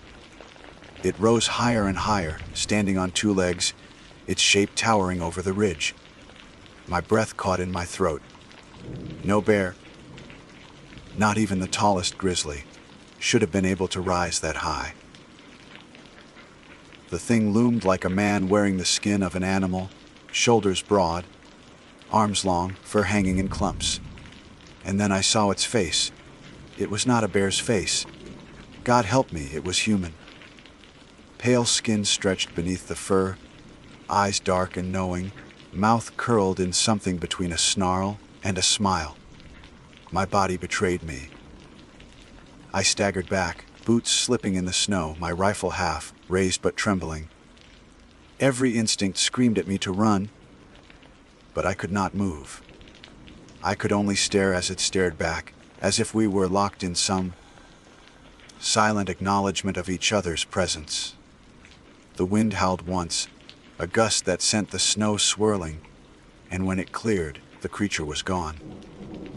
The ridge stood empty, as if nothing had been there at all. For long minutes I stood frozen, heart hammering, breath fogging the air in frantic bursts. I told myself I had imagined it, that the light and snow had played tricks on me, that exhaustion and cold had warped my senses. Yet I could still feel its gaze on me, still taste the sour copper tang of fear in my mouth. I knew what I had seen, and it was no trick. My father used to tell stories by the fire about things that walked between worlds. Spirits that took on forms to test men's courage. He would speak of skin walkers, of old creatures that wore flesh like clothing. I had always dismissed them as tales meant to frighten children. But standing on that ridge, rifle shaking in my hands, I felt those stories coil tight around my heart. I forced myself to retreat, each step deliberate, eyes scanning the trees for any sign of movement. The snow swallowed my tracks quickly, wind dragging white sheets across the ridge. I did not run. Something told me that running would invite it closer. Only when the valley opened below me, and I saw the faint outline of my campfire, did I allow myself to breathe fully again. My hands were numb, though whether from cold or terror I could not say. That night, I sat by the fire, every muscle tense, rifle across my lap. The flames crackled, casting shadows against the walls of my tent. I kept waiting for the silence to break, for the crunch of snow, the deep huff of breath, the sound of something too heavy for the forest to hold. But nothing came. When dawn broke, I packed quickly and descended into the valley. The hunters who were to join me never came. A storm had closed the roads again. I should have been relieved, but instead the solitude gnawed at me. For 3 days I saw no one, and each night I dreamed of that face, pale and watching, lips twisting, as if it might speak. On the 4th morning, I noticed the tracks. At first I thought they were mine, boot prints in the snow leading along the ridge. But no, they were larger, heavier, pressed deep into the crust. They were not the round pads of a bear, nor the clean lines of a man's boot. They were something in between, splayed toes ending in sharp grooves, as if claws had dragged behind. The prints circled my camp once, twice, before vanishing back into the trees. I did not sleep that night. I sat with my rifle across my knees, listening. The fire hissed and popped, shadows shifting on the snow. The wind carried strange echoes, creaks and groans that might have been trees, or might have been something else. At one point, I heard it. A low rumble, deep and chesty, like laughter muffled beneath fur. It came from the ridge above, rolled down the slope, and settled into my bones. I aimed into the darkness, finger tight on the trigger, but there was nothing to see. Only the snow, endless and white. By morning, I was shaking with exhaustion. My beard was stiff with frost, my eyes raw from staring into shadows. I knew I could not stay. Whatever I had seen, whatever was watching Miff, would not leave me in peace. I packed what I could carry and began the long trek, back toward the nearest road. The snow was waist, deep in places, and every step burned my legs. Still, I pressed on, glancing over my shoulder more times than I could count. Once, far in the trees, I saw movement, a flash of white against white. My heart lurched, and I stumbled, nearly dropping my pack. When I looked again, there was nothing. Only silence, only the endless stillness of winter. But I knew it was there, watching, following. I reached the road 2 days later, half-starved, nearly frozen. A plow had cut a narrow path, and I stumbled along until a rancher in an old truck picked me up. He asked what I was doing out in that storm, and I told him only that I had been scouting for hunters. I did not tell him about the bear. I did not tell him about the face. Some things cannot be spoken without making them real again. Yet even as I warmed myself by the stove in his cabin, I could not shake the memory. That night, when I closed my eyes, I saw it again, rising on 2 legs, face pale and human, eyes dark and endless. And somewhere, far away, I thought I heard it laughing. The rancher's cabin had 4 walls, a roof, and heat from a wood stove. But it did little to ease the feeling that clung to me. Even as I sat at his table, with a steaming mug in my hands, the warmth soaking into my bones, I could not shake the memory of those eyes. They hovered at the edge of my vision, pale against the flames, and I found myself glancing at the window more often than I should have, half expecting to see a figure standing in the snowdrifts. The rancher, a man named Doyle, noticed my restlessness. He was old, face weathered by years of wind and cold, eyes sharp but not unkind. "You seen something up there?" he said, not as a question, but as a statement. His tone was flat, knowing. I almost denied it. The words perched on the edge of my tongue, ready to fall into the safe comfort of a lie. But I could not speak them. Instead, I stared into the dark swirl of coffee and stayed silent. Doyle leaned back, chair creaking beneath him. "You don't have to tell me," he said. "But I'll tell you this: things walk those ridges in winter. Things that don't belong to the time we know. My father told me stories when I was a boy. Maybe you saw one." I looked up sharply. His expression was unreadable, mouth drawn in a thin line, eyes fixed on the fire. I wanted to press him, to ask what he meant, but something in me resisted. I did not want to hear confirmation of what I had seen. Not then. Not yet. So I finished my coffee, thanked him for his kindness, and told him I would catch a ride into town when the plows came through again. He only nodded. The storm broke 2 days later, and I left the cabin behind with a feeling that I was abandoning something unfinished. The ride into town was uneventful, the driver chatty in the way. Men get after days of isolation, his words bouncing off me as though I were deaf. I kept my eyes on the snow, streaked windows, scanning every shadow that crossed the endless whiteness. I told myself I was safe now, that the distance between me and those ridges was enough. But safety is a fragile thing, and the human mind is never far from doubt. Back in town, I tried to return to routine. Supplies rest a few hours at the local bar, where the heat and noise made it easy to forget. But forgetfulness never lasted. At night, when I lay in the rented room above the hardware store, I heard it again. The laughter, low and guttural, curling through my dreams. Sometimes it woke me in the small hours, my throat dry, my skin slick with sweat. Other times, I dreamed more vividly. I stood on the ridge again, snow at my feet, rifle in my hands. The bear rose before me, taller than any man, face pale and almost familiar. The dreams always ended the same way. The thing would open its mouth as if to speak, and I would wake with my pulse racing, the sound of my own name echoing faintly in my ears.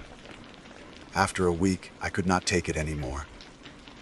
I told myself I needed to go back, to prove to myself that the thing had only been a trick of the mind, a shadow born of cold and exhaustion. I packed my gear again, bought extra cartridges for the rifle, and caught a ride as far north as the driver was willing to take me. From there, I walked. The snow had hardened into crusts, easier to cross than before, though the air was sharper, each breath like glass in my lungs. The landscape stretched endless and bleak, but I felt no peace. Instead, the quiet seemed to pulse with anticipation, as if the forest knew I had returned. It took me 3 days to reach the valley where I had first camped. The fire pit still marked the ground. Stones blackened, but snow had filled the hollow. My boot prints from weeks before were long gone. It was as if I had never been there at all. And yet, standing in that place, the hair on the back of my neck rose. I felt watched. I turned slowly, scanning the tree line, the ridge above, the pale slope stretching into distance. Nothing moved. Nothing stirred. But the weight of unseen eyes pressed against me. That night, I made a fire and forced myself to sit beside it, rifle close. The flames cracked, sparks leaping into the cold air. I ate jerky, chewed slow, ears straining against the silence. Hours passed. The moon rose, thin and sharp, and shadows grew long. It was then I heard it, a crunch of snow, deliberate, steady. My heart hammered. I raised the rifle, barrel sweeping toward the sound. The firelight flickered against the trees, but nothing appeared. Then, from deeper in the woods, a sound answered a low rumble, rising into something that might have been laughter, or might have been language too old for me to know. I did not fire. I sat frozen, finger trembling against the trigger. The sound faded, swallowed by the night. I waited, body rigid until dawn bled pale across the sky. When I finally lowered the rifle, my arms ached, my breath shallow and ragged. The tracks were there in the snow, leading from the ridge toward my camp. Enormous, deep, each step spaced wider than any man could stride. They circled me once, then drifted back toward the trees. I followed them with my eyes until they vanished in the drifts. My stomach turned to stone. The second night was worse. I woke to silence. Not the normal hush of snow, but something heavier, pressing. My fire had burned low, embers faint. I sat up, shivering, and then I saw it. On the ridge above, framed by moonlight, a shape. Tall, white, broad-shouldered. It stood motionless, head tilted, watching. I could not see its face, but I felt its gaze like claws across my skin. I raised the rifle, sighted down the barrel, heart hammering. My finger tightened, and then it stepped back, melting into the trees, gone without sound. I could not chase it. My legs would not move. I sat shaking until morning, the rifle still clutched in my hands. When the sun rose, I saw no tracks on the ridge. The snow lay smooth, unbroken, as if the thing had never been there. But I knew better. The mind plays tricks, yes, but not like this. Not when the cold air still held the echo of its presence. On the third day, I gave in to desperation. I packed quickly, abandoning the valley, pushing higher into the ridge where I had first seen it. My body protested, muscles weak from sleepless nights, but I forced myself on. I told myself I had to end this, one way or another. Either I would face the creature, or I would prove to myself that it was nothing but a phantom born of isolation. Snow blinded me, wind howled, but I climbed. Every shadow seemed to move, every gust carried whispers. My name, I swore, drifted faintly on the wind. Marcus. Drawn out, low, mocking. By dusk I reached the top. The world opened around me, ridges rolling white into infinity. The sky was heavy with clouds, light fading fast. I turned slowly, scanning, and then I saw it not far. Standing at the edge of the trees, the white bear. Taller than before, broader, its fur shimmering like frost, and its face, clearer now, too clear. Human, yes, but not unfamiliar. The nose, the shape of the jaw, the eyes. Eyes I had seen before, staring back from mirrors and family photographs. My knees weakened. My throat closed. The thing did not move. Did not speak, but I understood. Its face was mine. I stumbled backward, horror lancing through me. The creature tilted its head, mouth twitching in something that was not quite a smile. I raised the rifle, barrel shaking, and it only watched. Then, with deliberate slowness, it turned and walked into the trees. Not vanished, walked. Snow crunched beneath its weight, each step deliberate. It wanted me to follow, and against all reason I did. The forest swallowed me. The tracks cut deep, leading between pines heavy with snow. My breath tore from my chest, each exhale a cloud. I followed, though every instinct screamed to stop. The prints wound deeper, leading toward a hollow where the trees bent low. My hands ached on the rifle, sweat freezing against my skin. And then the tracks ended. Not faded, ended. As though the creature had stepped into air and vanished. I stood alone, heart slamming, silence closing tight around me. That was when the voice came. Not from ahead, not from behind, but from everywhere. My name spoken in a tone that was mine and not mine. Marcus. Long drawn out, echoing inside my skull. My legs gave way, knees sinking into the snow. I clutched the rifle, eyes darting. But there was nothing to see. Only the whisper of my name, fading into laughter, that rolled like thunder across the ridge. I do not remember how long I knelt there in the snow.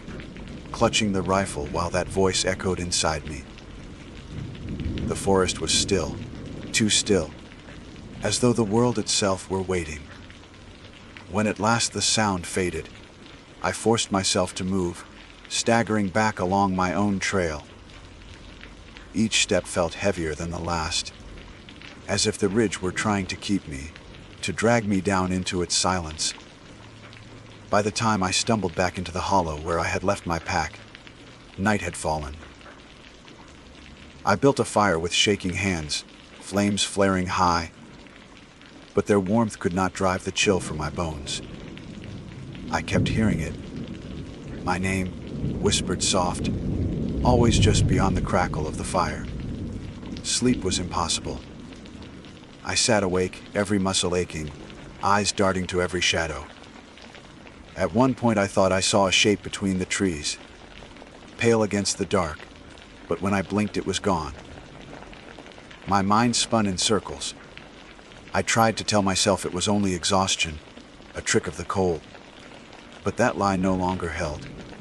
I had seen its face, my face. No dream could shape something so precise. And if it wore my face, what did that mean? Dawn was a gray blur, the sun weak behind clouds. I packed my things with stiff fingers and started down the ridge. My only thought was escape, distance, warmth, people, civilization. But the woods did not release me easily. My trail from the night before was half buried, and more than once I lost my way. The snow stretched endless, each tree like the last, and soon I could not tell if I was circling back or moving forward. Panic crept into me, cold and sharp. I had been in these mountains my whole life, but suddenly they felt strange, hostile, as if the land itself had shifted while I wasn't looking. By midday I saw them again, the tracks. Wide, deep, pressed into the crust with impossible weight. They followed alongside my path, sometimes vanishing, sometimes reappearing, as though whatever left them moved in and out of the world at will. Each time I saw them, my pulse quickened. I told myself not to follow, not to look, but my eyes were drawn, my steps straying closer. And once, God help me, once I saw a second set. Smaller, but the same shape. The idea that there might be more than one nearly broke me. That evening I found an old ranger station half, buried in snow. Its roof sagged, windows shattered, door hanging crooked. I hesitated before entering, but the cold pushed me inside. The air smelled of rot and dust, but it was shelter. I cleared a space near the hearth, lit a fire, and tried to steady my nerves. The walls groaned in the wind, and snow hissed through cracks, but it felt safer than the open woods. For the first time in days, I dared to close my eyes. The dream came swift. I stood in front of the bear again, but this time there was no distance between us. Its face, my face, hung inches from mine, eyes black and endless. It smiled, and the smile was wrong, stretching too wide, teeth too many. It raised its hand, clawed and massive, and pressed it against my chest. The weight crushed me, drove me to my knees. Then it leaned close, lips brushing my ear, and whispered, "You are mine." I woke gasping, sweat freezing on my skin. The fire had burned low. Outside, something scraped against the wall of the station. Slow, deliberate. I grabbed the rifle and aimed at the door. The scraping stopped. Silence. Then, from above, a heavy thud, something moving across the roof. Snow fell through cracks in the beams. I raised the rifle higher, every nerve screaming. And then came the laughter. Low, rolling, vibrating the very boards beneath me. I fired. The shot split the night, wood splintering, smoke choking the air. The laughter only grew louder, surrounding me, pressing in from every direction. I bolted. I don't even remember packing. I only remember the feel of the door against my shoulder as I shoved it open, the blast of cold, and the darkness swallowing me whole. I ran into the trees, snow dragging at my legs, lungs burning. Behind me, the ranger station groaned, and then, impossibly, it collapsed.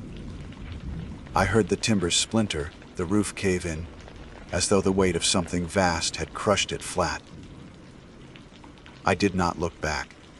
For hours I stumbled through the woods, half blind, half mad. At last, I collapsed beneath a pine, gasping, frost clinging to my beard. The forest was silent again, but the silence no longer felt empty. It felt expectant. I lay there shivering, staring at the sky, and wondered if I would die in that place. But I did not. When morning came, I forced myself to move. Step by step, mile by mile, until at last I reached a frozen road. My body moved on instinct, mind numb to everything but survival. By some mercy, a snowmobile roared in the distance, a pair of rangers checking the pass. They found me slumped against a drift, half conscious. They hauled me to safety, wrapped me in blankets, asked what had happened. I told them only that I had lost my way. I did not mention the bear, not its face, not its voice. Some truths are too heavy to share. Weeks passed. I healed. My body regained its strength, but my mind did not. Nights were the worst. Sleep brought dreams, and dreams brought its face. Sometimes it was watching. Sometimes it was wearing my skin. Once, I dreamed I was the bear, standing tall, staring down at some trembling hunter with my eyes. I woke screaming. I tried to forget. I told myself to bury it, to move on. But forgetting proved impossible. Even in daylight, I sometimes caught glimpses in mirrors. Not full, not clear, but enough, a tilt of the head that wasn't mine, a flicker of two wide teeth. My reflection would smile when I did not. One evening, Doyle, the rancher, found me at the bar. He sat across from me without asking and ordered 2 drinks. He studied me for a long while before speaking. "It followed you back," he said softly.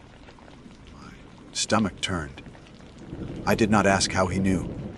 Perhaps he saw it in my eyes. Perhaps he had lived this himself. "What does it want?" I whispered. He shook his head. "What it always wants. To be you." I could not speak. The bar hummed around us, laughter and clinking glasses, but we sat in a bubble of silence. Doyle reached into his coat, pulled out a small pouch, and slid it across the table. "Keep this on you," he said. "It might help." Inside were dried herbs, bones strung on a thin cord, something that smelled sharp and ancient. I did not ask what they were. I only took them, because in that moment I would have taken anything. That was months ago. The pouch still hangs around my neck. It helps, maybe. The dreams come less often, though they never stop. Sometimes, walking home at night, I hear snow crunch behind me, though the street is empty. Sometimes I see tracks where there should be none. And once, God help me, once, I woke to find frost across the inside of my window, shaped like a handprint. I know it is not finished. The bear, the thing wearing my face, it is patient. It waits. Maybe one day it will step out of the shadows fully. No longer content to watch. Maybe one day I will look in the mirror and see its smile more clearly than my own. If that day comes, I do not know who will be left. Me, or the thing in the snow. But I can tell you this: when you walk the ridges in winter, if you feel eyes on you, do not look back. And if you see a white bear standing tall in the snow, do not raise your rifle. Because if you do, it will show you its face, and you will never forget it. I never have.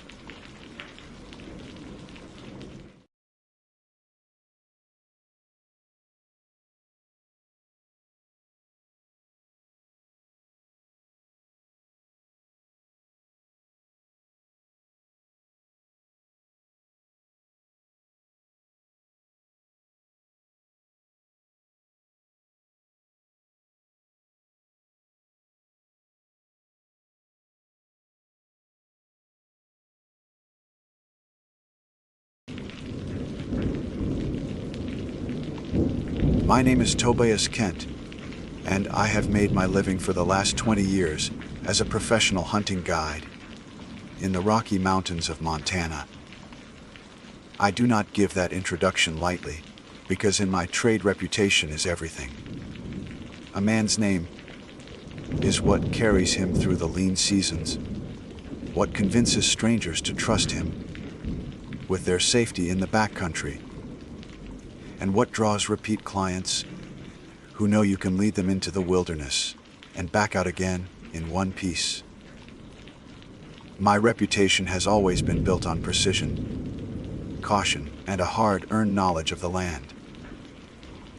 I never tell tall tales around the fire to spook greenhorns, and I never exaggerate what I have seen in the woods. But what I am about to recount is as true as the scar that runs across my shoulder blade, as real as the rifle I carry on every expedition. That spring, I had agreed to guide 2 clients on a black bear hunt deep in the Gallatin Range. The thaw had opened up the valleys, and the bears were starting to move again, leaving prints in the mud and tearing apart rotting logs in search of insects. My clients: Dale, a broad-shouldered rancher from Wyoming, and Ethan, a younger man from Texas who had never been farther west than Amarillo, were both eager, though in different ways. Dale was quiet and deliberate, the type who had hunted elk and mule deer his whole life and wanted to add a Montana black bear to his long list of trophies. Ethan was excitable, too quick with his questions and laughter, but his enthusiasm was genuine, even if it worried me at times. I had spent enough years with green hunters to know that excitement often dulled when the forest closed in and the hours stretched long. We left the trailhead before dawn, packs heavy with gear, rifles slung, and the cool air carrying the smell of pine sap and thawing soil. I led them along a ridge that overlooked a broad drainage, where I knew berry thickets would lure bears when the sun climbed higher.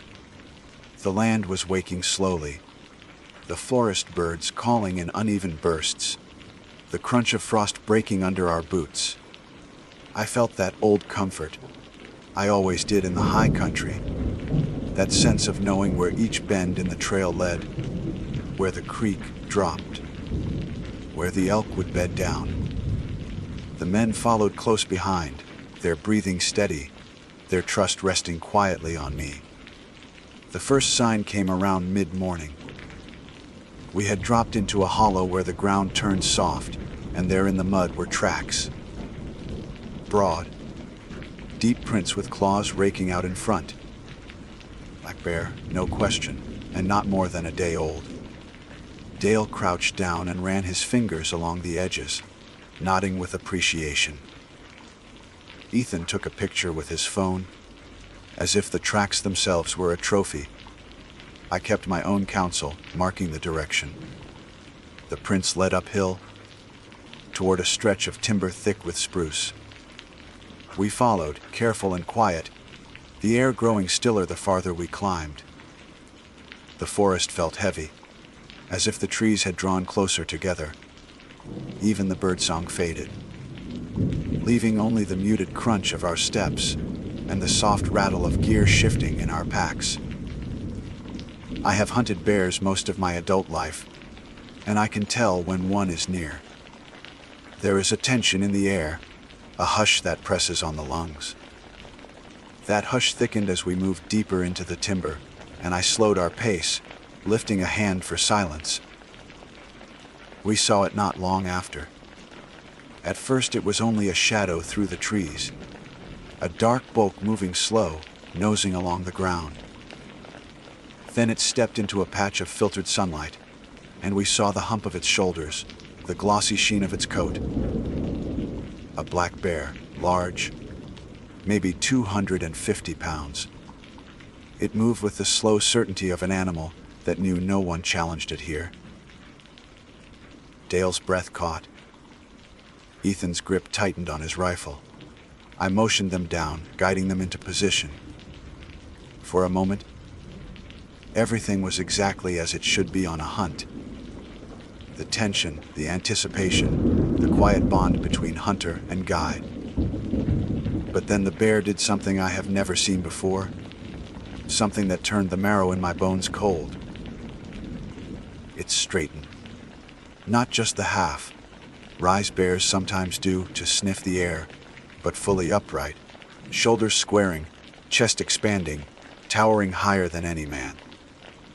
Its head swiveled slowly until it faced us directly, and I swear upon my life it looked right at me. Dale cursed under his breath, the sound barely audible. Ethan froze, eyes wide. I felt my pulse hammering in my neck. The bear stood like that for several seconds, silent, its breath steaming faintly in the cool air. And it opened its mouth, and in a voice that was not mine yet, carried the exact sound of my own, it said, "Tobias." My name, spoken aloud from the throat of that animal.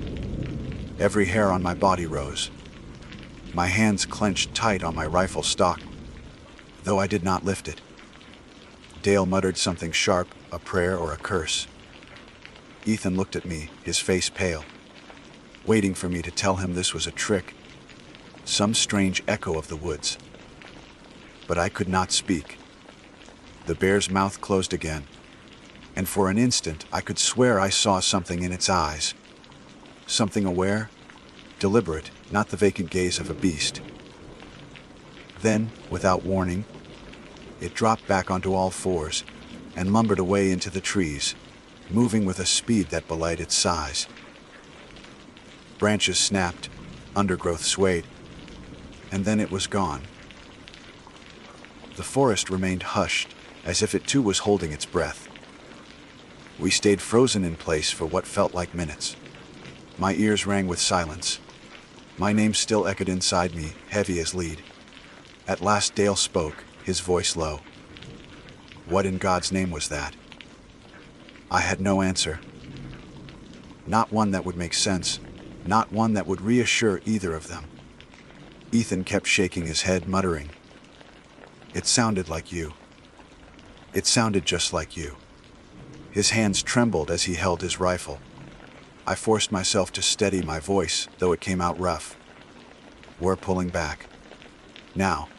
No one argued. We descended the slope in near silence, every sound magnified. The crack of twigs, the brush of branches, the thud of our boots. I kept glancing behind, half expecting to see that black form shadowing us, but the woods remained still. When we reached the hollow with the tracks, I could barely breathe from the weight pressing on my chest. We stopped only once, at a clearing where the light cut down through the canopy. I turned to my clients and said as firmly as I could, "We're calling this hunt. I'll get you both back safe, but we're not going farther in. Not today." Dale gave a slow nod. His weathered face showed no fear, but a heavy seriousness. Ethan looked shaken, but relief softened his features. Neither man argued, and I was glad for it. I knew there was nothing in my power that could explain what we had seen, and nothing in the wilderness I had prepared them for that compared to it. As we made our way back toward the trailhead, the forest never regained its usual voice. No bird called, no squirrel chattered. It was as though the world had shifted slightly off its axis, and we were trespassers in a place that no longer obeyed the old rules. I kept my eyes scanning the trees, but I did not see the bear again. Only in my mind did I hear it, repeating my name in that warped echo of my own voice. That night, back at the lodge, the three of us sat silent for a long time. Dale poured whiskey into tin cups, his hand steady but his eyes distant. Ethan stared into the fire, as if waiting for something to move in the shadows. I finally broke the silence, my voice low. "You didn't imagine it. Neither did I. Dale a grim nod. I know what I heard. Ethan looked up, his face pale in the firelight. It said your name. How could it know your name? I had no answer. The wilderness has its mysteries, more than most men care to admit. But this was no mystery of wind or echo. Something had called me out by name. Something in the shape of a bear had stood like a man, spoken like me, and then vanished into the timber. Even now, with years of guiding behind me, I cannot shake the weight of that moment. When you spend your life in the wilderness, you learn to respect what you do not understand. But there are things I cannot file under respect or caution. There are things that feel wrong in their very essence, things that carry a weight beyond what this earth should hold. And that day in the Gallatin Range, I came face to face with one of them. That night I did not sleep. The fire in the lodge had burned down to coals, Dale had retired to his room, and Ethan had finally collapsed on the couch across from me, but my mind refused rest. Every time I closed my eyes, I saw the bear standing there, its shoulders square, its eyes fixed, its voice spilling out in my own tone. I had faced charging moose, stumbled upon cougars, and once even had a grizzly bluff me, so close could smell the rot on its breath. None of that had shaken me the way this did. Animals act as animals. What we had seen was not an animal. When morning finally came, I walked outside, boots crunching on the gravel, and stood in the chill of dawn. The air smelled of frost and pine, clean and sharp, and for a moment, I almost convinced myself it had been a nightmare. But nightmares don't leave three men with the same memory. Nightmares don't speak your name in your own voice. Ethan came out not long after, his eyes bleary, hair sticking up. But he smiled faintly when he saw me. Thought maybe you'd gone back in after it. I gave him a look. Not a chance. His smile faltered. Good. Because I couldn't go back in there if you paid me. Dale joined us shortly after, quiet as ever. But his face told me he hadn't slept either. He didn't mention the bear, didn't need to. It hung in the air between us, thick as smoke. We packed in silence, loading their gear into the truck, and I drove them back into town. They left that afternoon. Dale shook my hand hard, the calluses of his palm biting into mine. You did right calling it off. Don't let anyone tell you otherwise. Ethan gave a nervous laugh that carried no humor. Guess I got my story. Even if I didn't get my bear. When they were gone, I stood alone by the truck, the quiet of town pressing on me. Normally, after guiding clients, I felt a tired satisfaction, the relief of bringing them back safe. But now I felt hollow, as though I had left something unfinished, or worse, something had followed me back. For a few days I tried to convince myself it was done. I cleaned my gear, restocked supplies, made small talk with other guides at the diner. I even let myself joke once or twice when someone complained about the late spring snow. But deep down, I carried the weight of that voice. It wasn't long before the signs started again. The first was small. I was walking home one evening when I heard my name called from the alley between two shops. Just a faint sound, barely louder than the wind. Tobias. My chest tightened. I turned, but the alley was empty, only the shadow of a trash bin and the glint of broken glass. I told myself it was my mind playing tricks, the echo of memory, but I walked faster. 2 nights later, as I sat on my porch with a lantern burning beside me, I heard it again. This time from the tree line at the edge of town. Tobias. The same voice, my voice, stretched too long, too flat. My hand gripped the rifle at my side, and I stared into the dark, heart hammering.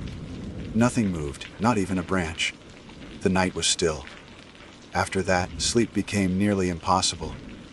Each time I drifted off, I would wake with the sense of someone standing outside my window.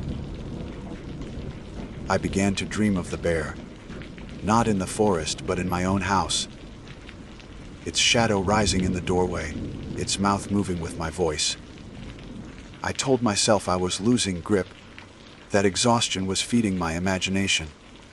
Guides live by reason. Track the sign, read the wind, trust the map. But reason was slipping through my fingers. One morning, as I walked to the diner for coffee, I noticed something strange in the dirt road. A print. Wide, round, claws marking the soil. A bear track. But it was wrong. The spacing was too narrow, as if the weight had fallen vertically, like a man's stride rather than a four-legged gait. I crouched down, touched the impression. Fresh, not even an hour old. My skin prickled. I glanced up at the street. Folks were walking by. Farmers, shopkeepers, tourists with cameras. None of them noticed. None of them cared. But I knew it was watching. That night, I made the mistake of telling someone. Not a stranger, but my friend Cal, another guide I'd known for years.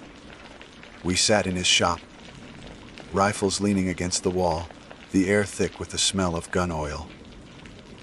I told him what we had seen. The bear standing, the voice, the name. He listened, his face unreadable, then finally shook his head. "You're rattled, Tobias. You've been out too long this season. Happens to everyone sooner or later. The woods get in your head." "I know what I saw," I said, sharper than I meant. He sighed, took a pull from his flask. "I don't doubt you saw something, but a bear calling your name? Come on. You'll scare yourself into a grave if you keep chewing on it." I didn't argue further. There was no point. His words slid off me like rain on oilskin. What I had seen wasn't exhaustion, and it wasn't imagination. It was real, and it wasn't finished with me. The following week proved it. I had taken to double, checking the locks on my doors, keeping my rifle close. But even that couldn't stop what came next. Late one night, the sound woke me. A scrape against the wood of the porch. Slow, deliberate. I slid from bed, bare feet quiet on the floorboards, and lifted my rifle. The lantern light shook as I carried it. At the window I froze. There on the porch were prints. Damp, black smears on the wood, the shape unmistakable. Bear prints, but too long, too narrow. Wrong. They trailed from the steps to the window, then vanished into the dirt beyond the porch. My chest tightened as I realized what that meant. It had been standing there upright, staring in. I slept not at all that night. By dawn I had packed a bag, slung my rifle, and set out. I told myself I was going back to the timber, to prove something, to track it, to face it. Maybe to kill it. But deep down I think I knew better. I wasn't going to hunt it. I was going to see what it wanted. The woods were quiet when I entered, too quiet. No birds, no rustle of squirrels. I followed the ridge back to where we had first seen it, each step heavy with dread. The ground was soft, damp from recent rain, and there were prints everywhere. Too many to make sense of, as if the creature had circled endlessly. The soil was torn, claw marks gouging deep. My stomach turned. Then I heard it, my name drifting through the trees. Tobias. I raised my rifle, pivoting, eyes scanning. The sound came again, closer. Tobias. And then, clear as day, another voice joined. Dale's. Tobias. I froze. My throat tightened. It wasn't possible. Dale was gone, miles away, safe in Wyoming. Yet his voice slid through the trees, warped, drawn out, echoing my own. A shadow moved between trunks. Black, massive, upright. The bear, its head turned slowly toward me. And for the first time I saw its mouth move as the sound came out. Not just my voice, but every voice I knew, spilling together into a hideous chorus. I don't remember firing, but the shot cracked through the forest. The echo rolled, and the shadow staggered, then melted back into the trees. I stood shaking, rifle smoking, lungs heaving, the silence crashing back around me. I searched the ground where it had been. No tracks, only the lingering stink of musk and rot.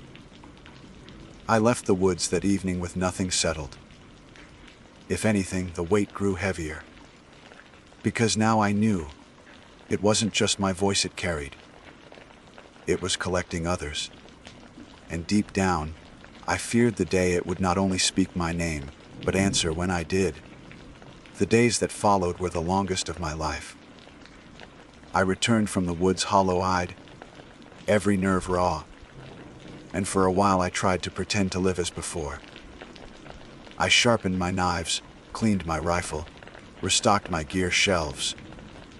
I sat in the diner and listened half-heartedly to other guides boasting of clean kills, or showing off photos of spring turkeys. But beneath it all was a constant waiting, a dread so thick it pressed into every moment. I knew it wasn't over. At night, the sounds returned. Sometimes it was my name whispered through the walls, barely audible but enough to snap me awake. Sometimes it was footsteps on the porch, the boards creaking under a weight too heavy for a man. Once, just once, I heard laughter. My laughter? The sound of my own voice, warped, drawn out like an echo in a cave. I sat in the dark with my rifle across my knees, until the first pale streak of dawn entered the windows. I avoided the forest as long as I could. But the forest did not avoid me. One morning, I found fresh claw marks on the siding of my cabin, raked deep, as if something had dragged talons down the wall. Another morning, the tracks returned in the dirt outside. Long, narrow, upright strides that stopped just short of the front steps. My neighbors never said anything, but I caught them staring at me sometimes, whispering low as I passed. Maybe they noticed the sleepless hollows under my eyes. Maybe they noticed the smell of oil and gunpowder clinging to my clothes. Either way, they kept their distance. It wasn't until I got the call from Dale that I understood how far this had spread. It was late evening when my phone buzzed. His voice was tight, shaken. "Tobias, I need to ask you something. You didn't come by my place, did you?" I gripped the phone. "No." "Why?" He went quiet, then said, "Because I heard you last night, outside the barn, calling my name." My chest clenched. "It wasn't me. I figured." He muttered. Softer, "It sounded like you, Tobias. Exactly like you. Neither of us said what we were thinking. We didn't have to." He ended the call quick, like holding the phone open might let something through. That night, I didn't even try to sleep. I sat on the porch with the lantern burning low, rifle balanced in my lap, staring at the tree line. The night air was cool, the smell of damp pine drifting down from the hills. For hours, nothing moved. Then, just as the clock pushed toward 3, I saw it. Between the trees, a shadow detached itself from the dark. A shape too broad to be a man, too tall to be any bear I'd ever seen. It stepped forward, upright, shoulders square. Its head tilted, and the lantern's light caught its eyes. Two faint glimmers like embers banked in ash. It spoke. Not loud, not clear, but enough. "Tobias." My finger tensed on the trigger, but I didn't fire. Something in me knew a bullet wouldn't matter. Not out here. Not against that thing. Instead, I raised my voice hoarse and ragged. What do you want? For a moment, silence. Then its mouth opened, and my own voice came out. To be you. The words cut through me like cold steel. The shape stepped closer, and the air seemed to fold in on itself, heavy, suffocating. Every instinct screamed at me to run, but I stayed frozen, breath sharp in my lungs. Then, as sudden as it had appeared, it turned. The black form melted back into the trees, vanishing as if the forest had swallowed it whole. I didn't sleep at all. By dawn, I'd made up my mind. I couldn't stay in town. Couldn't let it creep closer each night until it stepped through the door.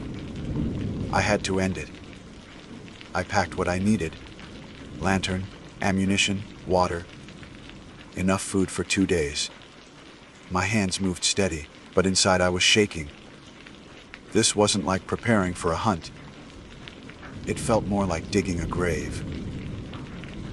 By afternoon, I was back in the Gallatin timber, retracing the ridge where we'd first seen it.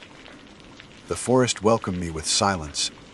No birds, no wind, just the hush of needles underfoot.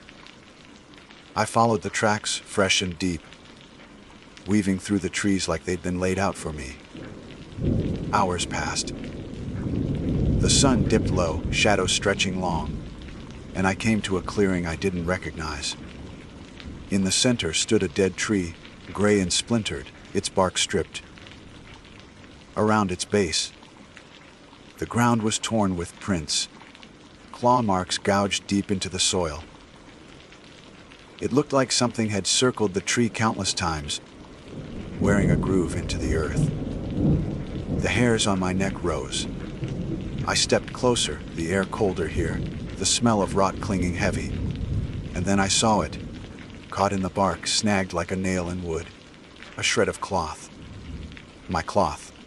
I reached out, fingers trembling, and pulled it free. It was a piece of my own shirt, the same red flannel I had been wearing the day we first saw it. Torn, weathered, stained with something dark. My stomach dropped. It hadn't just taken voices. It had taken pieces of me. The woods around me shifted. I felt it before I heard it. The pressure, the weight, the silence collapsing. Then came the sound. My name, spoken over and over, from every direction. Tobias, Tobias, Tobias. The voices layered, not just mine but dozens of others, all blending into a hideous chorus. I raised my rifle, spinning, eyes darting from shadow to shadow. Then it stepped into the clearing. The bear, upright, towering. Its eyes glowed faintly, its mouth stretching wide. And when it spoke, it was every voice I knew. Dale, Ethan, Cal, my own. Even voices I hadn't heard in years, people long gone. All of them spilling from its throat. We are you. I fired. Once, twice, 3 times. The shots tore the silence apart, echoes crashing through the trees. The shape staggered, but it didn't fall. It only leaned forward. Mouth opening wider, the voices rising in a deafening swell. The ground seemed to shudder. My knees weakened. I backed toward the trees, the rifle shaking in my hands. But the thing didn't follow. It stayed by the dead tree, looming, eyes locked on me. I don't remember leaving the woods. I only remember stumbling into daylight, lungs burning, ears ringing with the sound of my own name. That was weeks ago. I haven't gone back. I don't guide anymore. Folks in town whisper that I've lost my edge, that the mountains broke me. Maybe they're right. But sometimes, late at night, I still hear it. My name carried faintly through the dark. And I know it's waiting. One day, it won't call from the tree line. It won't circle outside. It won't scrape the porch. One day, it will walk through my door, upright, wearing my voice, my face, my skin. And when that day comes, I don't know if I'll be the one holding the rifle, or if it already will. My name is Cliff Harlow, and I was born and raised in Colorado, where the mountains are not only a backdrop, but a constant presence in a man's life. I have worked most of my years as a hunting guide, a profession that requires patience, instinct, and a certain tolerance for solitude. Those of us who spend season after season in the timberline come to know the land intimately. The way snow lingers in certain folds of the peaks, the trails mule deer favor, the patches of meadow that hold fresh graze for elk. My livelihood depended on paying attention to the smallest details, and I have always taken pride in being a man who noticed what others missed. That pride has not entirely left me, though I carry with me now a memory I would trade everything to forget. It began in late September, when the air turns sharp and carries the bite of snow, even if the sky is still blue. I had agreed to guide a pair of brothers from Kansas, men eager for their first chance at a bull elk. We started from camp early that morning, hiking into the high country where spruce that fur thin into crooked stands that fight for life against the wind. The world up there is wide open, yet strangely claustrophobic. You can see the peaks stretching forever, but in the trees, sound carries differently. Footsteps echo and die too quickly, and the silence becomes thick enough to choke on. We found tracks not long after sunup, a set of impressions in the soft dirt along a faint game trail. The brothers were excited, whispering to each other as though their voices might reach the animal a mile ahead. But as I studied the prints, something bothered me. They were clean, sharp, and large, definitely elk, but the spacing was unusual. There was a measured precision to them, each print set down as if placed with care. More than that, I realized I hadn't heard the sound that should have accompanied such movement. In the woods, an elk is never truly quiet. Their bulk snaps twigs, rustles brush, exhales clouds of steaming breath when the morning is cold. This trail had been made without a whisper, without the slightest scuff to a stone or bending of a branch. I told myself I was overthinking. The brothers wanted their hunt, and the tracks were fresh. We pressed on, climbing higher, following that deliberate trail. The forest seemed to grow stiller the farther we went. At first, I thought it was my imagination, but soon even the brothers noticed. No birds called from the branches. No chipmunks skittered over logs. It was as though everything had stepped aside, giving the path over to whatever had passed before us. We stopped to rest near the timberline, where the trees thin and the wind cuts across open rock. The brothers were in high spirits, talking about antlers and trophies, but I kept scanning the ridges. It was then I saw them, two pinpricks of light between the trees below us.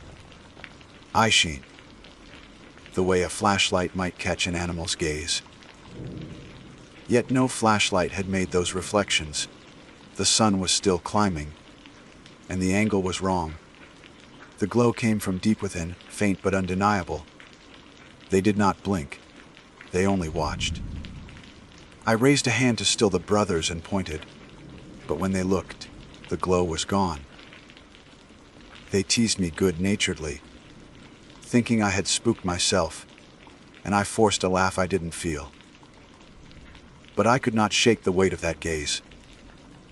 I had hunted elk my whole life, and I had never seen such eyes. Steady, silent, and patient.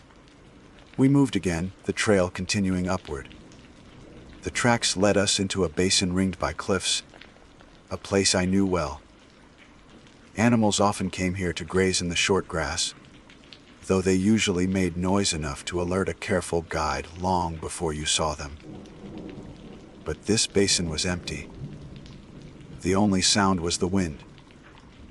And when I crouched to study the last print in the dirt, I realized it simply ended there. No more tracks continued forward. No sign of weight shifting or animal turning. The trail stopped as if the elk had lifted itself from the earth and vanished. The brothers argued quietly about whether to keep searching, but I felt unease gnawing in my gut. Something was wrong.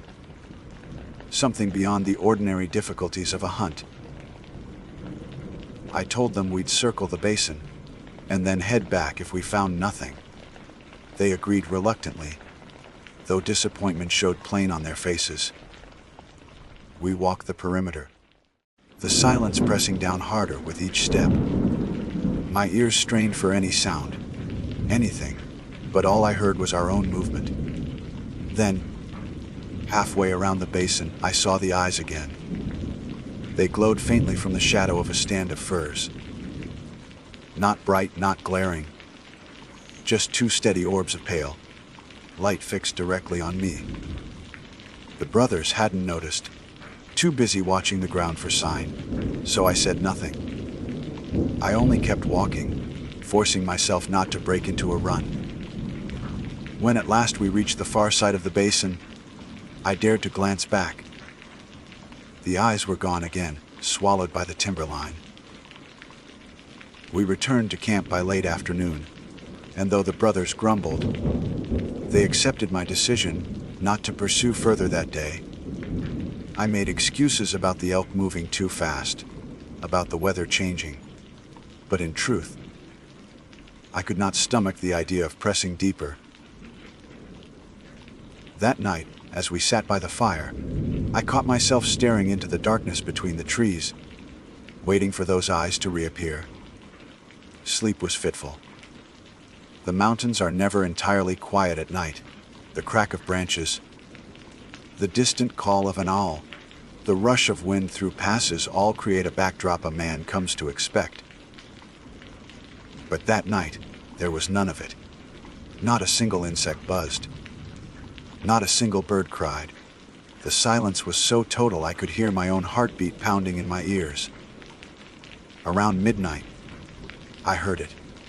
A soft sound, not footsteps exactly, but the faint scrape of something moving just beyond the firelight. I rose carefully, rifle in hand, and scanned the darkness. The brothers slept on oblivious. I strained my eyes, searching. At first there was nothing. Then, two pale glimmers. Eyes again, fixed on me from the black beyond the camp. They did not advance, nor retreat. They only hovered there, patient as stone. I stood frozen for what felt like hours, though it could not have been more than minutes. Finally, the eyes faded, dissolving into the dark until I could not tell if they had truly been there at all. The next morning, I said nothing. The brothers would have laughed, or worse, lost their nerve for the hunt. We packed up and hiked to another ridge, where the world looked normal again. Birds flitted among the trees. Squirrels scolded from branches. The mountains felt alive as they should. And yet, beneath it all, I sensed that silence lingering, waiting. That was only the beginning. The brothers woke that second morning with the kind of cheer that comes from being far from their day jobs, convinced their trophy was only another ridge away. I envied them their optimism, though I could not share it. My mind kept circling back to those eyes, to the way the silence had seemed to bend around us. A guide learns early to trust his instincts. But I was caught between my duty to the men who had hired me and the unease that coiled tighter with every thought of the night before. We hiked out before dawn, climbing through groves of aspen, where the leaves rattled like coins in a jar. For a while, the sound comforted me. It felt like proof that the world was as it had always been, that I had let shadows and tiredness play tricks on me. Then, as we gained elevation, the sounds dwindled. The aspens gave way to spruce, and the spruce to crooked, stunted firs, and soon the silence was back. Not complete at first. Just a thinning, like a blanket pulled off piece by piece. Until finally it lay over us again in its suffocating weight. The brothers noticed this time. One of them, Aaron, stopped and looked around with a puzzled frown. "Where'd everything go?" he asked. "Shouldn't we hear something? I mean, even wind?"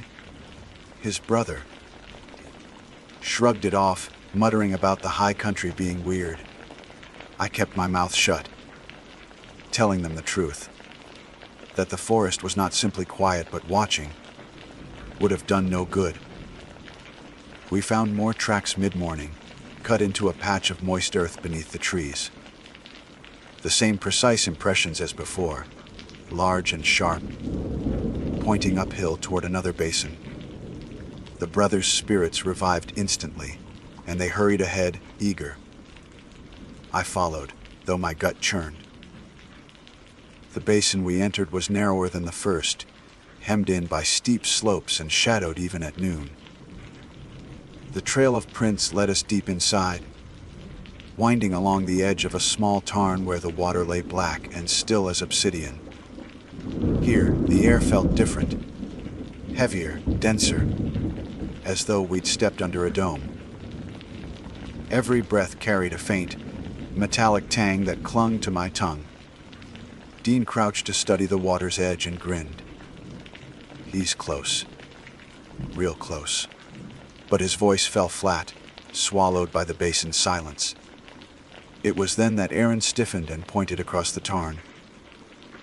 At first, I saw nothing. Then, in the gloom beneath the trees, the eyes appeared again. Two pale lights, unblinking, fixed on us from the shadow. They were higher than before, too high for an elk's head, as though the animal stood upright among the trees. Dean muttered something I couldn't catch, his bravado leaking out all at once. Aaron raised his rifle. "Should I?" he whispered.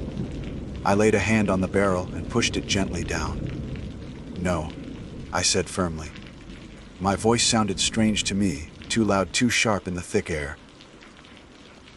Wet, the eyes remained.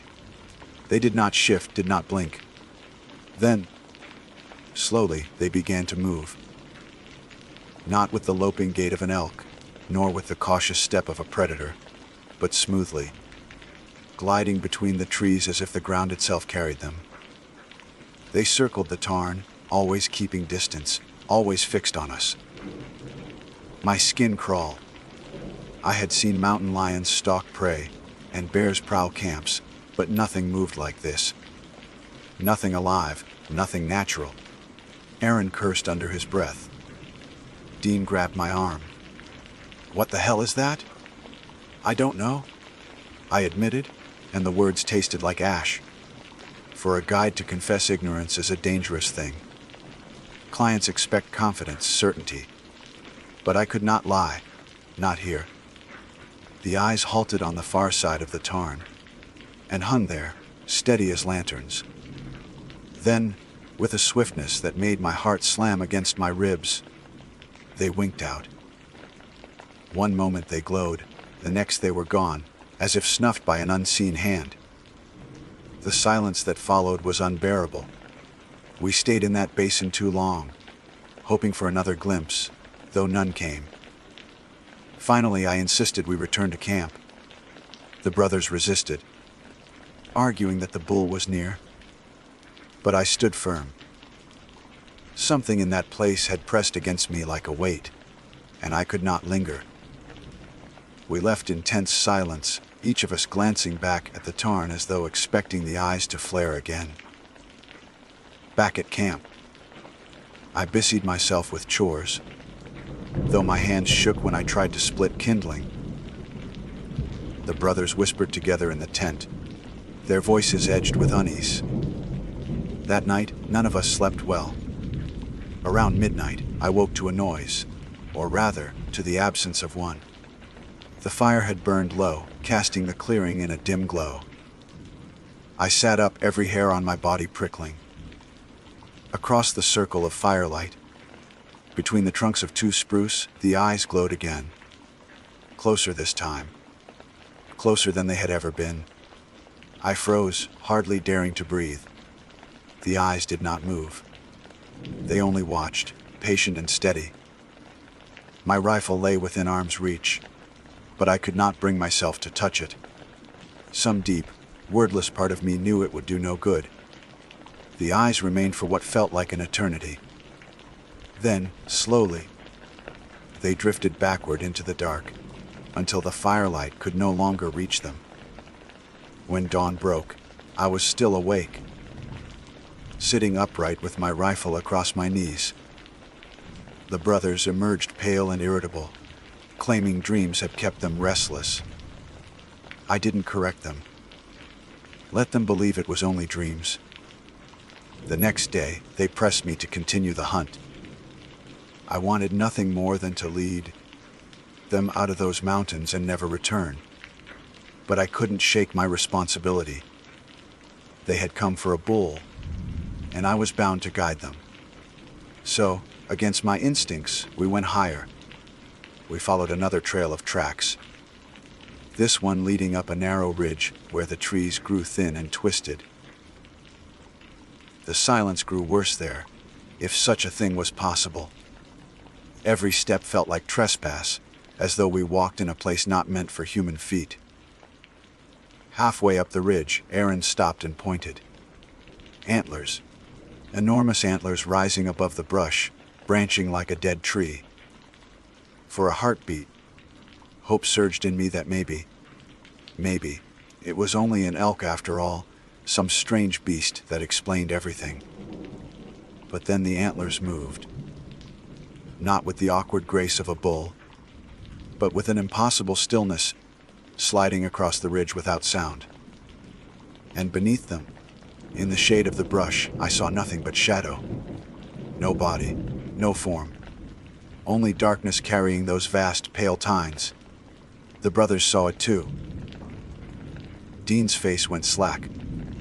Aaron raised his rifle again, hands trembling. But the shadow slipped between the trees before he could fire. We stood there, stunned, the silence pressing around us like a tomb. That night, we did not light a fire. None of us wanted to draw attention. We huddled in the cold, listening to the silence, waiting for those eyes to return.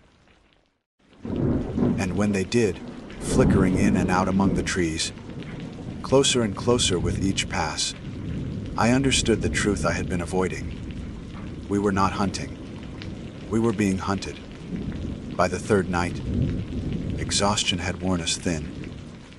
We moved through the mountains like men walking in a dream, each step heavy, each glance behind haunted by what might be following. The brothers spoke less now, their bravado stripped away, leaving only the raw edge of fear. I felt no better. Every instinct told me to abandon the hunt, to lead them down into safer country. But some stubborn pride or duty kept me tethered to the timberline. Perhaps I thought I could still protect them.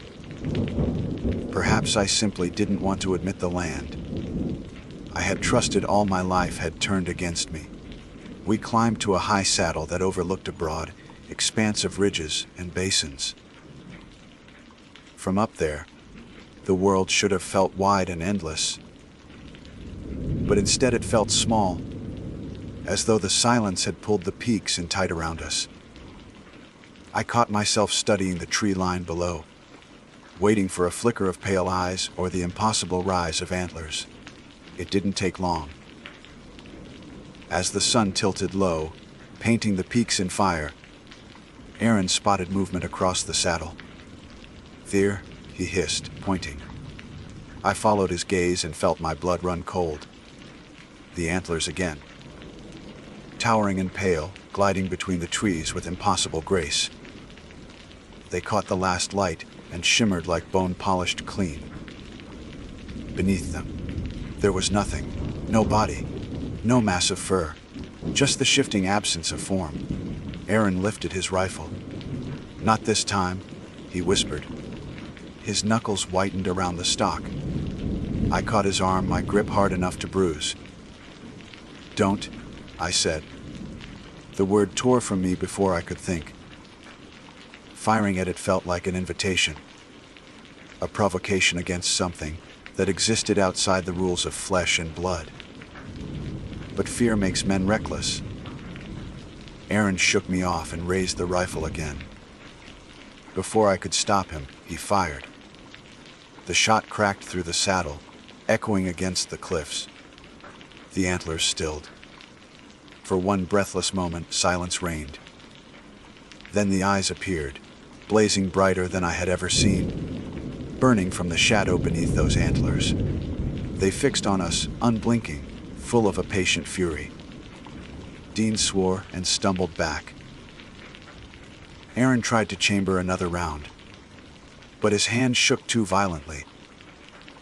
I should have dragged them both down the trail right then, but I was rooted, watching those eyes. They did not flinch, they did not fade. They only burned. The sun slipped away, and the mountains drowned in shadow. And then it came. The antlers moved with impossible speed, sweeping across the saddle as though carried by the wind. One moment they were distant. The next they loomed only yards away, taller than any elk, taller than a man.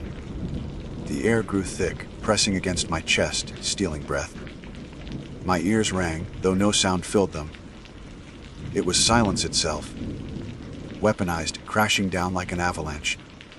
The brothers broke first. Dean bolted downslope, stumbling over rock and brush. Aaron fired again. Blind, the muzzle flashed briefly, illuminating the shadow beneath those antlers. What I glimpsed in that instant still crawls through my mind. Not flesh, not bone, but a darkness that bent the air around it, a hollow absence wearing the suggestion of shape. The shot made no difference. The shadow surged forward, and Aaron screamed. His voice cut off almost instantly, swallowed into the silence. I spun, grabbed Dean by the collar as he flailed past me, and dragged him down the trail. My heart hammered like a war drum, though the world around us carried no sound at all. We ran until our lungs burned and our legs gave way. When at last we collapsed in a stand of pines far below the saddle, the night had grown cold. Dean shook uncontrollably, his eyes wide and empty. Aaron was gone. No cry, no struggle, just gone as though silence itself had claimed him. We did not speak. Words felt useless, fragile things in a world that had turned against sound. We huddled there until dawn, each of us staring into the trees, waiting for those eyes to return. They did, once. Just before the sky lightened, I saw them glowing faintly from the ridge above, watching. No movement, no sound. Only patience. Then they faded, slipping back into the timberline as if they had never been. At first light, Dean and I stumbled down the mountain. Neither of us looked back. We left the camp, our gear, everything behind. By the time we reached the valley, Dean could barely stand. His face was gray, his eyes hollow. He spoke only once, in a broken whisper I almost didn't catch. It didn't want the elk. It wanted us.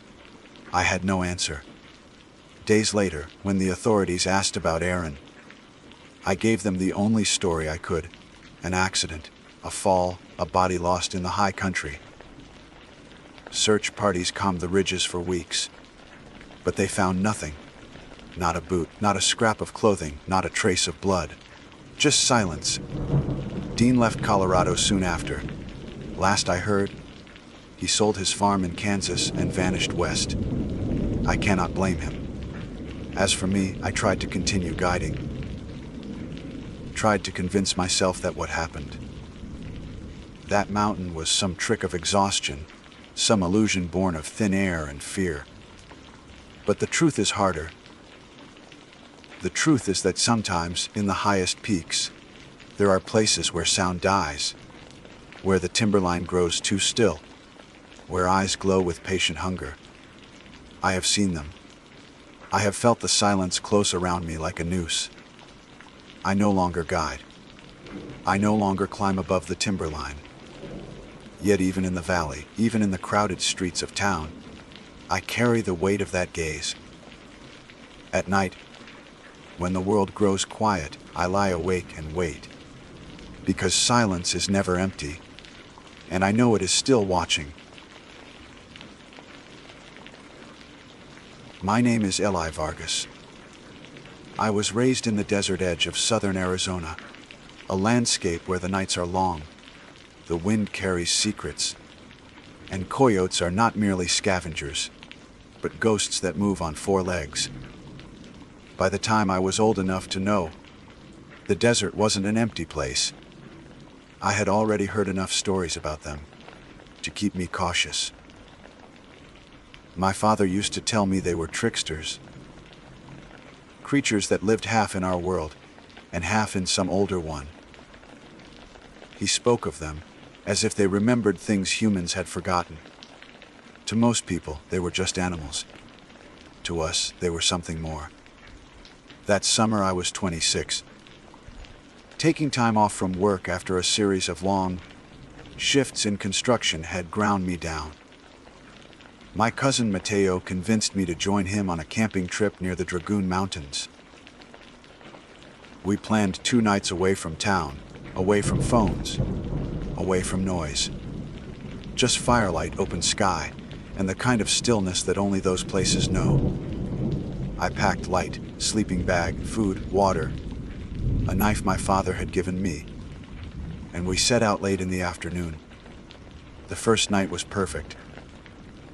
We pitched our tents in a clearing ringed with mesquite and prickly pear, close enough to a dry wash that we'd have some shelter from wind, but far enough that flash floods weren't a concern. The sky opened wide and heavy with stars, so many that the darkness itself seemed alive with them. We cooked beans and sausage over the fire, shared a flask of whiskey, and let conversation wander. Coyotes yipped far off in the hills. I remember thinking their voices added to the beauty, the sense of being fully in the wild. Before we turned in, Mateo tossed scraps from our meal into the brush. "Let them eat too," he said. Grinning, I laughed, not thinking much of it. Back home, plenty of folks left food out for strays, raccoons, whatever. Out here it felt harmless, maybe even generous. I didn't know then what that small gesture would invite. Sometime after midnight, I woke. My bladder pushed me out of my warm cocoon. A fire had burned low, a faint glow in the embers. The desert air cut cold against my skin. At first, everything seemed still. Then I noticed shapes beyond the light, low, shifting shadows slipping between the brush. Coyotes. 4. Maybe 5. I heard the soft patter of paws on dust, the faint whine of their throats. They weren't afraid. They stood just at the edge of firelight, watching. Their eyes caught the dim red glow and shone like wet glass. One let out a short, sharp clack of its teeth, a sound so deliberate it made me freeze. Another answered, jaws snapping in rhythm, as if they were speaking. I eased back toward my tent. They didn't follow, not close, but their eyes tracked me. When I slid into my sleeping bag, Mateo stirred. "What's wrong?" he whispered. "Coyotes," I said. "They're close." He chuckled, half asleep. "They won't bother us. Just keep the fire going." But I didn't sleep again. I lay awake listening. Every so often I'd hear the teeth again, clattering, grinding together. Not snarls, not growls, a language. It rose and fell in cadences, punctuated by small yips, as though they carried on a conversation. Just outside the circle of light, my skin crawled. Dawn finally broke pale and thin across the ridges, and with the light they slipped away. By the time Mateo unzipped his tent, yawning, there was no sign of them. He shrugged when I told him. They smelled food. That's all. He spoke easily, as if my unease was just nerves. Still, I felt watched all through breakfast. The second evening came, and though I tried to put my fear aside, the memory of those eyes stayed with me. We hiked a long loop that afternoon, following faint trails up to the granite boulders that rose out of the earth like ruined castles. We returned tired, feet sore, but spirits high. Over the fire we cooked meat again, letting fat hiss and drip into the flames. When we finished, Mateo tossed the scraps into the dark. This time I stopped him. "Don't," I said. He looked at me, confused. "It's fine. They'll clean it up. They were too close last night. They're coyotes. That's what they do. Come on, Ely. Don't get spooked." I didn't argue further, but I kept my knife close that night. Darkness fell heavy. The coyotes returned earlier, as if waiting. I counted at least 6 this time, circling wider. They moved with a patience that unsettled me, pacing in slow arcs, eyes flashing between the brush. Again came the teeth, clack, clack, clack, sometimes in pairs, sometimes in overlapping rhythms that made my scalp prickle. It was too patterned, too precise. Mateo muttered from his tent, "Ignore them. They'll go away." But they didn't. Hours stretched, and the fire burned down. I gathered what little wood we had left, feeding it, keeping the flames tall. Each time sparks rose, their eyes blinked in unison, like they were reacting, waiting. At one point, one of them stepped forward. A large male, ribs showing under its coat, teeth bared in a strange grin. It sat just beyond the light, tail curled, and it did not break its stare. It didn't lunge, it didn't growl. It simply sat, jaws parting and closing, teeth clacking like words. I whispered a prayer I hadn't said since childhood. When dawn came again, my body ached with exhaustion. The coyotes melted into the hills as if they had never been there. Mateo stretched and groaned, rubbed his eyes, and laughed at me when he saw my drawn face. "You're acting like a kid spooked by shadows," he said. But I knew what I had heard. They weren't just scavengers. They were speaking, and worse, they were waiting for something. That morning I suggested we pack up and leave. "We've had our fun," I told him. "Let's head back." Mateo shook his head. "One more night. I want to hike the southern ridge." He was stubborn, always had been, and I was too tired to argue. The sun blazed hot, and we sweated through our shirts climbing over rock. But my thoughts never strayed far from the night before. Every bush we passed seemed to hold eyes. Every gust of wind carried the phantom clatter of teeth. We made camp again, same clearing, same fire pit. When dusk settled, I begged him not to throw the scraps. "Please, Mateo." "Don't," he frowned. "You're serious. Yes. Just bury them. Or pack them out." He studied me a long moment, then finally nodded. We dug a shallow pit and covered what was left of dinner with dirt and stone. My relief was small, but it was something. For a while, the night seemed calmer. We sat close to the fire, sipping whiskey, talking low. The hills lay quiet. Crickets chirped. I almost believed the spell was broken. Then the silence fell. Sudden, complete. Even the wind died. From the dark brush, not 20 feet away, came the sound. Not pause. Not breathing. Teeth. Dozens of them. Clacking together in a rhythm too steady to be chance. Mateo's face paled in the firelight. For the first time, I saw fear on him. The circle of eyes appeared once more, larger this time, closing in. And I realized the scraps we had buried hadn't stopped them. We had already invited them. And they weren't leaving until they got what they came for.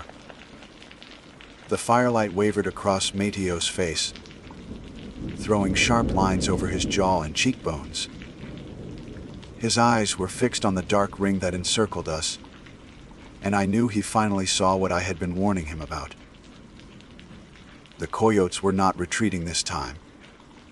They had grown bolder, their shapes pressing closer, their paws silent on the sand. And then the teeth clattered again, louder than before. It was no longer a scattered sound. It was a chorus. I gripped the knife my father had given me. Its handle was worn smooth from years of use, but it felt inadequate. What good was a blade against something that wasn't acting like an animal? Mateo whispered, "We should throw something. Scare them off. They're not afraid." I whispered back, "Don't you see that? They want us here." The words left my mouth before I realized how strange they sounded, but I meant them. The longer I listened to the rhythm of their teeth, the more certain I became that the coyotes weren't simply hungry. They were deliberate, like sentinels keeping watch, until some unspoken rule of the desert gave them permission to move closer. The fire had burned low again. I scrambled to add wood, but our supply was almost gone. I shoved branches in anyway, watching sparks spiral upward. The coyotes blinked in eerie unison as the flames flared, their eyes reflecting like polished stones. One of them, a smaller female with a torn ear, stepped forward. Her paws crunched softly in the dirt as she came close enough for me to see her, ribs rising and falling, close enough that the heat of the fire touched the edge of her coat. Her jaws opened, and I braced for a growl. But instead, her teeth clicked together twice. A pause, then 3 more clicks. It was a pattern. My stomach turned to ice. "They're talking," I said, barely above a breath. Mateo gave me a look that was both terrified and defiant. "Don't say that. Don't make it worse," he muttered. But I knew it wasn't imagination. The cadence was too sharp, too measured. I had spent years listening to rhythms in construction work. Hammer strikes, nail guns, saw teeth. And I knew patterns when I heard them. This was no accident. For long minutes, the pack circled. The sound came from all sides. A language I couldn't translate, but somehow felt in my bones. There was intent behind it, something that reached beyond hunger. Finally, when the first thin thread of dawn stretched across the horizon, they stopped. Just like that, the clattering ceased, and the shapes slipped back into the desert brush. Silence rushed in, heavy and oppressive. Mateo exhaled so sharply it was almost a sob. "That's it. We're done. We're leaving." I nodded, though my body was too stiff from sitting all night to rise quickly. When the sun broke full, we packed in haste. We didn't talk much. Every rustle in the grass, every bird cry, felt like it might shift into teeth again. We started the hike back toward the trailhead, packs heavier than before, the air around us thick and unwelcoming. I kept glancing over my shoulder. I didn't see them, but I felt them. Coyotes can travel quietly, miles without breaking cover. And I knew they were still near. 2 hours into our hike, we crossed a stretch of dry wash where the sand was soft. That was when I saw the tracks. Not just 1 or 2 prints, but dozens, layered on top of each other, pressed deep into the earth. The strange thing was the spacing.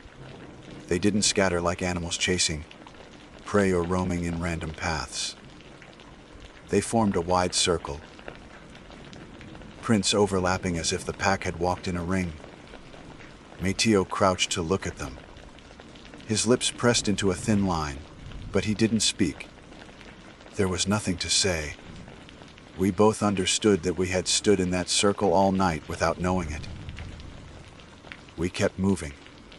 By midday the heat grew brutal, and we stopped in the shadow of a boulder to rest. The silence pressed on us again.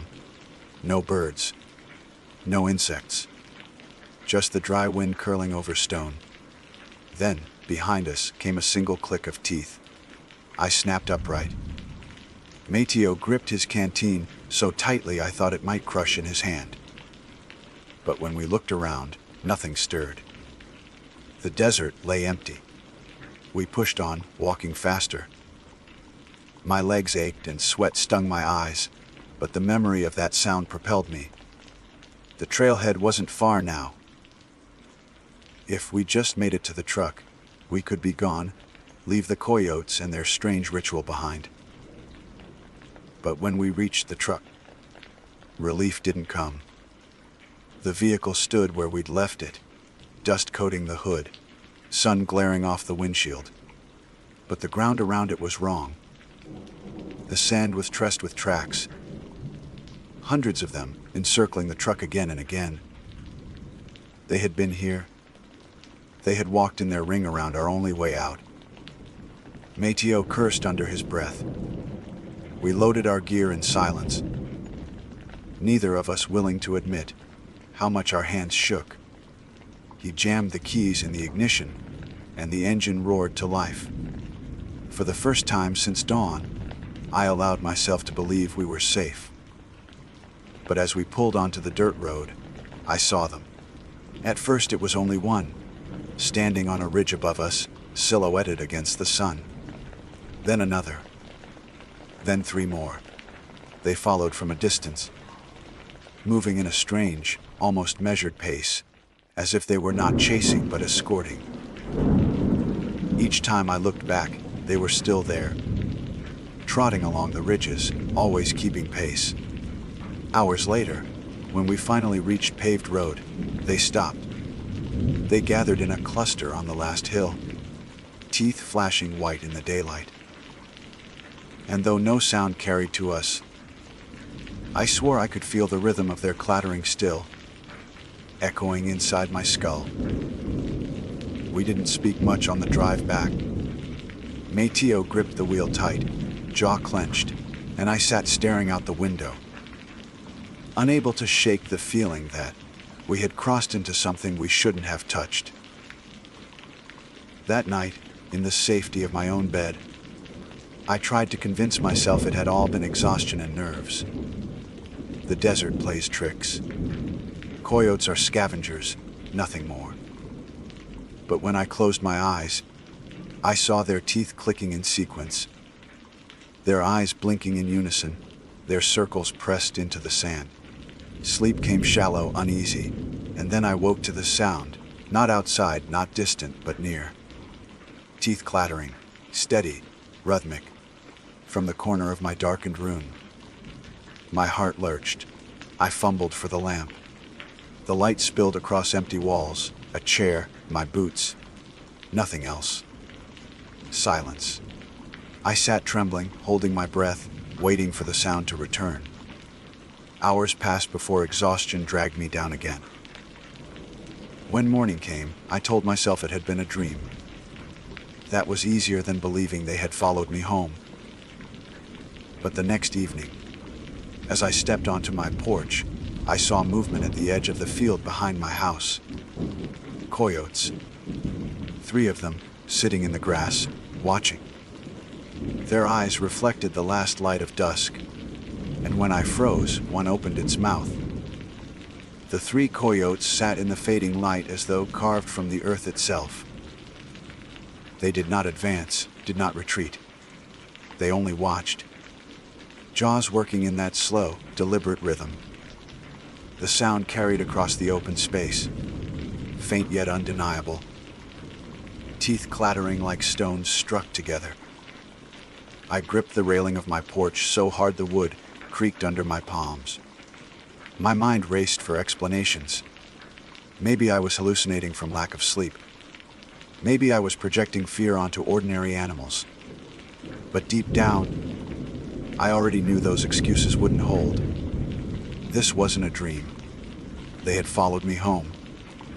I forced myself inside, shutting the door quickly, bolting it though I knew a simple lock meant nothing against teeth and claws if they truly wanted in. The night stretched on. Every so often, from beyond the walls, came the faint clack of teeth. Always in sequence, always measured. It was worse than howls would have been. Howls belonged to nature. This sound belonged to something else. Morning brought no comfort. When I stepped outside cautiously, blinking against the sunlight, the yard was empty. No paw prints disturbed the dry soil. No bodies lingered. Only silence. For a fleeting moment I wondered if I had truly imagined it. But the feeling of being observed lingered. As I drove into town to restock supplies, I caught glimpses in the periphery. Shapes slinking between shrubs, a pair of eyes glinting from a culvert, the ripple of movement along a ridge. I could never focus fast enough to be sure, but instinct screamed at me that I was not alone. When I reached the small grocery store, Mateo was already waiting. His face looked as tired as mine, his dark eyes sunken, lips pressed tight. Without greeting, he said, "You've seen them too." I didn't need to ask what he meant. I nodded. "They were outside my window last night," he whispered, gripping my arm with surprising force. I heard them, just like before. The same language. The words settled heavy between us. Neither of us wanted to call it a language. Yet there was no other word that fit. We tried to make sense of it over stale coffee at the corner cafe. We spoke low, afraid of drawing attention, though who would have cared?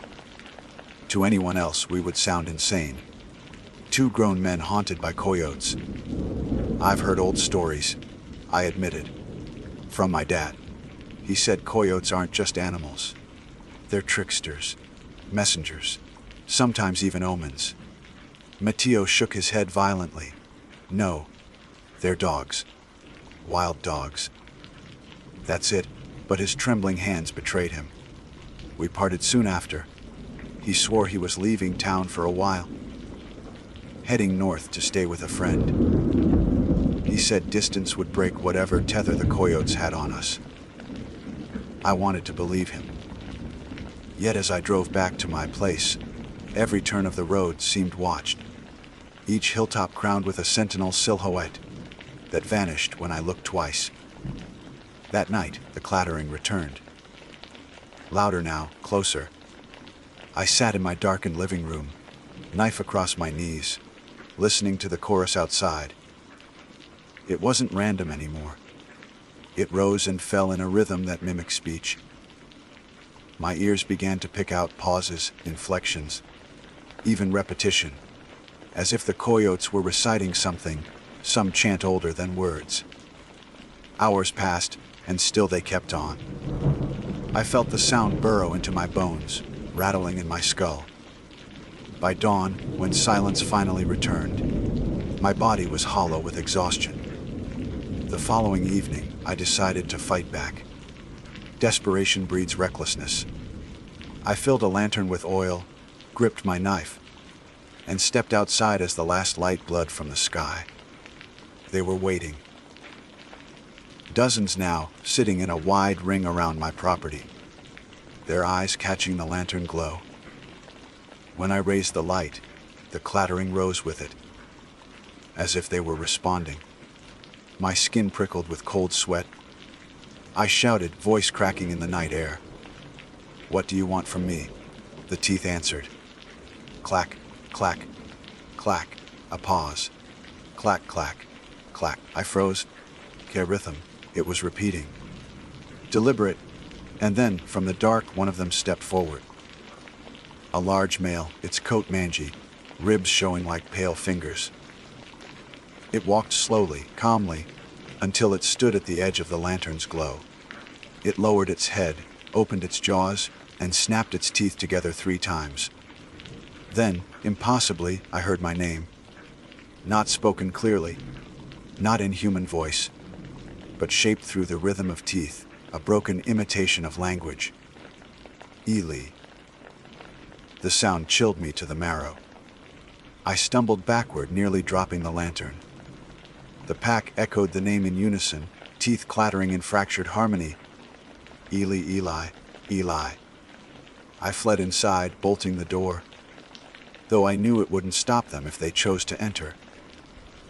I sat with my back against the wall, knife in hand, heart pounding, while outside the chorus repeated until the sky began to lighten. The next day, I drove to Mateo's place. I needed to see him, to confirm I wasn't losing my mind. But when I reached his small house on the outskirts of town, the driveway was empty. Windows shuttered. The neighbor told me he had left suddenly 2 nights ago, packed his truck, and drove north without saying goodbye. He hadn't called me. He hadn't written. He had simply vanished. And I knew why. The coyotes had chosen me. They followed still, every evening just before dark. I hear the first clack of teeth from the field. They draw closer with each night, as though waiting for me to break, to step outside and join their circle. I've stopped sleeping much. Coffee and fear keep me upright, but my body trembles from fatigue. Sometimes, in the half-light of dawn, I think I see them even inside the house. Shadows with flashing eyes, jaws working in silence. I don't know what they want.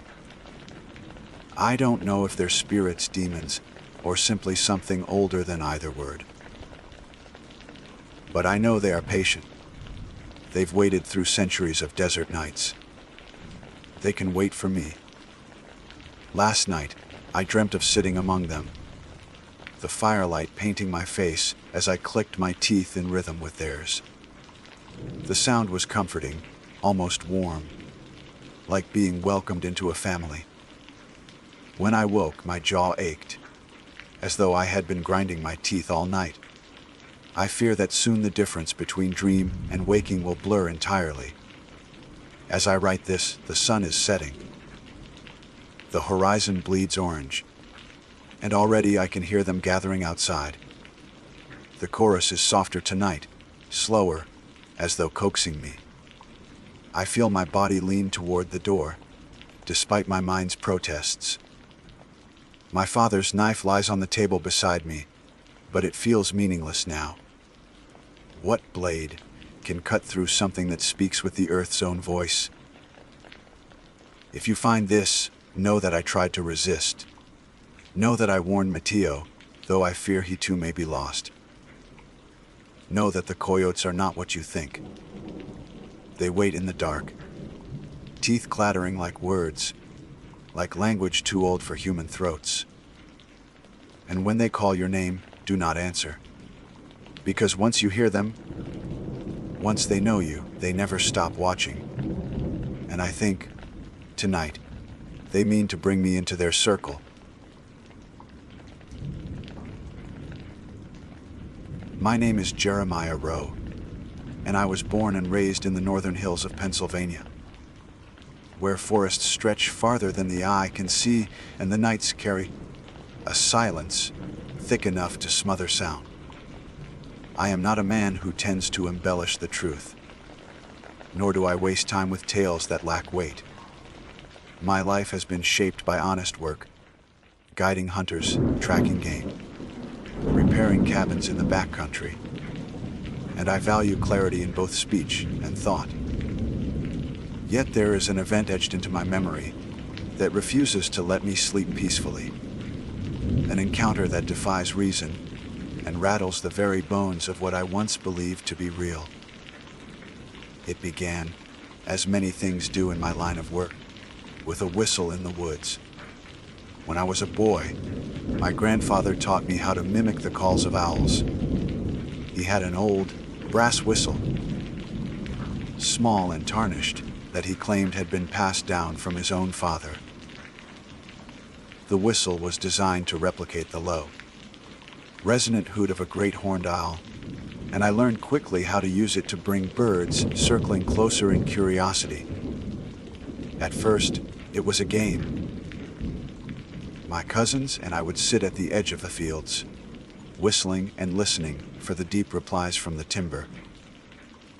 But as the years passed, the whistle became something of a ritual for me, a way of marking the stillness of the forest and reminding myself that I was not alone out there, no matter how vast the wilderness stretched. It was in late October, just as the maples were shedding their last gold leaves and the nights began to harden with frost, that I found myself alone on a ridge overlooking Pine Hollow. I had agreed to guide a pair of hunters who wanted a chance at whitetail, but they had left camp earlier than expected, deciding to hike the opposite direction of the valley. I stayed behind, restless but content, and watched the long shadows bleed across the ridges. When the silence settled too heavy on me, I pulled the whistle from my pocket. It was cool against my lips, carrying with it the faint metallic taste I had known since childhood. I gave a low call, steady and deliberate, and waited. The woods answered, though not immediately. A minute later, there came a faint echo, the unmistakable hoot of a great horned owl, drifting from deeper in the pines. The sound brought a kind of calm. It reminded me of winter nights on my grandfather's porch, listening to the forest breathe. I blew again, softer this time, coaxing rather than challenging. The reply came closer. By the third call, I heard the heavy rush of wings cutting through the cold air. I tilted my head back, just as a massive shape descended from the tree line. The owl landed on a branch not 15 feet from me, its silhouette sharp against the fading sky. Its ear tufts stood rigid, and its yellow eyes caught the dim light with an unnatural gleam. For a moment, I felt awe. The bird was larger than any great horned owl I had seen, its body nearly half the size of a man, feathers thick and dark as soot. Then it shifted. At first, I thought it was only adjusting its wings for balance. But instead of folding neatly against its sides, the wings bent inward, joints cracking in a way no birds ever should. The feathers thinned, receding, and what remained were arms, long, sinewy, and pale against the bark.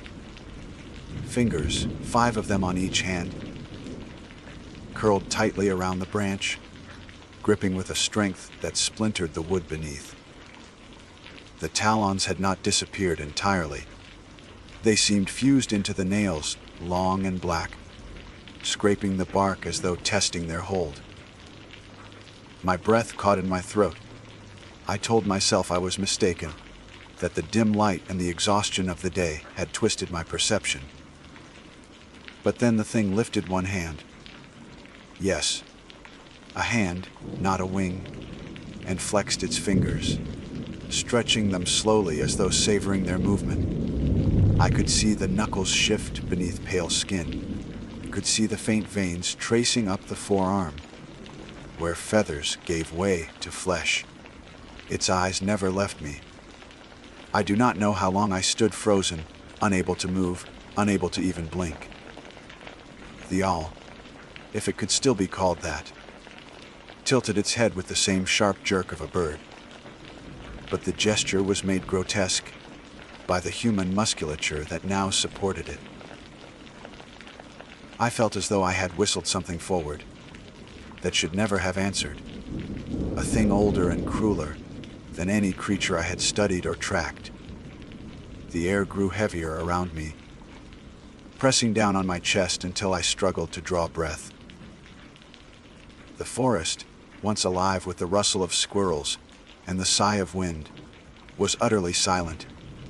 I realized with a clarity that made my stomach churn that no other living thing was willing to make a sound in the presence of this abomination.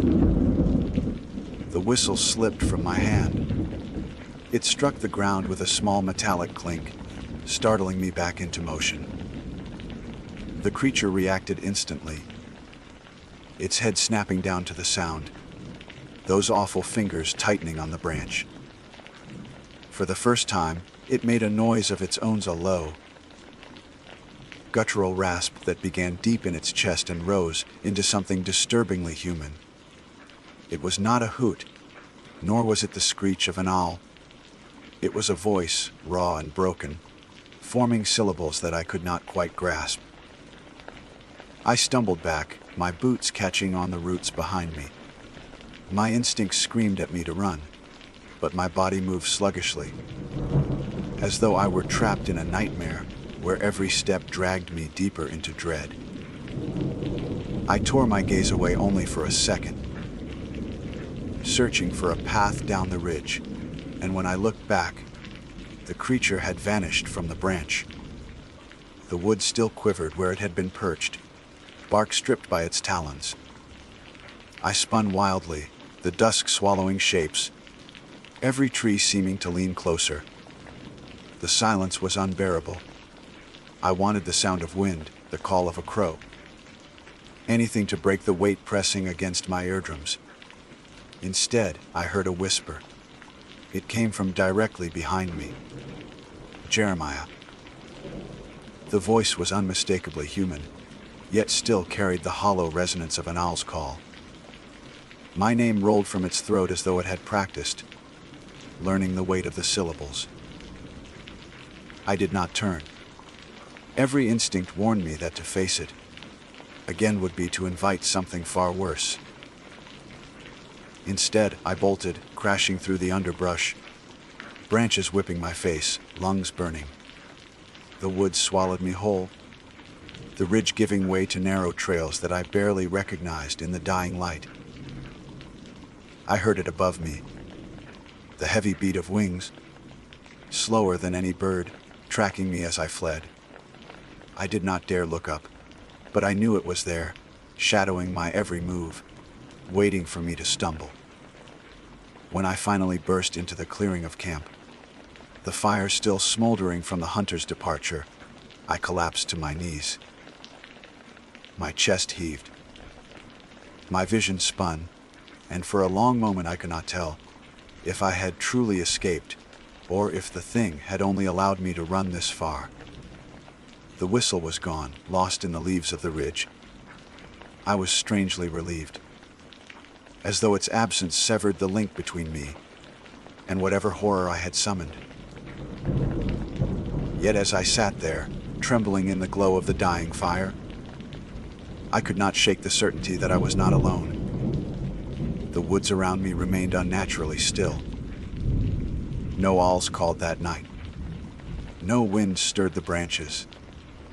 And when I finally drifted into a shallow, restless sleep, I dreamed of pale hands gripping the rafters above my bed, claws scraping ever closer.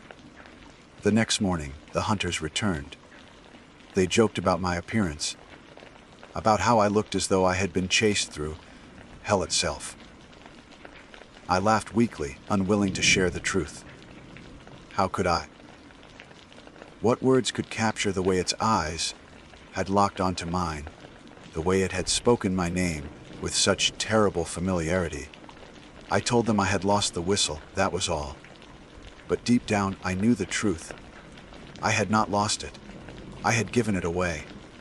And in doing so, I had called something into the world that was never meant to perch in our trees, never meant to know the sound of my name. The hunters left after breakfast the next morning, eager to push deeper into the valley, where they had seen signs of deer along the creek.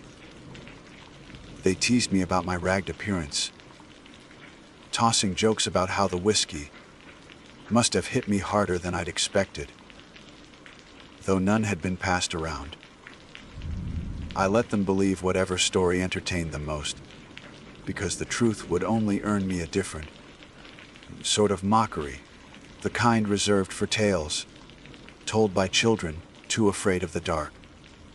I packed my gear methodically, my fingers stiff with the cold, and every few moments my eyes drifted back toward the ridge where I had blown the whistle. I knew better than to return, but something about that direction tugged at me all the same, as though a thread had been wound around my chest and tied firmly to the trees. I had guided hunters for years and knew how to read the moods of the forest. On that morning, the silence weighed heavy in a way that was not natural. Even the hunters, eager though they were, remarked on how quiet the valley seemed. No chickadees calling from the branches, no woodpeckers hammering their steady rhythm, not even the faint chatter of squirrels. Only our boots crunching frost from the grass. It was the kind of quiet that makes a man speak softer without realizing it, as if afraid to disturb something that might be listening. When they left me at the camp, I busied myself with chores. I split firewood, refilled water from the creek, and checked our supplies. Yet my mind drifted again and again to the whistle I had dropped. I pictured it lying among the leaves where the thing had perched. And with each image came the sickening possibility that the whistle had not remained there at all. The way its pale fingers had flexed, the way it had called my name.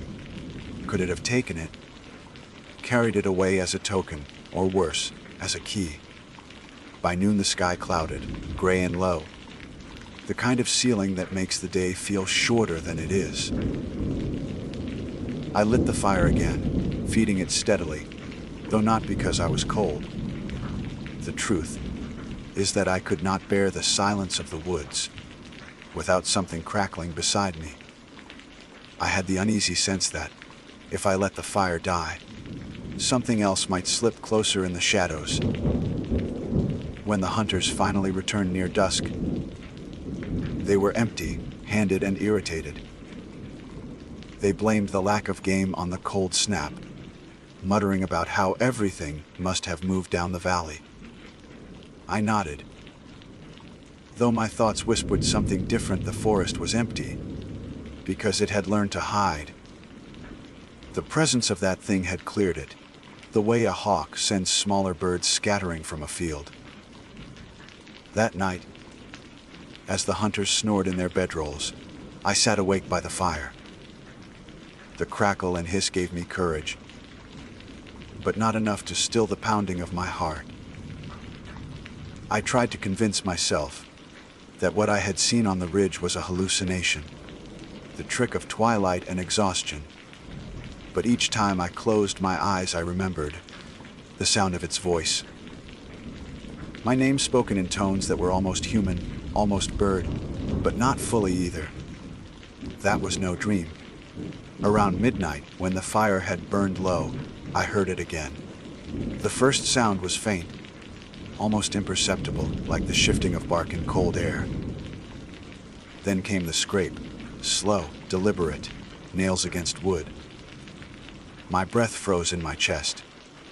The hunters remained asleep, oblivious, their faces turned away. I strained my ears and heard it once more, closer now.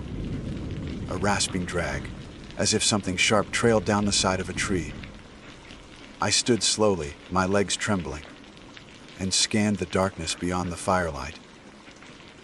The forest was black, shapes melding into one another, but I caught a flicker of movement against the gray of the clouds. High above, in the skeletal branches of a dead oak, a shape crouched. Its eyes reflected the fire's glow, twin embers suspended in the void. I did not breathe. The shape unfurled. For a moment it spread wings, true wings, vast and ragged, and I thought perhaps I had imagined its hands after all. But then, with sickening grace, the wings folded in again, receding until they became arms, elbows bending wrong, fingers stretching outward, like talons searching for purchase.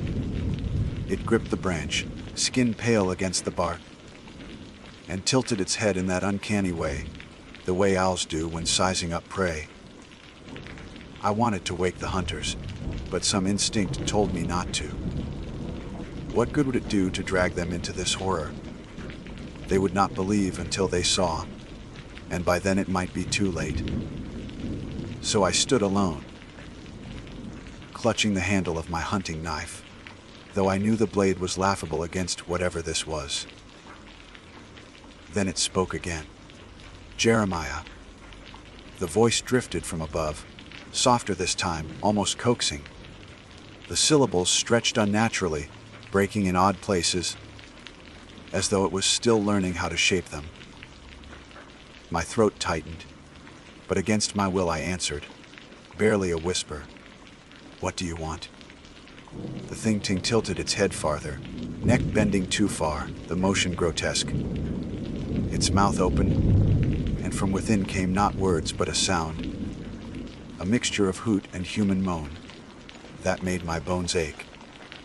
The hunters stirred in their sleep but did not wake. The thing dropped from the branch. It landed silently, though the ground was thick with dry leaves. One moment it was above me, the next it stood at the edge of the firelight, its body half feather, half flesh, its hands flexing as though testing their strength. It did not approach, not fully, but circled just beyond the glow, watching. Its eyes never left mine. I backed toward the tent, stumbling over the stacked wood pile, never daring to turn my back. The fire crackled low, throwing erratic shadows, and in each shifting flame I swore its shape distorted further, feathers peeling away to reveal more skin, more human resemblance than before. I do not know how long the standoff lasted. Perhaps minutes, perhaps hours. My mind frayed at the edges, time warping under the weight of fear. Eventually the thing stretched its wings again, not as arms, but wings, and rose soundlessly into the canopy. It vanished among the branches without a trace, and the night grew still once more. I did not sleep. When dawn broke, the hunters noticed my pale face and trembling hands. They laughed at first, but unease clouded their expressions when they saw the deep scratches gouged into the oak near the camp. I told them nothing. Some truths cannot be spoken without inviting them back. That day, we left the valley. The hunters grumbled about wasted time, but I insisted. Something in my voice must have convinced them, because they did not argue long. We packed quickly and hiked out, the trail winding upward toward the ridge. As we passed beneath the trees where I had first seen it, I caught a glint among the leaves. My blood turned cold. It was the whistle. The brass was dulled, but I recognized it instantly, lying neatly in the center of the path as though placed there. I bent to pick it up, though my hands shook. And when my fingers closed around the metal, it felt warm, too warm, as though it had been held in a living palm moments before. I slipped it into my pocket without a word. For the rest of the hike, I felt watched. The hunters noticed nothing, but my ears strained at every rustle, every shift of wind. I half expected to hear my name whispered again, breathed from the canopy above, but the forest remained quiet.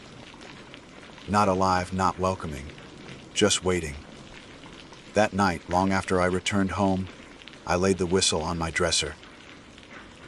I should have thrown it into the river, should have buried it deep in the earth where no one could find it. But I did not. Some part of me was bound to it now, as surely the thread that had tugged me toward the ridge. I told myself it was only an object, only brass and air, but when I closed my eyes, I dreamed of fingers gripping wood, of eyes reflecting fire, of wings folding into arms. And always, the sound of my name, stretched and broken, echoing through the dark.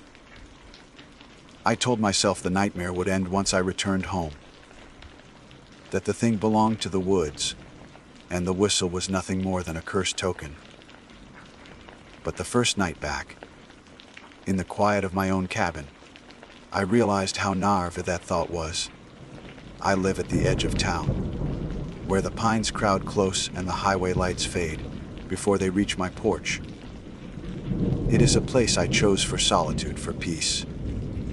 That night, solitude felt like a coffin.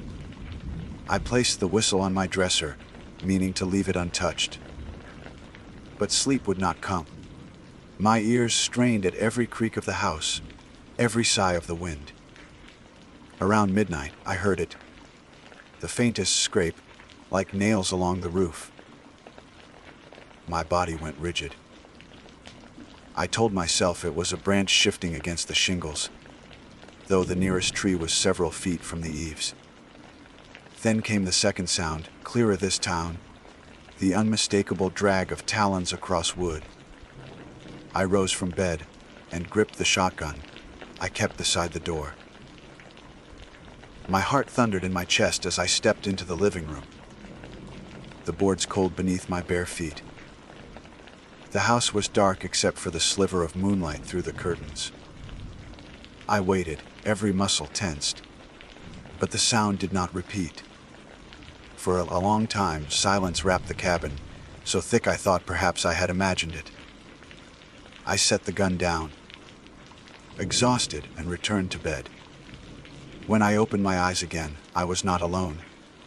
It crouched on the rafters above me, its body folded, its pale fingers gripping the beam with casual strength. Its eyes gleamed yellow in the faint light, locked on me with the intensity of a predator watching prey. I froze, unable to move, unable to even breathe. The creature tilted its head. That same sharp avian motion, and I felt its gaze pierce deeper than sight, as though it saw the marrow of my bones. Then it spoke. Jeremiah. The voice was clearer now, more human, as though it had practiced until the syllables rolled smooth. My chest tightened. I wanted to scream, to flee, but terror glued me to the mattress. The creature lowered itself slowly, wings folding inward, arms stretching, claws scraping as it descended the wall. It moved with unnatural silence, each step measured, deliberate. I snatched the whistle from the dresser, desperate without knowing why, and held it in front of me like a ward. The creature stopped. Its eyes flicked to the brass in my hand, and for the first time I saw its expression change. If a bird can smile, it did. I hurled the whistle at it.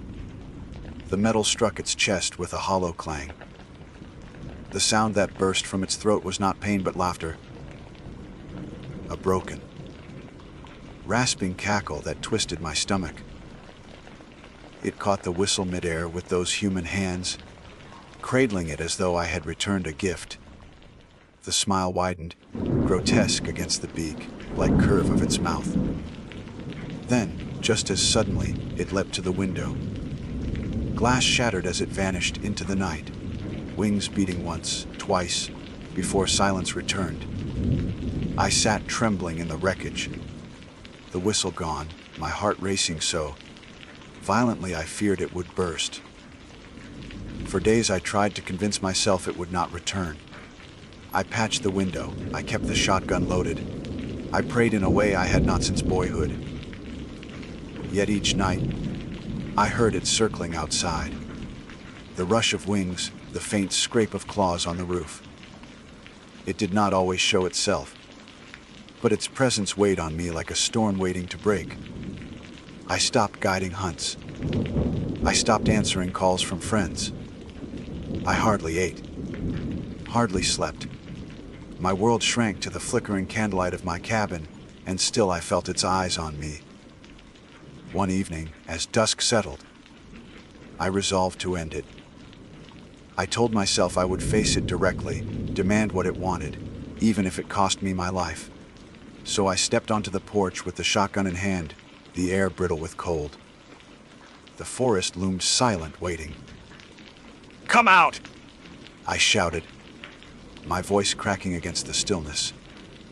You've followed me long enough. Show yourself. For a moment, nothing stirred. Then, from the tree line, two yellow eyes blinked open. They hovered in the dark, unblinking, unhurried. The shape moved forward, wings folding inward, hands extending to clutch the porch rail. It was taller than I remembered, nearly my height, its feathers patchy as though they were sloughing away. The skin beneath was pale, almost translucent, veins dark beneath the surface. The mouth opened, and my name slid from it smooth as silk. What do you want from me? I demanded, though my voice wavered. The creature tilted its head, fingers tapping the rail. Then it lifted the whistle, holding it delicately between thumb and forefinger. It raised the brass to its mouth. The sound that followed was not an owl's call. It was my own voice. Perfect, clear, as though I had spoken into the night myself. Hearing it froze my blood. The creature blew again, and once more my voice echoed back, calling out into the emptiness. Jeremiah Rowe. I staggered back, the shotgun heavy in my hands. I fired. The blast split the silence, smoke choking the air. But when the haze cleared, the porch was empty. Only the echo of my own name lingered in the trees. That night I did not sleep at all. I tell you this now, because I do not know how much longer I can bear it. The whistle is gone, taken, but I hear it still. Sometimes from the woods, sometimes from the attic above my bed, sometimes in the very walls of my home. And the voice grows sharper each time, less like mine, more like something else. A perfect mimicry sliding towards something far worse. If you walk the ridges of Pine Hollow, if you hear an owl call too close, do not answer. Do not raise a whistle. Do not even breathe too loudly. Because once it knows your name, once it can shape it with those human hands, and that borrowed throat, it will not stop. It will follow you from the woods. It will find your roof, your rafters, your bed, and it will call you again and again until the night itself belongs to it. I am Jeremiah Rowe, and I have told you the truth. Believe me or don't. But when you hear the scrape of claws above your head, when the silence deepens around you, and the fire gutters low, remember this. Some calls should never be answered. My name is Noah Franklin, and I work as a licensed wilderness guide near the northern reaches of Yellowstone National Park. For the sake of clarity and honesty, I will tell this story as carefully and precisely as I can, though words hardly do justice to what I witnessed. I am a man in my late 30s, trained in outdoor survival and well accustomed to the unpredictable challenges of the backcountry. Over the years, I have guided dozens of clients, some eager hunters, others hikers chasing photographs and memories. I have seen grizzlies at close range, storms that ripped tents into rags, and nights so cold they froze water bottles, solid inside the sleeping bag.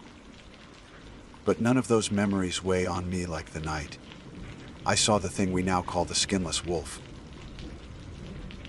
When I first began guiding near Yellowstone, I believed my work would always fall within the boundaries of what could be explained. Animals, weather, human error. My father had taught me the practical truths of the woods when I was a boy. Every sound has a source, every track has a maker, and every shadow has its reason. He used to say, that belief kept me steady through many trips, even when clients grew uneasy at coyotes, crying too close to camp, or when a pair of glowing eyes lingered at the tree line longer than felt comfortable. I leaned on logic, always. It was safer that way, for me and for the people who trusted me. It was in early October, just as the leaves had turned to rust and fire along the ridges, when a group of 3 clients booked me for a 5-day trek through some of the less traveled valleys west of Lamar. These men weren't hunters in the traditional sense, though one carried a rifle for protection. They were more like thrill seekers. City men from Denver who wanted a brush with the wild, to tell their friends they had camped in wolf country and heard the pack calls firsthand. I agreed to guide them, both for the paycheck and for the simple fact that I never turned away work in the shoulder season. The first 2 days passed without trouble. We moved along ridges that gave us broad views of the valley floor, where elk herds bunched together like beads on a string. We saw bison lumbering slow across the plains, steam rising from their nostrils in the chill air. At night, I built fires and cooked venison I had prepared earlier, while the clients drank whiskey from metal flasks and laughed at one another's half-drunken stories. It was on the 3rd night, camped near a shallow creek, when I first sensed that something was wrong. The moon was nearly full, pale enough to stain the entire meadow in silver light. Coyotes yipped in the distance, then fell quiet all at once, as though cut off mid-call. That silence pricked at me harder than the cold. Anyone who has spent time outdoors knows that the woods and valleys have rhythms. When they break, you notice. The men had gone into their tents, leaving me by the fire. I was rolling my shoulders, loosening muscles that had grown tight after a long day's hike, when I caught motion at the far end of the meadow. At first I thought it was elk, but the shapes moved differently, lower, swifter. I squinted and realized I was looking at wolves. A whole pack, sliding through the grass with that unmistakable coordination, heads low, bodies long and deliberate. I counted 7. The sight didn't unsettle me at first. Wolves were not strangers to this valley. I had glimpsed them before, usually at distances so great they could have been mistaken for shadows. To see them this close, however, only a couple 100 yards away, was rare. The fire crackled behind me as I stayed still, not wanting to draw their attention. Most wolves would avoid humans. I knew that much, and then I saw it. The 7th wolf was not like the others. The moon caught on it in a way that made my stomach twist. At first I thought it was wet, matted from crossing the creek. But no, its body gleamed raw, muscle fibers exposed, threads of tendon catching the light like sinew from a butcher's table. It had no fur, no skin.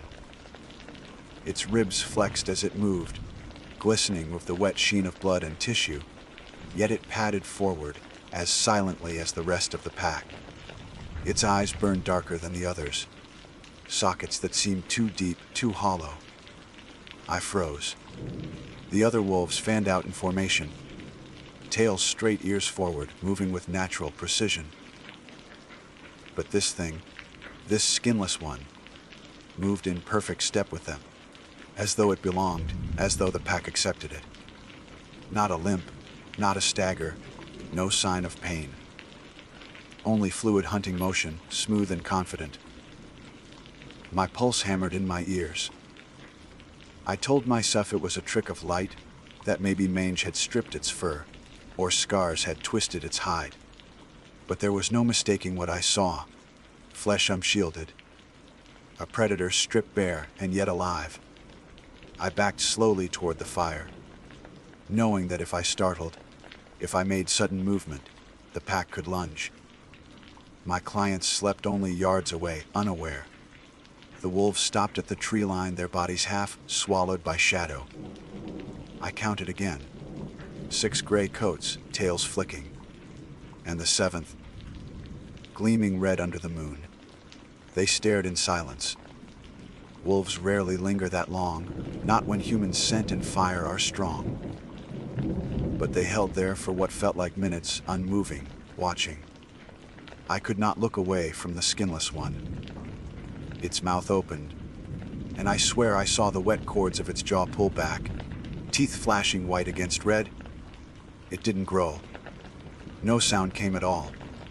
But I felt, somehow, as though it had spoken, though no words reached me. My body tensed with an instinct older than speech itself, the recognition of something terribly wrong.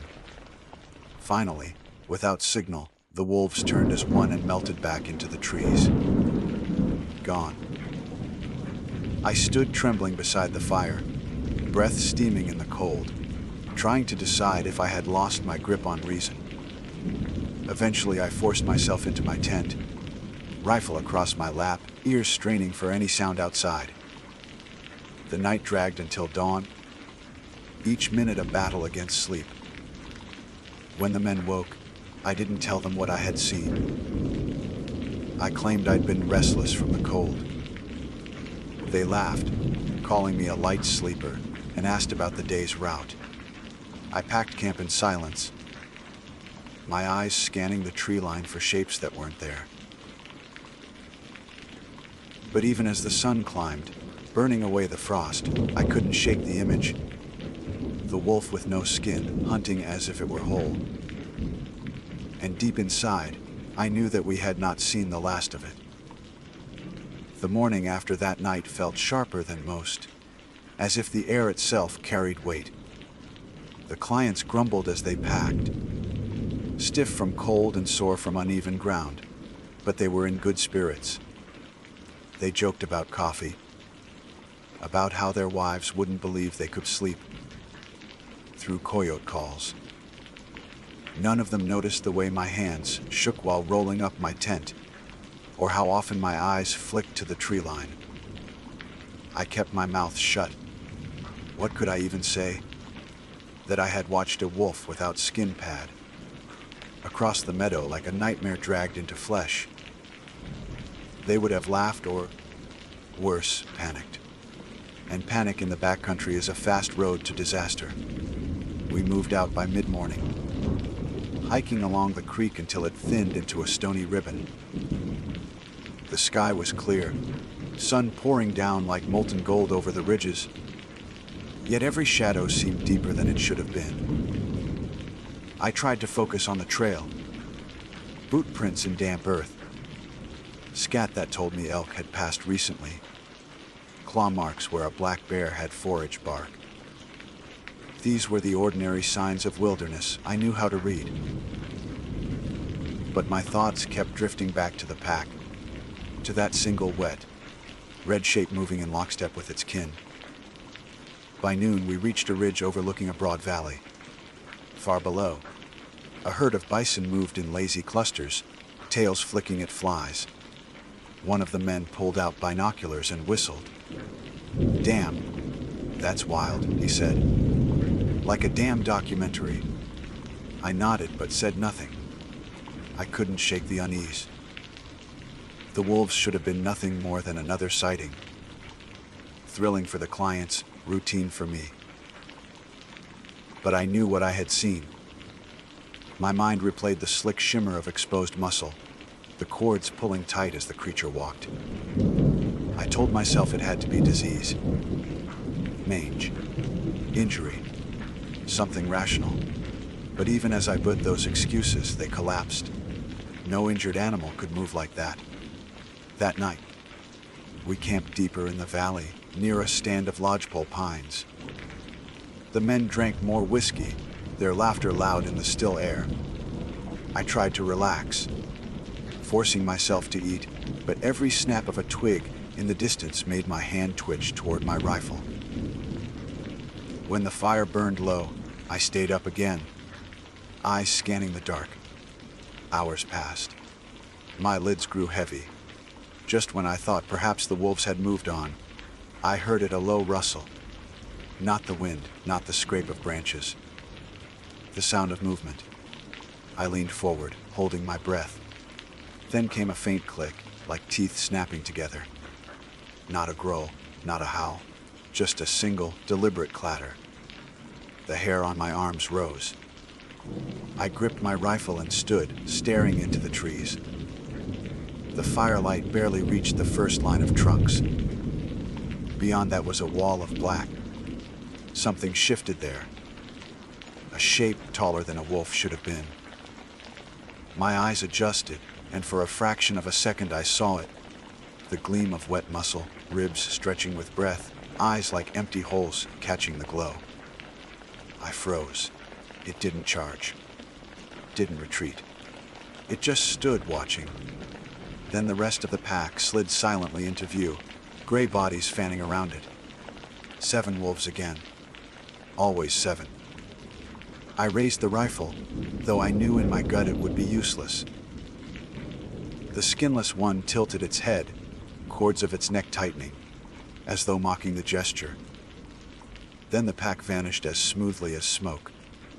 One moment there, the next gone. I stayed on my feet until dawn, heart thundering so hard it made me sick. When the men stirred in their tents, I finally sat down, exhausted, feeling older than my years. Again, I said nothing. What could I tell them? That something impossible was shadowing us. That the wilderness itself had spat out a creature that should not exist. They would have accused me of drinking too much of their whiskey. But by the 4th day, even they began to notice. It started with the silence. Normally, the woods are filled with constant sound. Birds, insects, the distant bark of squirrels. But by mid-morning, it was as though someone had pressed a great hand over the valley and smothered all noise. Our boots crunched too loud on the trail. The men glanced around nervously, muttering about how eerie it felt. Then, tracks. I spotted them near a patch of mud by the creek paw prints, larger than usual, pressed deep. Ordinary wolf at first glance, but the spacing was off. Too far apart, as if the animal had been walking upright at times. I crouched and ran a finger along the print, my stomach twisting. Wolves, one of the clients asked. Yeah, I said, forcing my voice steady. Just wolves. But I knew better. By dusk, clouds had rolled in, turning the sky the color of ash. We set camp in a clearing ringed with spruce. The men were quiet that night, their jokes fewer, their eyes flicking off into the trees. I didn't need to tell them. They felt it too, that prickle under the skin, the sense of being watched. I kept the fire high, piling wood until sparks shot into the dark. As the men drifted into uneasy sleep, I stayed by the flames, rifle across my knees. Hours crawled by. The silence pressed heavy, and then it came again. First the click of teeth, deliberate and sharp, then another closer, then a chorus, half a dozen clatters surrounding us in the dark. Not howls, not growls, just the snapping of jaws, echoing like some hideous language. My blood turned cold. I rose, firelight licking across my face. At the edge of the clearing, eyes glowed. 6 yellow pairs, steady and unblinking. And in the center, 2 pits of black, emptier than night itself. The pack stood still, circling, but never entering the ring of firelight. The skinless wolf lowered its head, cords of muscle flexing as it bared its teeth. The clattering grew louder, rhythm building like some grotesque chant. The other wolves snapped their jaws in unison, echoing the sound. Teeth clashing, over and over, a sound that burrowed into my bones. I thought they would rush us. I braced for it, heart pounding, every muscle tight. But they never moved closer. They only circled, teeth clattering in terrible rhythm, as though waiting for something. Some signal I couldn't understand. Hours passed that way, My legs ached. My throat went dry.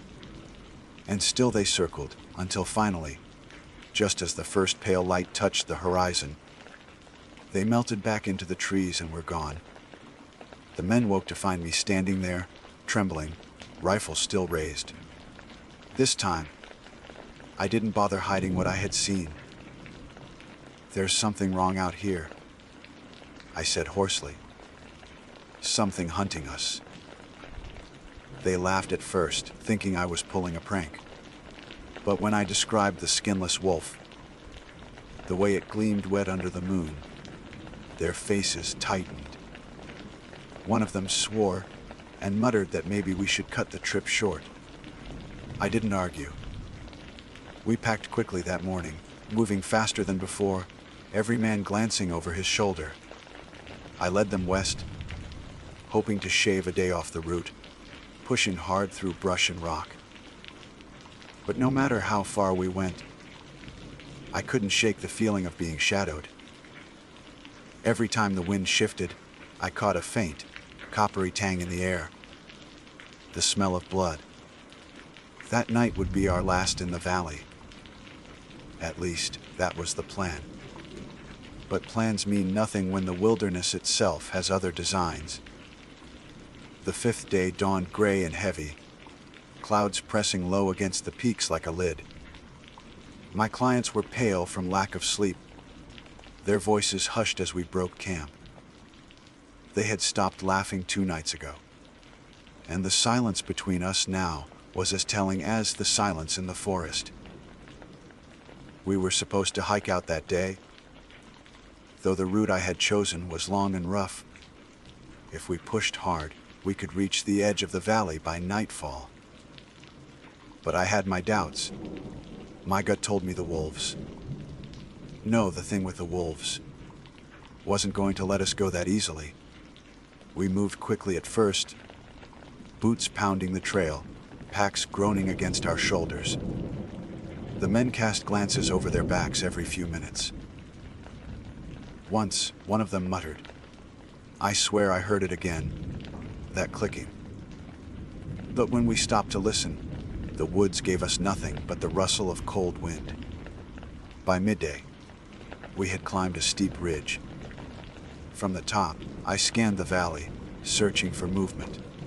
My binoculars caught nothing but endless pines and the sweep of grass. No wolves, no shapes, no gleam of wet, raw muscle. Still, the unease never left. We descended into a hollow where the creek ran shallow over stones. The water was stained with autumn leaves, dark and slow. As we crossed, one of the men slipped, cursing. When I turned to help him, I saw it in the mud at the edge, a paw print, fresh and deep. But it wasn't right. The toes splayed wide, claws long, but the edges of the pad looked torn, uneven, like the flesh itself had been pressed raw into the ground. I crouched, running a hand along it. Warm, still warm. The men crowded behind me, whispering nervously. I stood quickly, urging them on. We didn't linger. By late afternoon, fatigue began to show. The men slowed, shoulders slumping, breaths ragged. The whiskey bravado that had carried them earlier was gone. Now they looked like prey animals, eyes wide, twitching at every sound. I knew we needed to keep moving, but part of me feared what might happen when night fell again. And night always comes. We reached a clearing surrounded by spruce, just as the light began to die. I had hoped to push further, but one man's ankle had swollen badly from his fall at the creek, and we couldn't risk stumbling blindly in the dark. We made camp there, though none of us wanted to. The fire crackled weakly, flames struggling against damp wood. I piled it high, determined to keep it strong. The men whispered in their tents, too afraid to drink, too afraid to sleep. I sat alone by the fire, rifle laid across my knees, eyes darting to every shadow. That's when the smell hit. It came faint at first, copper and rot, like meat left out too long. then stronger, filling the clearing thick enough to choke on. I gagged, pulling my bandana over my mouth, eyes watering. The men began to stir, voices sharp with fear. Then the sound started. Click, click. Teeth snapping, deliberate, echoing from the trees. The men crawled from their tents, pale and wide-eyed. "What the hell is that?" one whispered. I didn't answer. My eyes were locked on the dark. The wolves appeared first, 6 pairs of glowing yellow eyes circling at the tree line. They moved slowly, tails stiff, jaws clattering in rhythm. And then it came, stepping between them, taller than before, shoulders rolling wet and glistening under the firelight. The skinless wolf. Its body was grotesque, ribs gleaming slick, cords of muscle writhing like worms beneath the moon. No hide, no fur, just living meat, raw and red, shining as though freshly flayed. Its eyes were pits, blacker than the night, yet I felt them pierce through me, straight to the marrow. One of the men screamed. Another raised his rifle and fired. The shot cracked through the clearing, echoing off the ridges. The wolves flinched, scattering for only a moment before settling back, teeth clattering faster now, like applause. The skinless one did not move. The bullet had struck. It had to have. But no wound showed, no change, no blood. It only tilted its head, cords pulling taut. Jaws parting in a grin too wide, too human. The man fired again and again. The air filled with gunpowder, the firelight flickering with each blast. Still nothing. The bullets did not matter. The wolves began to close in. "Back to the fire!" I shouted, dragging the men toward the flames. Fire is the one thing wild animals fear, but I doubted even this would be enough. The pack circled tighter, snapping their teeth in perfect rhythm. The sound rose to a fever pitch, louder than the crackle of flames, louder than the pounding of my heart. It was language, I realized. Horrible, deliberate language, and the skinless wolf was leading it. I raised my rifle, finger tight on the trigger. My hands shook. I knew it was useless, but I had nothing else. Then the skinless wolf stepped forward. Just one step, but it silenced the others instantly. The clattering stopped. The clearing fell deathly still. Its mouth opened. What came out was not a growl, not a howl, it was a voice. Low, wet, rattling like air forced through torn lungs. My name. No. The sound froze me where I stood. My name, dragged through a throat that should not have been able to speak, syllables wet with blood. One of the men broke then. He bolted for the trees, screaming, stumbling into the dark. The wolves moved as one. They vanished into the black after him, silent as ghosts. His screams cut short too quickly. The rest of us stood rooted, horror choking us. I gripped my rifle so hard my knuckles burned white. The skinless wolf stepped closer to the fire, light spilling across its bare flesh, steam rising where sparks touched. It did not flinch. It leaned forward, eyes black as void, and clicked its teeth once. The sound shook me worse than gunfire. Then it turned, slow and deliberate, and slipped back into the trees. The others followed, silent now. The smell of blood lingered long after they were gone. We didn't sleep. We didn't even sit. We stood by the fire until dawn, weapons clutched, ears straining. When the first light finally crept over the ridge, I urged the men to move. We abandoned gear, tents, anything heavy. We ran. We didn't stop until we saw the highway. Only 2 of the 3 clients made it out with me. We reported what we could, though none of us dared describe it in full. Who would believe us? A ranger chalked it up to wolves, maybe a bear attack. Missing persons forms were filed. End of story. But I know the truth. There are wolves in Yellowstone. That much is natural. But among them walks something else, something flayed and terrible, wearing the shape of a predator, but speaking with the voice of a man. Sometimes at night, even now, I wake to silence, heavy and suffocating. And in that silence, I swear I hear it again. Teeth clattering like words just out of reach. And I pray that it never speaks my name a second time. My name is Carter Wells, and I was raised to believe the forest is both gift and burden. A place where a man can find food, solace, and also something he may never wish to see. I grew up in northern Wisconsin, where the pines nod against the sky and the lakes run so deep they keep their secrets long after the ice has gone. My father taught me to hunt when I was 11, the way his father had done for him. It was supposed to be simple: respect the land, take only what you need, and never leave a wounded animal to suffer. Those words were repeated so many times in my boyhood that they might as well have been scripture. I believed in them, lived by them. And yet, one November morning, with frost hanging in the air and the forest quiet as a chapel, I learned there are rules beneath the rules. Old things that no man had taught me, and that no man would admit to knowing. The morning began like countless others during deer season. My friend Henry Daniels and I left the cabin before dawn, rifles slung across our shoulders, boots breaking the thin crust of ice along the trail.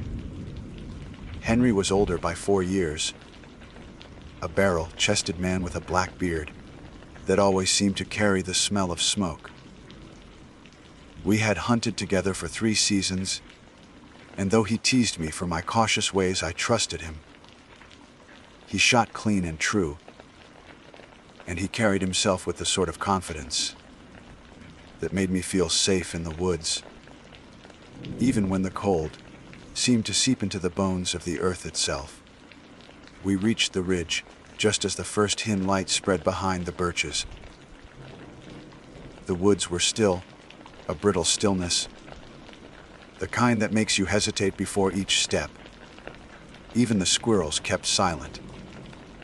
Henry leaned against a maple, pulled a thermos from his pack, and took a swallow. He handed it to me with a grin. "Today's the day, Carter. I can feel it. Big buck out here with your name on it." I smiled, but in truth there was something strange in the air. It was not the cold. I had grown used to the way the November wind could bite through wool. It was a kind of pressure, as if the forest itself were holding its breath. Every sound, from the crunch of snow under my boot to the faint whistle of the wind, seemed to vanish too quickly, swallowed before it should have been. I tried to shake the thought away. Hunters talk about the woods like they are alive, and maybe in some sense they are, but I had never been the type to believe in omens. We spotted the buck near mid-morning. It came out of the tree line without a sound, a great animal, broad-chested, with antlers that looked as if they had been carved from old bone. Its coat was sleek, shining with frost. The deer moved into the clearing and paused, lifting its head toward us. I remember thinking it looked too calm, almost expectant, the way a man might stand when waiting for his turn to speak. Henry raised his rifle and whispered, "That's yours." I hesitated. My father's voice rang in the back of my mind. "Respect the land, take only what you need." But we had come for meat, and here it was, laid before us by chance or fate. I steadied my rifle, took in a breath, and fired. The buck fell instantly, legs buckling beneath it, the sound of the shot echoing against the trees. For a second there was nothing but silence, the kind of silence that follows the end of a prayer. Then, from the crumpled body, came a sound I will never forget. It screamed. Not the bleat of a wounded deer, not the desperate cry of an animal clinging to life. This was a man's scream, high, raw, and full of terror, like someone burning alive. The sound tore through the clearing, echoing again, as though the forest itself had taken up the cry. I dropped my rifle. My chest tightened, bile rising in my throat. Henry swore, stumbling back. Jesus Christ, what the hell is that? The buck's mouth hung open, and from it came the scream, unbroken, impossible. Its body jerked as if every muscle was locked in agony, yet the bullet hole was clean, right through the chest. I had killed it instantly. There should have been no pain. But the sound kept coming, vibrating in the marrow of my bones. I covered my ears, but it did no good. The scream crawled inside my skull, rattled behind my eyes. Hours seemed to pass, though later I knew it was minutes. Henry kicked snow over the deer, shouting curses, but nothing stopped it. The echo bounced through the valley, folding over itself, as though the woods had become a cathedral made for only that one horrific note. And then, as suddenly as it had begun, it ceased. The silence that followed was worse. My ears rang. My body trembled as if I had been standing beside a train when it roared past. The buck lay motionless, eyes glassy, steam rising faintly from its nostrils, though it no longer breathed. Henry crouched beside it, his face pale beneath the beard. "I've hunted all my life," he muttered. "I've gutted deer in the snow, tracked them for miles, heard them bleat and thrash. I've never heard anything like that. Neither had I." My hands would not stop shaking. I picked up my rifle only because I did not know what else to do with them. We should have left then, but Henry said, "We can't just walk away. Mate's still good. A kill is a kill." I wanted to argue, but the words withered in my throat. He was right, in a way. Leaving the carcass felt wrong, like wasting the life we had taken. And yet, part of me recoiled at the thought of cutting into that body, of touching what had made such a sound. Henry set to work, pulling his knife from its sheath. He slid open the belly with practiced ease, and steam rose into the cold air. That was when I saw it. The way the blood pooled, too dark, too thick, like oil rather than life. Henry swore again, more sharply this time. He held up his hand, and I saw the blood clinging to his glove, stringing in black strands that did not break. "This isn't right," I whispered. He ignored me, working faster, muttering under his breath. I stepped back, staring at the trees. I thought I saw movement there, shapes just beyond the line of shadow, figures standing still among the birches. But when I blinked, they were gone. By the time Henry finished, the buck's insides were heaped in the snow, steaming like some grotesque altar. The smell was unbearable, sharp and metallic, but laced with something else. Something sore, like rot buried deep. "We'll take the head," Henry said, his voice tight. "Antlers like this, they're worth keeping." I wanted to refuse, but fear held me still. He sawed at the neck, each cut making my stomach lurch. At last, he pried the antlers free, blood dripping from the bone. He held them up with a grimace, as though he already regretted touching them. We packed the meat and the antlers, wrapped them as best we could, and started back toward the cabin. But the forest had changed. Every tree seemed to lean closer, every shadow stretched longer than it should, and the silence, God, the silence, was unbroken, as if the scream had emptied the world of every other sound. I do not know how long it took us to reach the trail. But when we did, the sun had already dipped low, painting the snow with streaks of crimson. I thought of the buck's mouth, open wide in that endless cry, and the way the sound had filled the valley.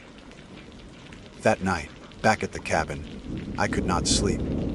The echo still hung in my head, circling, refusing to fade.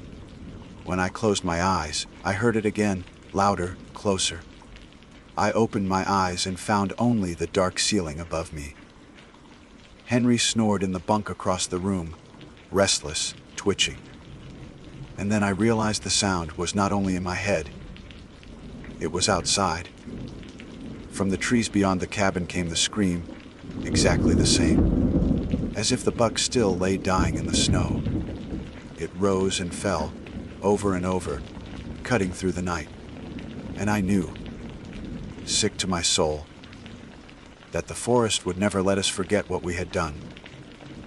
The first time I heard the scream outside the cabin, I told myself it was memory playing tricks.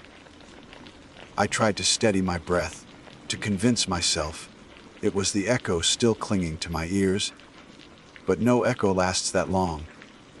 It came again sharper, cutting through the stillness of the pines. Henry stirred in his bunk, rolled onto his side, then sat up suddenly, his eyes wide in the dark. "You hear that?" he whispered. I nodded, unable to form words. The scream rose again. Distant but clear, carrying the same human agony we'd heard when the buck fell.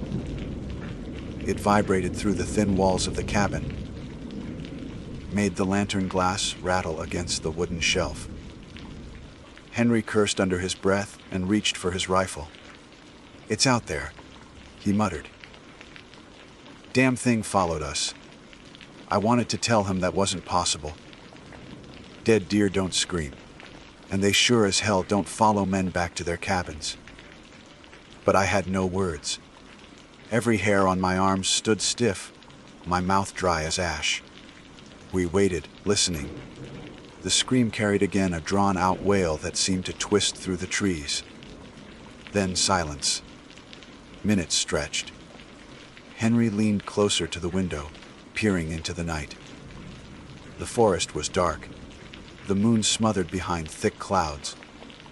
"I'm going out there," Henry said. "You're not," I hissed.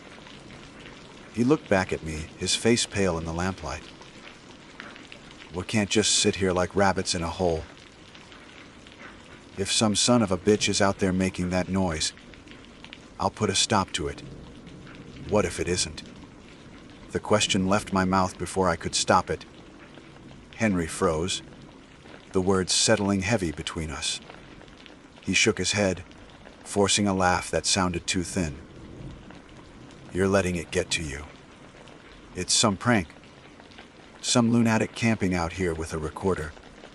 Maybe." But even he didn't sound like he believed it. He loaded his rifle anyway.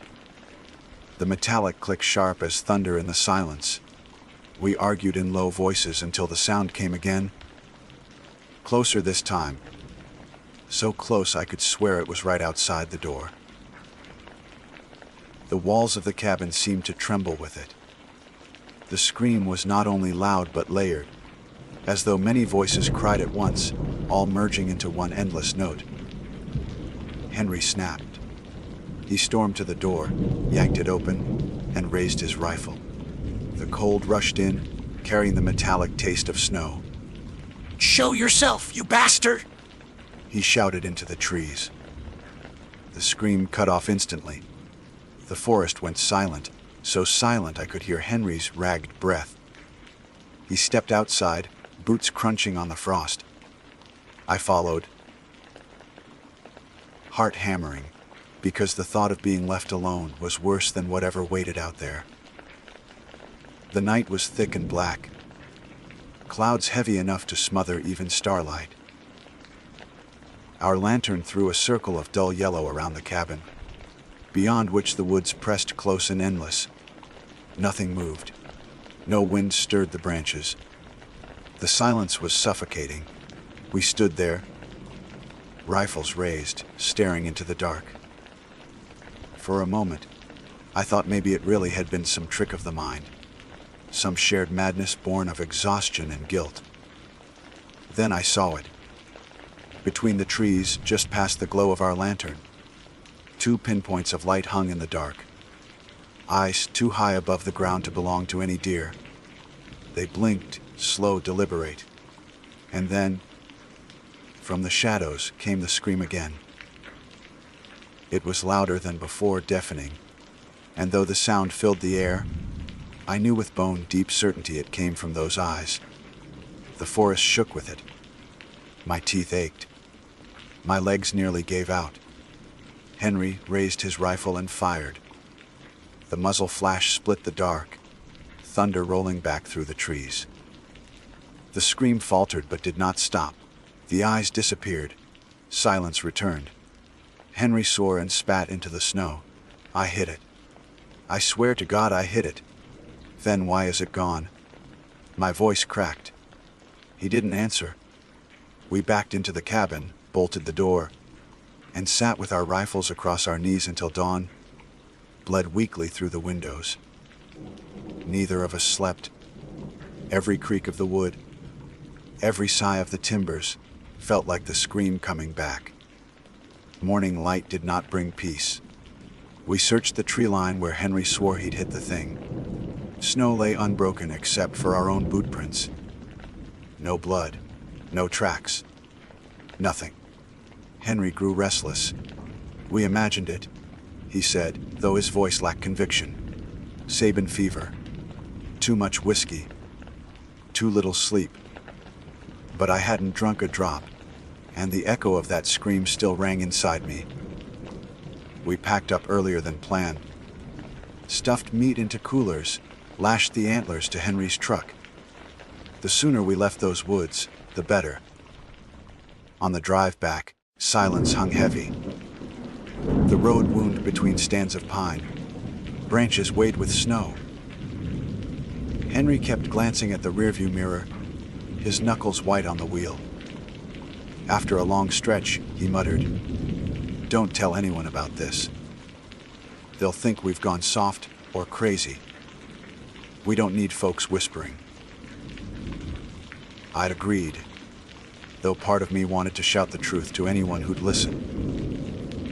The scream hadn't been madness. It was real as the weight of the antlers shifting in the truck bed. We reached Henry's house near dusk. He parked in the driveway, shoulders hunched, eyes shadowed. His wife came out to greet us, but he brushed past her with only a grunt, carrying the antlers like a man dragging chains. I helped unload the meat, though I found myself reluctant to touch it. The flesh looked wrong, darker than it should have been, as though some shadow lingered within it. Henry didn't notice, or pretended not to. That night I returned to my apartment in town, thinking distance would help me forget. But forgetting was impossible. The scream followed me into sleep, into waking. Some nights I heard it faintly outside my window, carried on the wind though there was no wind. Other times it came from inside, echoing in the pipes or behind the walls. I told myself it was memory, imagination, guilt, but deep down I knew it was neither. A week later, Henry called. His voice was low, frayed. "You hearing it too?" I didn't have to ask what he meant. "Yes," I said. He breathed hard on the other end. "It's getting worse. The meat, my wife says it tastes off. Dogs won't go near it. And the antlers, Carter, they don't look right. They're cracking, splitting like old wood." I wanted to tell him to throw it all away, to burn it, to bury it deep. But I knew it was too late. We had brought something out of the woods, and it wasn't going to let go. That night I dreamt of the clearing where the buck had fallen. In the dream, I stood over its body, rifle still warm in my hands. The deer's mouth opened, wider than a deer's mouth should, and from it poured that scream. But in the dream I realized something I hadn't before. The scream wasn't coming from the deer. It was coming through it. Like the animal's body was only a vessel for something older, something buried beneath the roots of the forest. I woke drenched in sweat, ears ringing. My clock said 3:07 a.m. The apartment was still. Then came the sound, loud, immediate, as though someone stood right outside my door. The scream. I froze, heart slamming. The walls trembled with it. My lamp flickered, buzzed, went dark. I sat in the black, listening, waiting for it to stop. But it didn't stop. It built, layer upon layer, until I thought the glass in the windows would shatter. And then it cut off, leaving me in silence so deep, I thought I'd gone deaf. I didn't sleep again that night. When dawn came, I drove to Henry's house, desperate for answers, for some plan. But when I pulled into his drive, I saw the curtains drawn, the house dark. I knocked. No answer. The door was unlocked, swinging slightly in the morning breeze. Inside, the air stank of rot, meat, old and sour. I called his name, my voice shaking. No reply. The living room was empty, save for the antlers mounted above the fireplace. Only they weren't whole anymore. They had split into jagged shards, curling outward like claws. Beneath them, the carpet was dark with stains. I found Henry in the back bedroom. He was sitting on the edge of the bed, eyes vacant, mouth wide open as if mid-scream. But no sound came out. His face was pale, his skin cold. He looked at me, but it was not him in those eyes.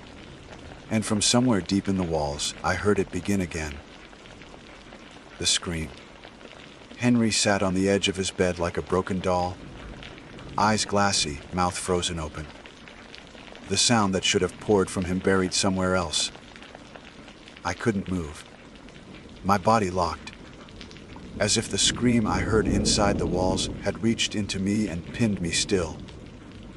His chest rose faintly, shallow breaths scraping in and out, but his lips never shifted. It was like he was caught between living and not, like some part of him had been taken. I stepped forward, whispering his name. Henry. His eyes rolled toward me. That was worse than if they had stayed still. There was no recognition there, no trace of the man I knew. Only emptiness, as though he were listening to something I could not hear. The scream swelled again, rattling the picture frames on the walls, and I realized it wasn't muffled by the house anymore. It was inside him. I saw his throat twitch, his chest strain, but no air left his body. The sound was using him, resonating through him like a hollow log. I bolted, stumbling back into the hall, my own breath ragged. The air smelled of blood and mildew, heavier than before. The antlers above the fireplace groaned, wood splitting louder now, each crack like bone snapping. I wanted to run, to get outside and never come back, but something kept me frozen. Maybe guilt, maybe fear of leaving Henry to whatever this was. I forced myself back into the bedroom. His body shook violently, convulsions racking him. The scream poured louder from the walls, from the floorboards, from everywhere but his mouth. Then, all at once, he went still. Silence. The kind of silence that makes you strain your ears, terrified of what comes next. Then Henry turned his head toward me. His lips moved barely, and though no sound came out, I read the shape of the words. It's not done. That was enough. I ran. I sprinted through the house, past the antlers that seemed to claw at me, out the door into the sharp morning air. My lungs burned, my boots slipped on the frosted grass. Behind me, I swore I heard footsteps following. Heavy, dragging, but when I looked back, no one was there. I got in my truck and tore out of the drive, tires spitting gravel. My hands shook on the wheel, vision blurring with fear and exhaustion. I drove until the town spread before me, and still the echo of the scream chased me down every street. I thought about going to the sheriff, about explaining what I'd seen. But what would I say? That a deer screamed like a man and now my friend was possessed. Hollowed out. They'd lock me up or worse, laugh. Instead, I drove until I found myself back at my apartment. I locked the door, shut the blinds, and sat in the center of the living room with my rifle laid across my knees. I waited for nightfall, heart hammering, every muscle in my body taut. When the dark came, so did the sound. It started soft this time, almost gentle, like a moan. Then it built, rising until the walls shook. My lamp shattered, glass skittering across the floor. I pressed my palms to my ears, but it didn't help. The sound was inside me, drilling through my skull, curling down into my chest. I shouted, screamed for it to stop. My own voice drowned, lost. And in that moment I understood. It wasn't a sound traveling through the air. It was a thing alive, moving through me, through Henry, through the deer before him. A parasite of noise wearing bodies like masks. Something in me snapped. I grabbed the rifle, staggered outside, and fired into the night. Each shot lit up the parking lot, echoing against the buildings. But the scream didn't falter. It only grew louder, richer, as though feeding on my panic. Neighbors shouted, lights flicked on in windows, but I couldn't stop. I fired until the rifle clicked empty, and still the scream roared. By then my vision blurred with tears, my body trembling. I dropped the gun, fell to my knees and begged. Take me, not him. Leave us alone. Please. The scream stopped. Instant silence. The world seemed to tilt. I sucked in air, shaking, waiting for it to return. But instead of sound, I felt something. A weight pressing down, thick and suffocating. The night air stank of blood and ash. The trees along the street bent slightly, though no wind moved. And then I saw it. At the edge of the lot, beneath the glow of a flickering streetlight, stood the buck. The same one I had shot. Its chest was caved, bullet hole dark against its hide. Its antlers stretched impossibly wide now, curling, splitting, branching like veins. Its mouth hung open, and from that gaping maw came silence. Terrible, waiting silence.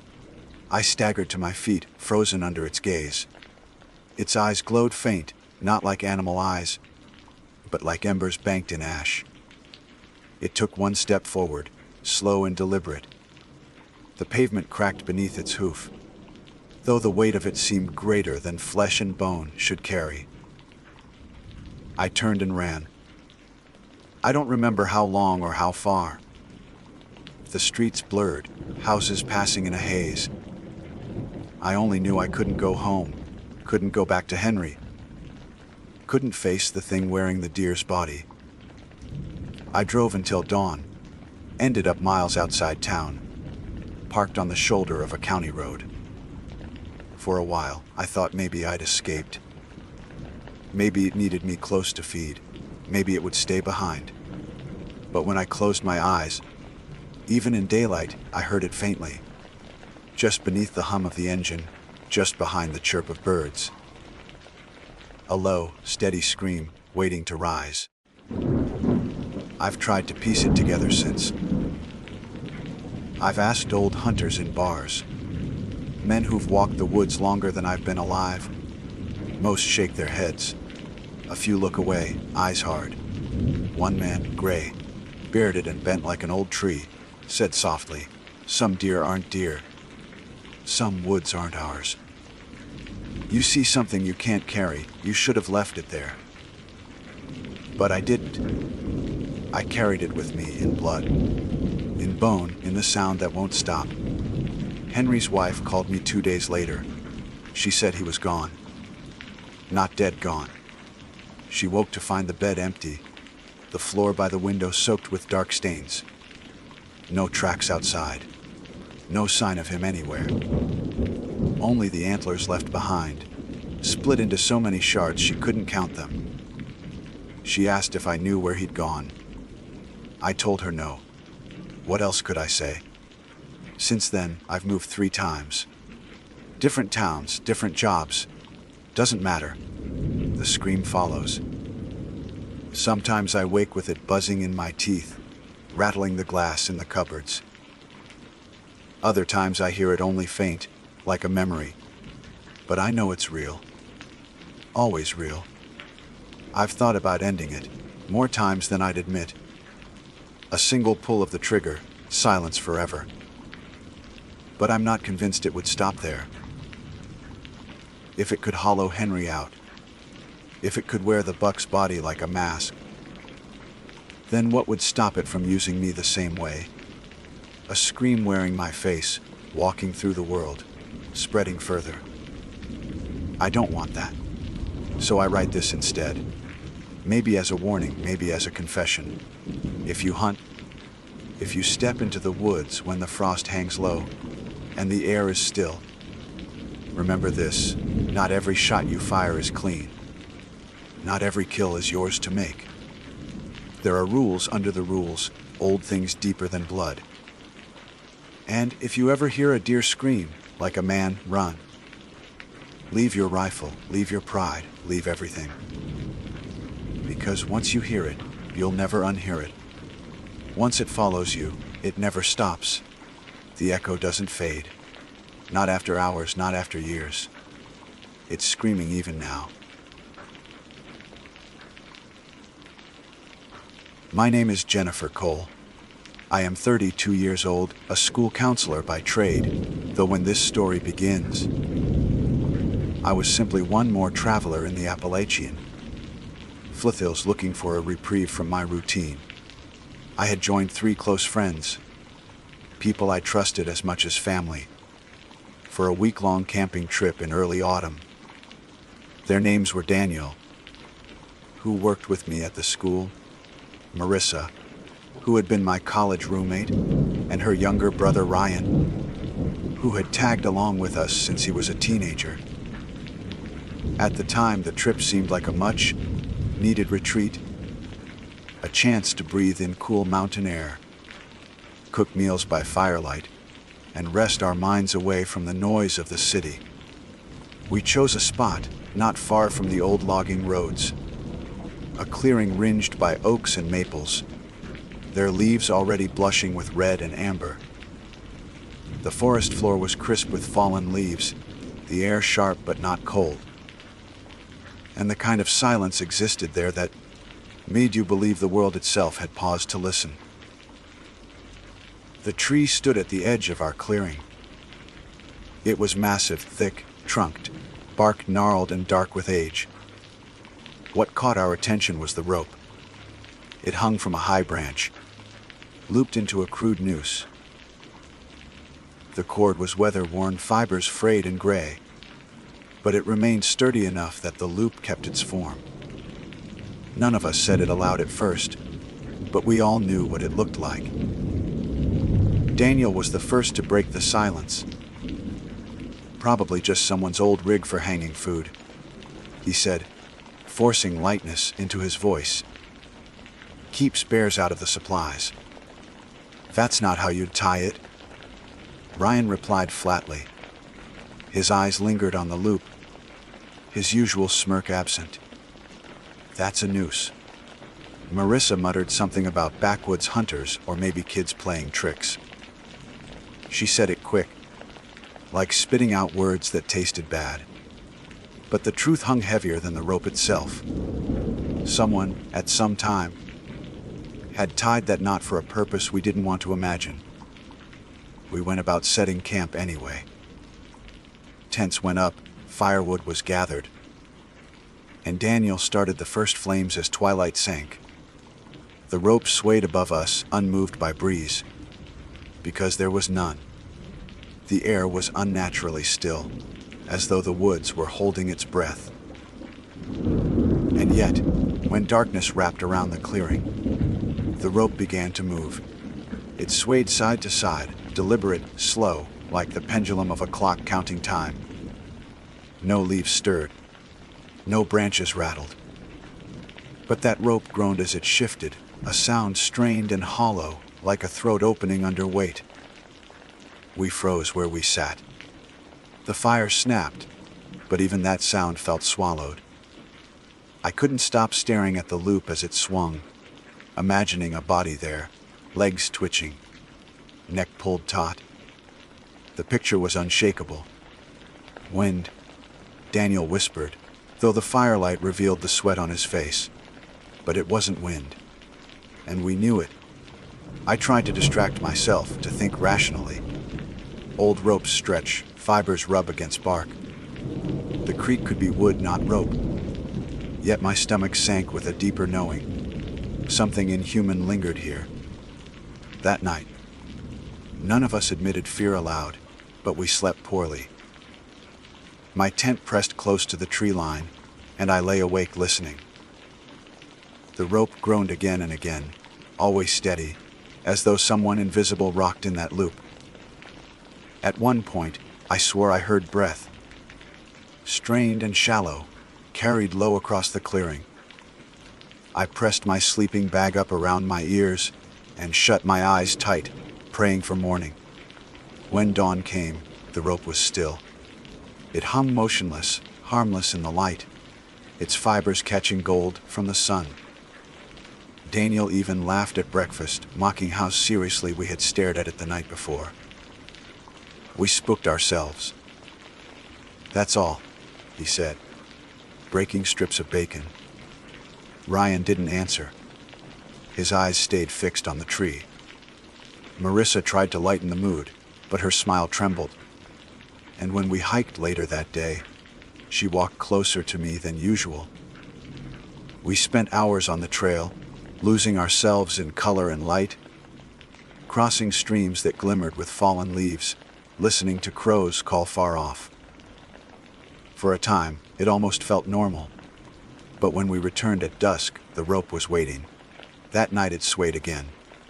Not wildly, not even fast, just the same patient swing, left to right, groaning as though the tree itself had lungs. Daniel tried to ignore it, though I saw his jaw clench each time it moaned.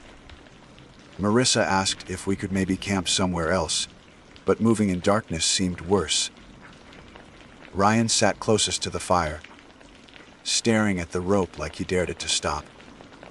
Later, I woke to footsteps outside my tent. Slow, dragging, circling the fire pit. My breath locked in my chest. I listened as fabric brushed against bark, as something shifted the rope above us. The groan grew louder, joined by another sound I cannot forget. The faint rasp of rope tightening under strain. I wanted to scream, to unzip the tent and shine my light. But I couldn't move. I lay frozen until the footsteps faded into silence. When morning finally came, no footprints marked the ground. The rope hung slack, no different than before. We argued over breakfast. Daniel wanted to cut it down, but Ryan snapped that we should leave it alone. Marissa begged us not to fight, but her voice shook. She wasn't herself, and neither was I. The forest no longer felt alive, but watchful. On the third night, the rope didn't wait for darkness. As the sun slipped behind the ridge, it began to swing harder than before. The loop twisted, yawed, stretched like something unseen strained against it. I swear I heard a choke, wet and sharp, carried on the wind that didn't exist. Ryan stood, his face pale as bone. "It's not the rope," he said. "It's what's on it." His words silenced us all. I tried to laugh, to dismiss it, but my throat closed. The fire flickered low, shadows reaching long toward the tree. For a moment, I thought I saw the shape of legs, swaying gently in rhythm with the rope. Marissa cried. Daniel cursed. I sat frozen, nails digging into my palms. The sound built, a groan, a rasp, then what almost became a voice. It dragged low. Syllables stretched to breaking, impossible to understand. The air pressed heavy, as though the whole clearing filled with sorrow thick enough to choke. That night I did not sleep. None of us did. We sat awake, watching the ropes swing until the gray of morning finally bled into the sky. By then, we knew this was no simple rope left by hunters. It was something older, heavier, bound to the tree with a purpose that had not ended with whoever tied it. And somehow, it had noticed us. The next day, tension sat thick between us. Even the light could not wash it away. The forest had lost its welcome. Birds still called from the branches and squirrels darted across the ground, but for us, it was as though the entire clearing had been drained of warmth. Every glance drifted toward the rope. It did not swing in daylight. It hung limp, harmless in appearance, but that was its lie. Daniel tried to reassert control. He insisted we had to cut it down. He fetched his hatchet and walked toward the tree, while the rest of us watched in silence. My stomach knotted. I wanted it gone too. Yet the thought of severing it made my chest seize. Daniel raised the hatchet, aimed high at the rope where it met the branch, but the blade never fell. The rope moved, not Swant moved. The loop lifted slightly as though tugged from above. Daniel froze. Eyes locked on the cord that now quivered in the still air. Then the groan came, deeper than before, vibrating through bark, through ground, through us. Daniel staggered back, cursing under his breath. The rope dropped slack again. "I can't," he muttered. Something's wrong." Ryan smirked, but his voice carried no humor. "I told you. It doesn't want to be cut." The day dragged. We tried hiking again, hoping distance might clear our minds, but the trail felt endless, the trees pressing close, the air thick. Every step forward only circled us back to that same clearing. It was not a trick of direction. It was something else, something the forest itself wove. By afternoon, we gave up. When we returned, the rope still hung waiting. That night, the sounds grew bolder. The groan sharpened into a distinct rasp, each creak like lungs forcing through rope. Then came the thud, steady and rhythmic. Feet striking air, weight shifting on the loop. Marissa clutched her knees, whispering prayers I had never heard from her. Daniel tried to drown the noise with music from his phone, but the battery died within minutes, drained faster than it should have. Ryan sat unblinking, eyes locked on the rope, lips moving soundlessly as though he spoke to it. I watched him. Something in his face unsettled me more than the rope itself. His usual cocky grin had transformed into reverence, almost devotion. It was as though he recognized the presence in that rope and welcomed it. At some point past midnight, the fire dimmed. The rope swung harder, the creak loud enough to echo against the trees. And then I heard it clearly, a voice. Not words at first, only tones, strained, choking, as if pulled through a throat crushed by cord. But slowly it shaped syllables. Jennifer. My blood froze. I sat rigid, heart hammering. The rope swayed, loop open wide, groaning as it called again. Jennifer. No one else reacted. Daniel stared at the ground. Marissa buried her face in her hands. Ryan only smiled faintly. But the voice had spoken my name. I crawled into my tent, clutching the zipper shut with trembling fingers. Still, the voice seeped through. My name repeated, lower, slower, like breath squeezed through rope. I do not know how I slept, but at some point the black of night blurred into gray dawn. When I emerged, Ryan was gone. His tent stood open, sleeping bag empty. Daniel shouted his name into the trees, but no answer came. Marissa's eyes brimmed with tears as she clung to me, her body shaking. Hours we searched. The forest stretched endless, indifferent. No footprints, no broken branches. It was as though Ryan had simply stepped into the air and vanished. When we stumbled back to camp, exhausted and hollow, the rope swung gently. The loop stretched wide as though it had been used. Fibers strained, newly worn. Marissa screamed. Daniel hurled a rock at the rope, but it passed clean through, striking bark. The rope did not sway from the impact. It only groaned louder. We sat stunned, silence hanging heavier than smoke. None of us spoke Ryan's name again that day. By nightfall, the clearing felt smaller, the trees closer. Shadows pressed at the edges of our fire, curling toward us like smoke with no source. The rope swayed violently, loops snapping open and shut like jaws. I could not look at it without seeing Ryan's body there, though I prayed it was only my mind painting the image. That night, it called Daniel. His name rasped from the rope, stretched long, choking. Daniel. He stood pale and rigid as though pulled by strings.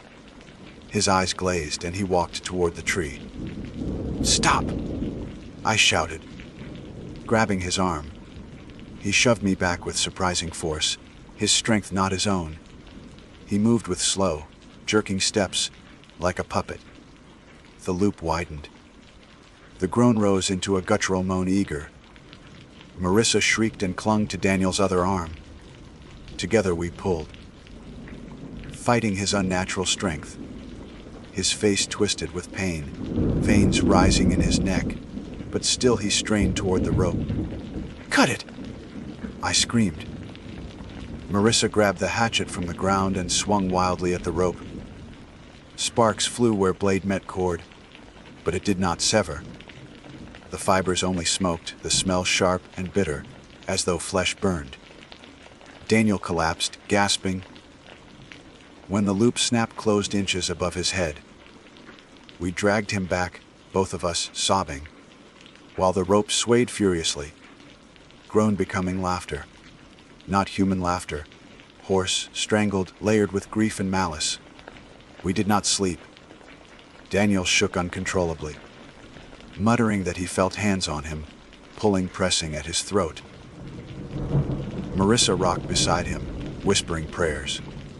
I sat gripping the useless hatchet, eyes fixed on the rope that moved without wind. Morning did not ease us. Ryan's tent remained empty. The rope still swayed. Daniel refused to eat, his skin clammy, his eyes hollow. Marissa begged me to leave. She wanted to abandon the gear, run for the road. I almost agreed. But Daniel could barely stand, and we did not know if the forest would even let us go. We had tried once, and it had looped us back. That night the rope whispered again. Not Daniel's name, not Marissa's, mine, Jennifer. The loop stretched wide, fibers groaning. The sound filled my chest, squeezing breath from me. I felt the pull, not physical, but deeper, an ache in my bones drawing me toward the tree. Marissa grabbed my hand, her nails digging into my skin. "Don't listen," she cried. "Please." But the rope called, voice soft now, almost tender. "Jennifer, come." I pressed my palms to my ears, but the voice seeped through. Not from outside, but from within. The loop swayed gently, waiting. And somewhere in the dark I heard another sound. Faint footsteps, dragging. A body moving through leaves. Ryan's voice, strangled, broken, whispering in unison with the rope. "Jennifer." The voice did not stop. It threaded itself into the air, low and broken, yet somehow steady. My name repeated in that choking rasp, until the sound no longer seemed to come from rope or from throat, but from the ground, from the trees, from inside my own skull. "Jennifer." I clung to Marissa's hand so tightly my knuckles whitened, but she shook, her strength ebbing. Daniel sat slumped near the fire, his face ashen, sweat dripping down his temples, as though he were burning up from fever. His eyes fluttered closed, then snapped open, his mouth working as if he struggled for breath. "Can't breathe," he rasped, clawing at his throat. The rope groaned with each of his words. Marissa scrambled toward him, but I couldn't move. My gaze fixed on the loop. It swung gently, open and waiting. In the wavering firelight, I saw what I had only half believed before. A body. Not Ryan's exactly, though it had his height and shape. The form swayed within the loop, its face a blur of shadow, its limbs twitching as though memory still lingered in muscle. When I blinked, it was gone. Only rope. But Daniel gagged again, choking on nothing. Marissa screamed at me to help. I forced myself forward, gripping his shoulders, trying to steady him. His eyes bulged. The skin at his throat reddened as though invisible fingers pressed there. I couldn't see them, but I could feel the weight in the air, pressing, crushing, dragging him toward that loop. I shouted his name over and over, as if anchoring him to us. But his gaze shifted past me, past Marissa, to the rope, and in that moment I knew he wanted to let go. I slapped him desperate, and his chest convulsed. Air rushed in. He collapsed into Marissa's arms, sobbing between ragged breaths. The rope moaned in reply, slow and disappointed, like hunger unsatisfied. We did not dare sleep. We sat in silence until the sky began to pale. I held Daniel's hand at one side and Marissa's at the other, as though linking ourselves together might keep us from being pulled apart. Morning revealed us as shells. None of us spoke. Our supplies lay scattered, tents sagging. But none of that mattered. Only the rope mattered. I told them we had to leave. Even if the woods twisted us back again, we had to try. If we stayed, the rope would take us one by one. Marissa nodded through tears. Daniel did not speak, only stared at the ground, but he followed when we packed what little we could carry. We set off in silence, gripping each other's sleeves, praying the trees would let us go. For hours we walked, branches clawing at our arms, the sun shifting through leaves in dizzying angles. Every step felt heavier, every breath tighter. At one point, I turned and saw the rope behind us, dangling from a branch not 20 yards away. The same rope, the same loop, though the clearing was gone. We screamed and ran, stumbling through brush, but wherever we went it waited. Sometimes ahead, sometimes behind, sometimes glimpsed between trunks, always swaying, always groaning. By dusk, we collapsed back at the clearing. It had circled us, claimed us. We could not leave. Marissa fell to her knees, sobbing. Daniel sat blank, his face drained of fight. I stood staring at the rope, fury rising hotter than fear. "What do you want?" I shouted. My voice cracked against the trees. "What are you?" The rope swung once, twice, then stilled. The loop widened, creaking. The air thickened with the smell of earth and old wood. And then, faintly, came an answer. Not words I could fully understand, but shapes of sound, broken syllables forced through a strangled throat. Enough to scrape meaning into my ears. It said, "Always another." I froze. Always another. The rope had fed before. It would feed again. We were not the first here, and we would not be the last. Marissa grabbed my arm, shaking her head violently. "Don't listen!" "Don't answer it." But the voice wound through me, curling around bone and breath. "Always another, Jennifer, you." That night, Daniel did not last. His body grew weaker, his eyes glassy. He lay near the fire, shivering though the air was warm. His lips parted in whispers none of us could catch. When Marissa tried to hold him, he pushed her away. And then he rose. Not with his own strength. His limbs jerked stiffly, pulled by unseen strings. His feet dragged toward the rope.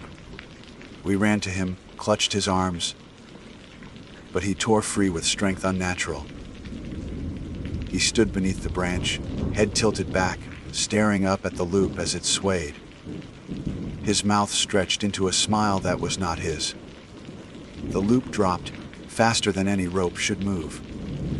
It closed around his neck before we could scream. Daniel jerked upward, feet kicking inches above the ground. His eyes bulged. His throat collapsed with a crack, and the rope groaned in triumph. Marissa shrieked and clawed at the rope, but it did not yield. I pulled with her until my palms burned, but Daniel's body only twitched, then stilled. His eyes glassed over, his chest unmoving. And then he was gone. Not gone in death. Gone. His body vanished from the loop, leaving it empty, swaying gently, fibers groaning like laughter. We fell back, shaking, sobbing. The rope swung above us, loop-wide once more, waiting. Marissa clung to me, her nails digging into my arm. We have to go. We have to go now. But I knew the truth. We could not leave. Not both of us. The rope had claimed Ryan, now Daniel. It would not stop. Always another. That night it called again. This time it spoke with both their voices. Ryan's broken rasp, Daniel's strangled breath.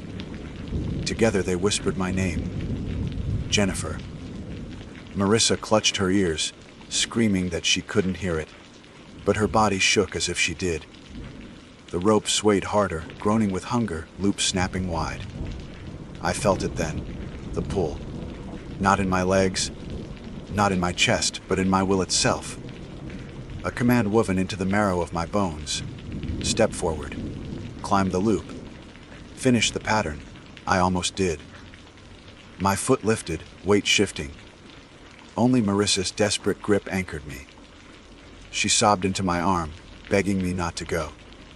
I pressed my forehead to hers, whispering that we couldn't fight it forever. One of us would have to stay. Always another. Her eyes widened in terror as she realized what I meant. When dawn came, the forest seemed to hush. The rope hung still, its fibers catching pale light, almost innocent in its quiet. But we knew better. Marissa begged again to flee. I held her face, tears streaking both our cheeks. I told her she had to run, and she had to keep running, no matter if the trees turned her back again. She had to try. She shook her head, screaming she wouldn't leave me. But I knew it. I had felt it in the pull, in the whisper it wanted me. Before she could stop me, I stepped toward the rope. The loop swayed gently, groaning like breath. My name whispered once more, softer than ever. Jennifer. I slid the loop over my head. The world constricted, pain exploding white. My breath shattered, my vision tunneled. But in that collapse came release. The rope groaned in triumph, tightening. The last thing I heard was Marissa's scream, and then silence. When I opened my eyes, I was not in the clearing. I was the clearing. The rope swayed from my branch. My throat groaned in the fibers, my voice rasping through bark and cord. Always another. The rope waits still. And if you ever find yourself in those woods, if you see a loop dangling from an old tree, remember this, it will call your name. And when it does, you will understand. Because it will need you. My name is Raymond Ellis, and I have always believed that the wilderness is never truly silent. Even in the deepest parts of the forest, far from any road or town, there are always subtle threads of sound woven into the night air. Crickets chirping, owls calling. the sigh of branches bending against the wind. For as long as I can remember, those sounds had been the steady background to my time outdoors, comforting in their constancy, when the world was alive and breathing around me. That was why the night I am about to describe remains burned into my memory, because for the first time in my life, the forest forgot how to breathe. It was late autumn when I set out on that trip, a solitary weekend in the hills outside Asheville, North Carolina. I had grown up hiking with my father in those mountains, and even after he passed away, I found myself returning to the trails we once walked together. He had been a quiet man, not prone to embellishment or superstition, and he always told me that a person who respected the woods would find peace there. I carried that philosophy with me, packing light, treating the land carefully, and never venturing farther than I could handle. At 36 years old, I considered myself experienced, cautious, and entirely at ease with solitude. That Friday afternoon, I drove out along the Blue Ridge Parkway, my pack strapped in the back of the car, and parked at a trailhead I had not visited in years. The weather had turned crisp, the maples and oaks shedding the last of their color, the air filled with the faint, earthy sweetness of decaying leaves. The sun was already low when I started down the path, light falling in fractured gold through the thinning canopy. I had about 3 miles to cover before reaching the small clearing where I intended to set up camp, a spot my father had once favored for its flat ground and nearby stream. As I walked, the forest seemed familiar in the way an old house does, each bend of the trail a half-forgotten memory returning to me. I passed through narrow corridors where rhododendron branches arched overhead like a tunnel, their dark leaves glossy even in the fading light. I crossed a small footbridge slick with moss, pausing to watch water slide over stones in a steady murmur. Nothing seemed unusual, nothing out of place. The forest was exactly as it had always been, restless, alive, and endless. I reached the clearing as dusk settled into the trees.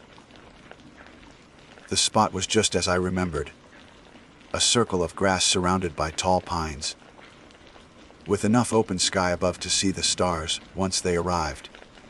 I unpacked methodically, pitching my tent, unrolling my sleeping bag, and arranging my small camp stove near the edge of the clearing.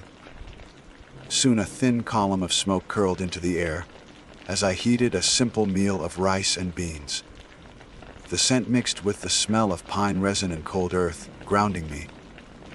I ate slowly, listening to the hum of crickets and the low chatter of some bird bedding down for the night. The forest was speaking in its usual language, and I found myself relaxing into the rhythm of it. By the time darkness had fully taken the sky, the fire had burned down to embers, and I was sitting near the entrance of my tent, sipping from a tin cup of coffee. The stars scattered above me like frost, the Milky Way faint but visible across the vault of the heavens. I could feel the temperature slipping lower, my breath beginning to fog in front of me. That was when I noticed it. Or rather, I noticed what I could not notice anymore. The crickets had stopped. It was not gradual. One moment they were singing in their endless chorus, and the next it was as if a hand had swept across the forest, erasing every note. The silence pressed against my ears, so heavily that I looked up from my cup, startled, certain I had missed something. I waited for the call of an owl, the rustle of leaves. Nothing came. The trees stood like black pillars around me, motionless, their branches frozen as if the air itself had congealed. The tiny flame of my camp stove sputtered. In that vast absence of sound, the only thing anchoring me in the moment. I told myself it was a pause. Sometimes the forest holds its breath, startled by some unseen predator moving nearby. I had heard of that happening. But this pause stretched too long. A full minute passed. 2. Still no sound returned. The silence was so complete that I became aware of my own body in a way that unnerved me. My breathing, my heartbeat, the faint scratch of my sleeve when I shifted my arm. I cleared my throat just to prove that I could. My voice felt harsh, vulgar in that unnatural quiet. The rational part of me insisted there was nothing wrong. Maybe a shift in temperature had hushed the insects. Maybe the wind had died in such a way that muffled the forest's usual orchestra. Yet I could not shake the weight of it. The silence did not feel passive. It felt deliberate, as though the forest was not merely lacking sound, but actively withholding it, keeping secrets from me. I banked the last of my fire, retreating into the tent earlier than I normally would have. The nylon walls closed around me, flimsy against the dark, but at least they gave the illusion of a boundary. I crawled into my sleeping bag, zipped it up tight, and lay on my back listening to the emptiness pressing in from all sides. I tried reading a few pages from a paperback I had brought, but the scratch of the paper sounded intrusive, the words failing to hold my attention. I turned off my lantern. The darkness was total. Time passed strangely. I may have dozed. I may have stared at nothing for hours. At some point, my mind sank into that hazy border between waking and dreaming, when every thought feels half-formed and fragile. That was when I heard it, breathing. At first I thought it was my own, a shallow inhale, a slow exhale. But as I focused, I realized this sound did not match the rhythm of my chest. It came from just outside the thin nylon wall of my tent, no more than a foot away. Steady, deliberate, each breath pulling cold air in and pushing it out again, faint but undeniable. Whoever or whatever it was stood directly beside me, motionless except for that measured respiration. My body went rigid. Every instinct screamed at me not to move, not to give away that I had noticed. My ears strained, heart hammering so loudly I was afraid it would drown the sound. But it continued, unhurried, calm, as if the unseen presence had all the time in the world. I imagined a face hovering inches from mine, on the other side of the fabric, lips parting, chest rising and falling. I wanted to shout to demand who was there, but fear pinned my tongue. If I spoke, I would acknowledge it. If I unzipped the tent, I would see it. And if I saw it, then whatever it was would see me. Instead, I lay frozen, every nerve on fire, listening to that breath slide in and out, as the night stretched longer than it should have. I do not know how long it lasted. Minutes, perhaps, or an hour. At some point the breathing stopped. Not faded, stopped mid-inhale, as though cut off. The silence that followed was even worse than before, deeper, final. I lay in that void until exhaustion dragged me down into a shallow, restless sleep, my mind looping endlessly on the question of what had been outside my tent. When dawn came, pale light seeping into the fabric, I unzipped the flap with trembling fingers. The clearing looked unchanged. Pine needles glistened with frost. My stove sat where I had left it, but the ground directly beside my tent was disturbed.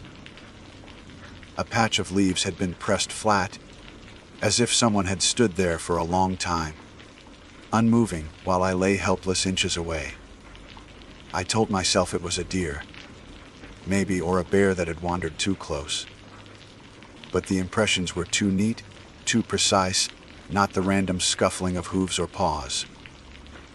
They looked like footprints, though I could not bring myself to study them too closely. Instead, I packed my gear with shaking hands and considered abandoning the trip altogether. But pride, or stubbornness, kept me there.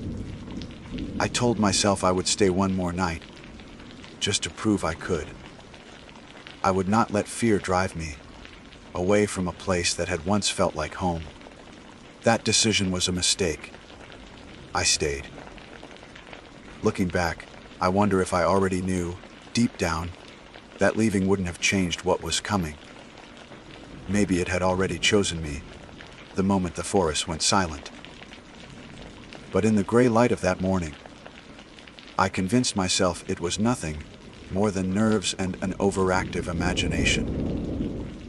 I convinced myself that the impressions beside the tent weren't what they looked like, that the breath I heard was only my own echoing strangely in the stillness. I spent the day trying to force normalcy. I cooked oatmeal over the stove, though it turned to paste before I finished it. I collected water from the stream, the trickle of it unnervingly loud in the hush of the woods. When I tried to hike farther along the trail, the silence followed me like a shadow. Even the water seemed to choke itself quiet the moment I stepped back from it. No birds lifted from the branches. No insects stirred in the underbrush. Only my boots breaking twigs and the pulse thudding in my ears. The longer it lasted, the more wrong it felt. Silence was not just the absence of sound, but the presence of something else, something oppressive, pressing against me from all sides. I began to feel like I had been lowered into a vast chamber underground, a tomb carved from stone, where no living thing dared to make a noise. The forest was still around me, but it was as if its soul had been drained away. I tried distracting myself with tasks, sharpening my knife, scribbling half-hearted notes in my journal, adjusting my tent as though it weren't already staked perfectly. But every motion carried the weight of futility, like I was acting out a script in a place where time had stopped. By late afternoon, the sky had turned the bruised color of approaching dusk, and I found myself wishing desperately for even a single bird call. Just one note, to prove the world was still normal. It never came. When darkness fell, it was heavier than the night before. My lantern's glow felt feeble, unable to push back the blackness seeping from the trees. I boiled rice but could not eat. The smell turned my stomach. I left it untouched beside the tent, my appetite consumed by dread. I lasted only a short while before retreating inside again. The nylon walls of my tent offered no real protection, but my mind clung to them as a fragile boundary. I zipped myself in, cocooned in my sleeping bag, my knife lying flat beneath my palm. Every sound, or rather, every lack of sound, tightened my nerves. Hours passed in a slow drip. My body ached from tension, but I refused to close my eyes. Eventually, exhaustion betrayed me, and I slipped into shallow dreams. I woke to the breathing. Not beside the tent this time. Behind it. The sound was so close I could feel each inhale ripple through the thin fabric at my back. A measured draw of air, then release. Calm, steady, patient. I turned rigid, clutching the knife so tightly my knuckles burned. Then it moved. The breath shifted around the tent, slow, deliberate steps crushing frost-bitten leaves. The presence circled me, its rhythm unbroken. It stopped at the entrance. My heart leapt into my throat. The zipper trembled, just faintly, as though touched from outside. I stared at the metal teeth gleaming in the dark, waiting for it to peel downward, waiting for the flap to open and something to enter. But it didn't. The hand, or whatever it was, drifted away. The breathing resumed, this time farther, fading into the woods.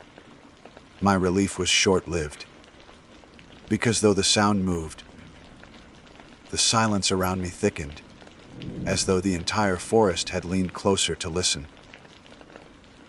I don't know how long I stayed frozen like that, eyes fixed on the zipper, pulse hammering. At some point, dawn bled into the tent, washing away the night. When I stepped outside, my stomach dropped. Circling my tent in the dirt were footprints. Bare, human, each one pressed clearly into the frost-matted ground, toes splayed, heels dug deep. They were adult-sized, larger than mine, pacing in a perfect ring. I wanted to tell myself they belonged to some night hiker, some lunatic wandering barefoot through the mountains. But no hiker would move in silence like that. No hiker would breathe against a stranger's tent for hours without a word. And no hiker would vanish into the dawn, leaving no trail leading away from the ring. The prince stopped abruptly, as if the figure had simply dissolved into the air. I broke then.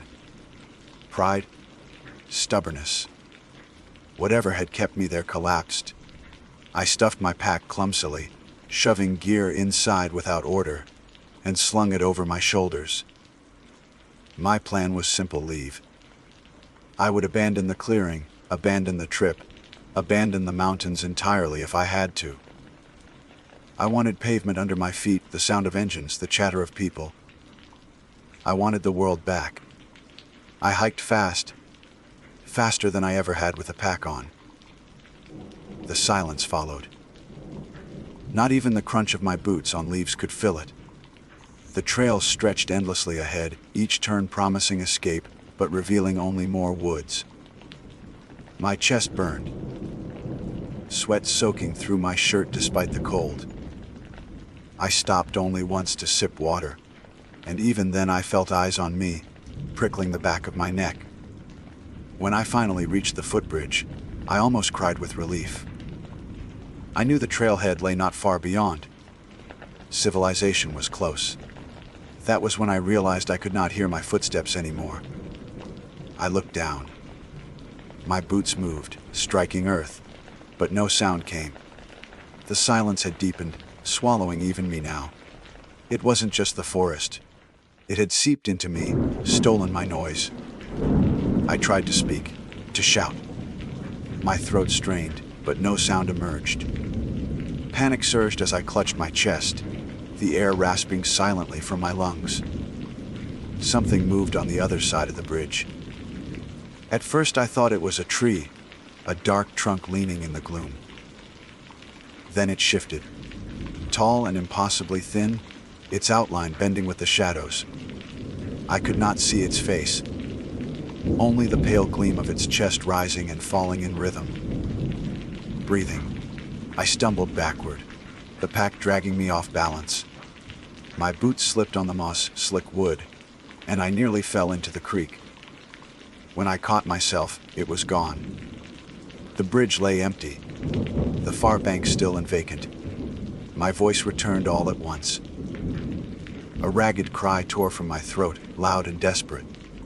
The sound was unbearable in that silence, like a knife scraping glass. It echoed far too long, bouncing unnaturally from the trees, until I clamped my hands over my ears. When the echo died, the forest remained mute. But something told me I had made a mistake. It had heard me. I ran the last stretch, legs shaking beneath me. The trailhead appeared, my car waiting exactly where I had left it, a silver lifeline gleaming between the trees. Relief swelled, enough that I nearly wept again. I dropped my pack, scrambled inside, and jammed the key into the ignition. The engine refused to turn over. I tried again. Nothing. The silence wrapped around the dead machine, suffocating. My fists pounded the steering wheel, my breath coming in ragged gasps. That was when I realized the air inside the car felt wrong. Heavier, as if someone else were breathing with me. I turned, slow, unwilling. The back seat was empty. but condensation traced across the inside of the rear window. A single oval, the shape of a mouth. The oval shape lingered on the glass for a long, unbearable moment, as if someone's lips had pressed against the inside of the window, just seconds before I turned my head. I reached out with shaking fingers and touched the fogged imprint. It was warm. Not damp with my own breath, but warm like skin. My pulse hammered as I jerked my hand back, my entire body screaming at me to get out of the car. But the idea of stepping outside into that silence was worse. At least in here there were doors, locks, thin glass between me and the forest. I turned the key again. The starter wheezed once, then died. I slammed my fist against the dash. The silence pressed closer, thick as oil. I swore I could feel it pushing into the cabin, filling my ears, my lungs. Every exhale I made vanished instantly, devoured by the quiet. I tried to calm myself, to think logically. Maybe the battery had died. Maybe the cold had drained it. None of that explained the mouthprint on the window, or why I had heard breathing inside the car. But I clung to any excuse that didn't end with me losing my mind. I decided to wait until morning. Daylight had to mean safety. Noise would return with the sun, surely. I reclined the seat slightly, knife clutched to my chest, eyes fixed on the windshield. Hours bled by. I could not sleep. Every flicker of shadow beyond the glass made me flinch. More than once, I thought I saw something standing between the trees. Tall and thin, the silhouette of a figure that shifted only when I blinked. My eyes burned from keeping them open. The night seemed endless, a tunnel with no exit. At some point, exhaustion dragged me under despite my resistance. I woke to the sound of breathing again. Not outside, not behind me. This time it came from the passenger seat. My head whipped to the side. The seat was empty, but the sound persisted. Inches from my face, slow and steady, as if invisible lungs drew air right beside me. My skin crawled. I could feel the air move, brushing my cheek. My hand tightened on the knife, but I couldn't swing at nothing. And then I heard another breath. Behind me. Then another. To the left. To the right. Breaths multiplied, filling the car, surrounding me in a suffocating rhythm. My chest heaved, desperate for air. But the silence swallowed every sound I made, leaving only theirs. I snapped. I threw the door open and stumbled into the night. The cold air hit me like a wall. My boots crunched against gravel, loud, too loud, before the silence smothered it once more. I staggered a few feet from the car, spinning in circles, knife raised, but nothing moved. Nothing stirred. The woods stood frozen, endless ranks of trees watching with blank patience. Then I saw them. Footprints. Dozens of them. Bare. Human prints stamped in the dirt, all around my car. Circling. Layering over each other, until the ground looked trampled by invisible crowds. My throat clenched. They had been here all night, pressing closer, breathing in the dark. I bolted down the road, abandoning the car. I don't know how far I ran. My legs burned, my lungs seared, but I didn't stop until I collapsed on the shoulder, the knife still clutched in my fist. My body trembled violently, sweat chilling against my skin. I lay there gasping, staring at the stars, waiting for the silence to crush me, but then sound. A single noise, faint but real. A bird. A distant, lonely chirp, breaking the dead air.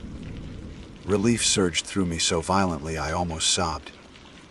Another chirp followed, then the whisper of wind in the trees. Slowly, the forest's voice returned. Crickets resumed their chorus. Branches creaked. An owl hooted from somewhere high above. I wanted to believe it was over. that the nightmare had passed with the night. I dragged myself upright, every muscle screaming, and stumbled down the road until headlights appeared in the distance. A pickup truck slowed beside me, the driver leaning out with concern. I must have looked half dead, wild-eyed and filthy, but I didn't care. I climbed into the passenger seat without explanation, mumbling thanks. He dropped me at a gas station miles away.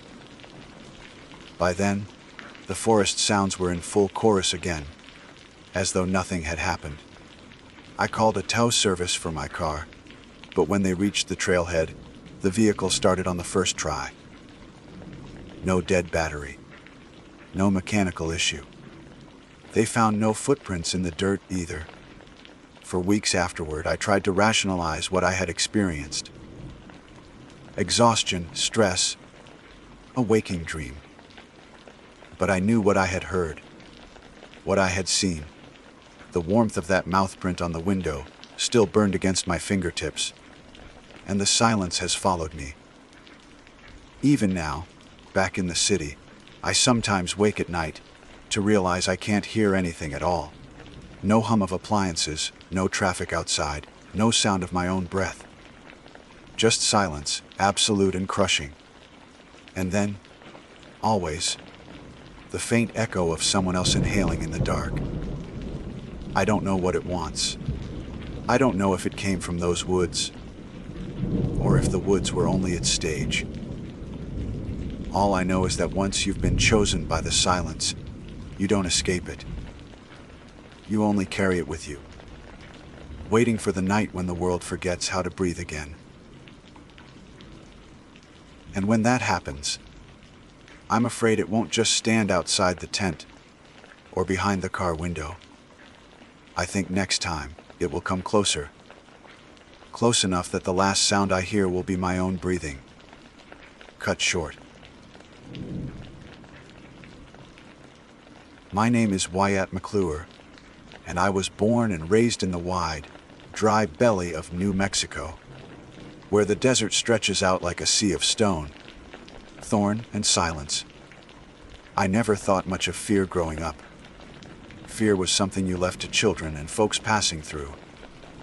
Out here, you learned quickly that fear wastes water and slows your steps. I worked as a surveyor most of my adult life, a man who spent more hours under open sky than beneath any roof. I am not quick to exaggerate, and I am not in the habit of telling tales. But there are things a man sees in the desert, things that don't leave him, no matter how much time or whiskey is put between then and now. What I am about to recount is one such thing. It began on a still evening in late spring, when the earth was cooling and the stars were preparing to take their place above the horizon. I had no reason to expect that night would follow me into every dream since. I was out with my friend, Tom Albright, another surveyor who had as much of the desert carved into his skin as I did. We had been mapping a stretch of government land not far from the Rio Puerco. The ground was rough, fractured with gullies and chala cactus that lit the sunset in thorns of orange and gold. We carried our packs, tripods, and notebooks, the usual equipment of men who lived by measurements and coordinates. The land we worked was quiet, so quiet that every crunch of our boots echoed like a hammer against glass. The silence never bothered me before. In fact, I liked it. But that night the quiet was thicker, almost watchful. Tom was telling me some story about a neighbor of his, a rancher who swore he had seen lights moving across his property at night with no source. I was only half listening, more intent on finishing the day's line measurements before the dark. That was when it happened. A sound cut through the air that made my whole body stiffen, the dry, unmistakable rattle of a western diamondback. It was close. Too close. I froze where I stood, hand halfway to my belt knife, and looked down. Just beside my right boot, not 2 feet away, something slid across the dirt. The scales shimmered faintly in the dying light, patterned in that familiar diamondback shape, but the body was thick, thicker than any rattler I had seen. The head, wedge-shaped and heavy, passed by first, tongue tasting the air with black flickers. The rattle gave another warning shake, like beans in a dry gourd, and my lungs seized up tight.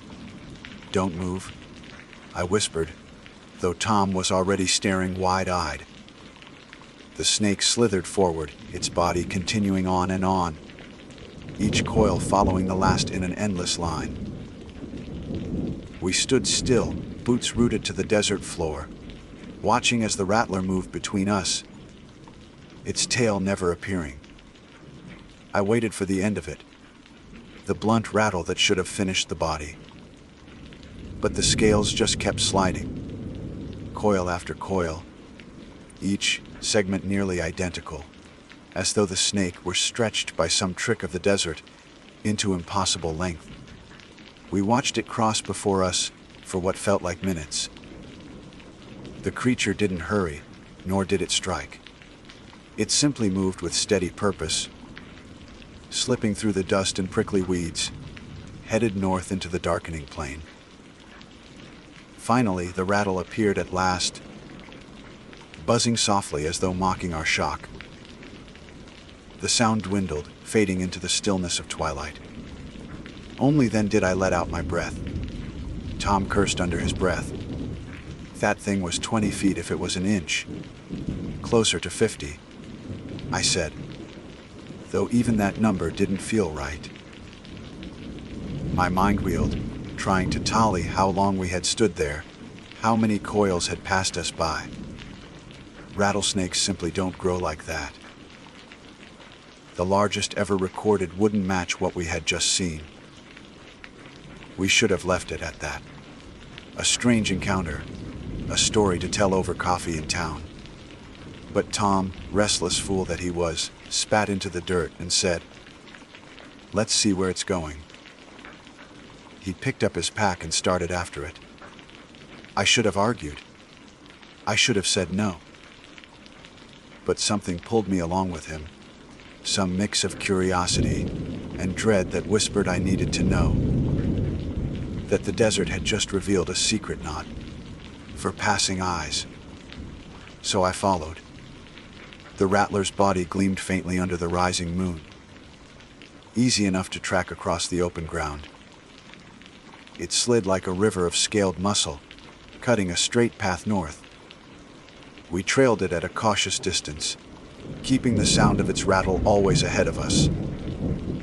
Every now and then, the creature would pause, its head rising slightly as if tasting the air, before moving on again with that eerie, endless body. And the more we followed, the more the world around us seemed to change. At first it was nothing, a whisper of wind when the desert should have been still. Then the temperature dropped, the kind of chill that seeps into your bones. Even when the day's heat should still linger in the rocks, the silence grew heavier, as though the land itself was holding its breath. Even our footsteps sounded muffled. I glanced at Tom, and though he grinned like he was chasing his eyes darted nervously, the whites catching the moonlight. We followed that snake for half a mile at least. Half a mile of coils that never seemed to end. The creature wound itself into gullies, across dry washes, through stands of mesquite and yucca, always forward, always north. I began to lose sense of time, of distance. My notebook, once steady in my mind, now felt like a useless weight on my shoulder. The desert was no longer the desert I had walked all my life.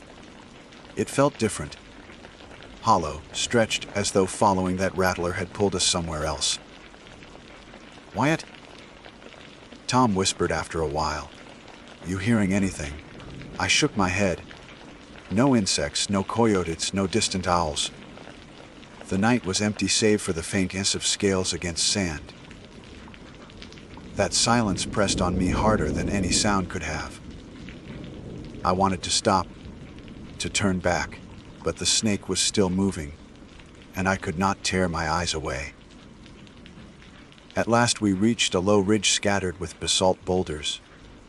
The rattler climbed it easily, slipping between stones, its body still unbroken in its flow. We scrambled after it, boots grinding on rock. From the top, I expected to see its head dipping down the far side, but instead the sight froze me cold. The snake stretched across the ridge and down into the basin beyond, farther than my eyes could trace in the starlight. Coils upon coils shimmered in silver arcs, twisting across the desert floor like a living labyrinth. It was not one snake. It was the same snake, stretched without end, the body continuing into infinity. I felt a nausea rise in my gut, as though my mind itself could not contain what my eyes were telling me. Tom laughed then, a sharp, nervous bark that sounded wrong in the silence. "It just keeps going," he muttered. "Hell, it could circle the whole earth." I didn't laugh. My mouth was too dry. We stood there, staring down into that impossible expanse of moving coils, and for the first time in my life, I knew fear in its purest form. Not fear of death, not fear of pain, but the fear of something that should not exist. A thing too large for the mind to hold. And in that moment, I realized the desert had shown us not a creature, but a boundary, one we had crossed without permission. The sight of that endless body, sprawled below the ridge, should have sent us running. But we lingered like moths pressed to a lantern's glass. The coils shimmered in the moonlight, each one shifting slightly, as though the entire desert floor were alive. I gripped the basalt beneath my boots until my knuckles whitened, steadying myself against the dizziness that threatened to drop me. Tom stepped forward, craning his neck, eyes alight with the same mix of horror and wonder I felt twisting in my own chest. "Wyatt," he said, his voice thin, "you ever seen anything like that?" I couldn't answer. Words felt useless against what stretched below us. My mind kept insisting that it was a trick, some hallucination, that no creature could reach beyond the limits of natural flesh. Yet the sound carried, unmistakable. The steady rasp of scales over stone and sand, the faint rattle drifting on the still night air. The coils extended farther than the basin, disappearing into the horizon itself, as though the snake was not bound by land, but by some other logic altogether. I felt the old instincts of survival kicking at my ribs, screaming to turn back. But Tom, always the braver or the more foolish of us, began to descend. "I have to see where it leads," he muttered, barely glancing at me. "Don't," I warned, my throat dry. "This isn't our business." He laughed softly, not cruel, just bewildered. "Wyatt, we followed it this far. Might as well see it through." And then he was moving, slipping down the ridge, boots grinding loose gravel. I cursed under my breath and went after him. The desert wasn't forgiving to men who wandered off alone. And if anything went wrong, if the rattler decided to turn, if Tom slipped, I knew I'd never forgive myself for letting him go alone. We picked our way down the ridge, careful to keep distance from the massive body gliding across the ground. It never broke pace, never faltered. Each coil was identical, patterned in perfect diamonds that flickered as they shifted. I felt the strangest sense that we weren't following the snake anymore. It was leading us, drawing us farther from the world we knew.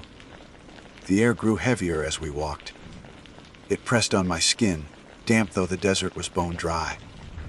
I kept glancing back, expecting to see the faint glow of the highway or the pinprick lights of a ranch house. But the ridge behind us was swallowed in shadow, and beyond that was only blackness. It was as though we had stepped across some invisible border when we chose to follow. Tom stopped suddenly, holding out a hand. The rattler had paused too, its head raised several feet from the ground. Its tongue darted in and out, tasting the night. For a breathless moment, the silence deepened, until even my own heartbeat felt muffled. Then the snake lowered itself and continued forward. More quickly this time, its body dragging us into the basin. We followed for what must have been another mile, though time slipped strangely. I couldn't tell if we had walked minutes or hours. The stars above seemed wrong, fewer somehow, or arranged differently. I noticed constellations I didn't recognize, crooked shapes that glared down like eyes set in a skull. The moon itself felt off, tinted faintly red at the edges, though I couldn't decide if that was real or just the strain of my vision. The ground began to change too. Sand gave way to packed earth, then to cracked clay that bore no plant life at all. Not even cactus or scrub brush. Just barren dirt that split in jagged seams. Between those seams, I thought I glimpsed something moving. Shadows writhing just beneath the surface, as though water or smoke were trapped below. Each time I looked closer, the movement vanished. Tom saw it too. "There's something under us," he whispered. I shook my head. "Don't." I didn't want him to say more. Didn't want the thought put into words. The rattler pressed on. Its body seemed thicker now, wider across than before. The diamonds on its scales shimmered faintly, not with reflected light, but with something of their own. Each coil glowed for an instant as it passed, pulsing like a heartbeat. And as the glow spread, I realized we were walking through a faint path it left behind. The air above the scales shimmered with heat. That wasn't heat, bending the night into strange colors. That was when we heard it. The first sound besides the rattler since twilight had fallen. It was faint, like a chorus carried from miles away. Low voices, humming in a rhythm that didn't belong to any language I knew. It rose and fell like waves, sometimes sharp, sometimes droning. The sound seemed to vibrate in my chest more than in my ears. Tom froze, his mouth open. "Do you hear that?" I nodded, unable to speak. The rattler led us straight toward the sound. Each step felt heavier than the last, as though the ground were pulling at our boots. I wanted to stop, to turn back, but some invisible weight forced me onward. My eyes clung to the shifting coils, as though letting them out of sight would mean vanishing into the darkness forever. At last, the basin opened up into a wide flat plain. At the center, half sunken into the cracked clay, stood what looked like a stone circle. Massive rocks, taller than a man, arranged in a rough ring. They were weathered, ancient, their surfaces etched with patterns I couldn't understand. Curves and slashes that seemed to twist if I looked at them too long. The rattler coiled around the circle, spiraling inward, its body sliding between the stones like a rope binding a wheel. And there, within the circle, the voices grew louder. Shapes moved in the faint glow of the scales. Figures, dozens of them, maybe more, standing shoulder to shoulder. They were human in outline, but too thin, too long, their movements jerky as if pulled by strings. Their heads tilted in unison as we approached, and though I couldn't see eyes, I felt their gaze burn through me. Tom grabbed my arm, his grip iron tight. "What in God's name?" he muttered, his voice trembling. I had no answer. My throat closed up. The rattler wound tighter around the stones, its endless body filling the spaces between us and those figures until the circle was bound in living scale. The humming rose, joined by the soft, constant rattle, a sound that no longer felt like a warning, but like part of the chant itself. The figures raised their arms in unison. The air pulsed. The desert ground beneath my feet shifted, buckling slightly like the surface of water. I staggered, nearly pulling Tom down with me. The cracks in the clay widened, and for an instant I saw what lay beneath. Not soil, not stone, but more coils, moving endlessly in every direction. The ground itself was its body. We weren't just following the snake. We were walking on it. The realization struck me so hard my knees buckled. Tom cursed, dragging me upright. "We need to go," he hissed. I nodded, but my body wouldn't move. My gaze was locked on the stone circle, on the rattler weaving its endless loop. The figures were moving closer now, stepping between the glowing scales as though they weren't there. Their limbs bent wrong, their shadows stretching taller than their bodies. And then, for the first time, the rattler's head rose above the stones. It loomed higher than a man, higher than any beast I had ever seen. Its eyes reflecting no light, yet burning with something deeper. The rattle shook, deafening in the silence, vibrating the stones until dust poured from their etchings. The figures bowed in unison. It looked at us, directly. The tongue flicked, slow and deliberate, tasting not the air but me, pulling something from my chest that left me cold. I stumbled back, clutching at my ribs. Tom shouted my name, his voice thin under the weight of the sound. He pulled me by the arm, forcing my legs to move, dragging me from the plain. My head swam, each step like sinking into tar. The rattler's gaze clung to me, stretching my shadow long across the dirt, pulling it thin as though it wanted to drag me back. We scrambled up the basin's edge, lungs burning, hearts hammering. The sound of the chant followed us, fading only as the ridge came into view. By the time we staggered over the top, the desert beyond looked almost normal again. Mesquite yucca, the faint outline of the hills. The snake's body was nowhere in sight. No coils, no shimmer, nothing. Just silence. Tom collapsed on the rocks, gasping, his face pale as bone. I dropped beside him, hands shaking too hard to wipe the sweat from my brow. We didn't speak for a long time. The desert had swallowed its secret again, leaving us stranded in the aftermath. Finally, Tom broke the silence. His voice was hoarse.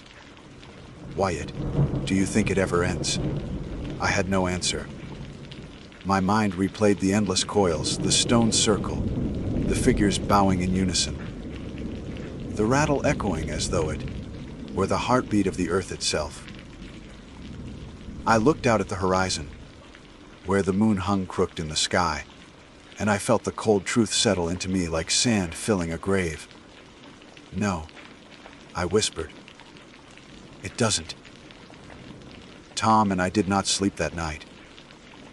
We sat with our backs against the ridge, watching the horizon for movement, waiting for the sound of scales or rattles to return. But the desert lay still, as though nothing had happened. The stars returned to their familiar patterns. The moon shifted back to its pale glow, and the night animals resumed their voices. The distant yip of coyotes, the wing beat of an owl. All the sounds I had grown up with came back, but they felt wrong, as if borrowed from another world. When dawn finally broke, we looked like men dragged through hell. Dust clung to our clothes. Our faces were lined with exhaustion, and our eyes refused to meet. Neither of us spoke as we gathered our gear and made our way back toward the truck parked a few miles away. The desert sun was already climbing, promising a day of brutal heat, but I felt nothing but cold in my chest. The walk should have been familiar, but I barely recognized the land. I counted the steps, measured the gullies, told myself that every bush and rock belonged to the same world I had known all my life. Yet in the back of my mind, a thought gnawed at me. Maybe we never truly came back. Maybe we were still walking that endless body, only in some quieter stretch, where it hid its scales beneath the sand. By the time we reached the truck, Tom's hands shook so badly he dropped the keys twice before forcing them into the ignition. He didn't look at me. He didn't look at anything. Just stared through the windshield as though the desert itself might split open again.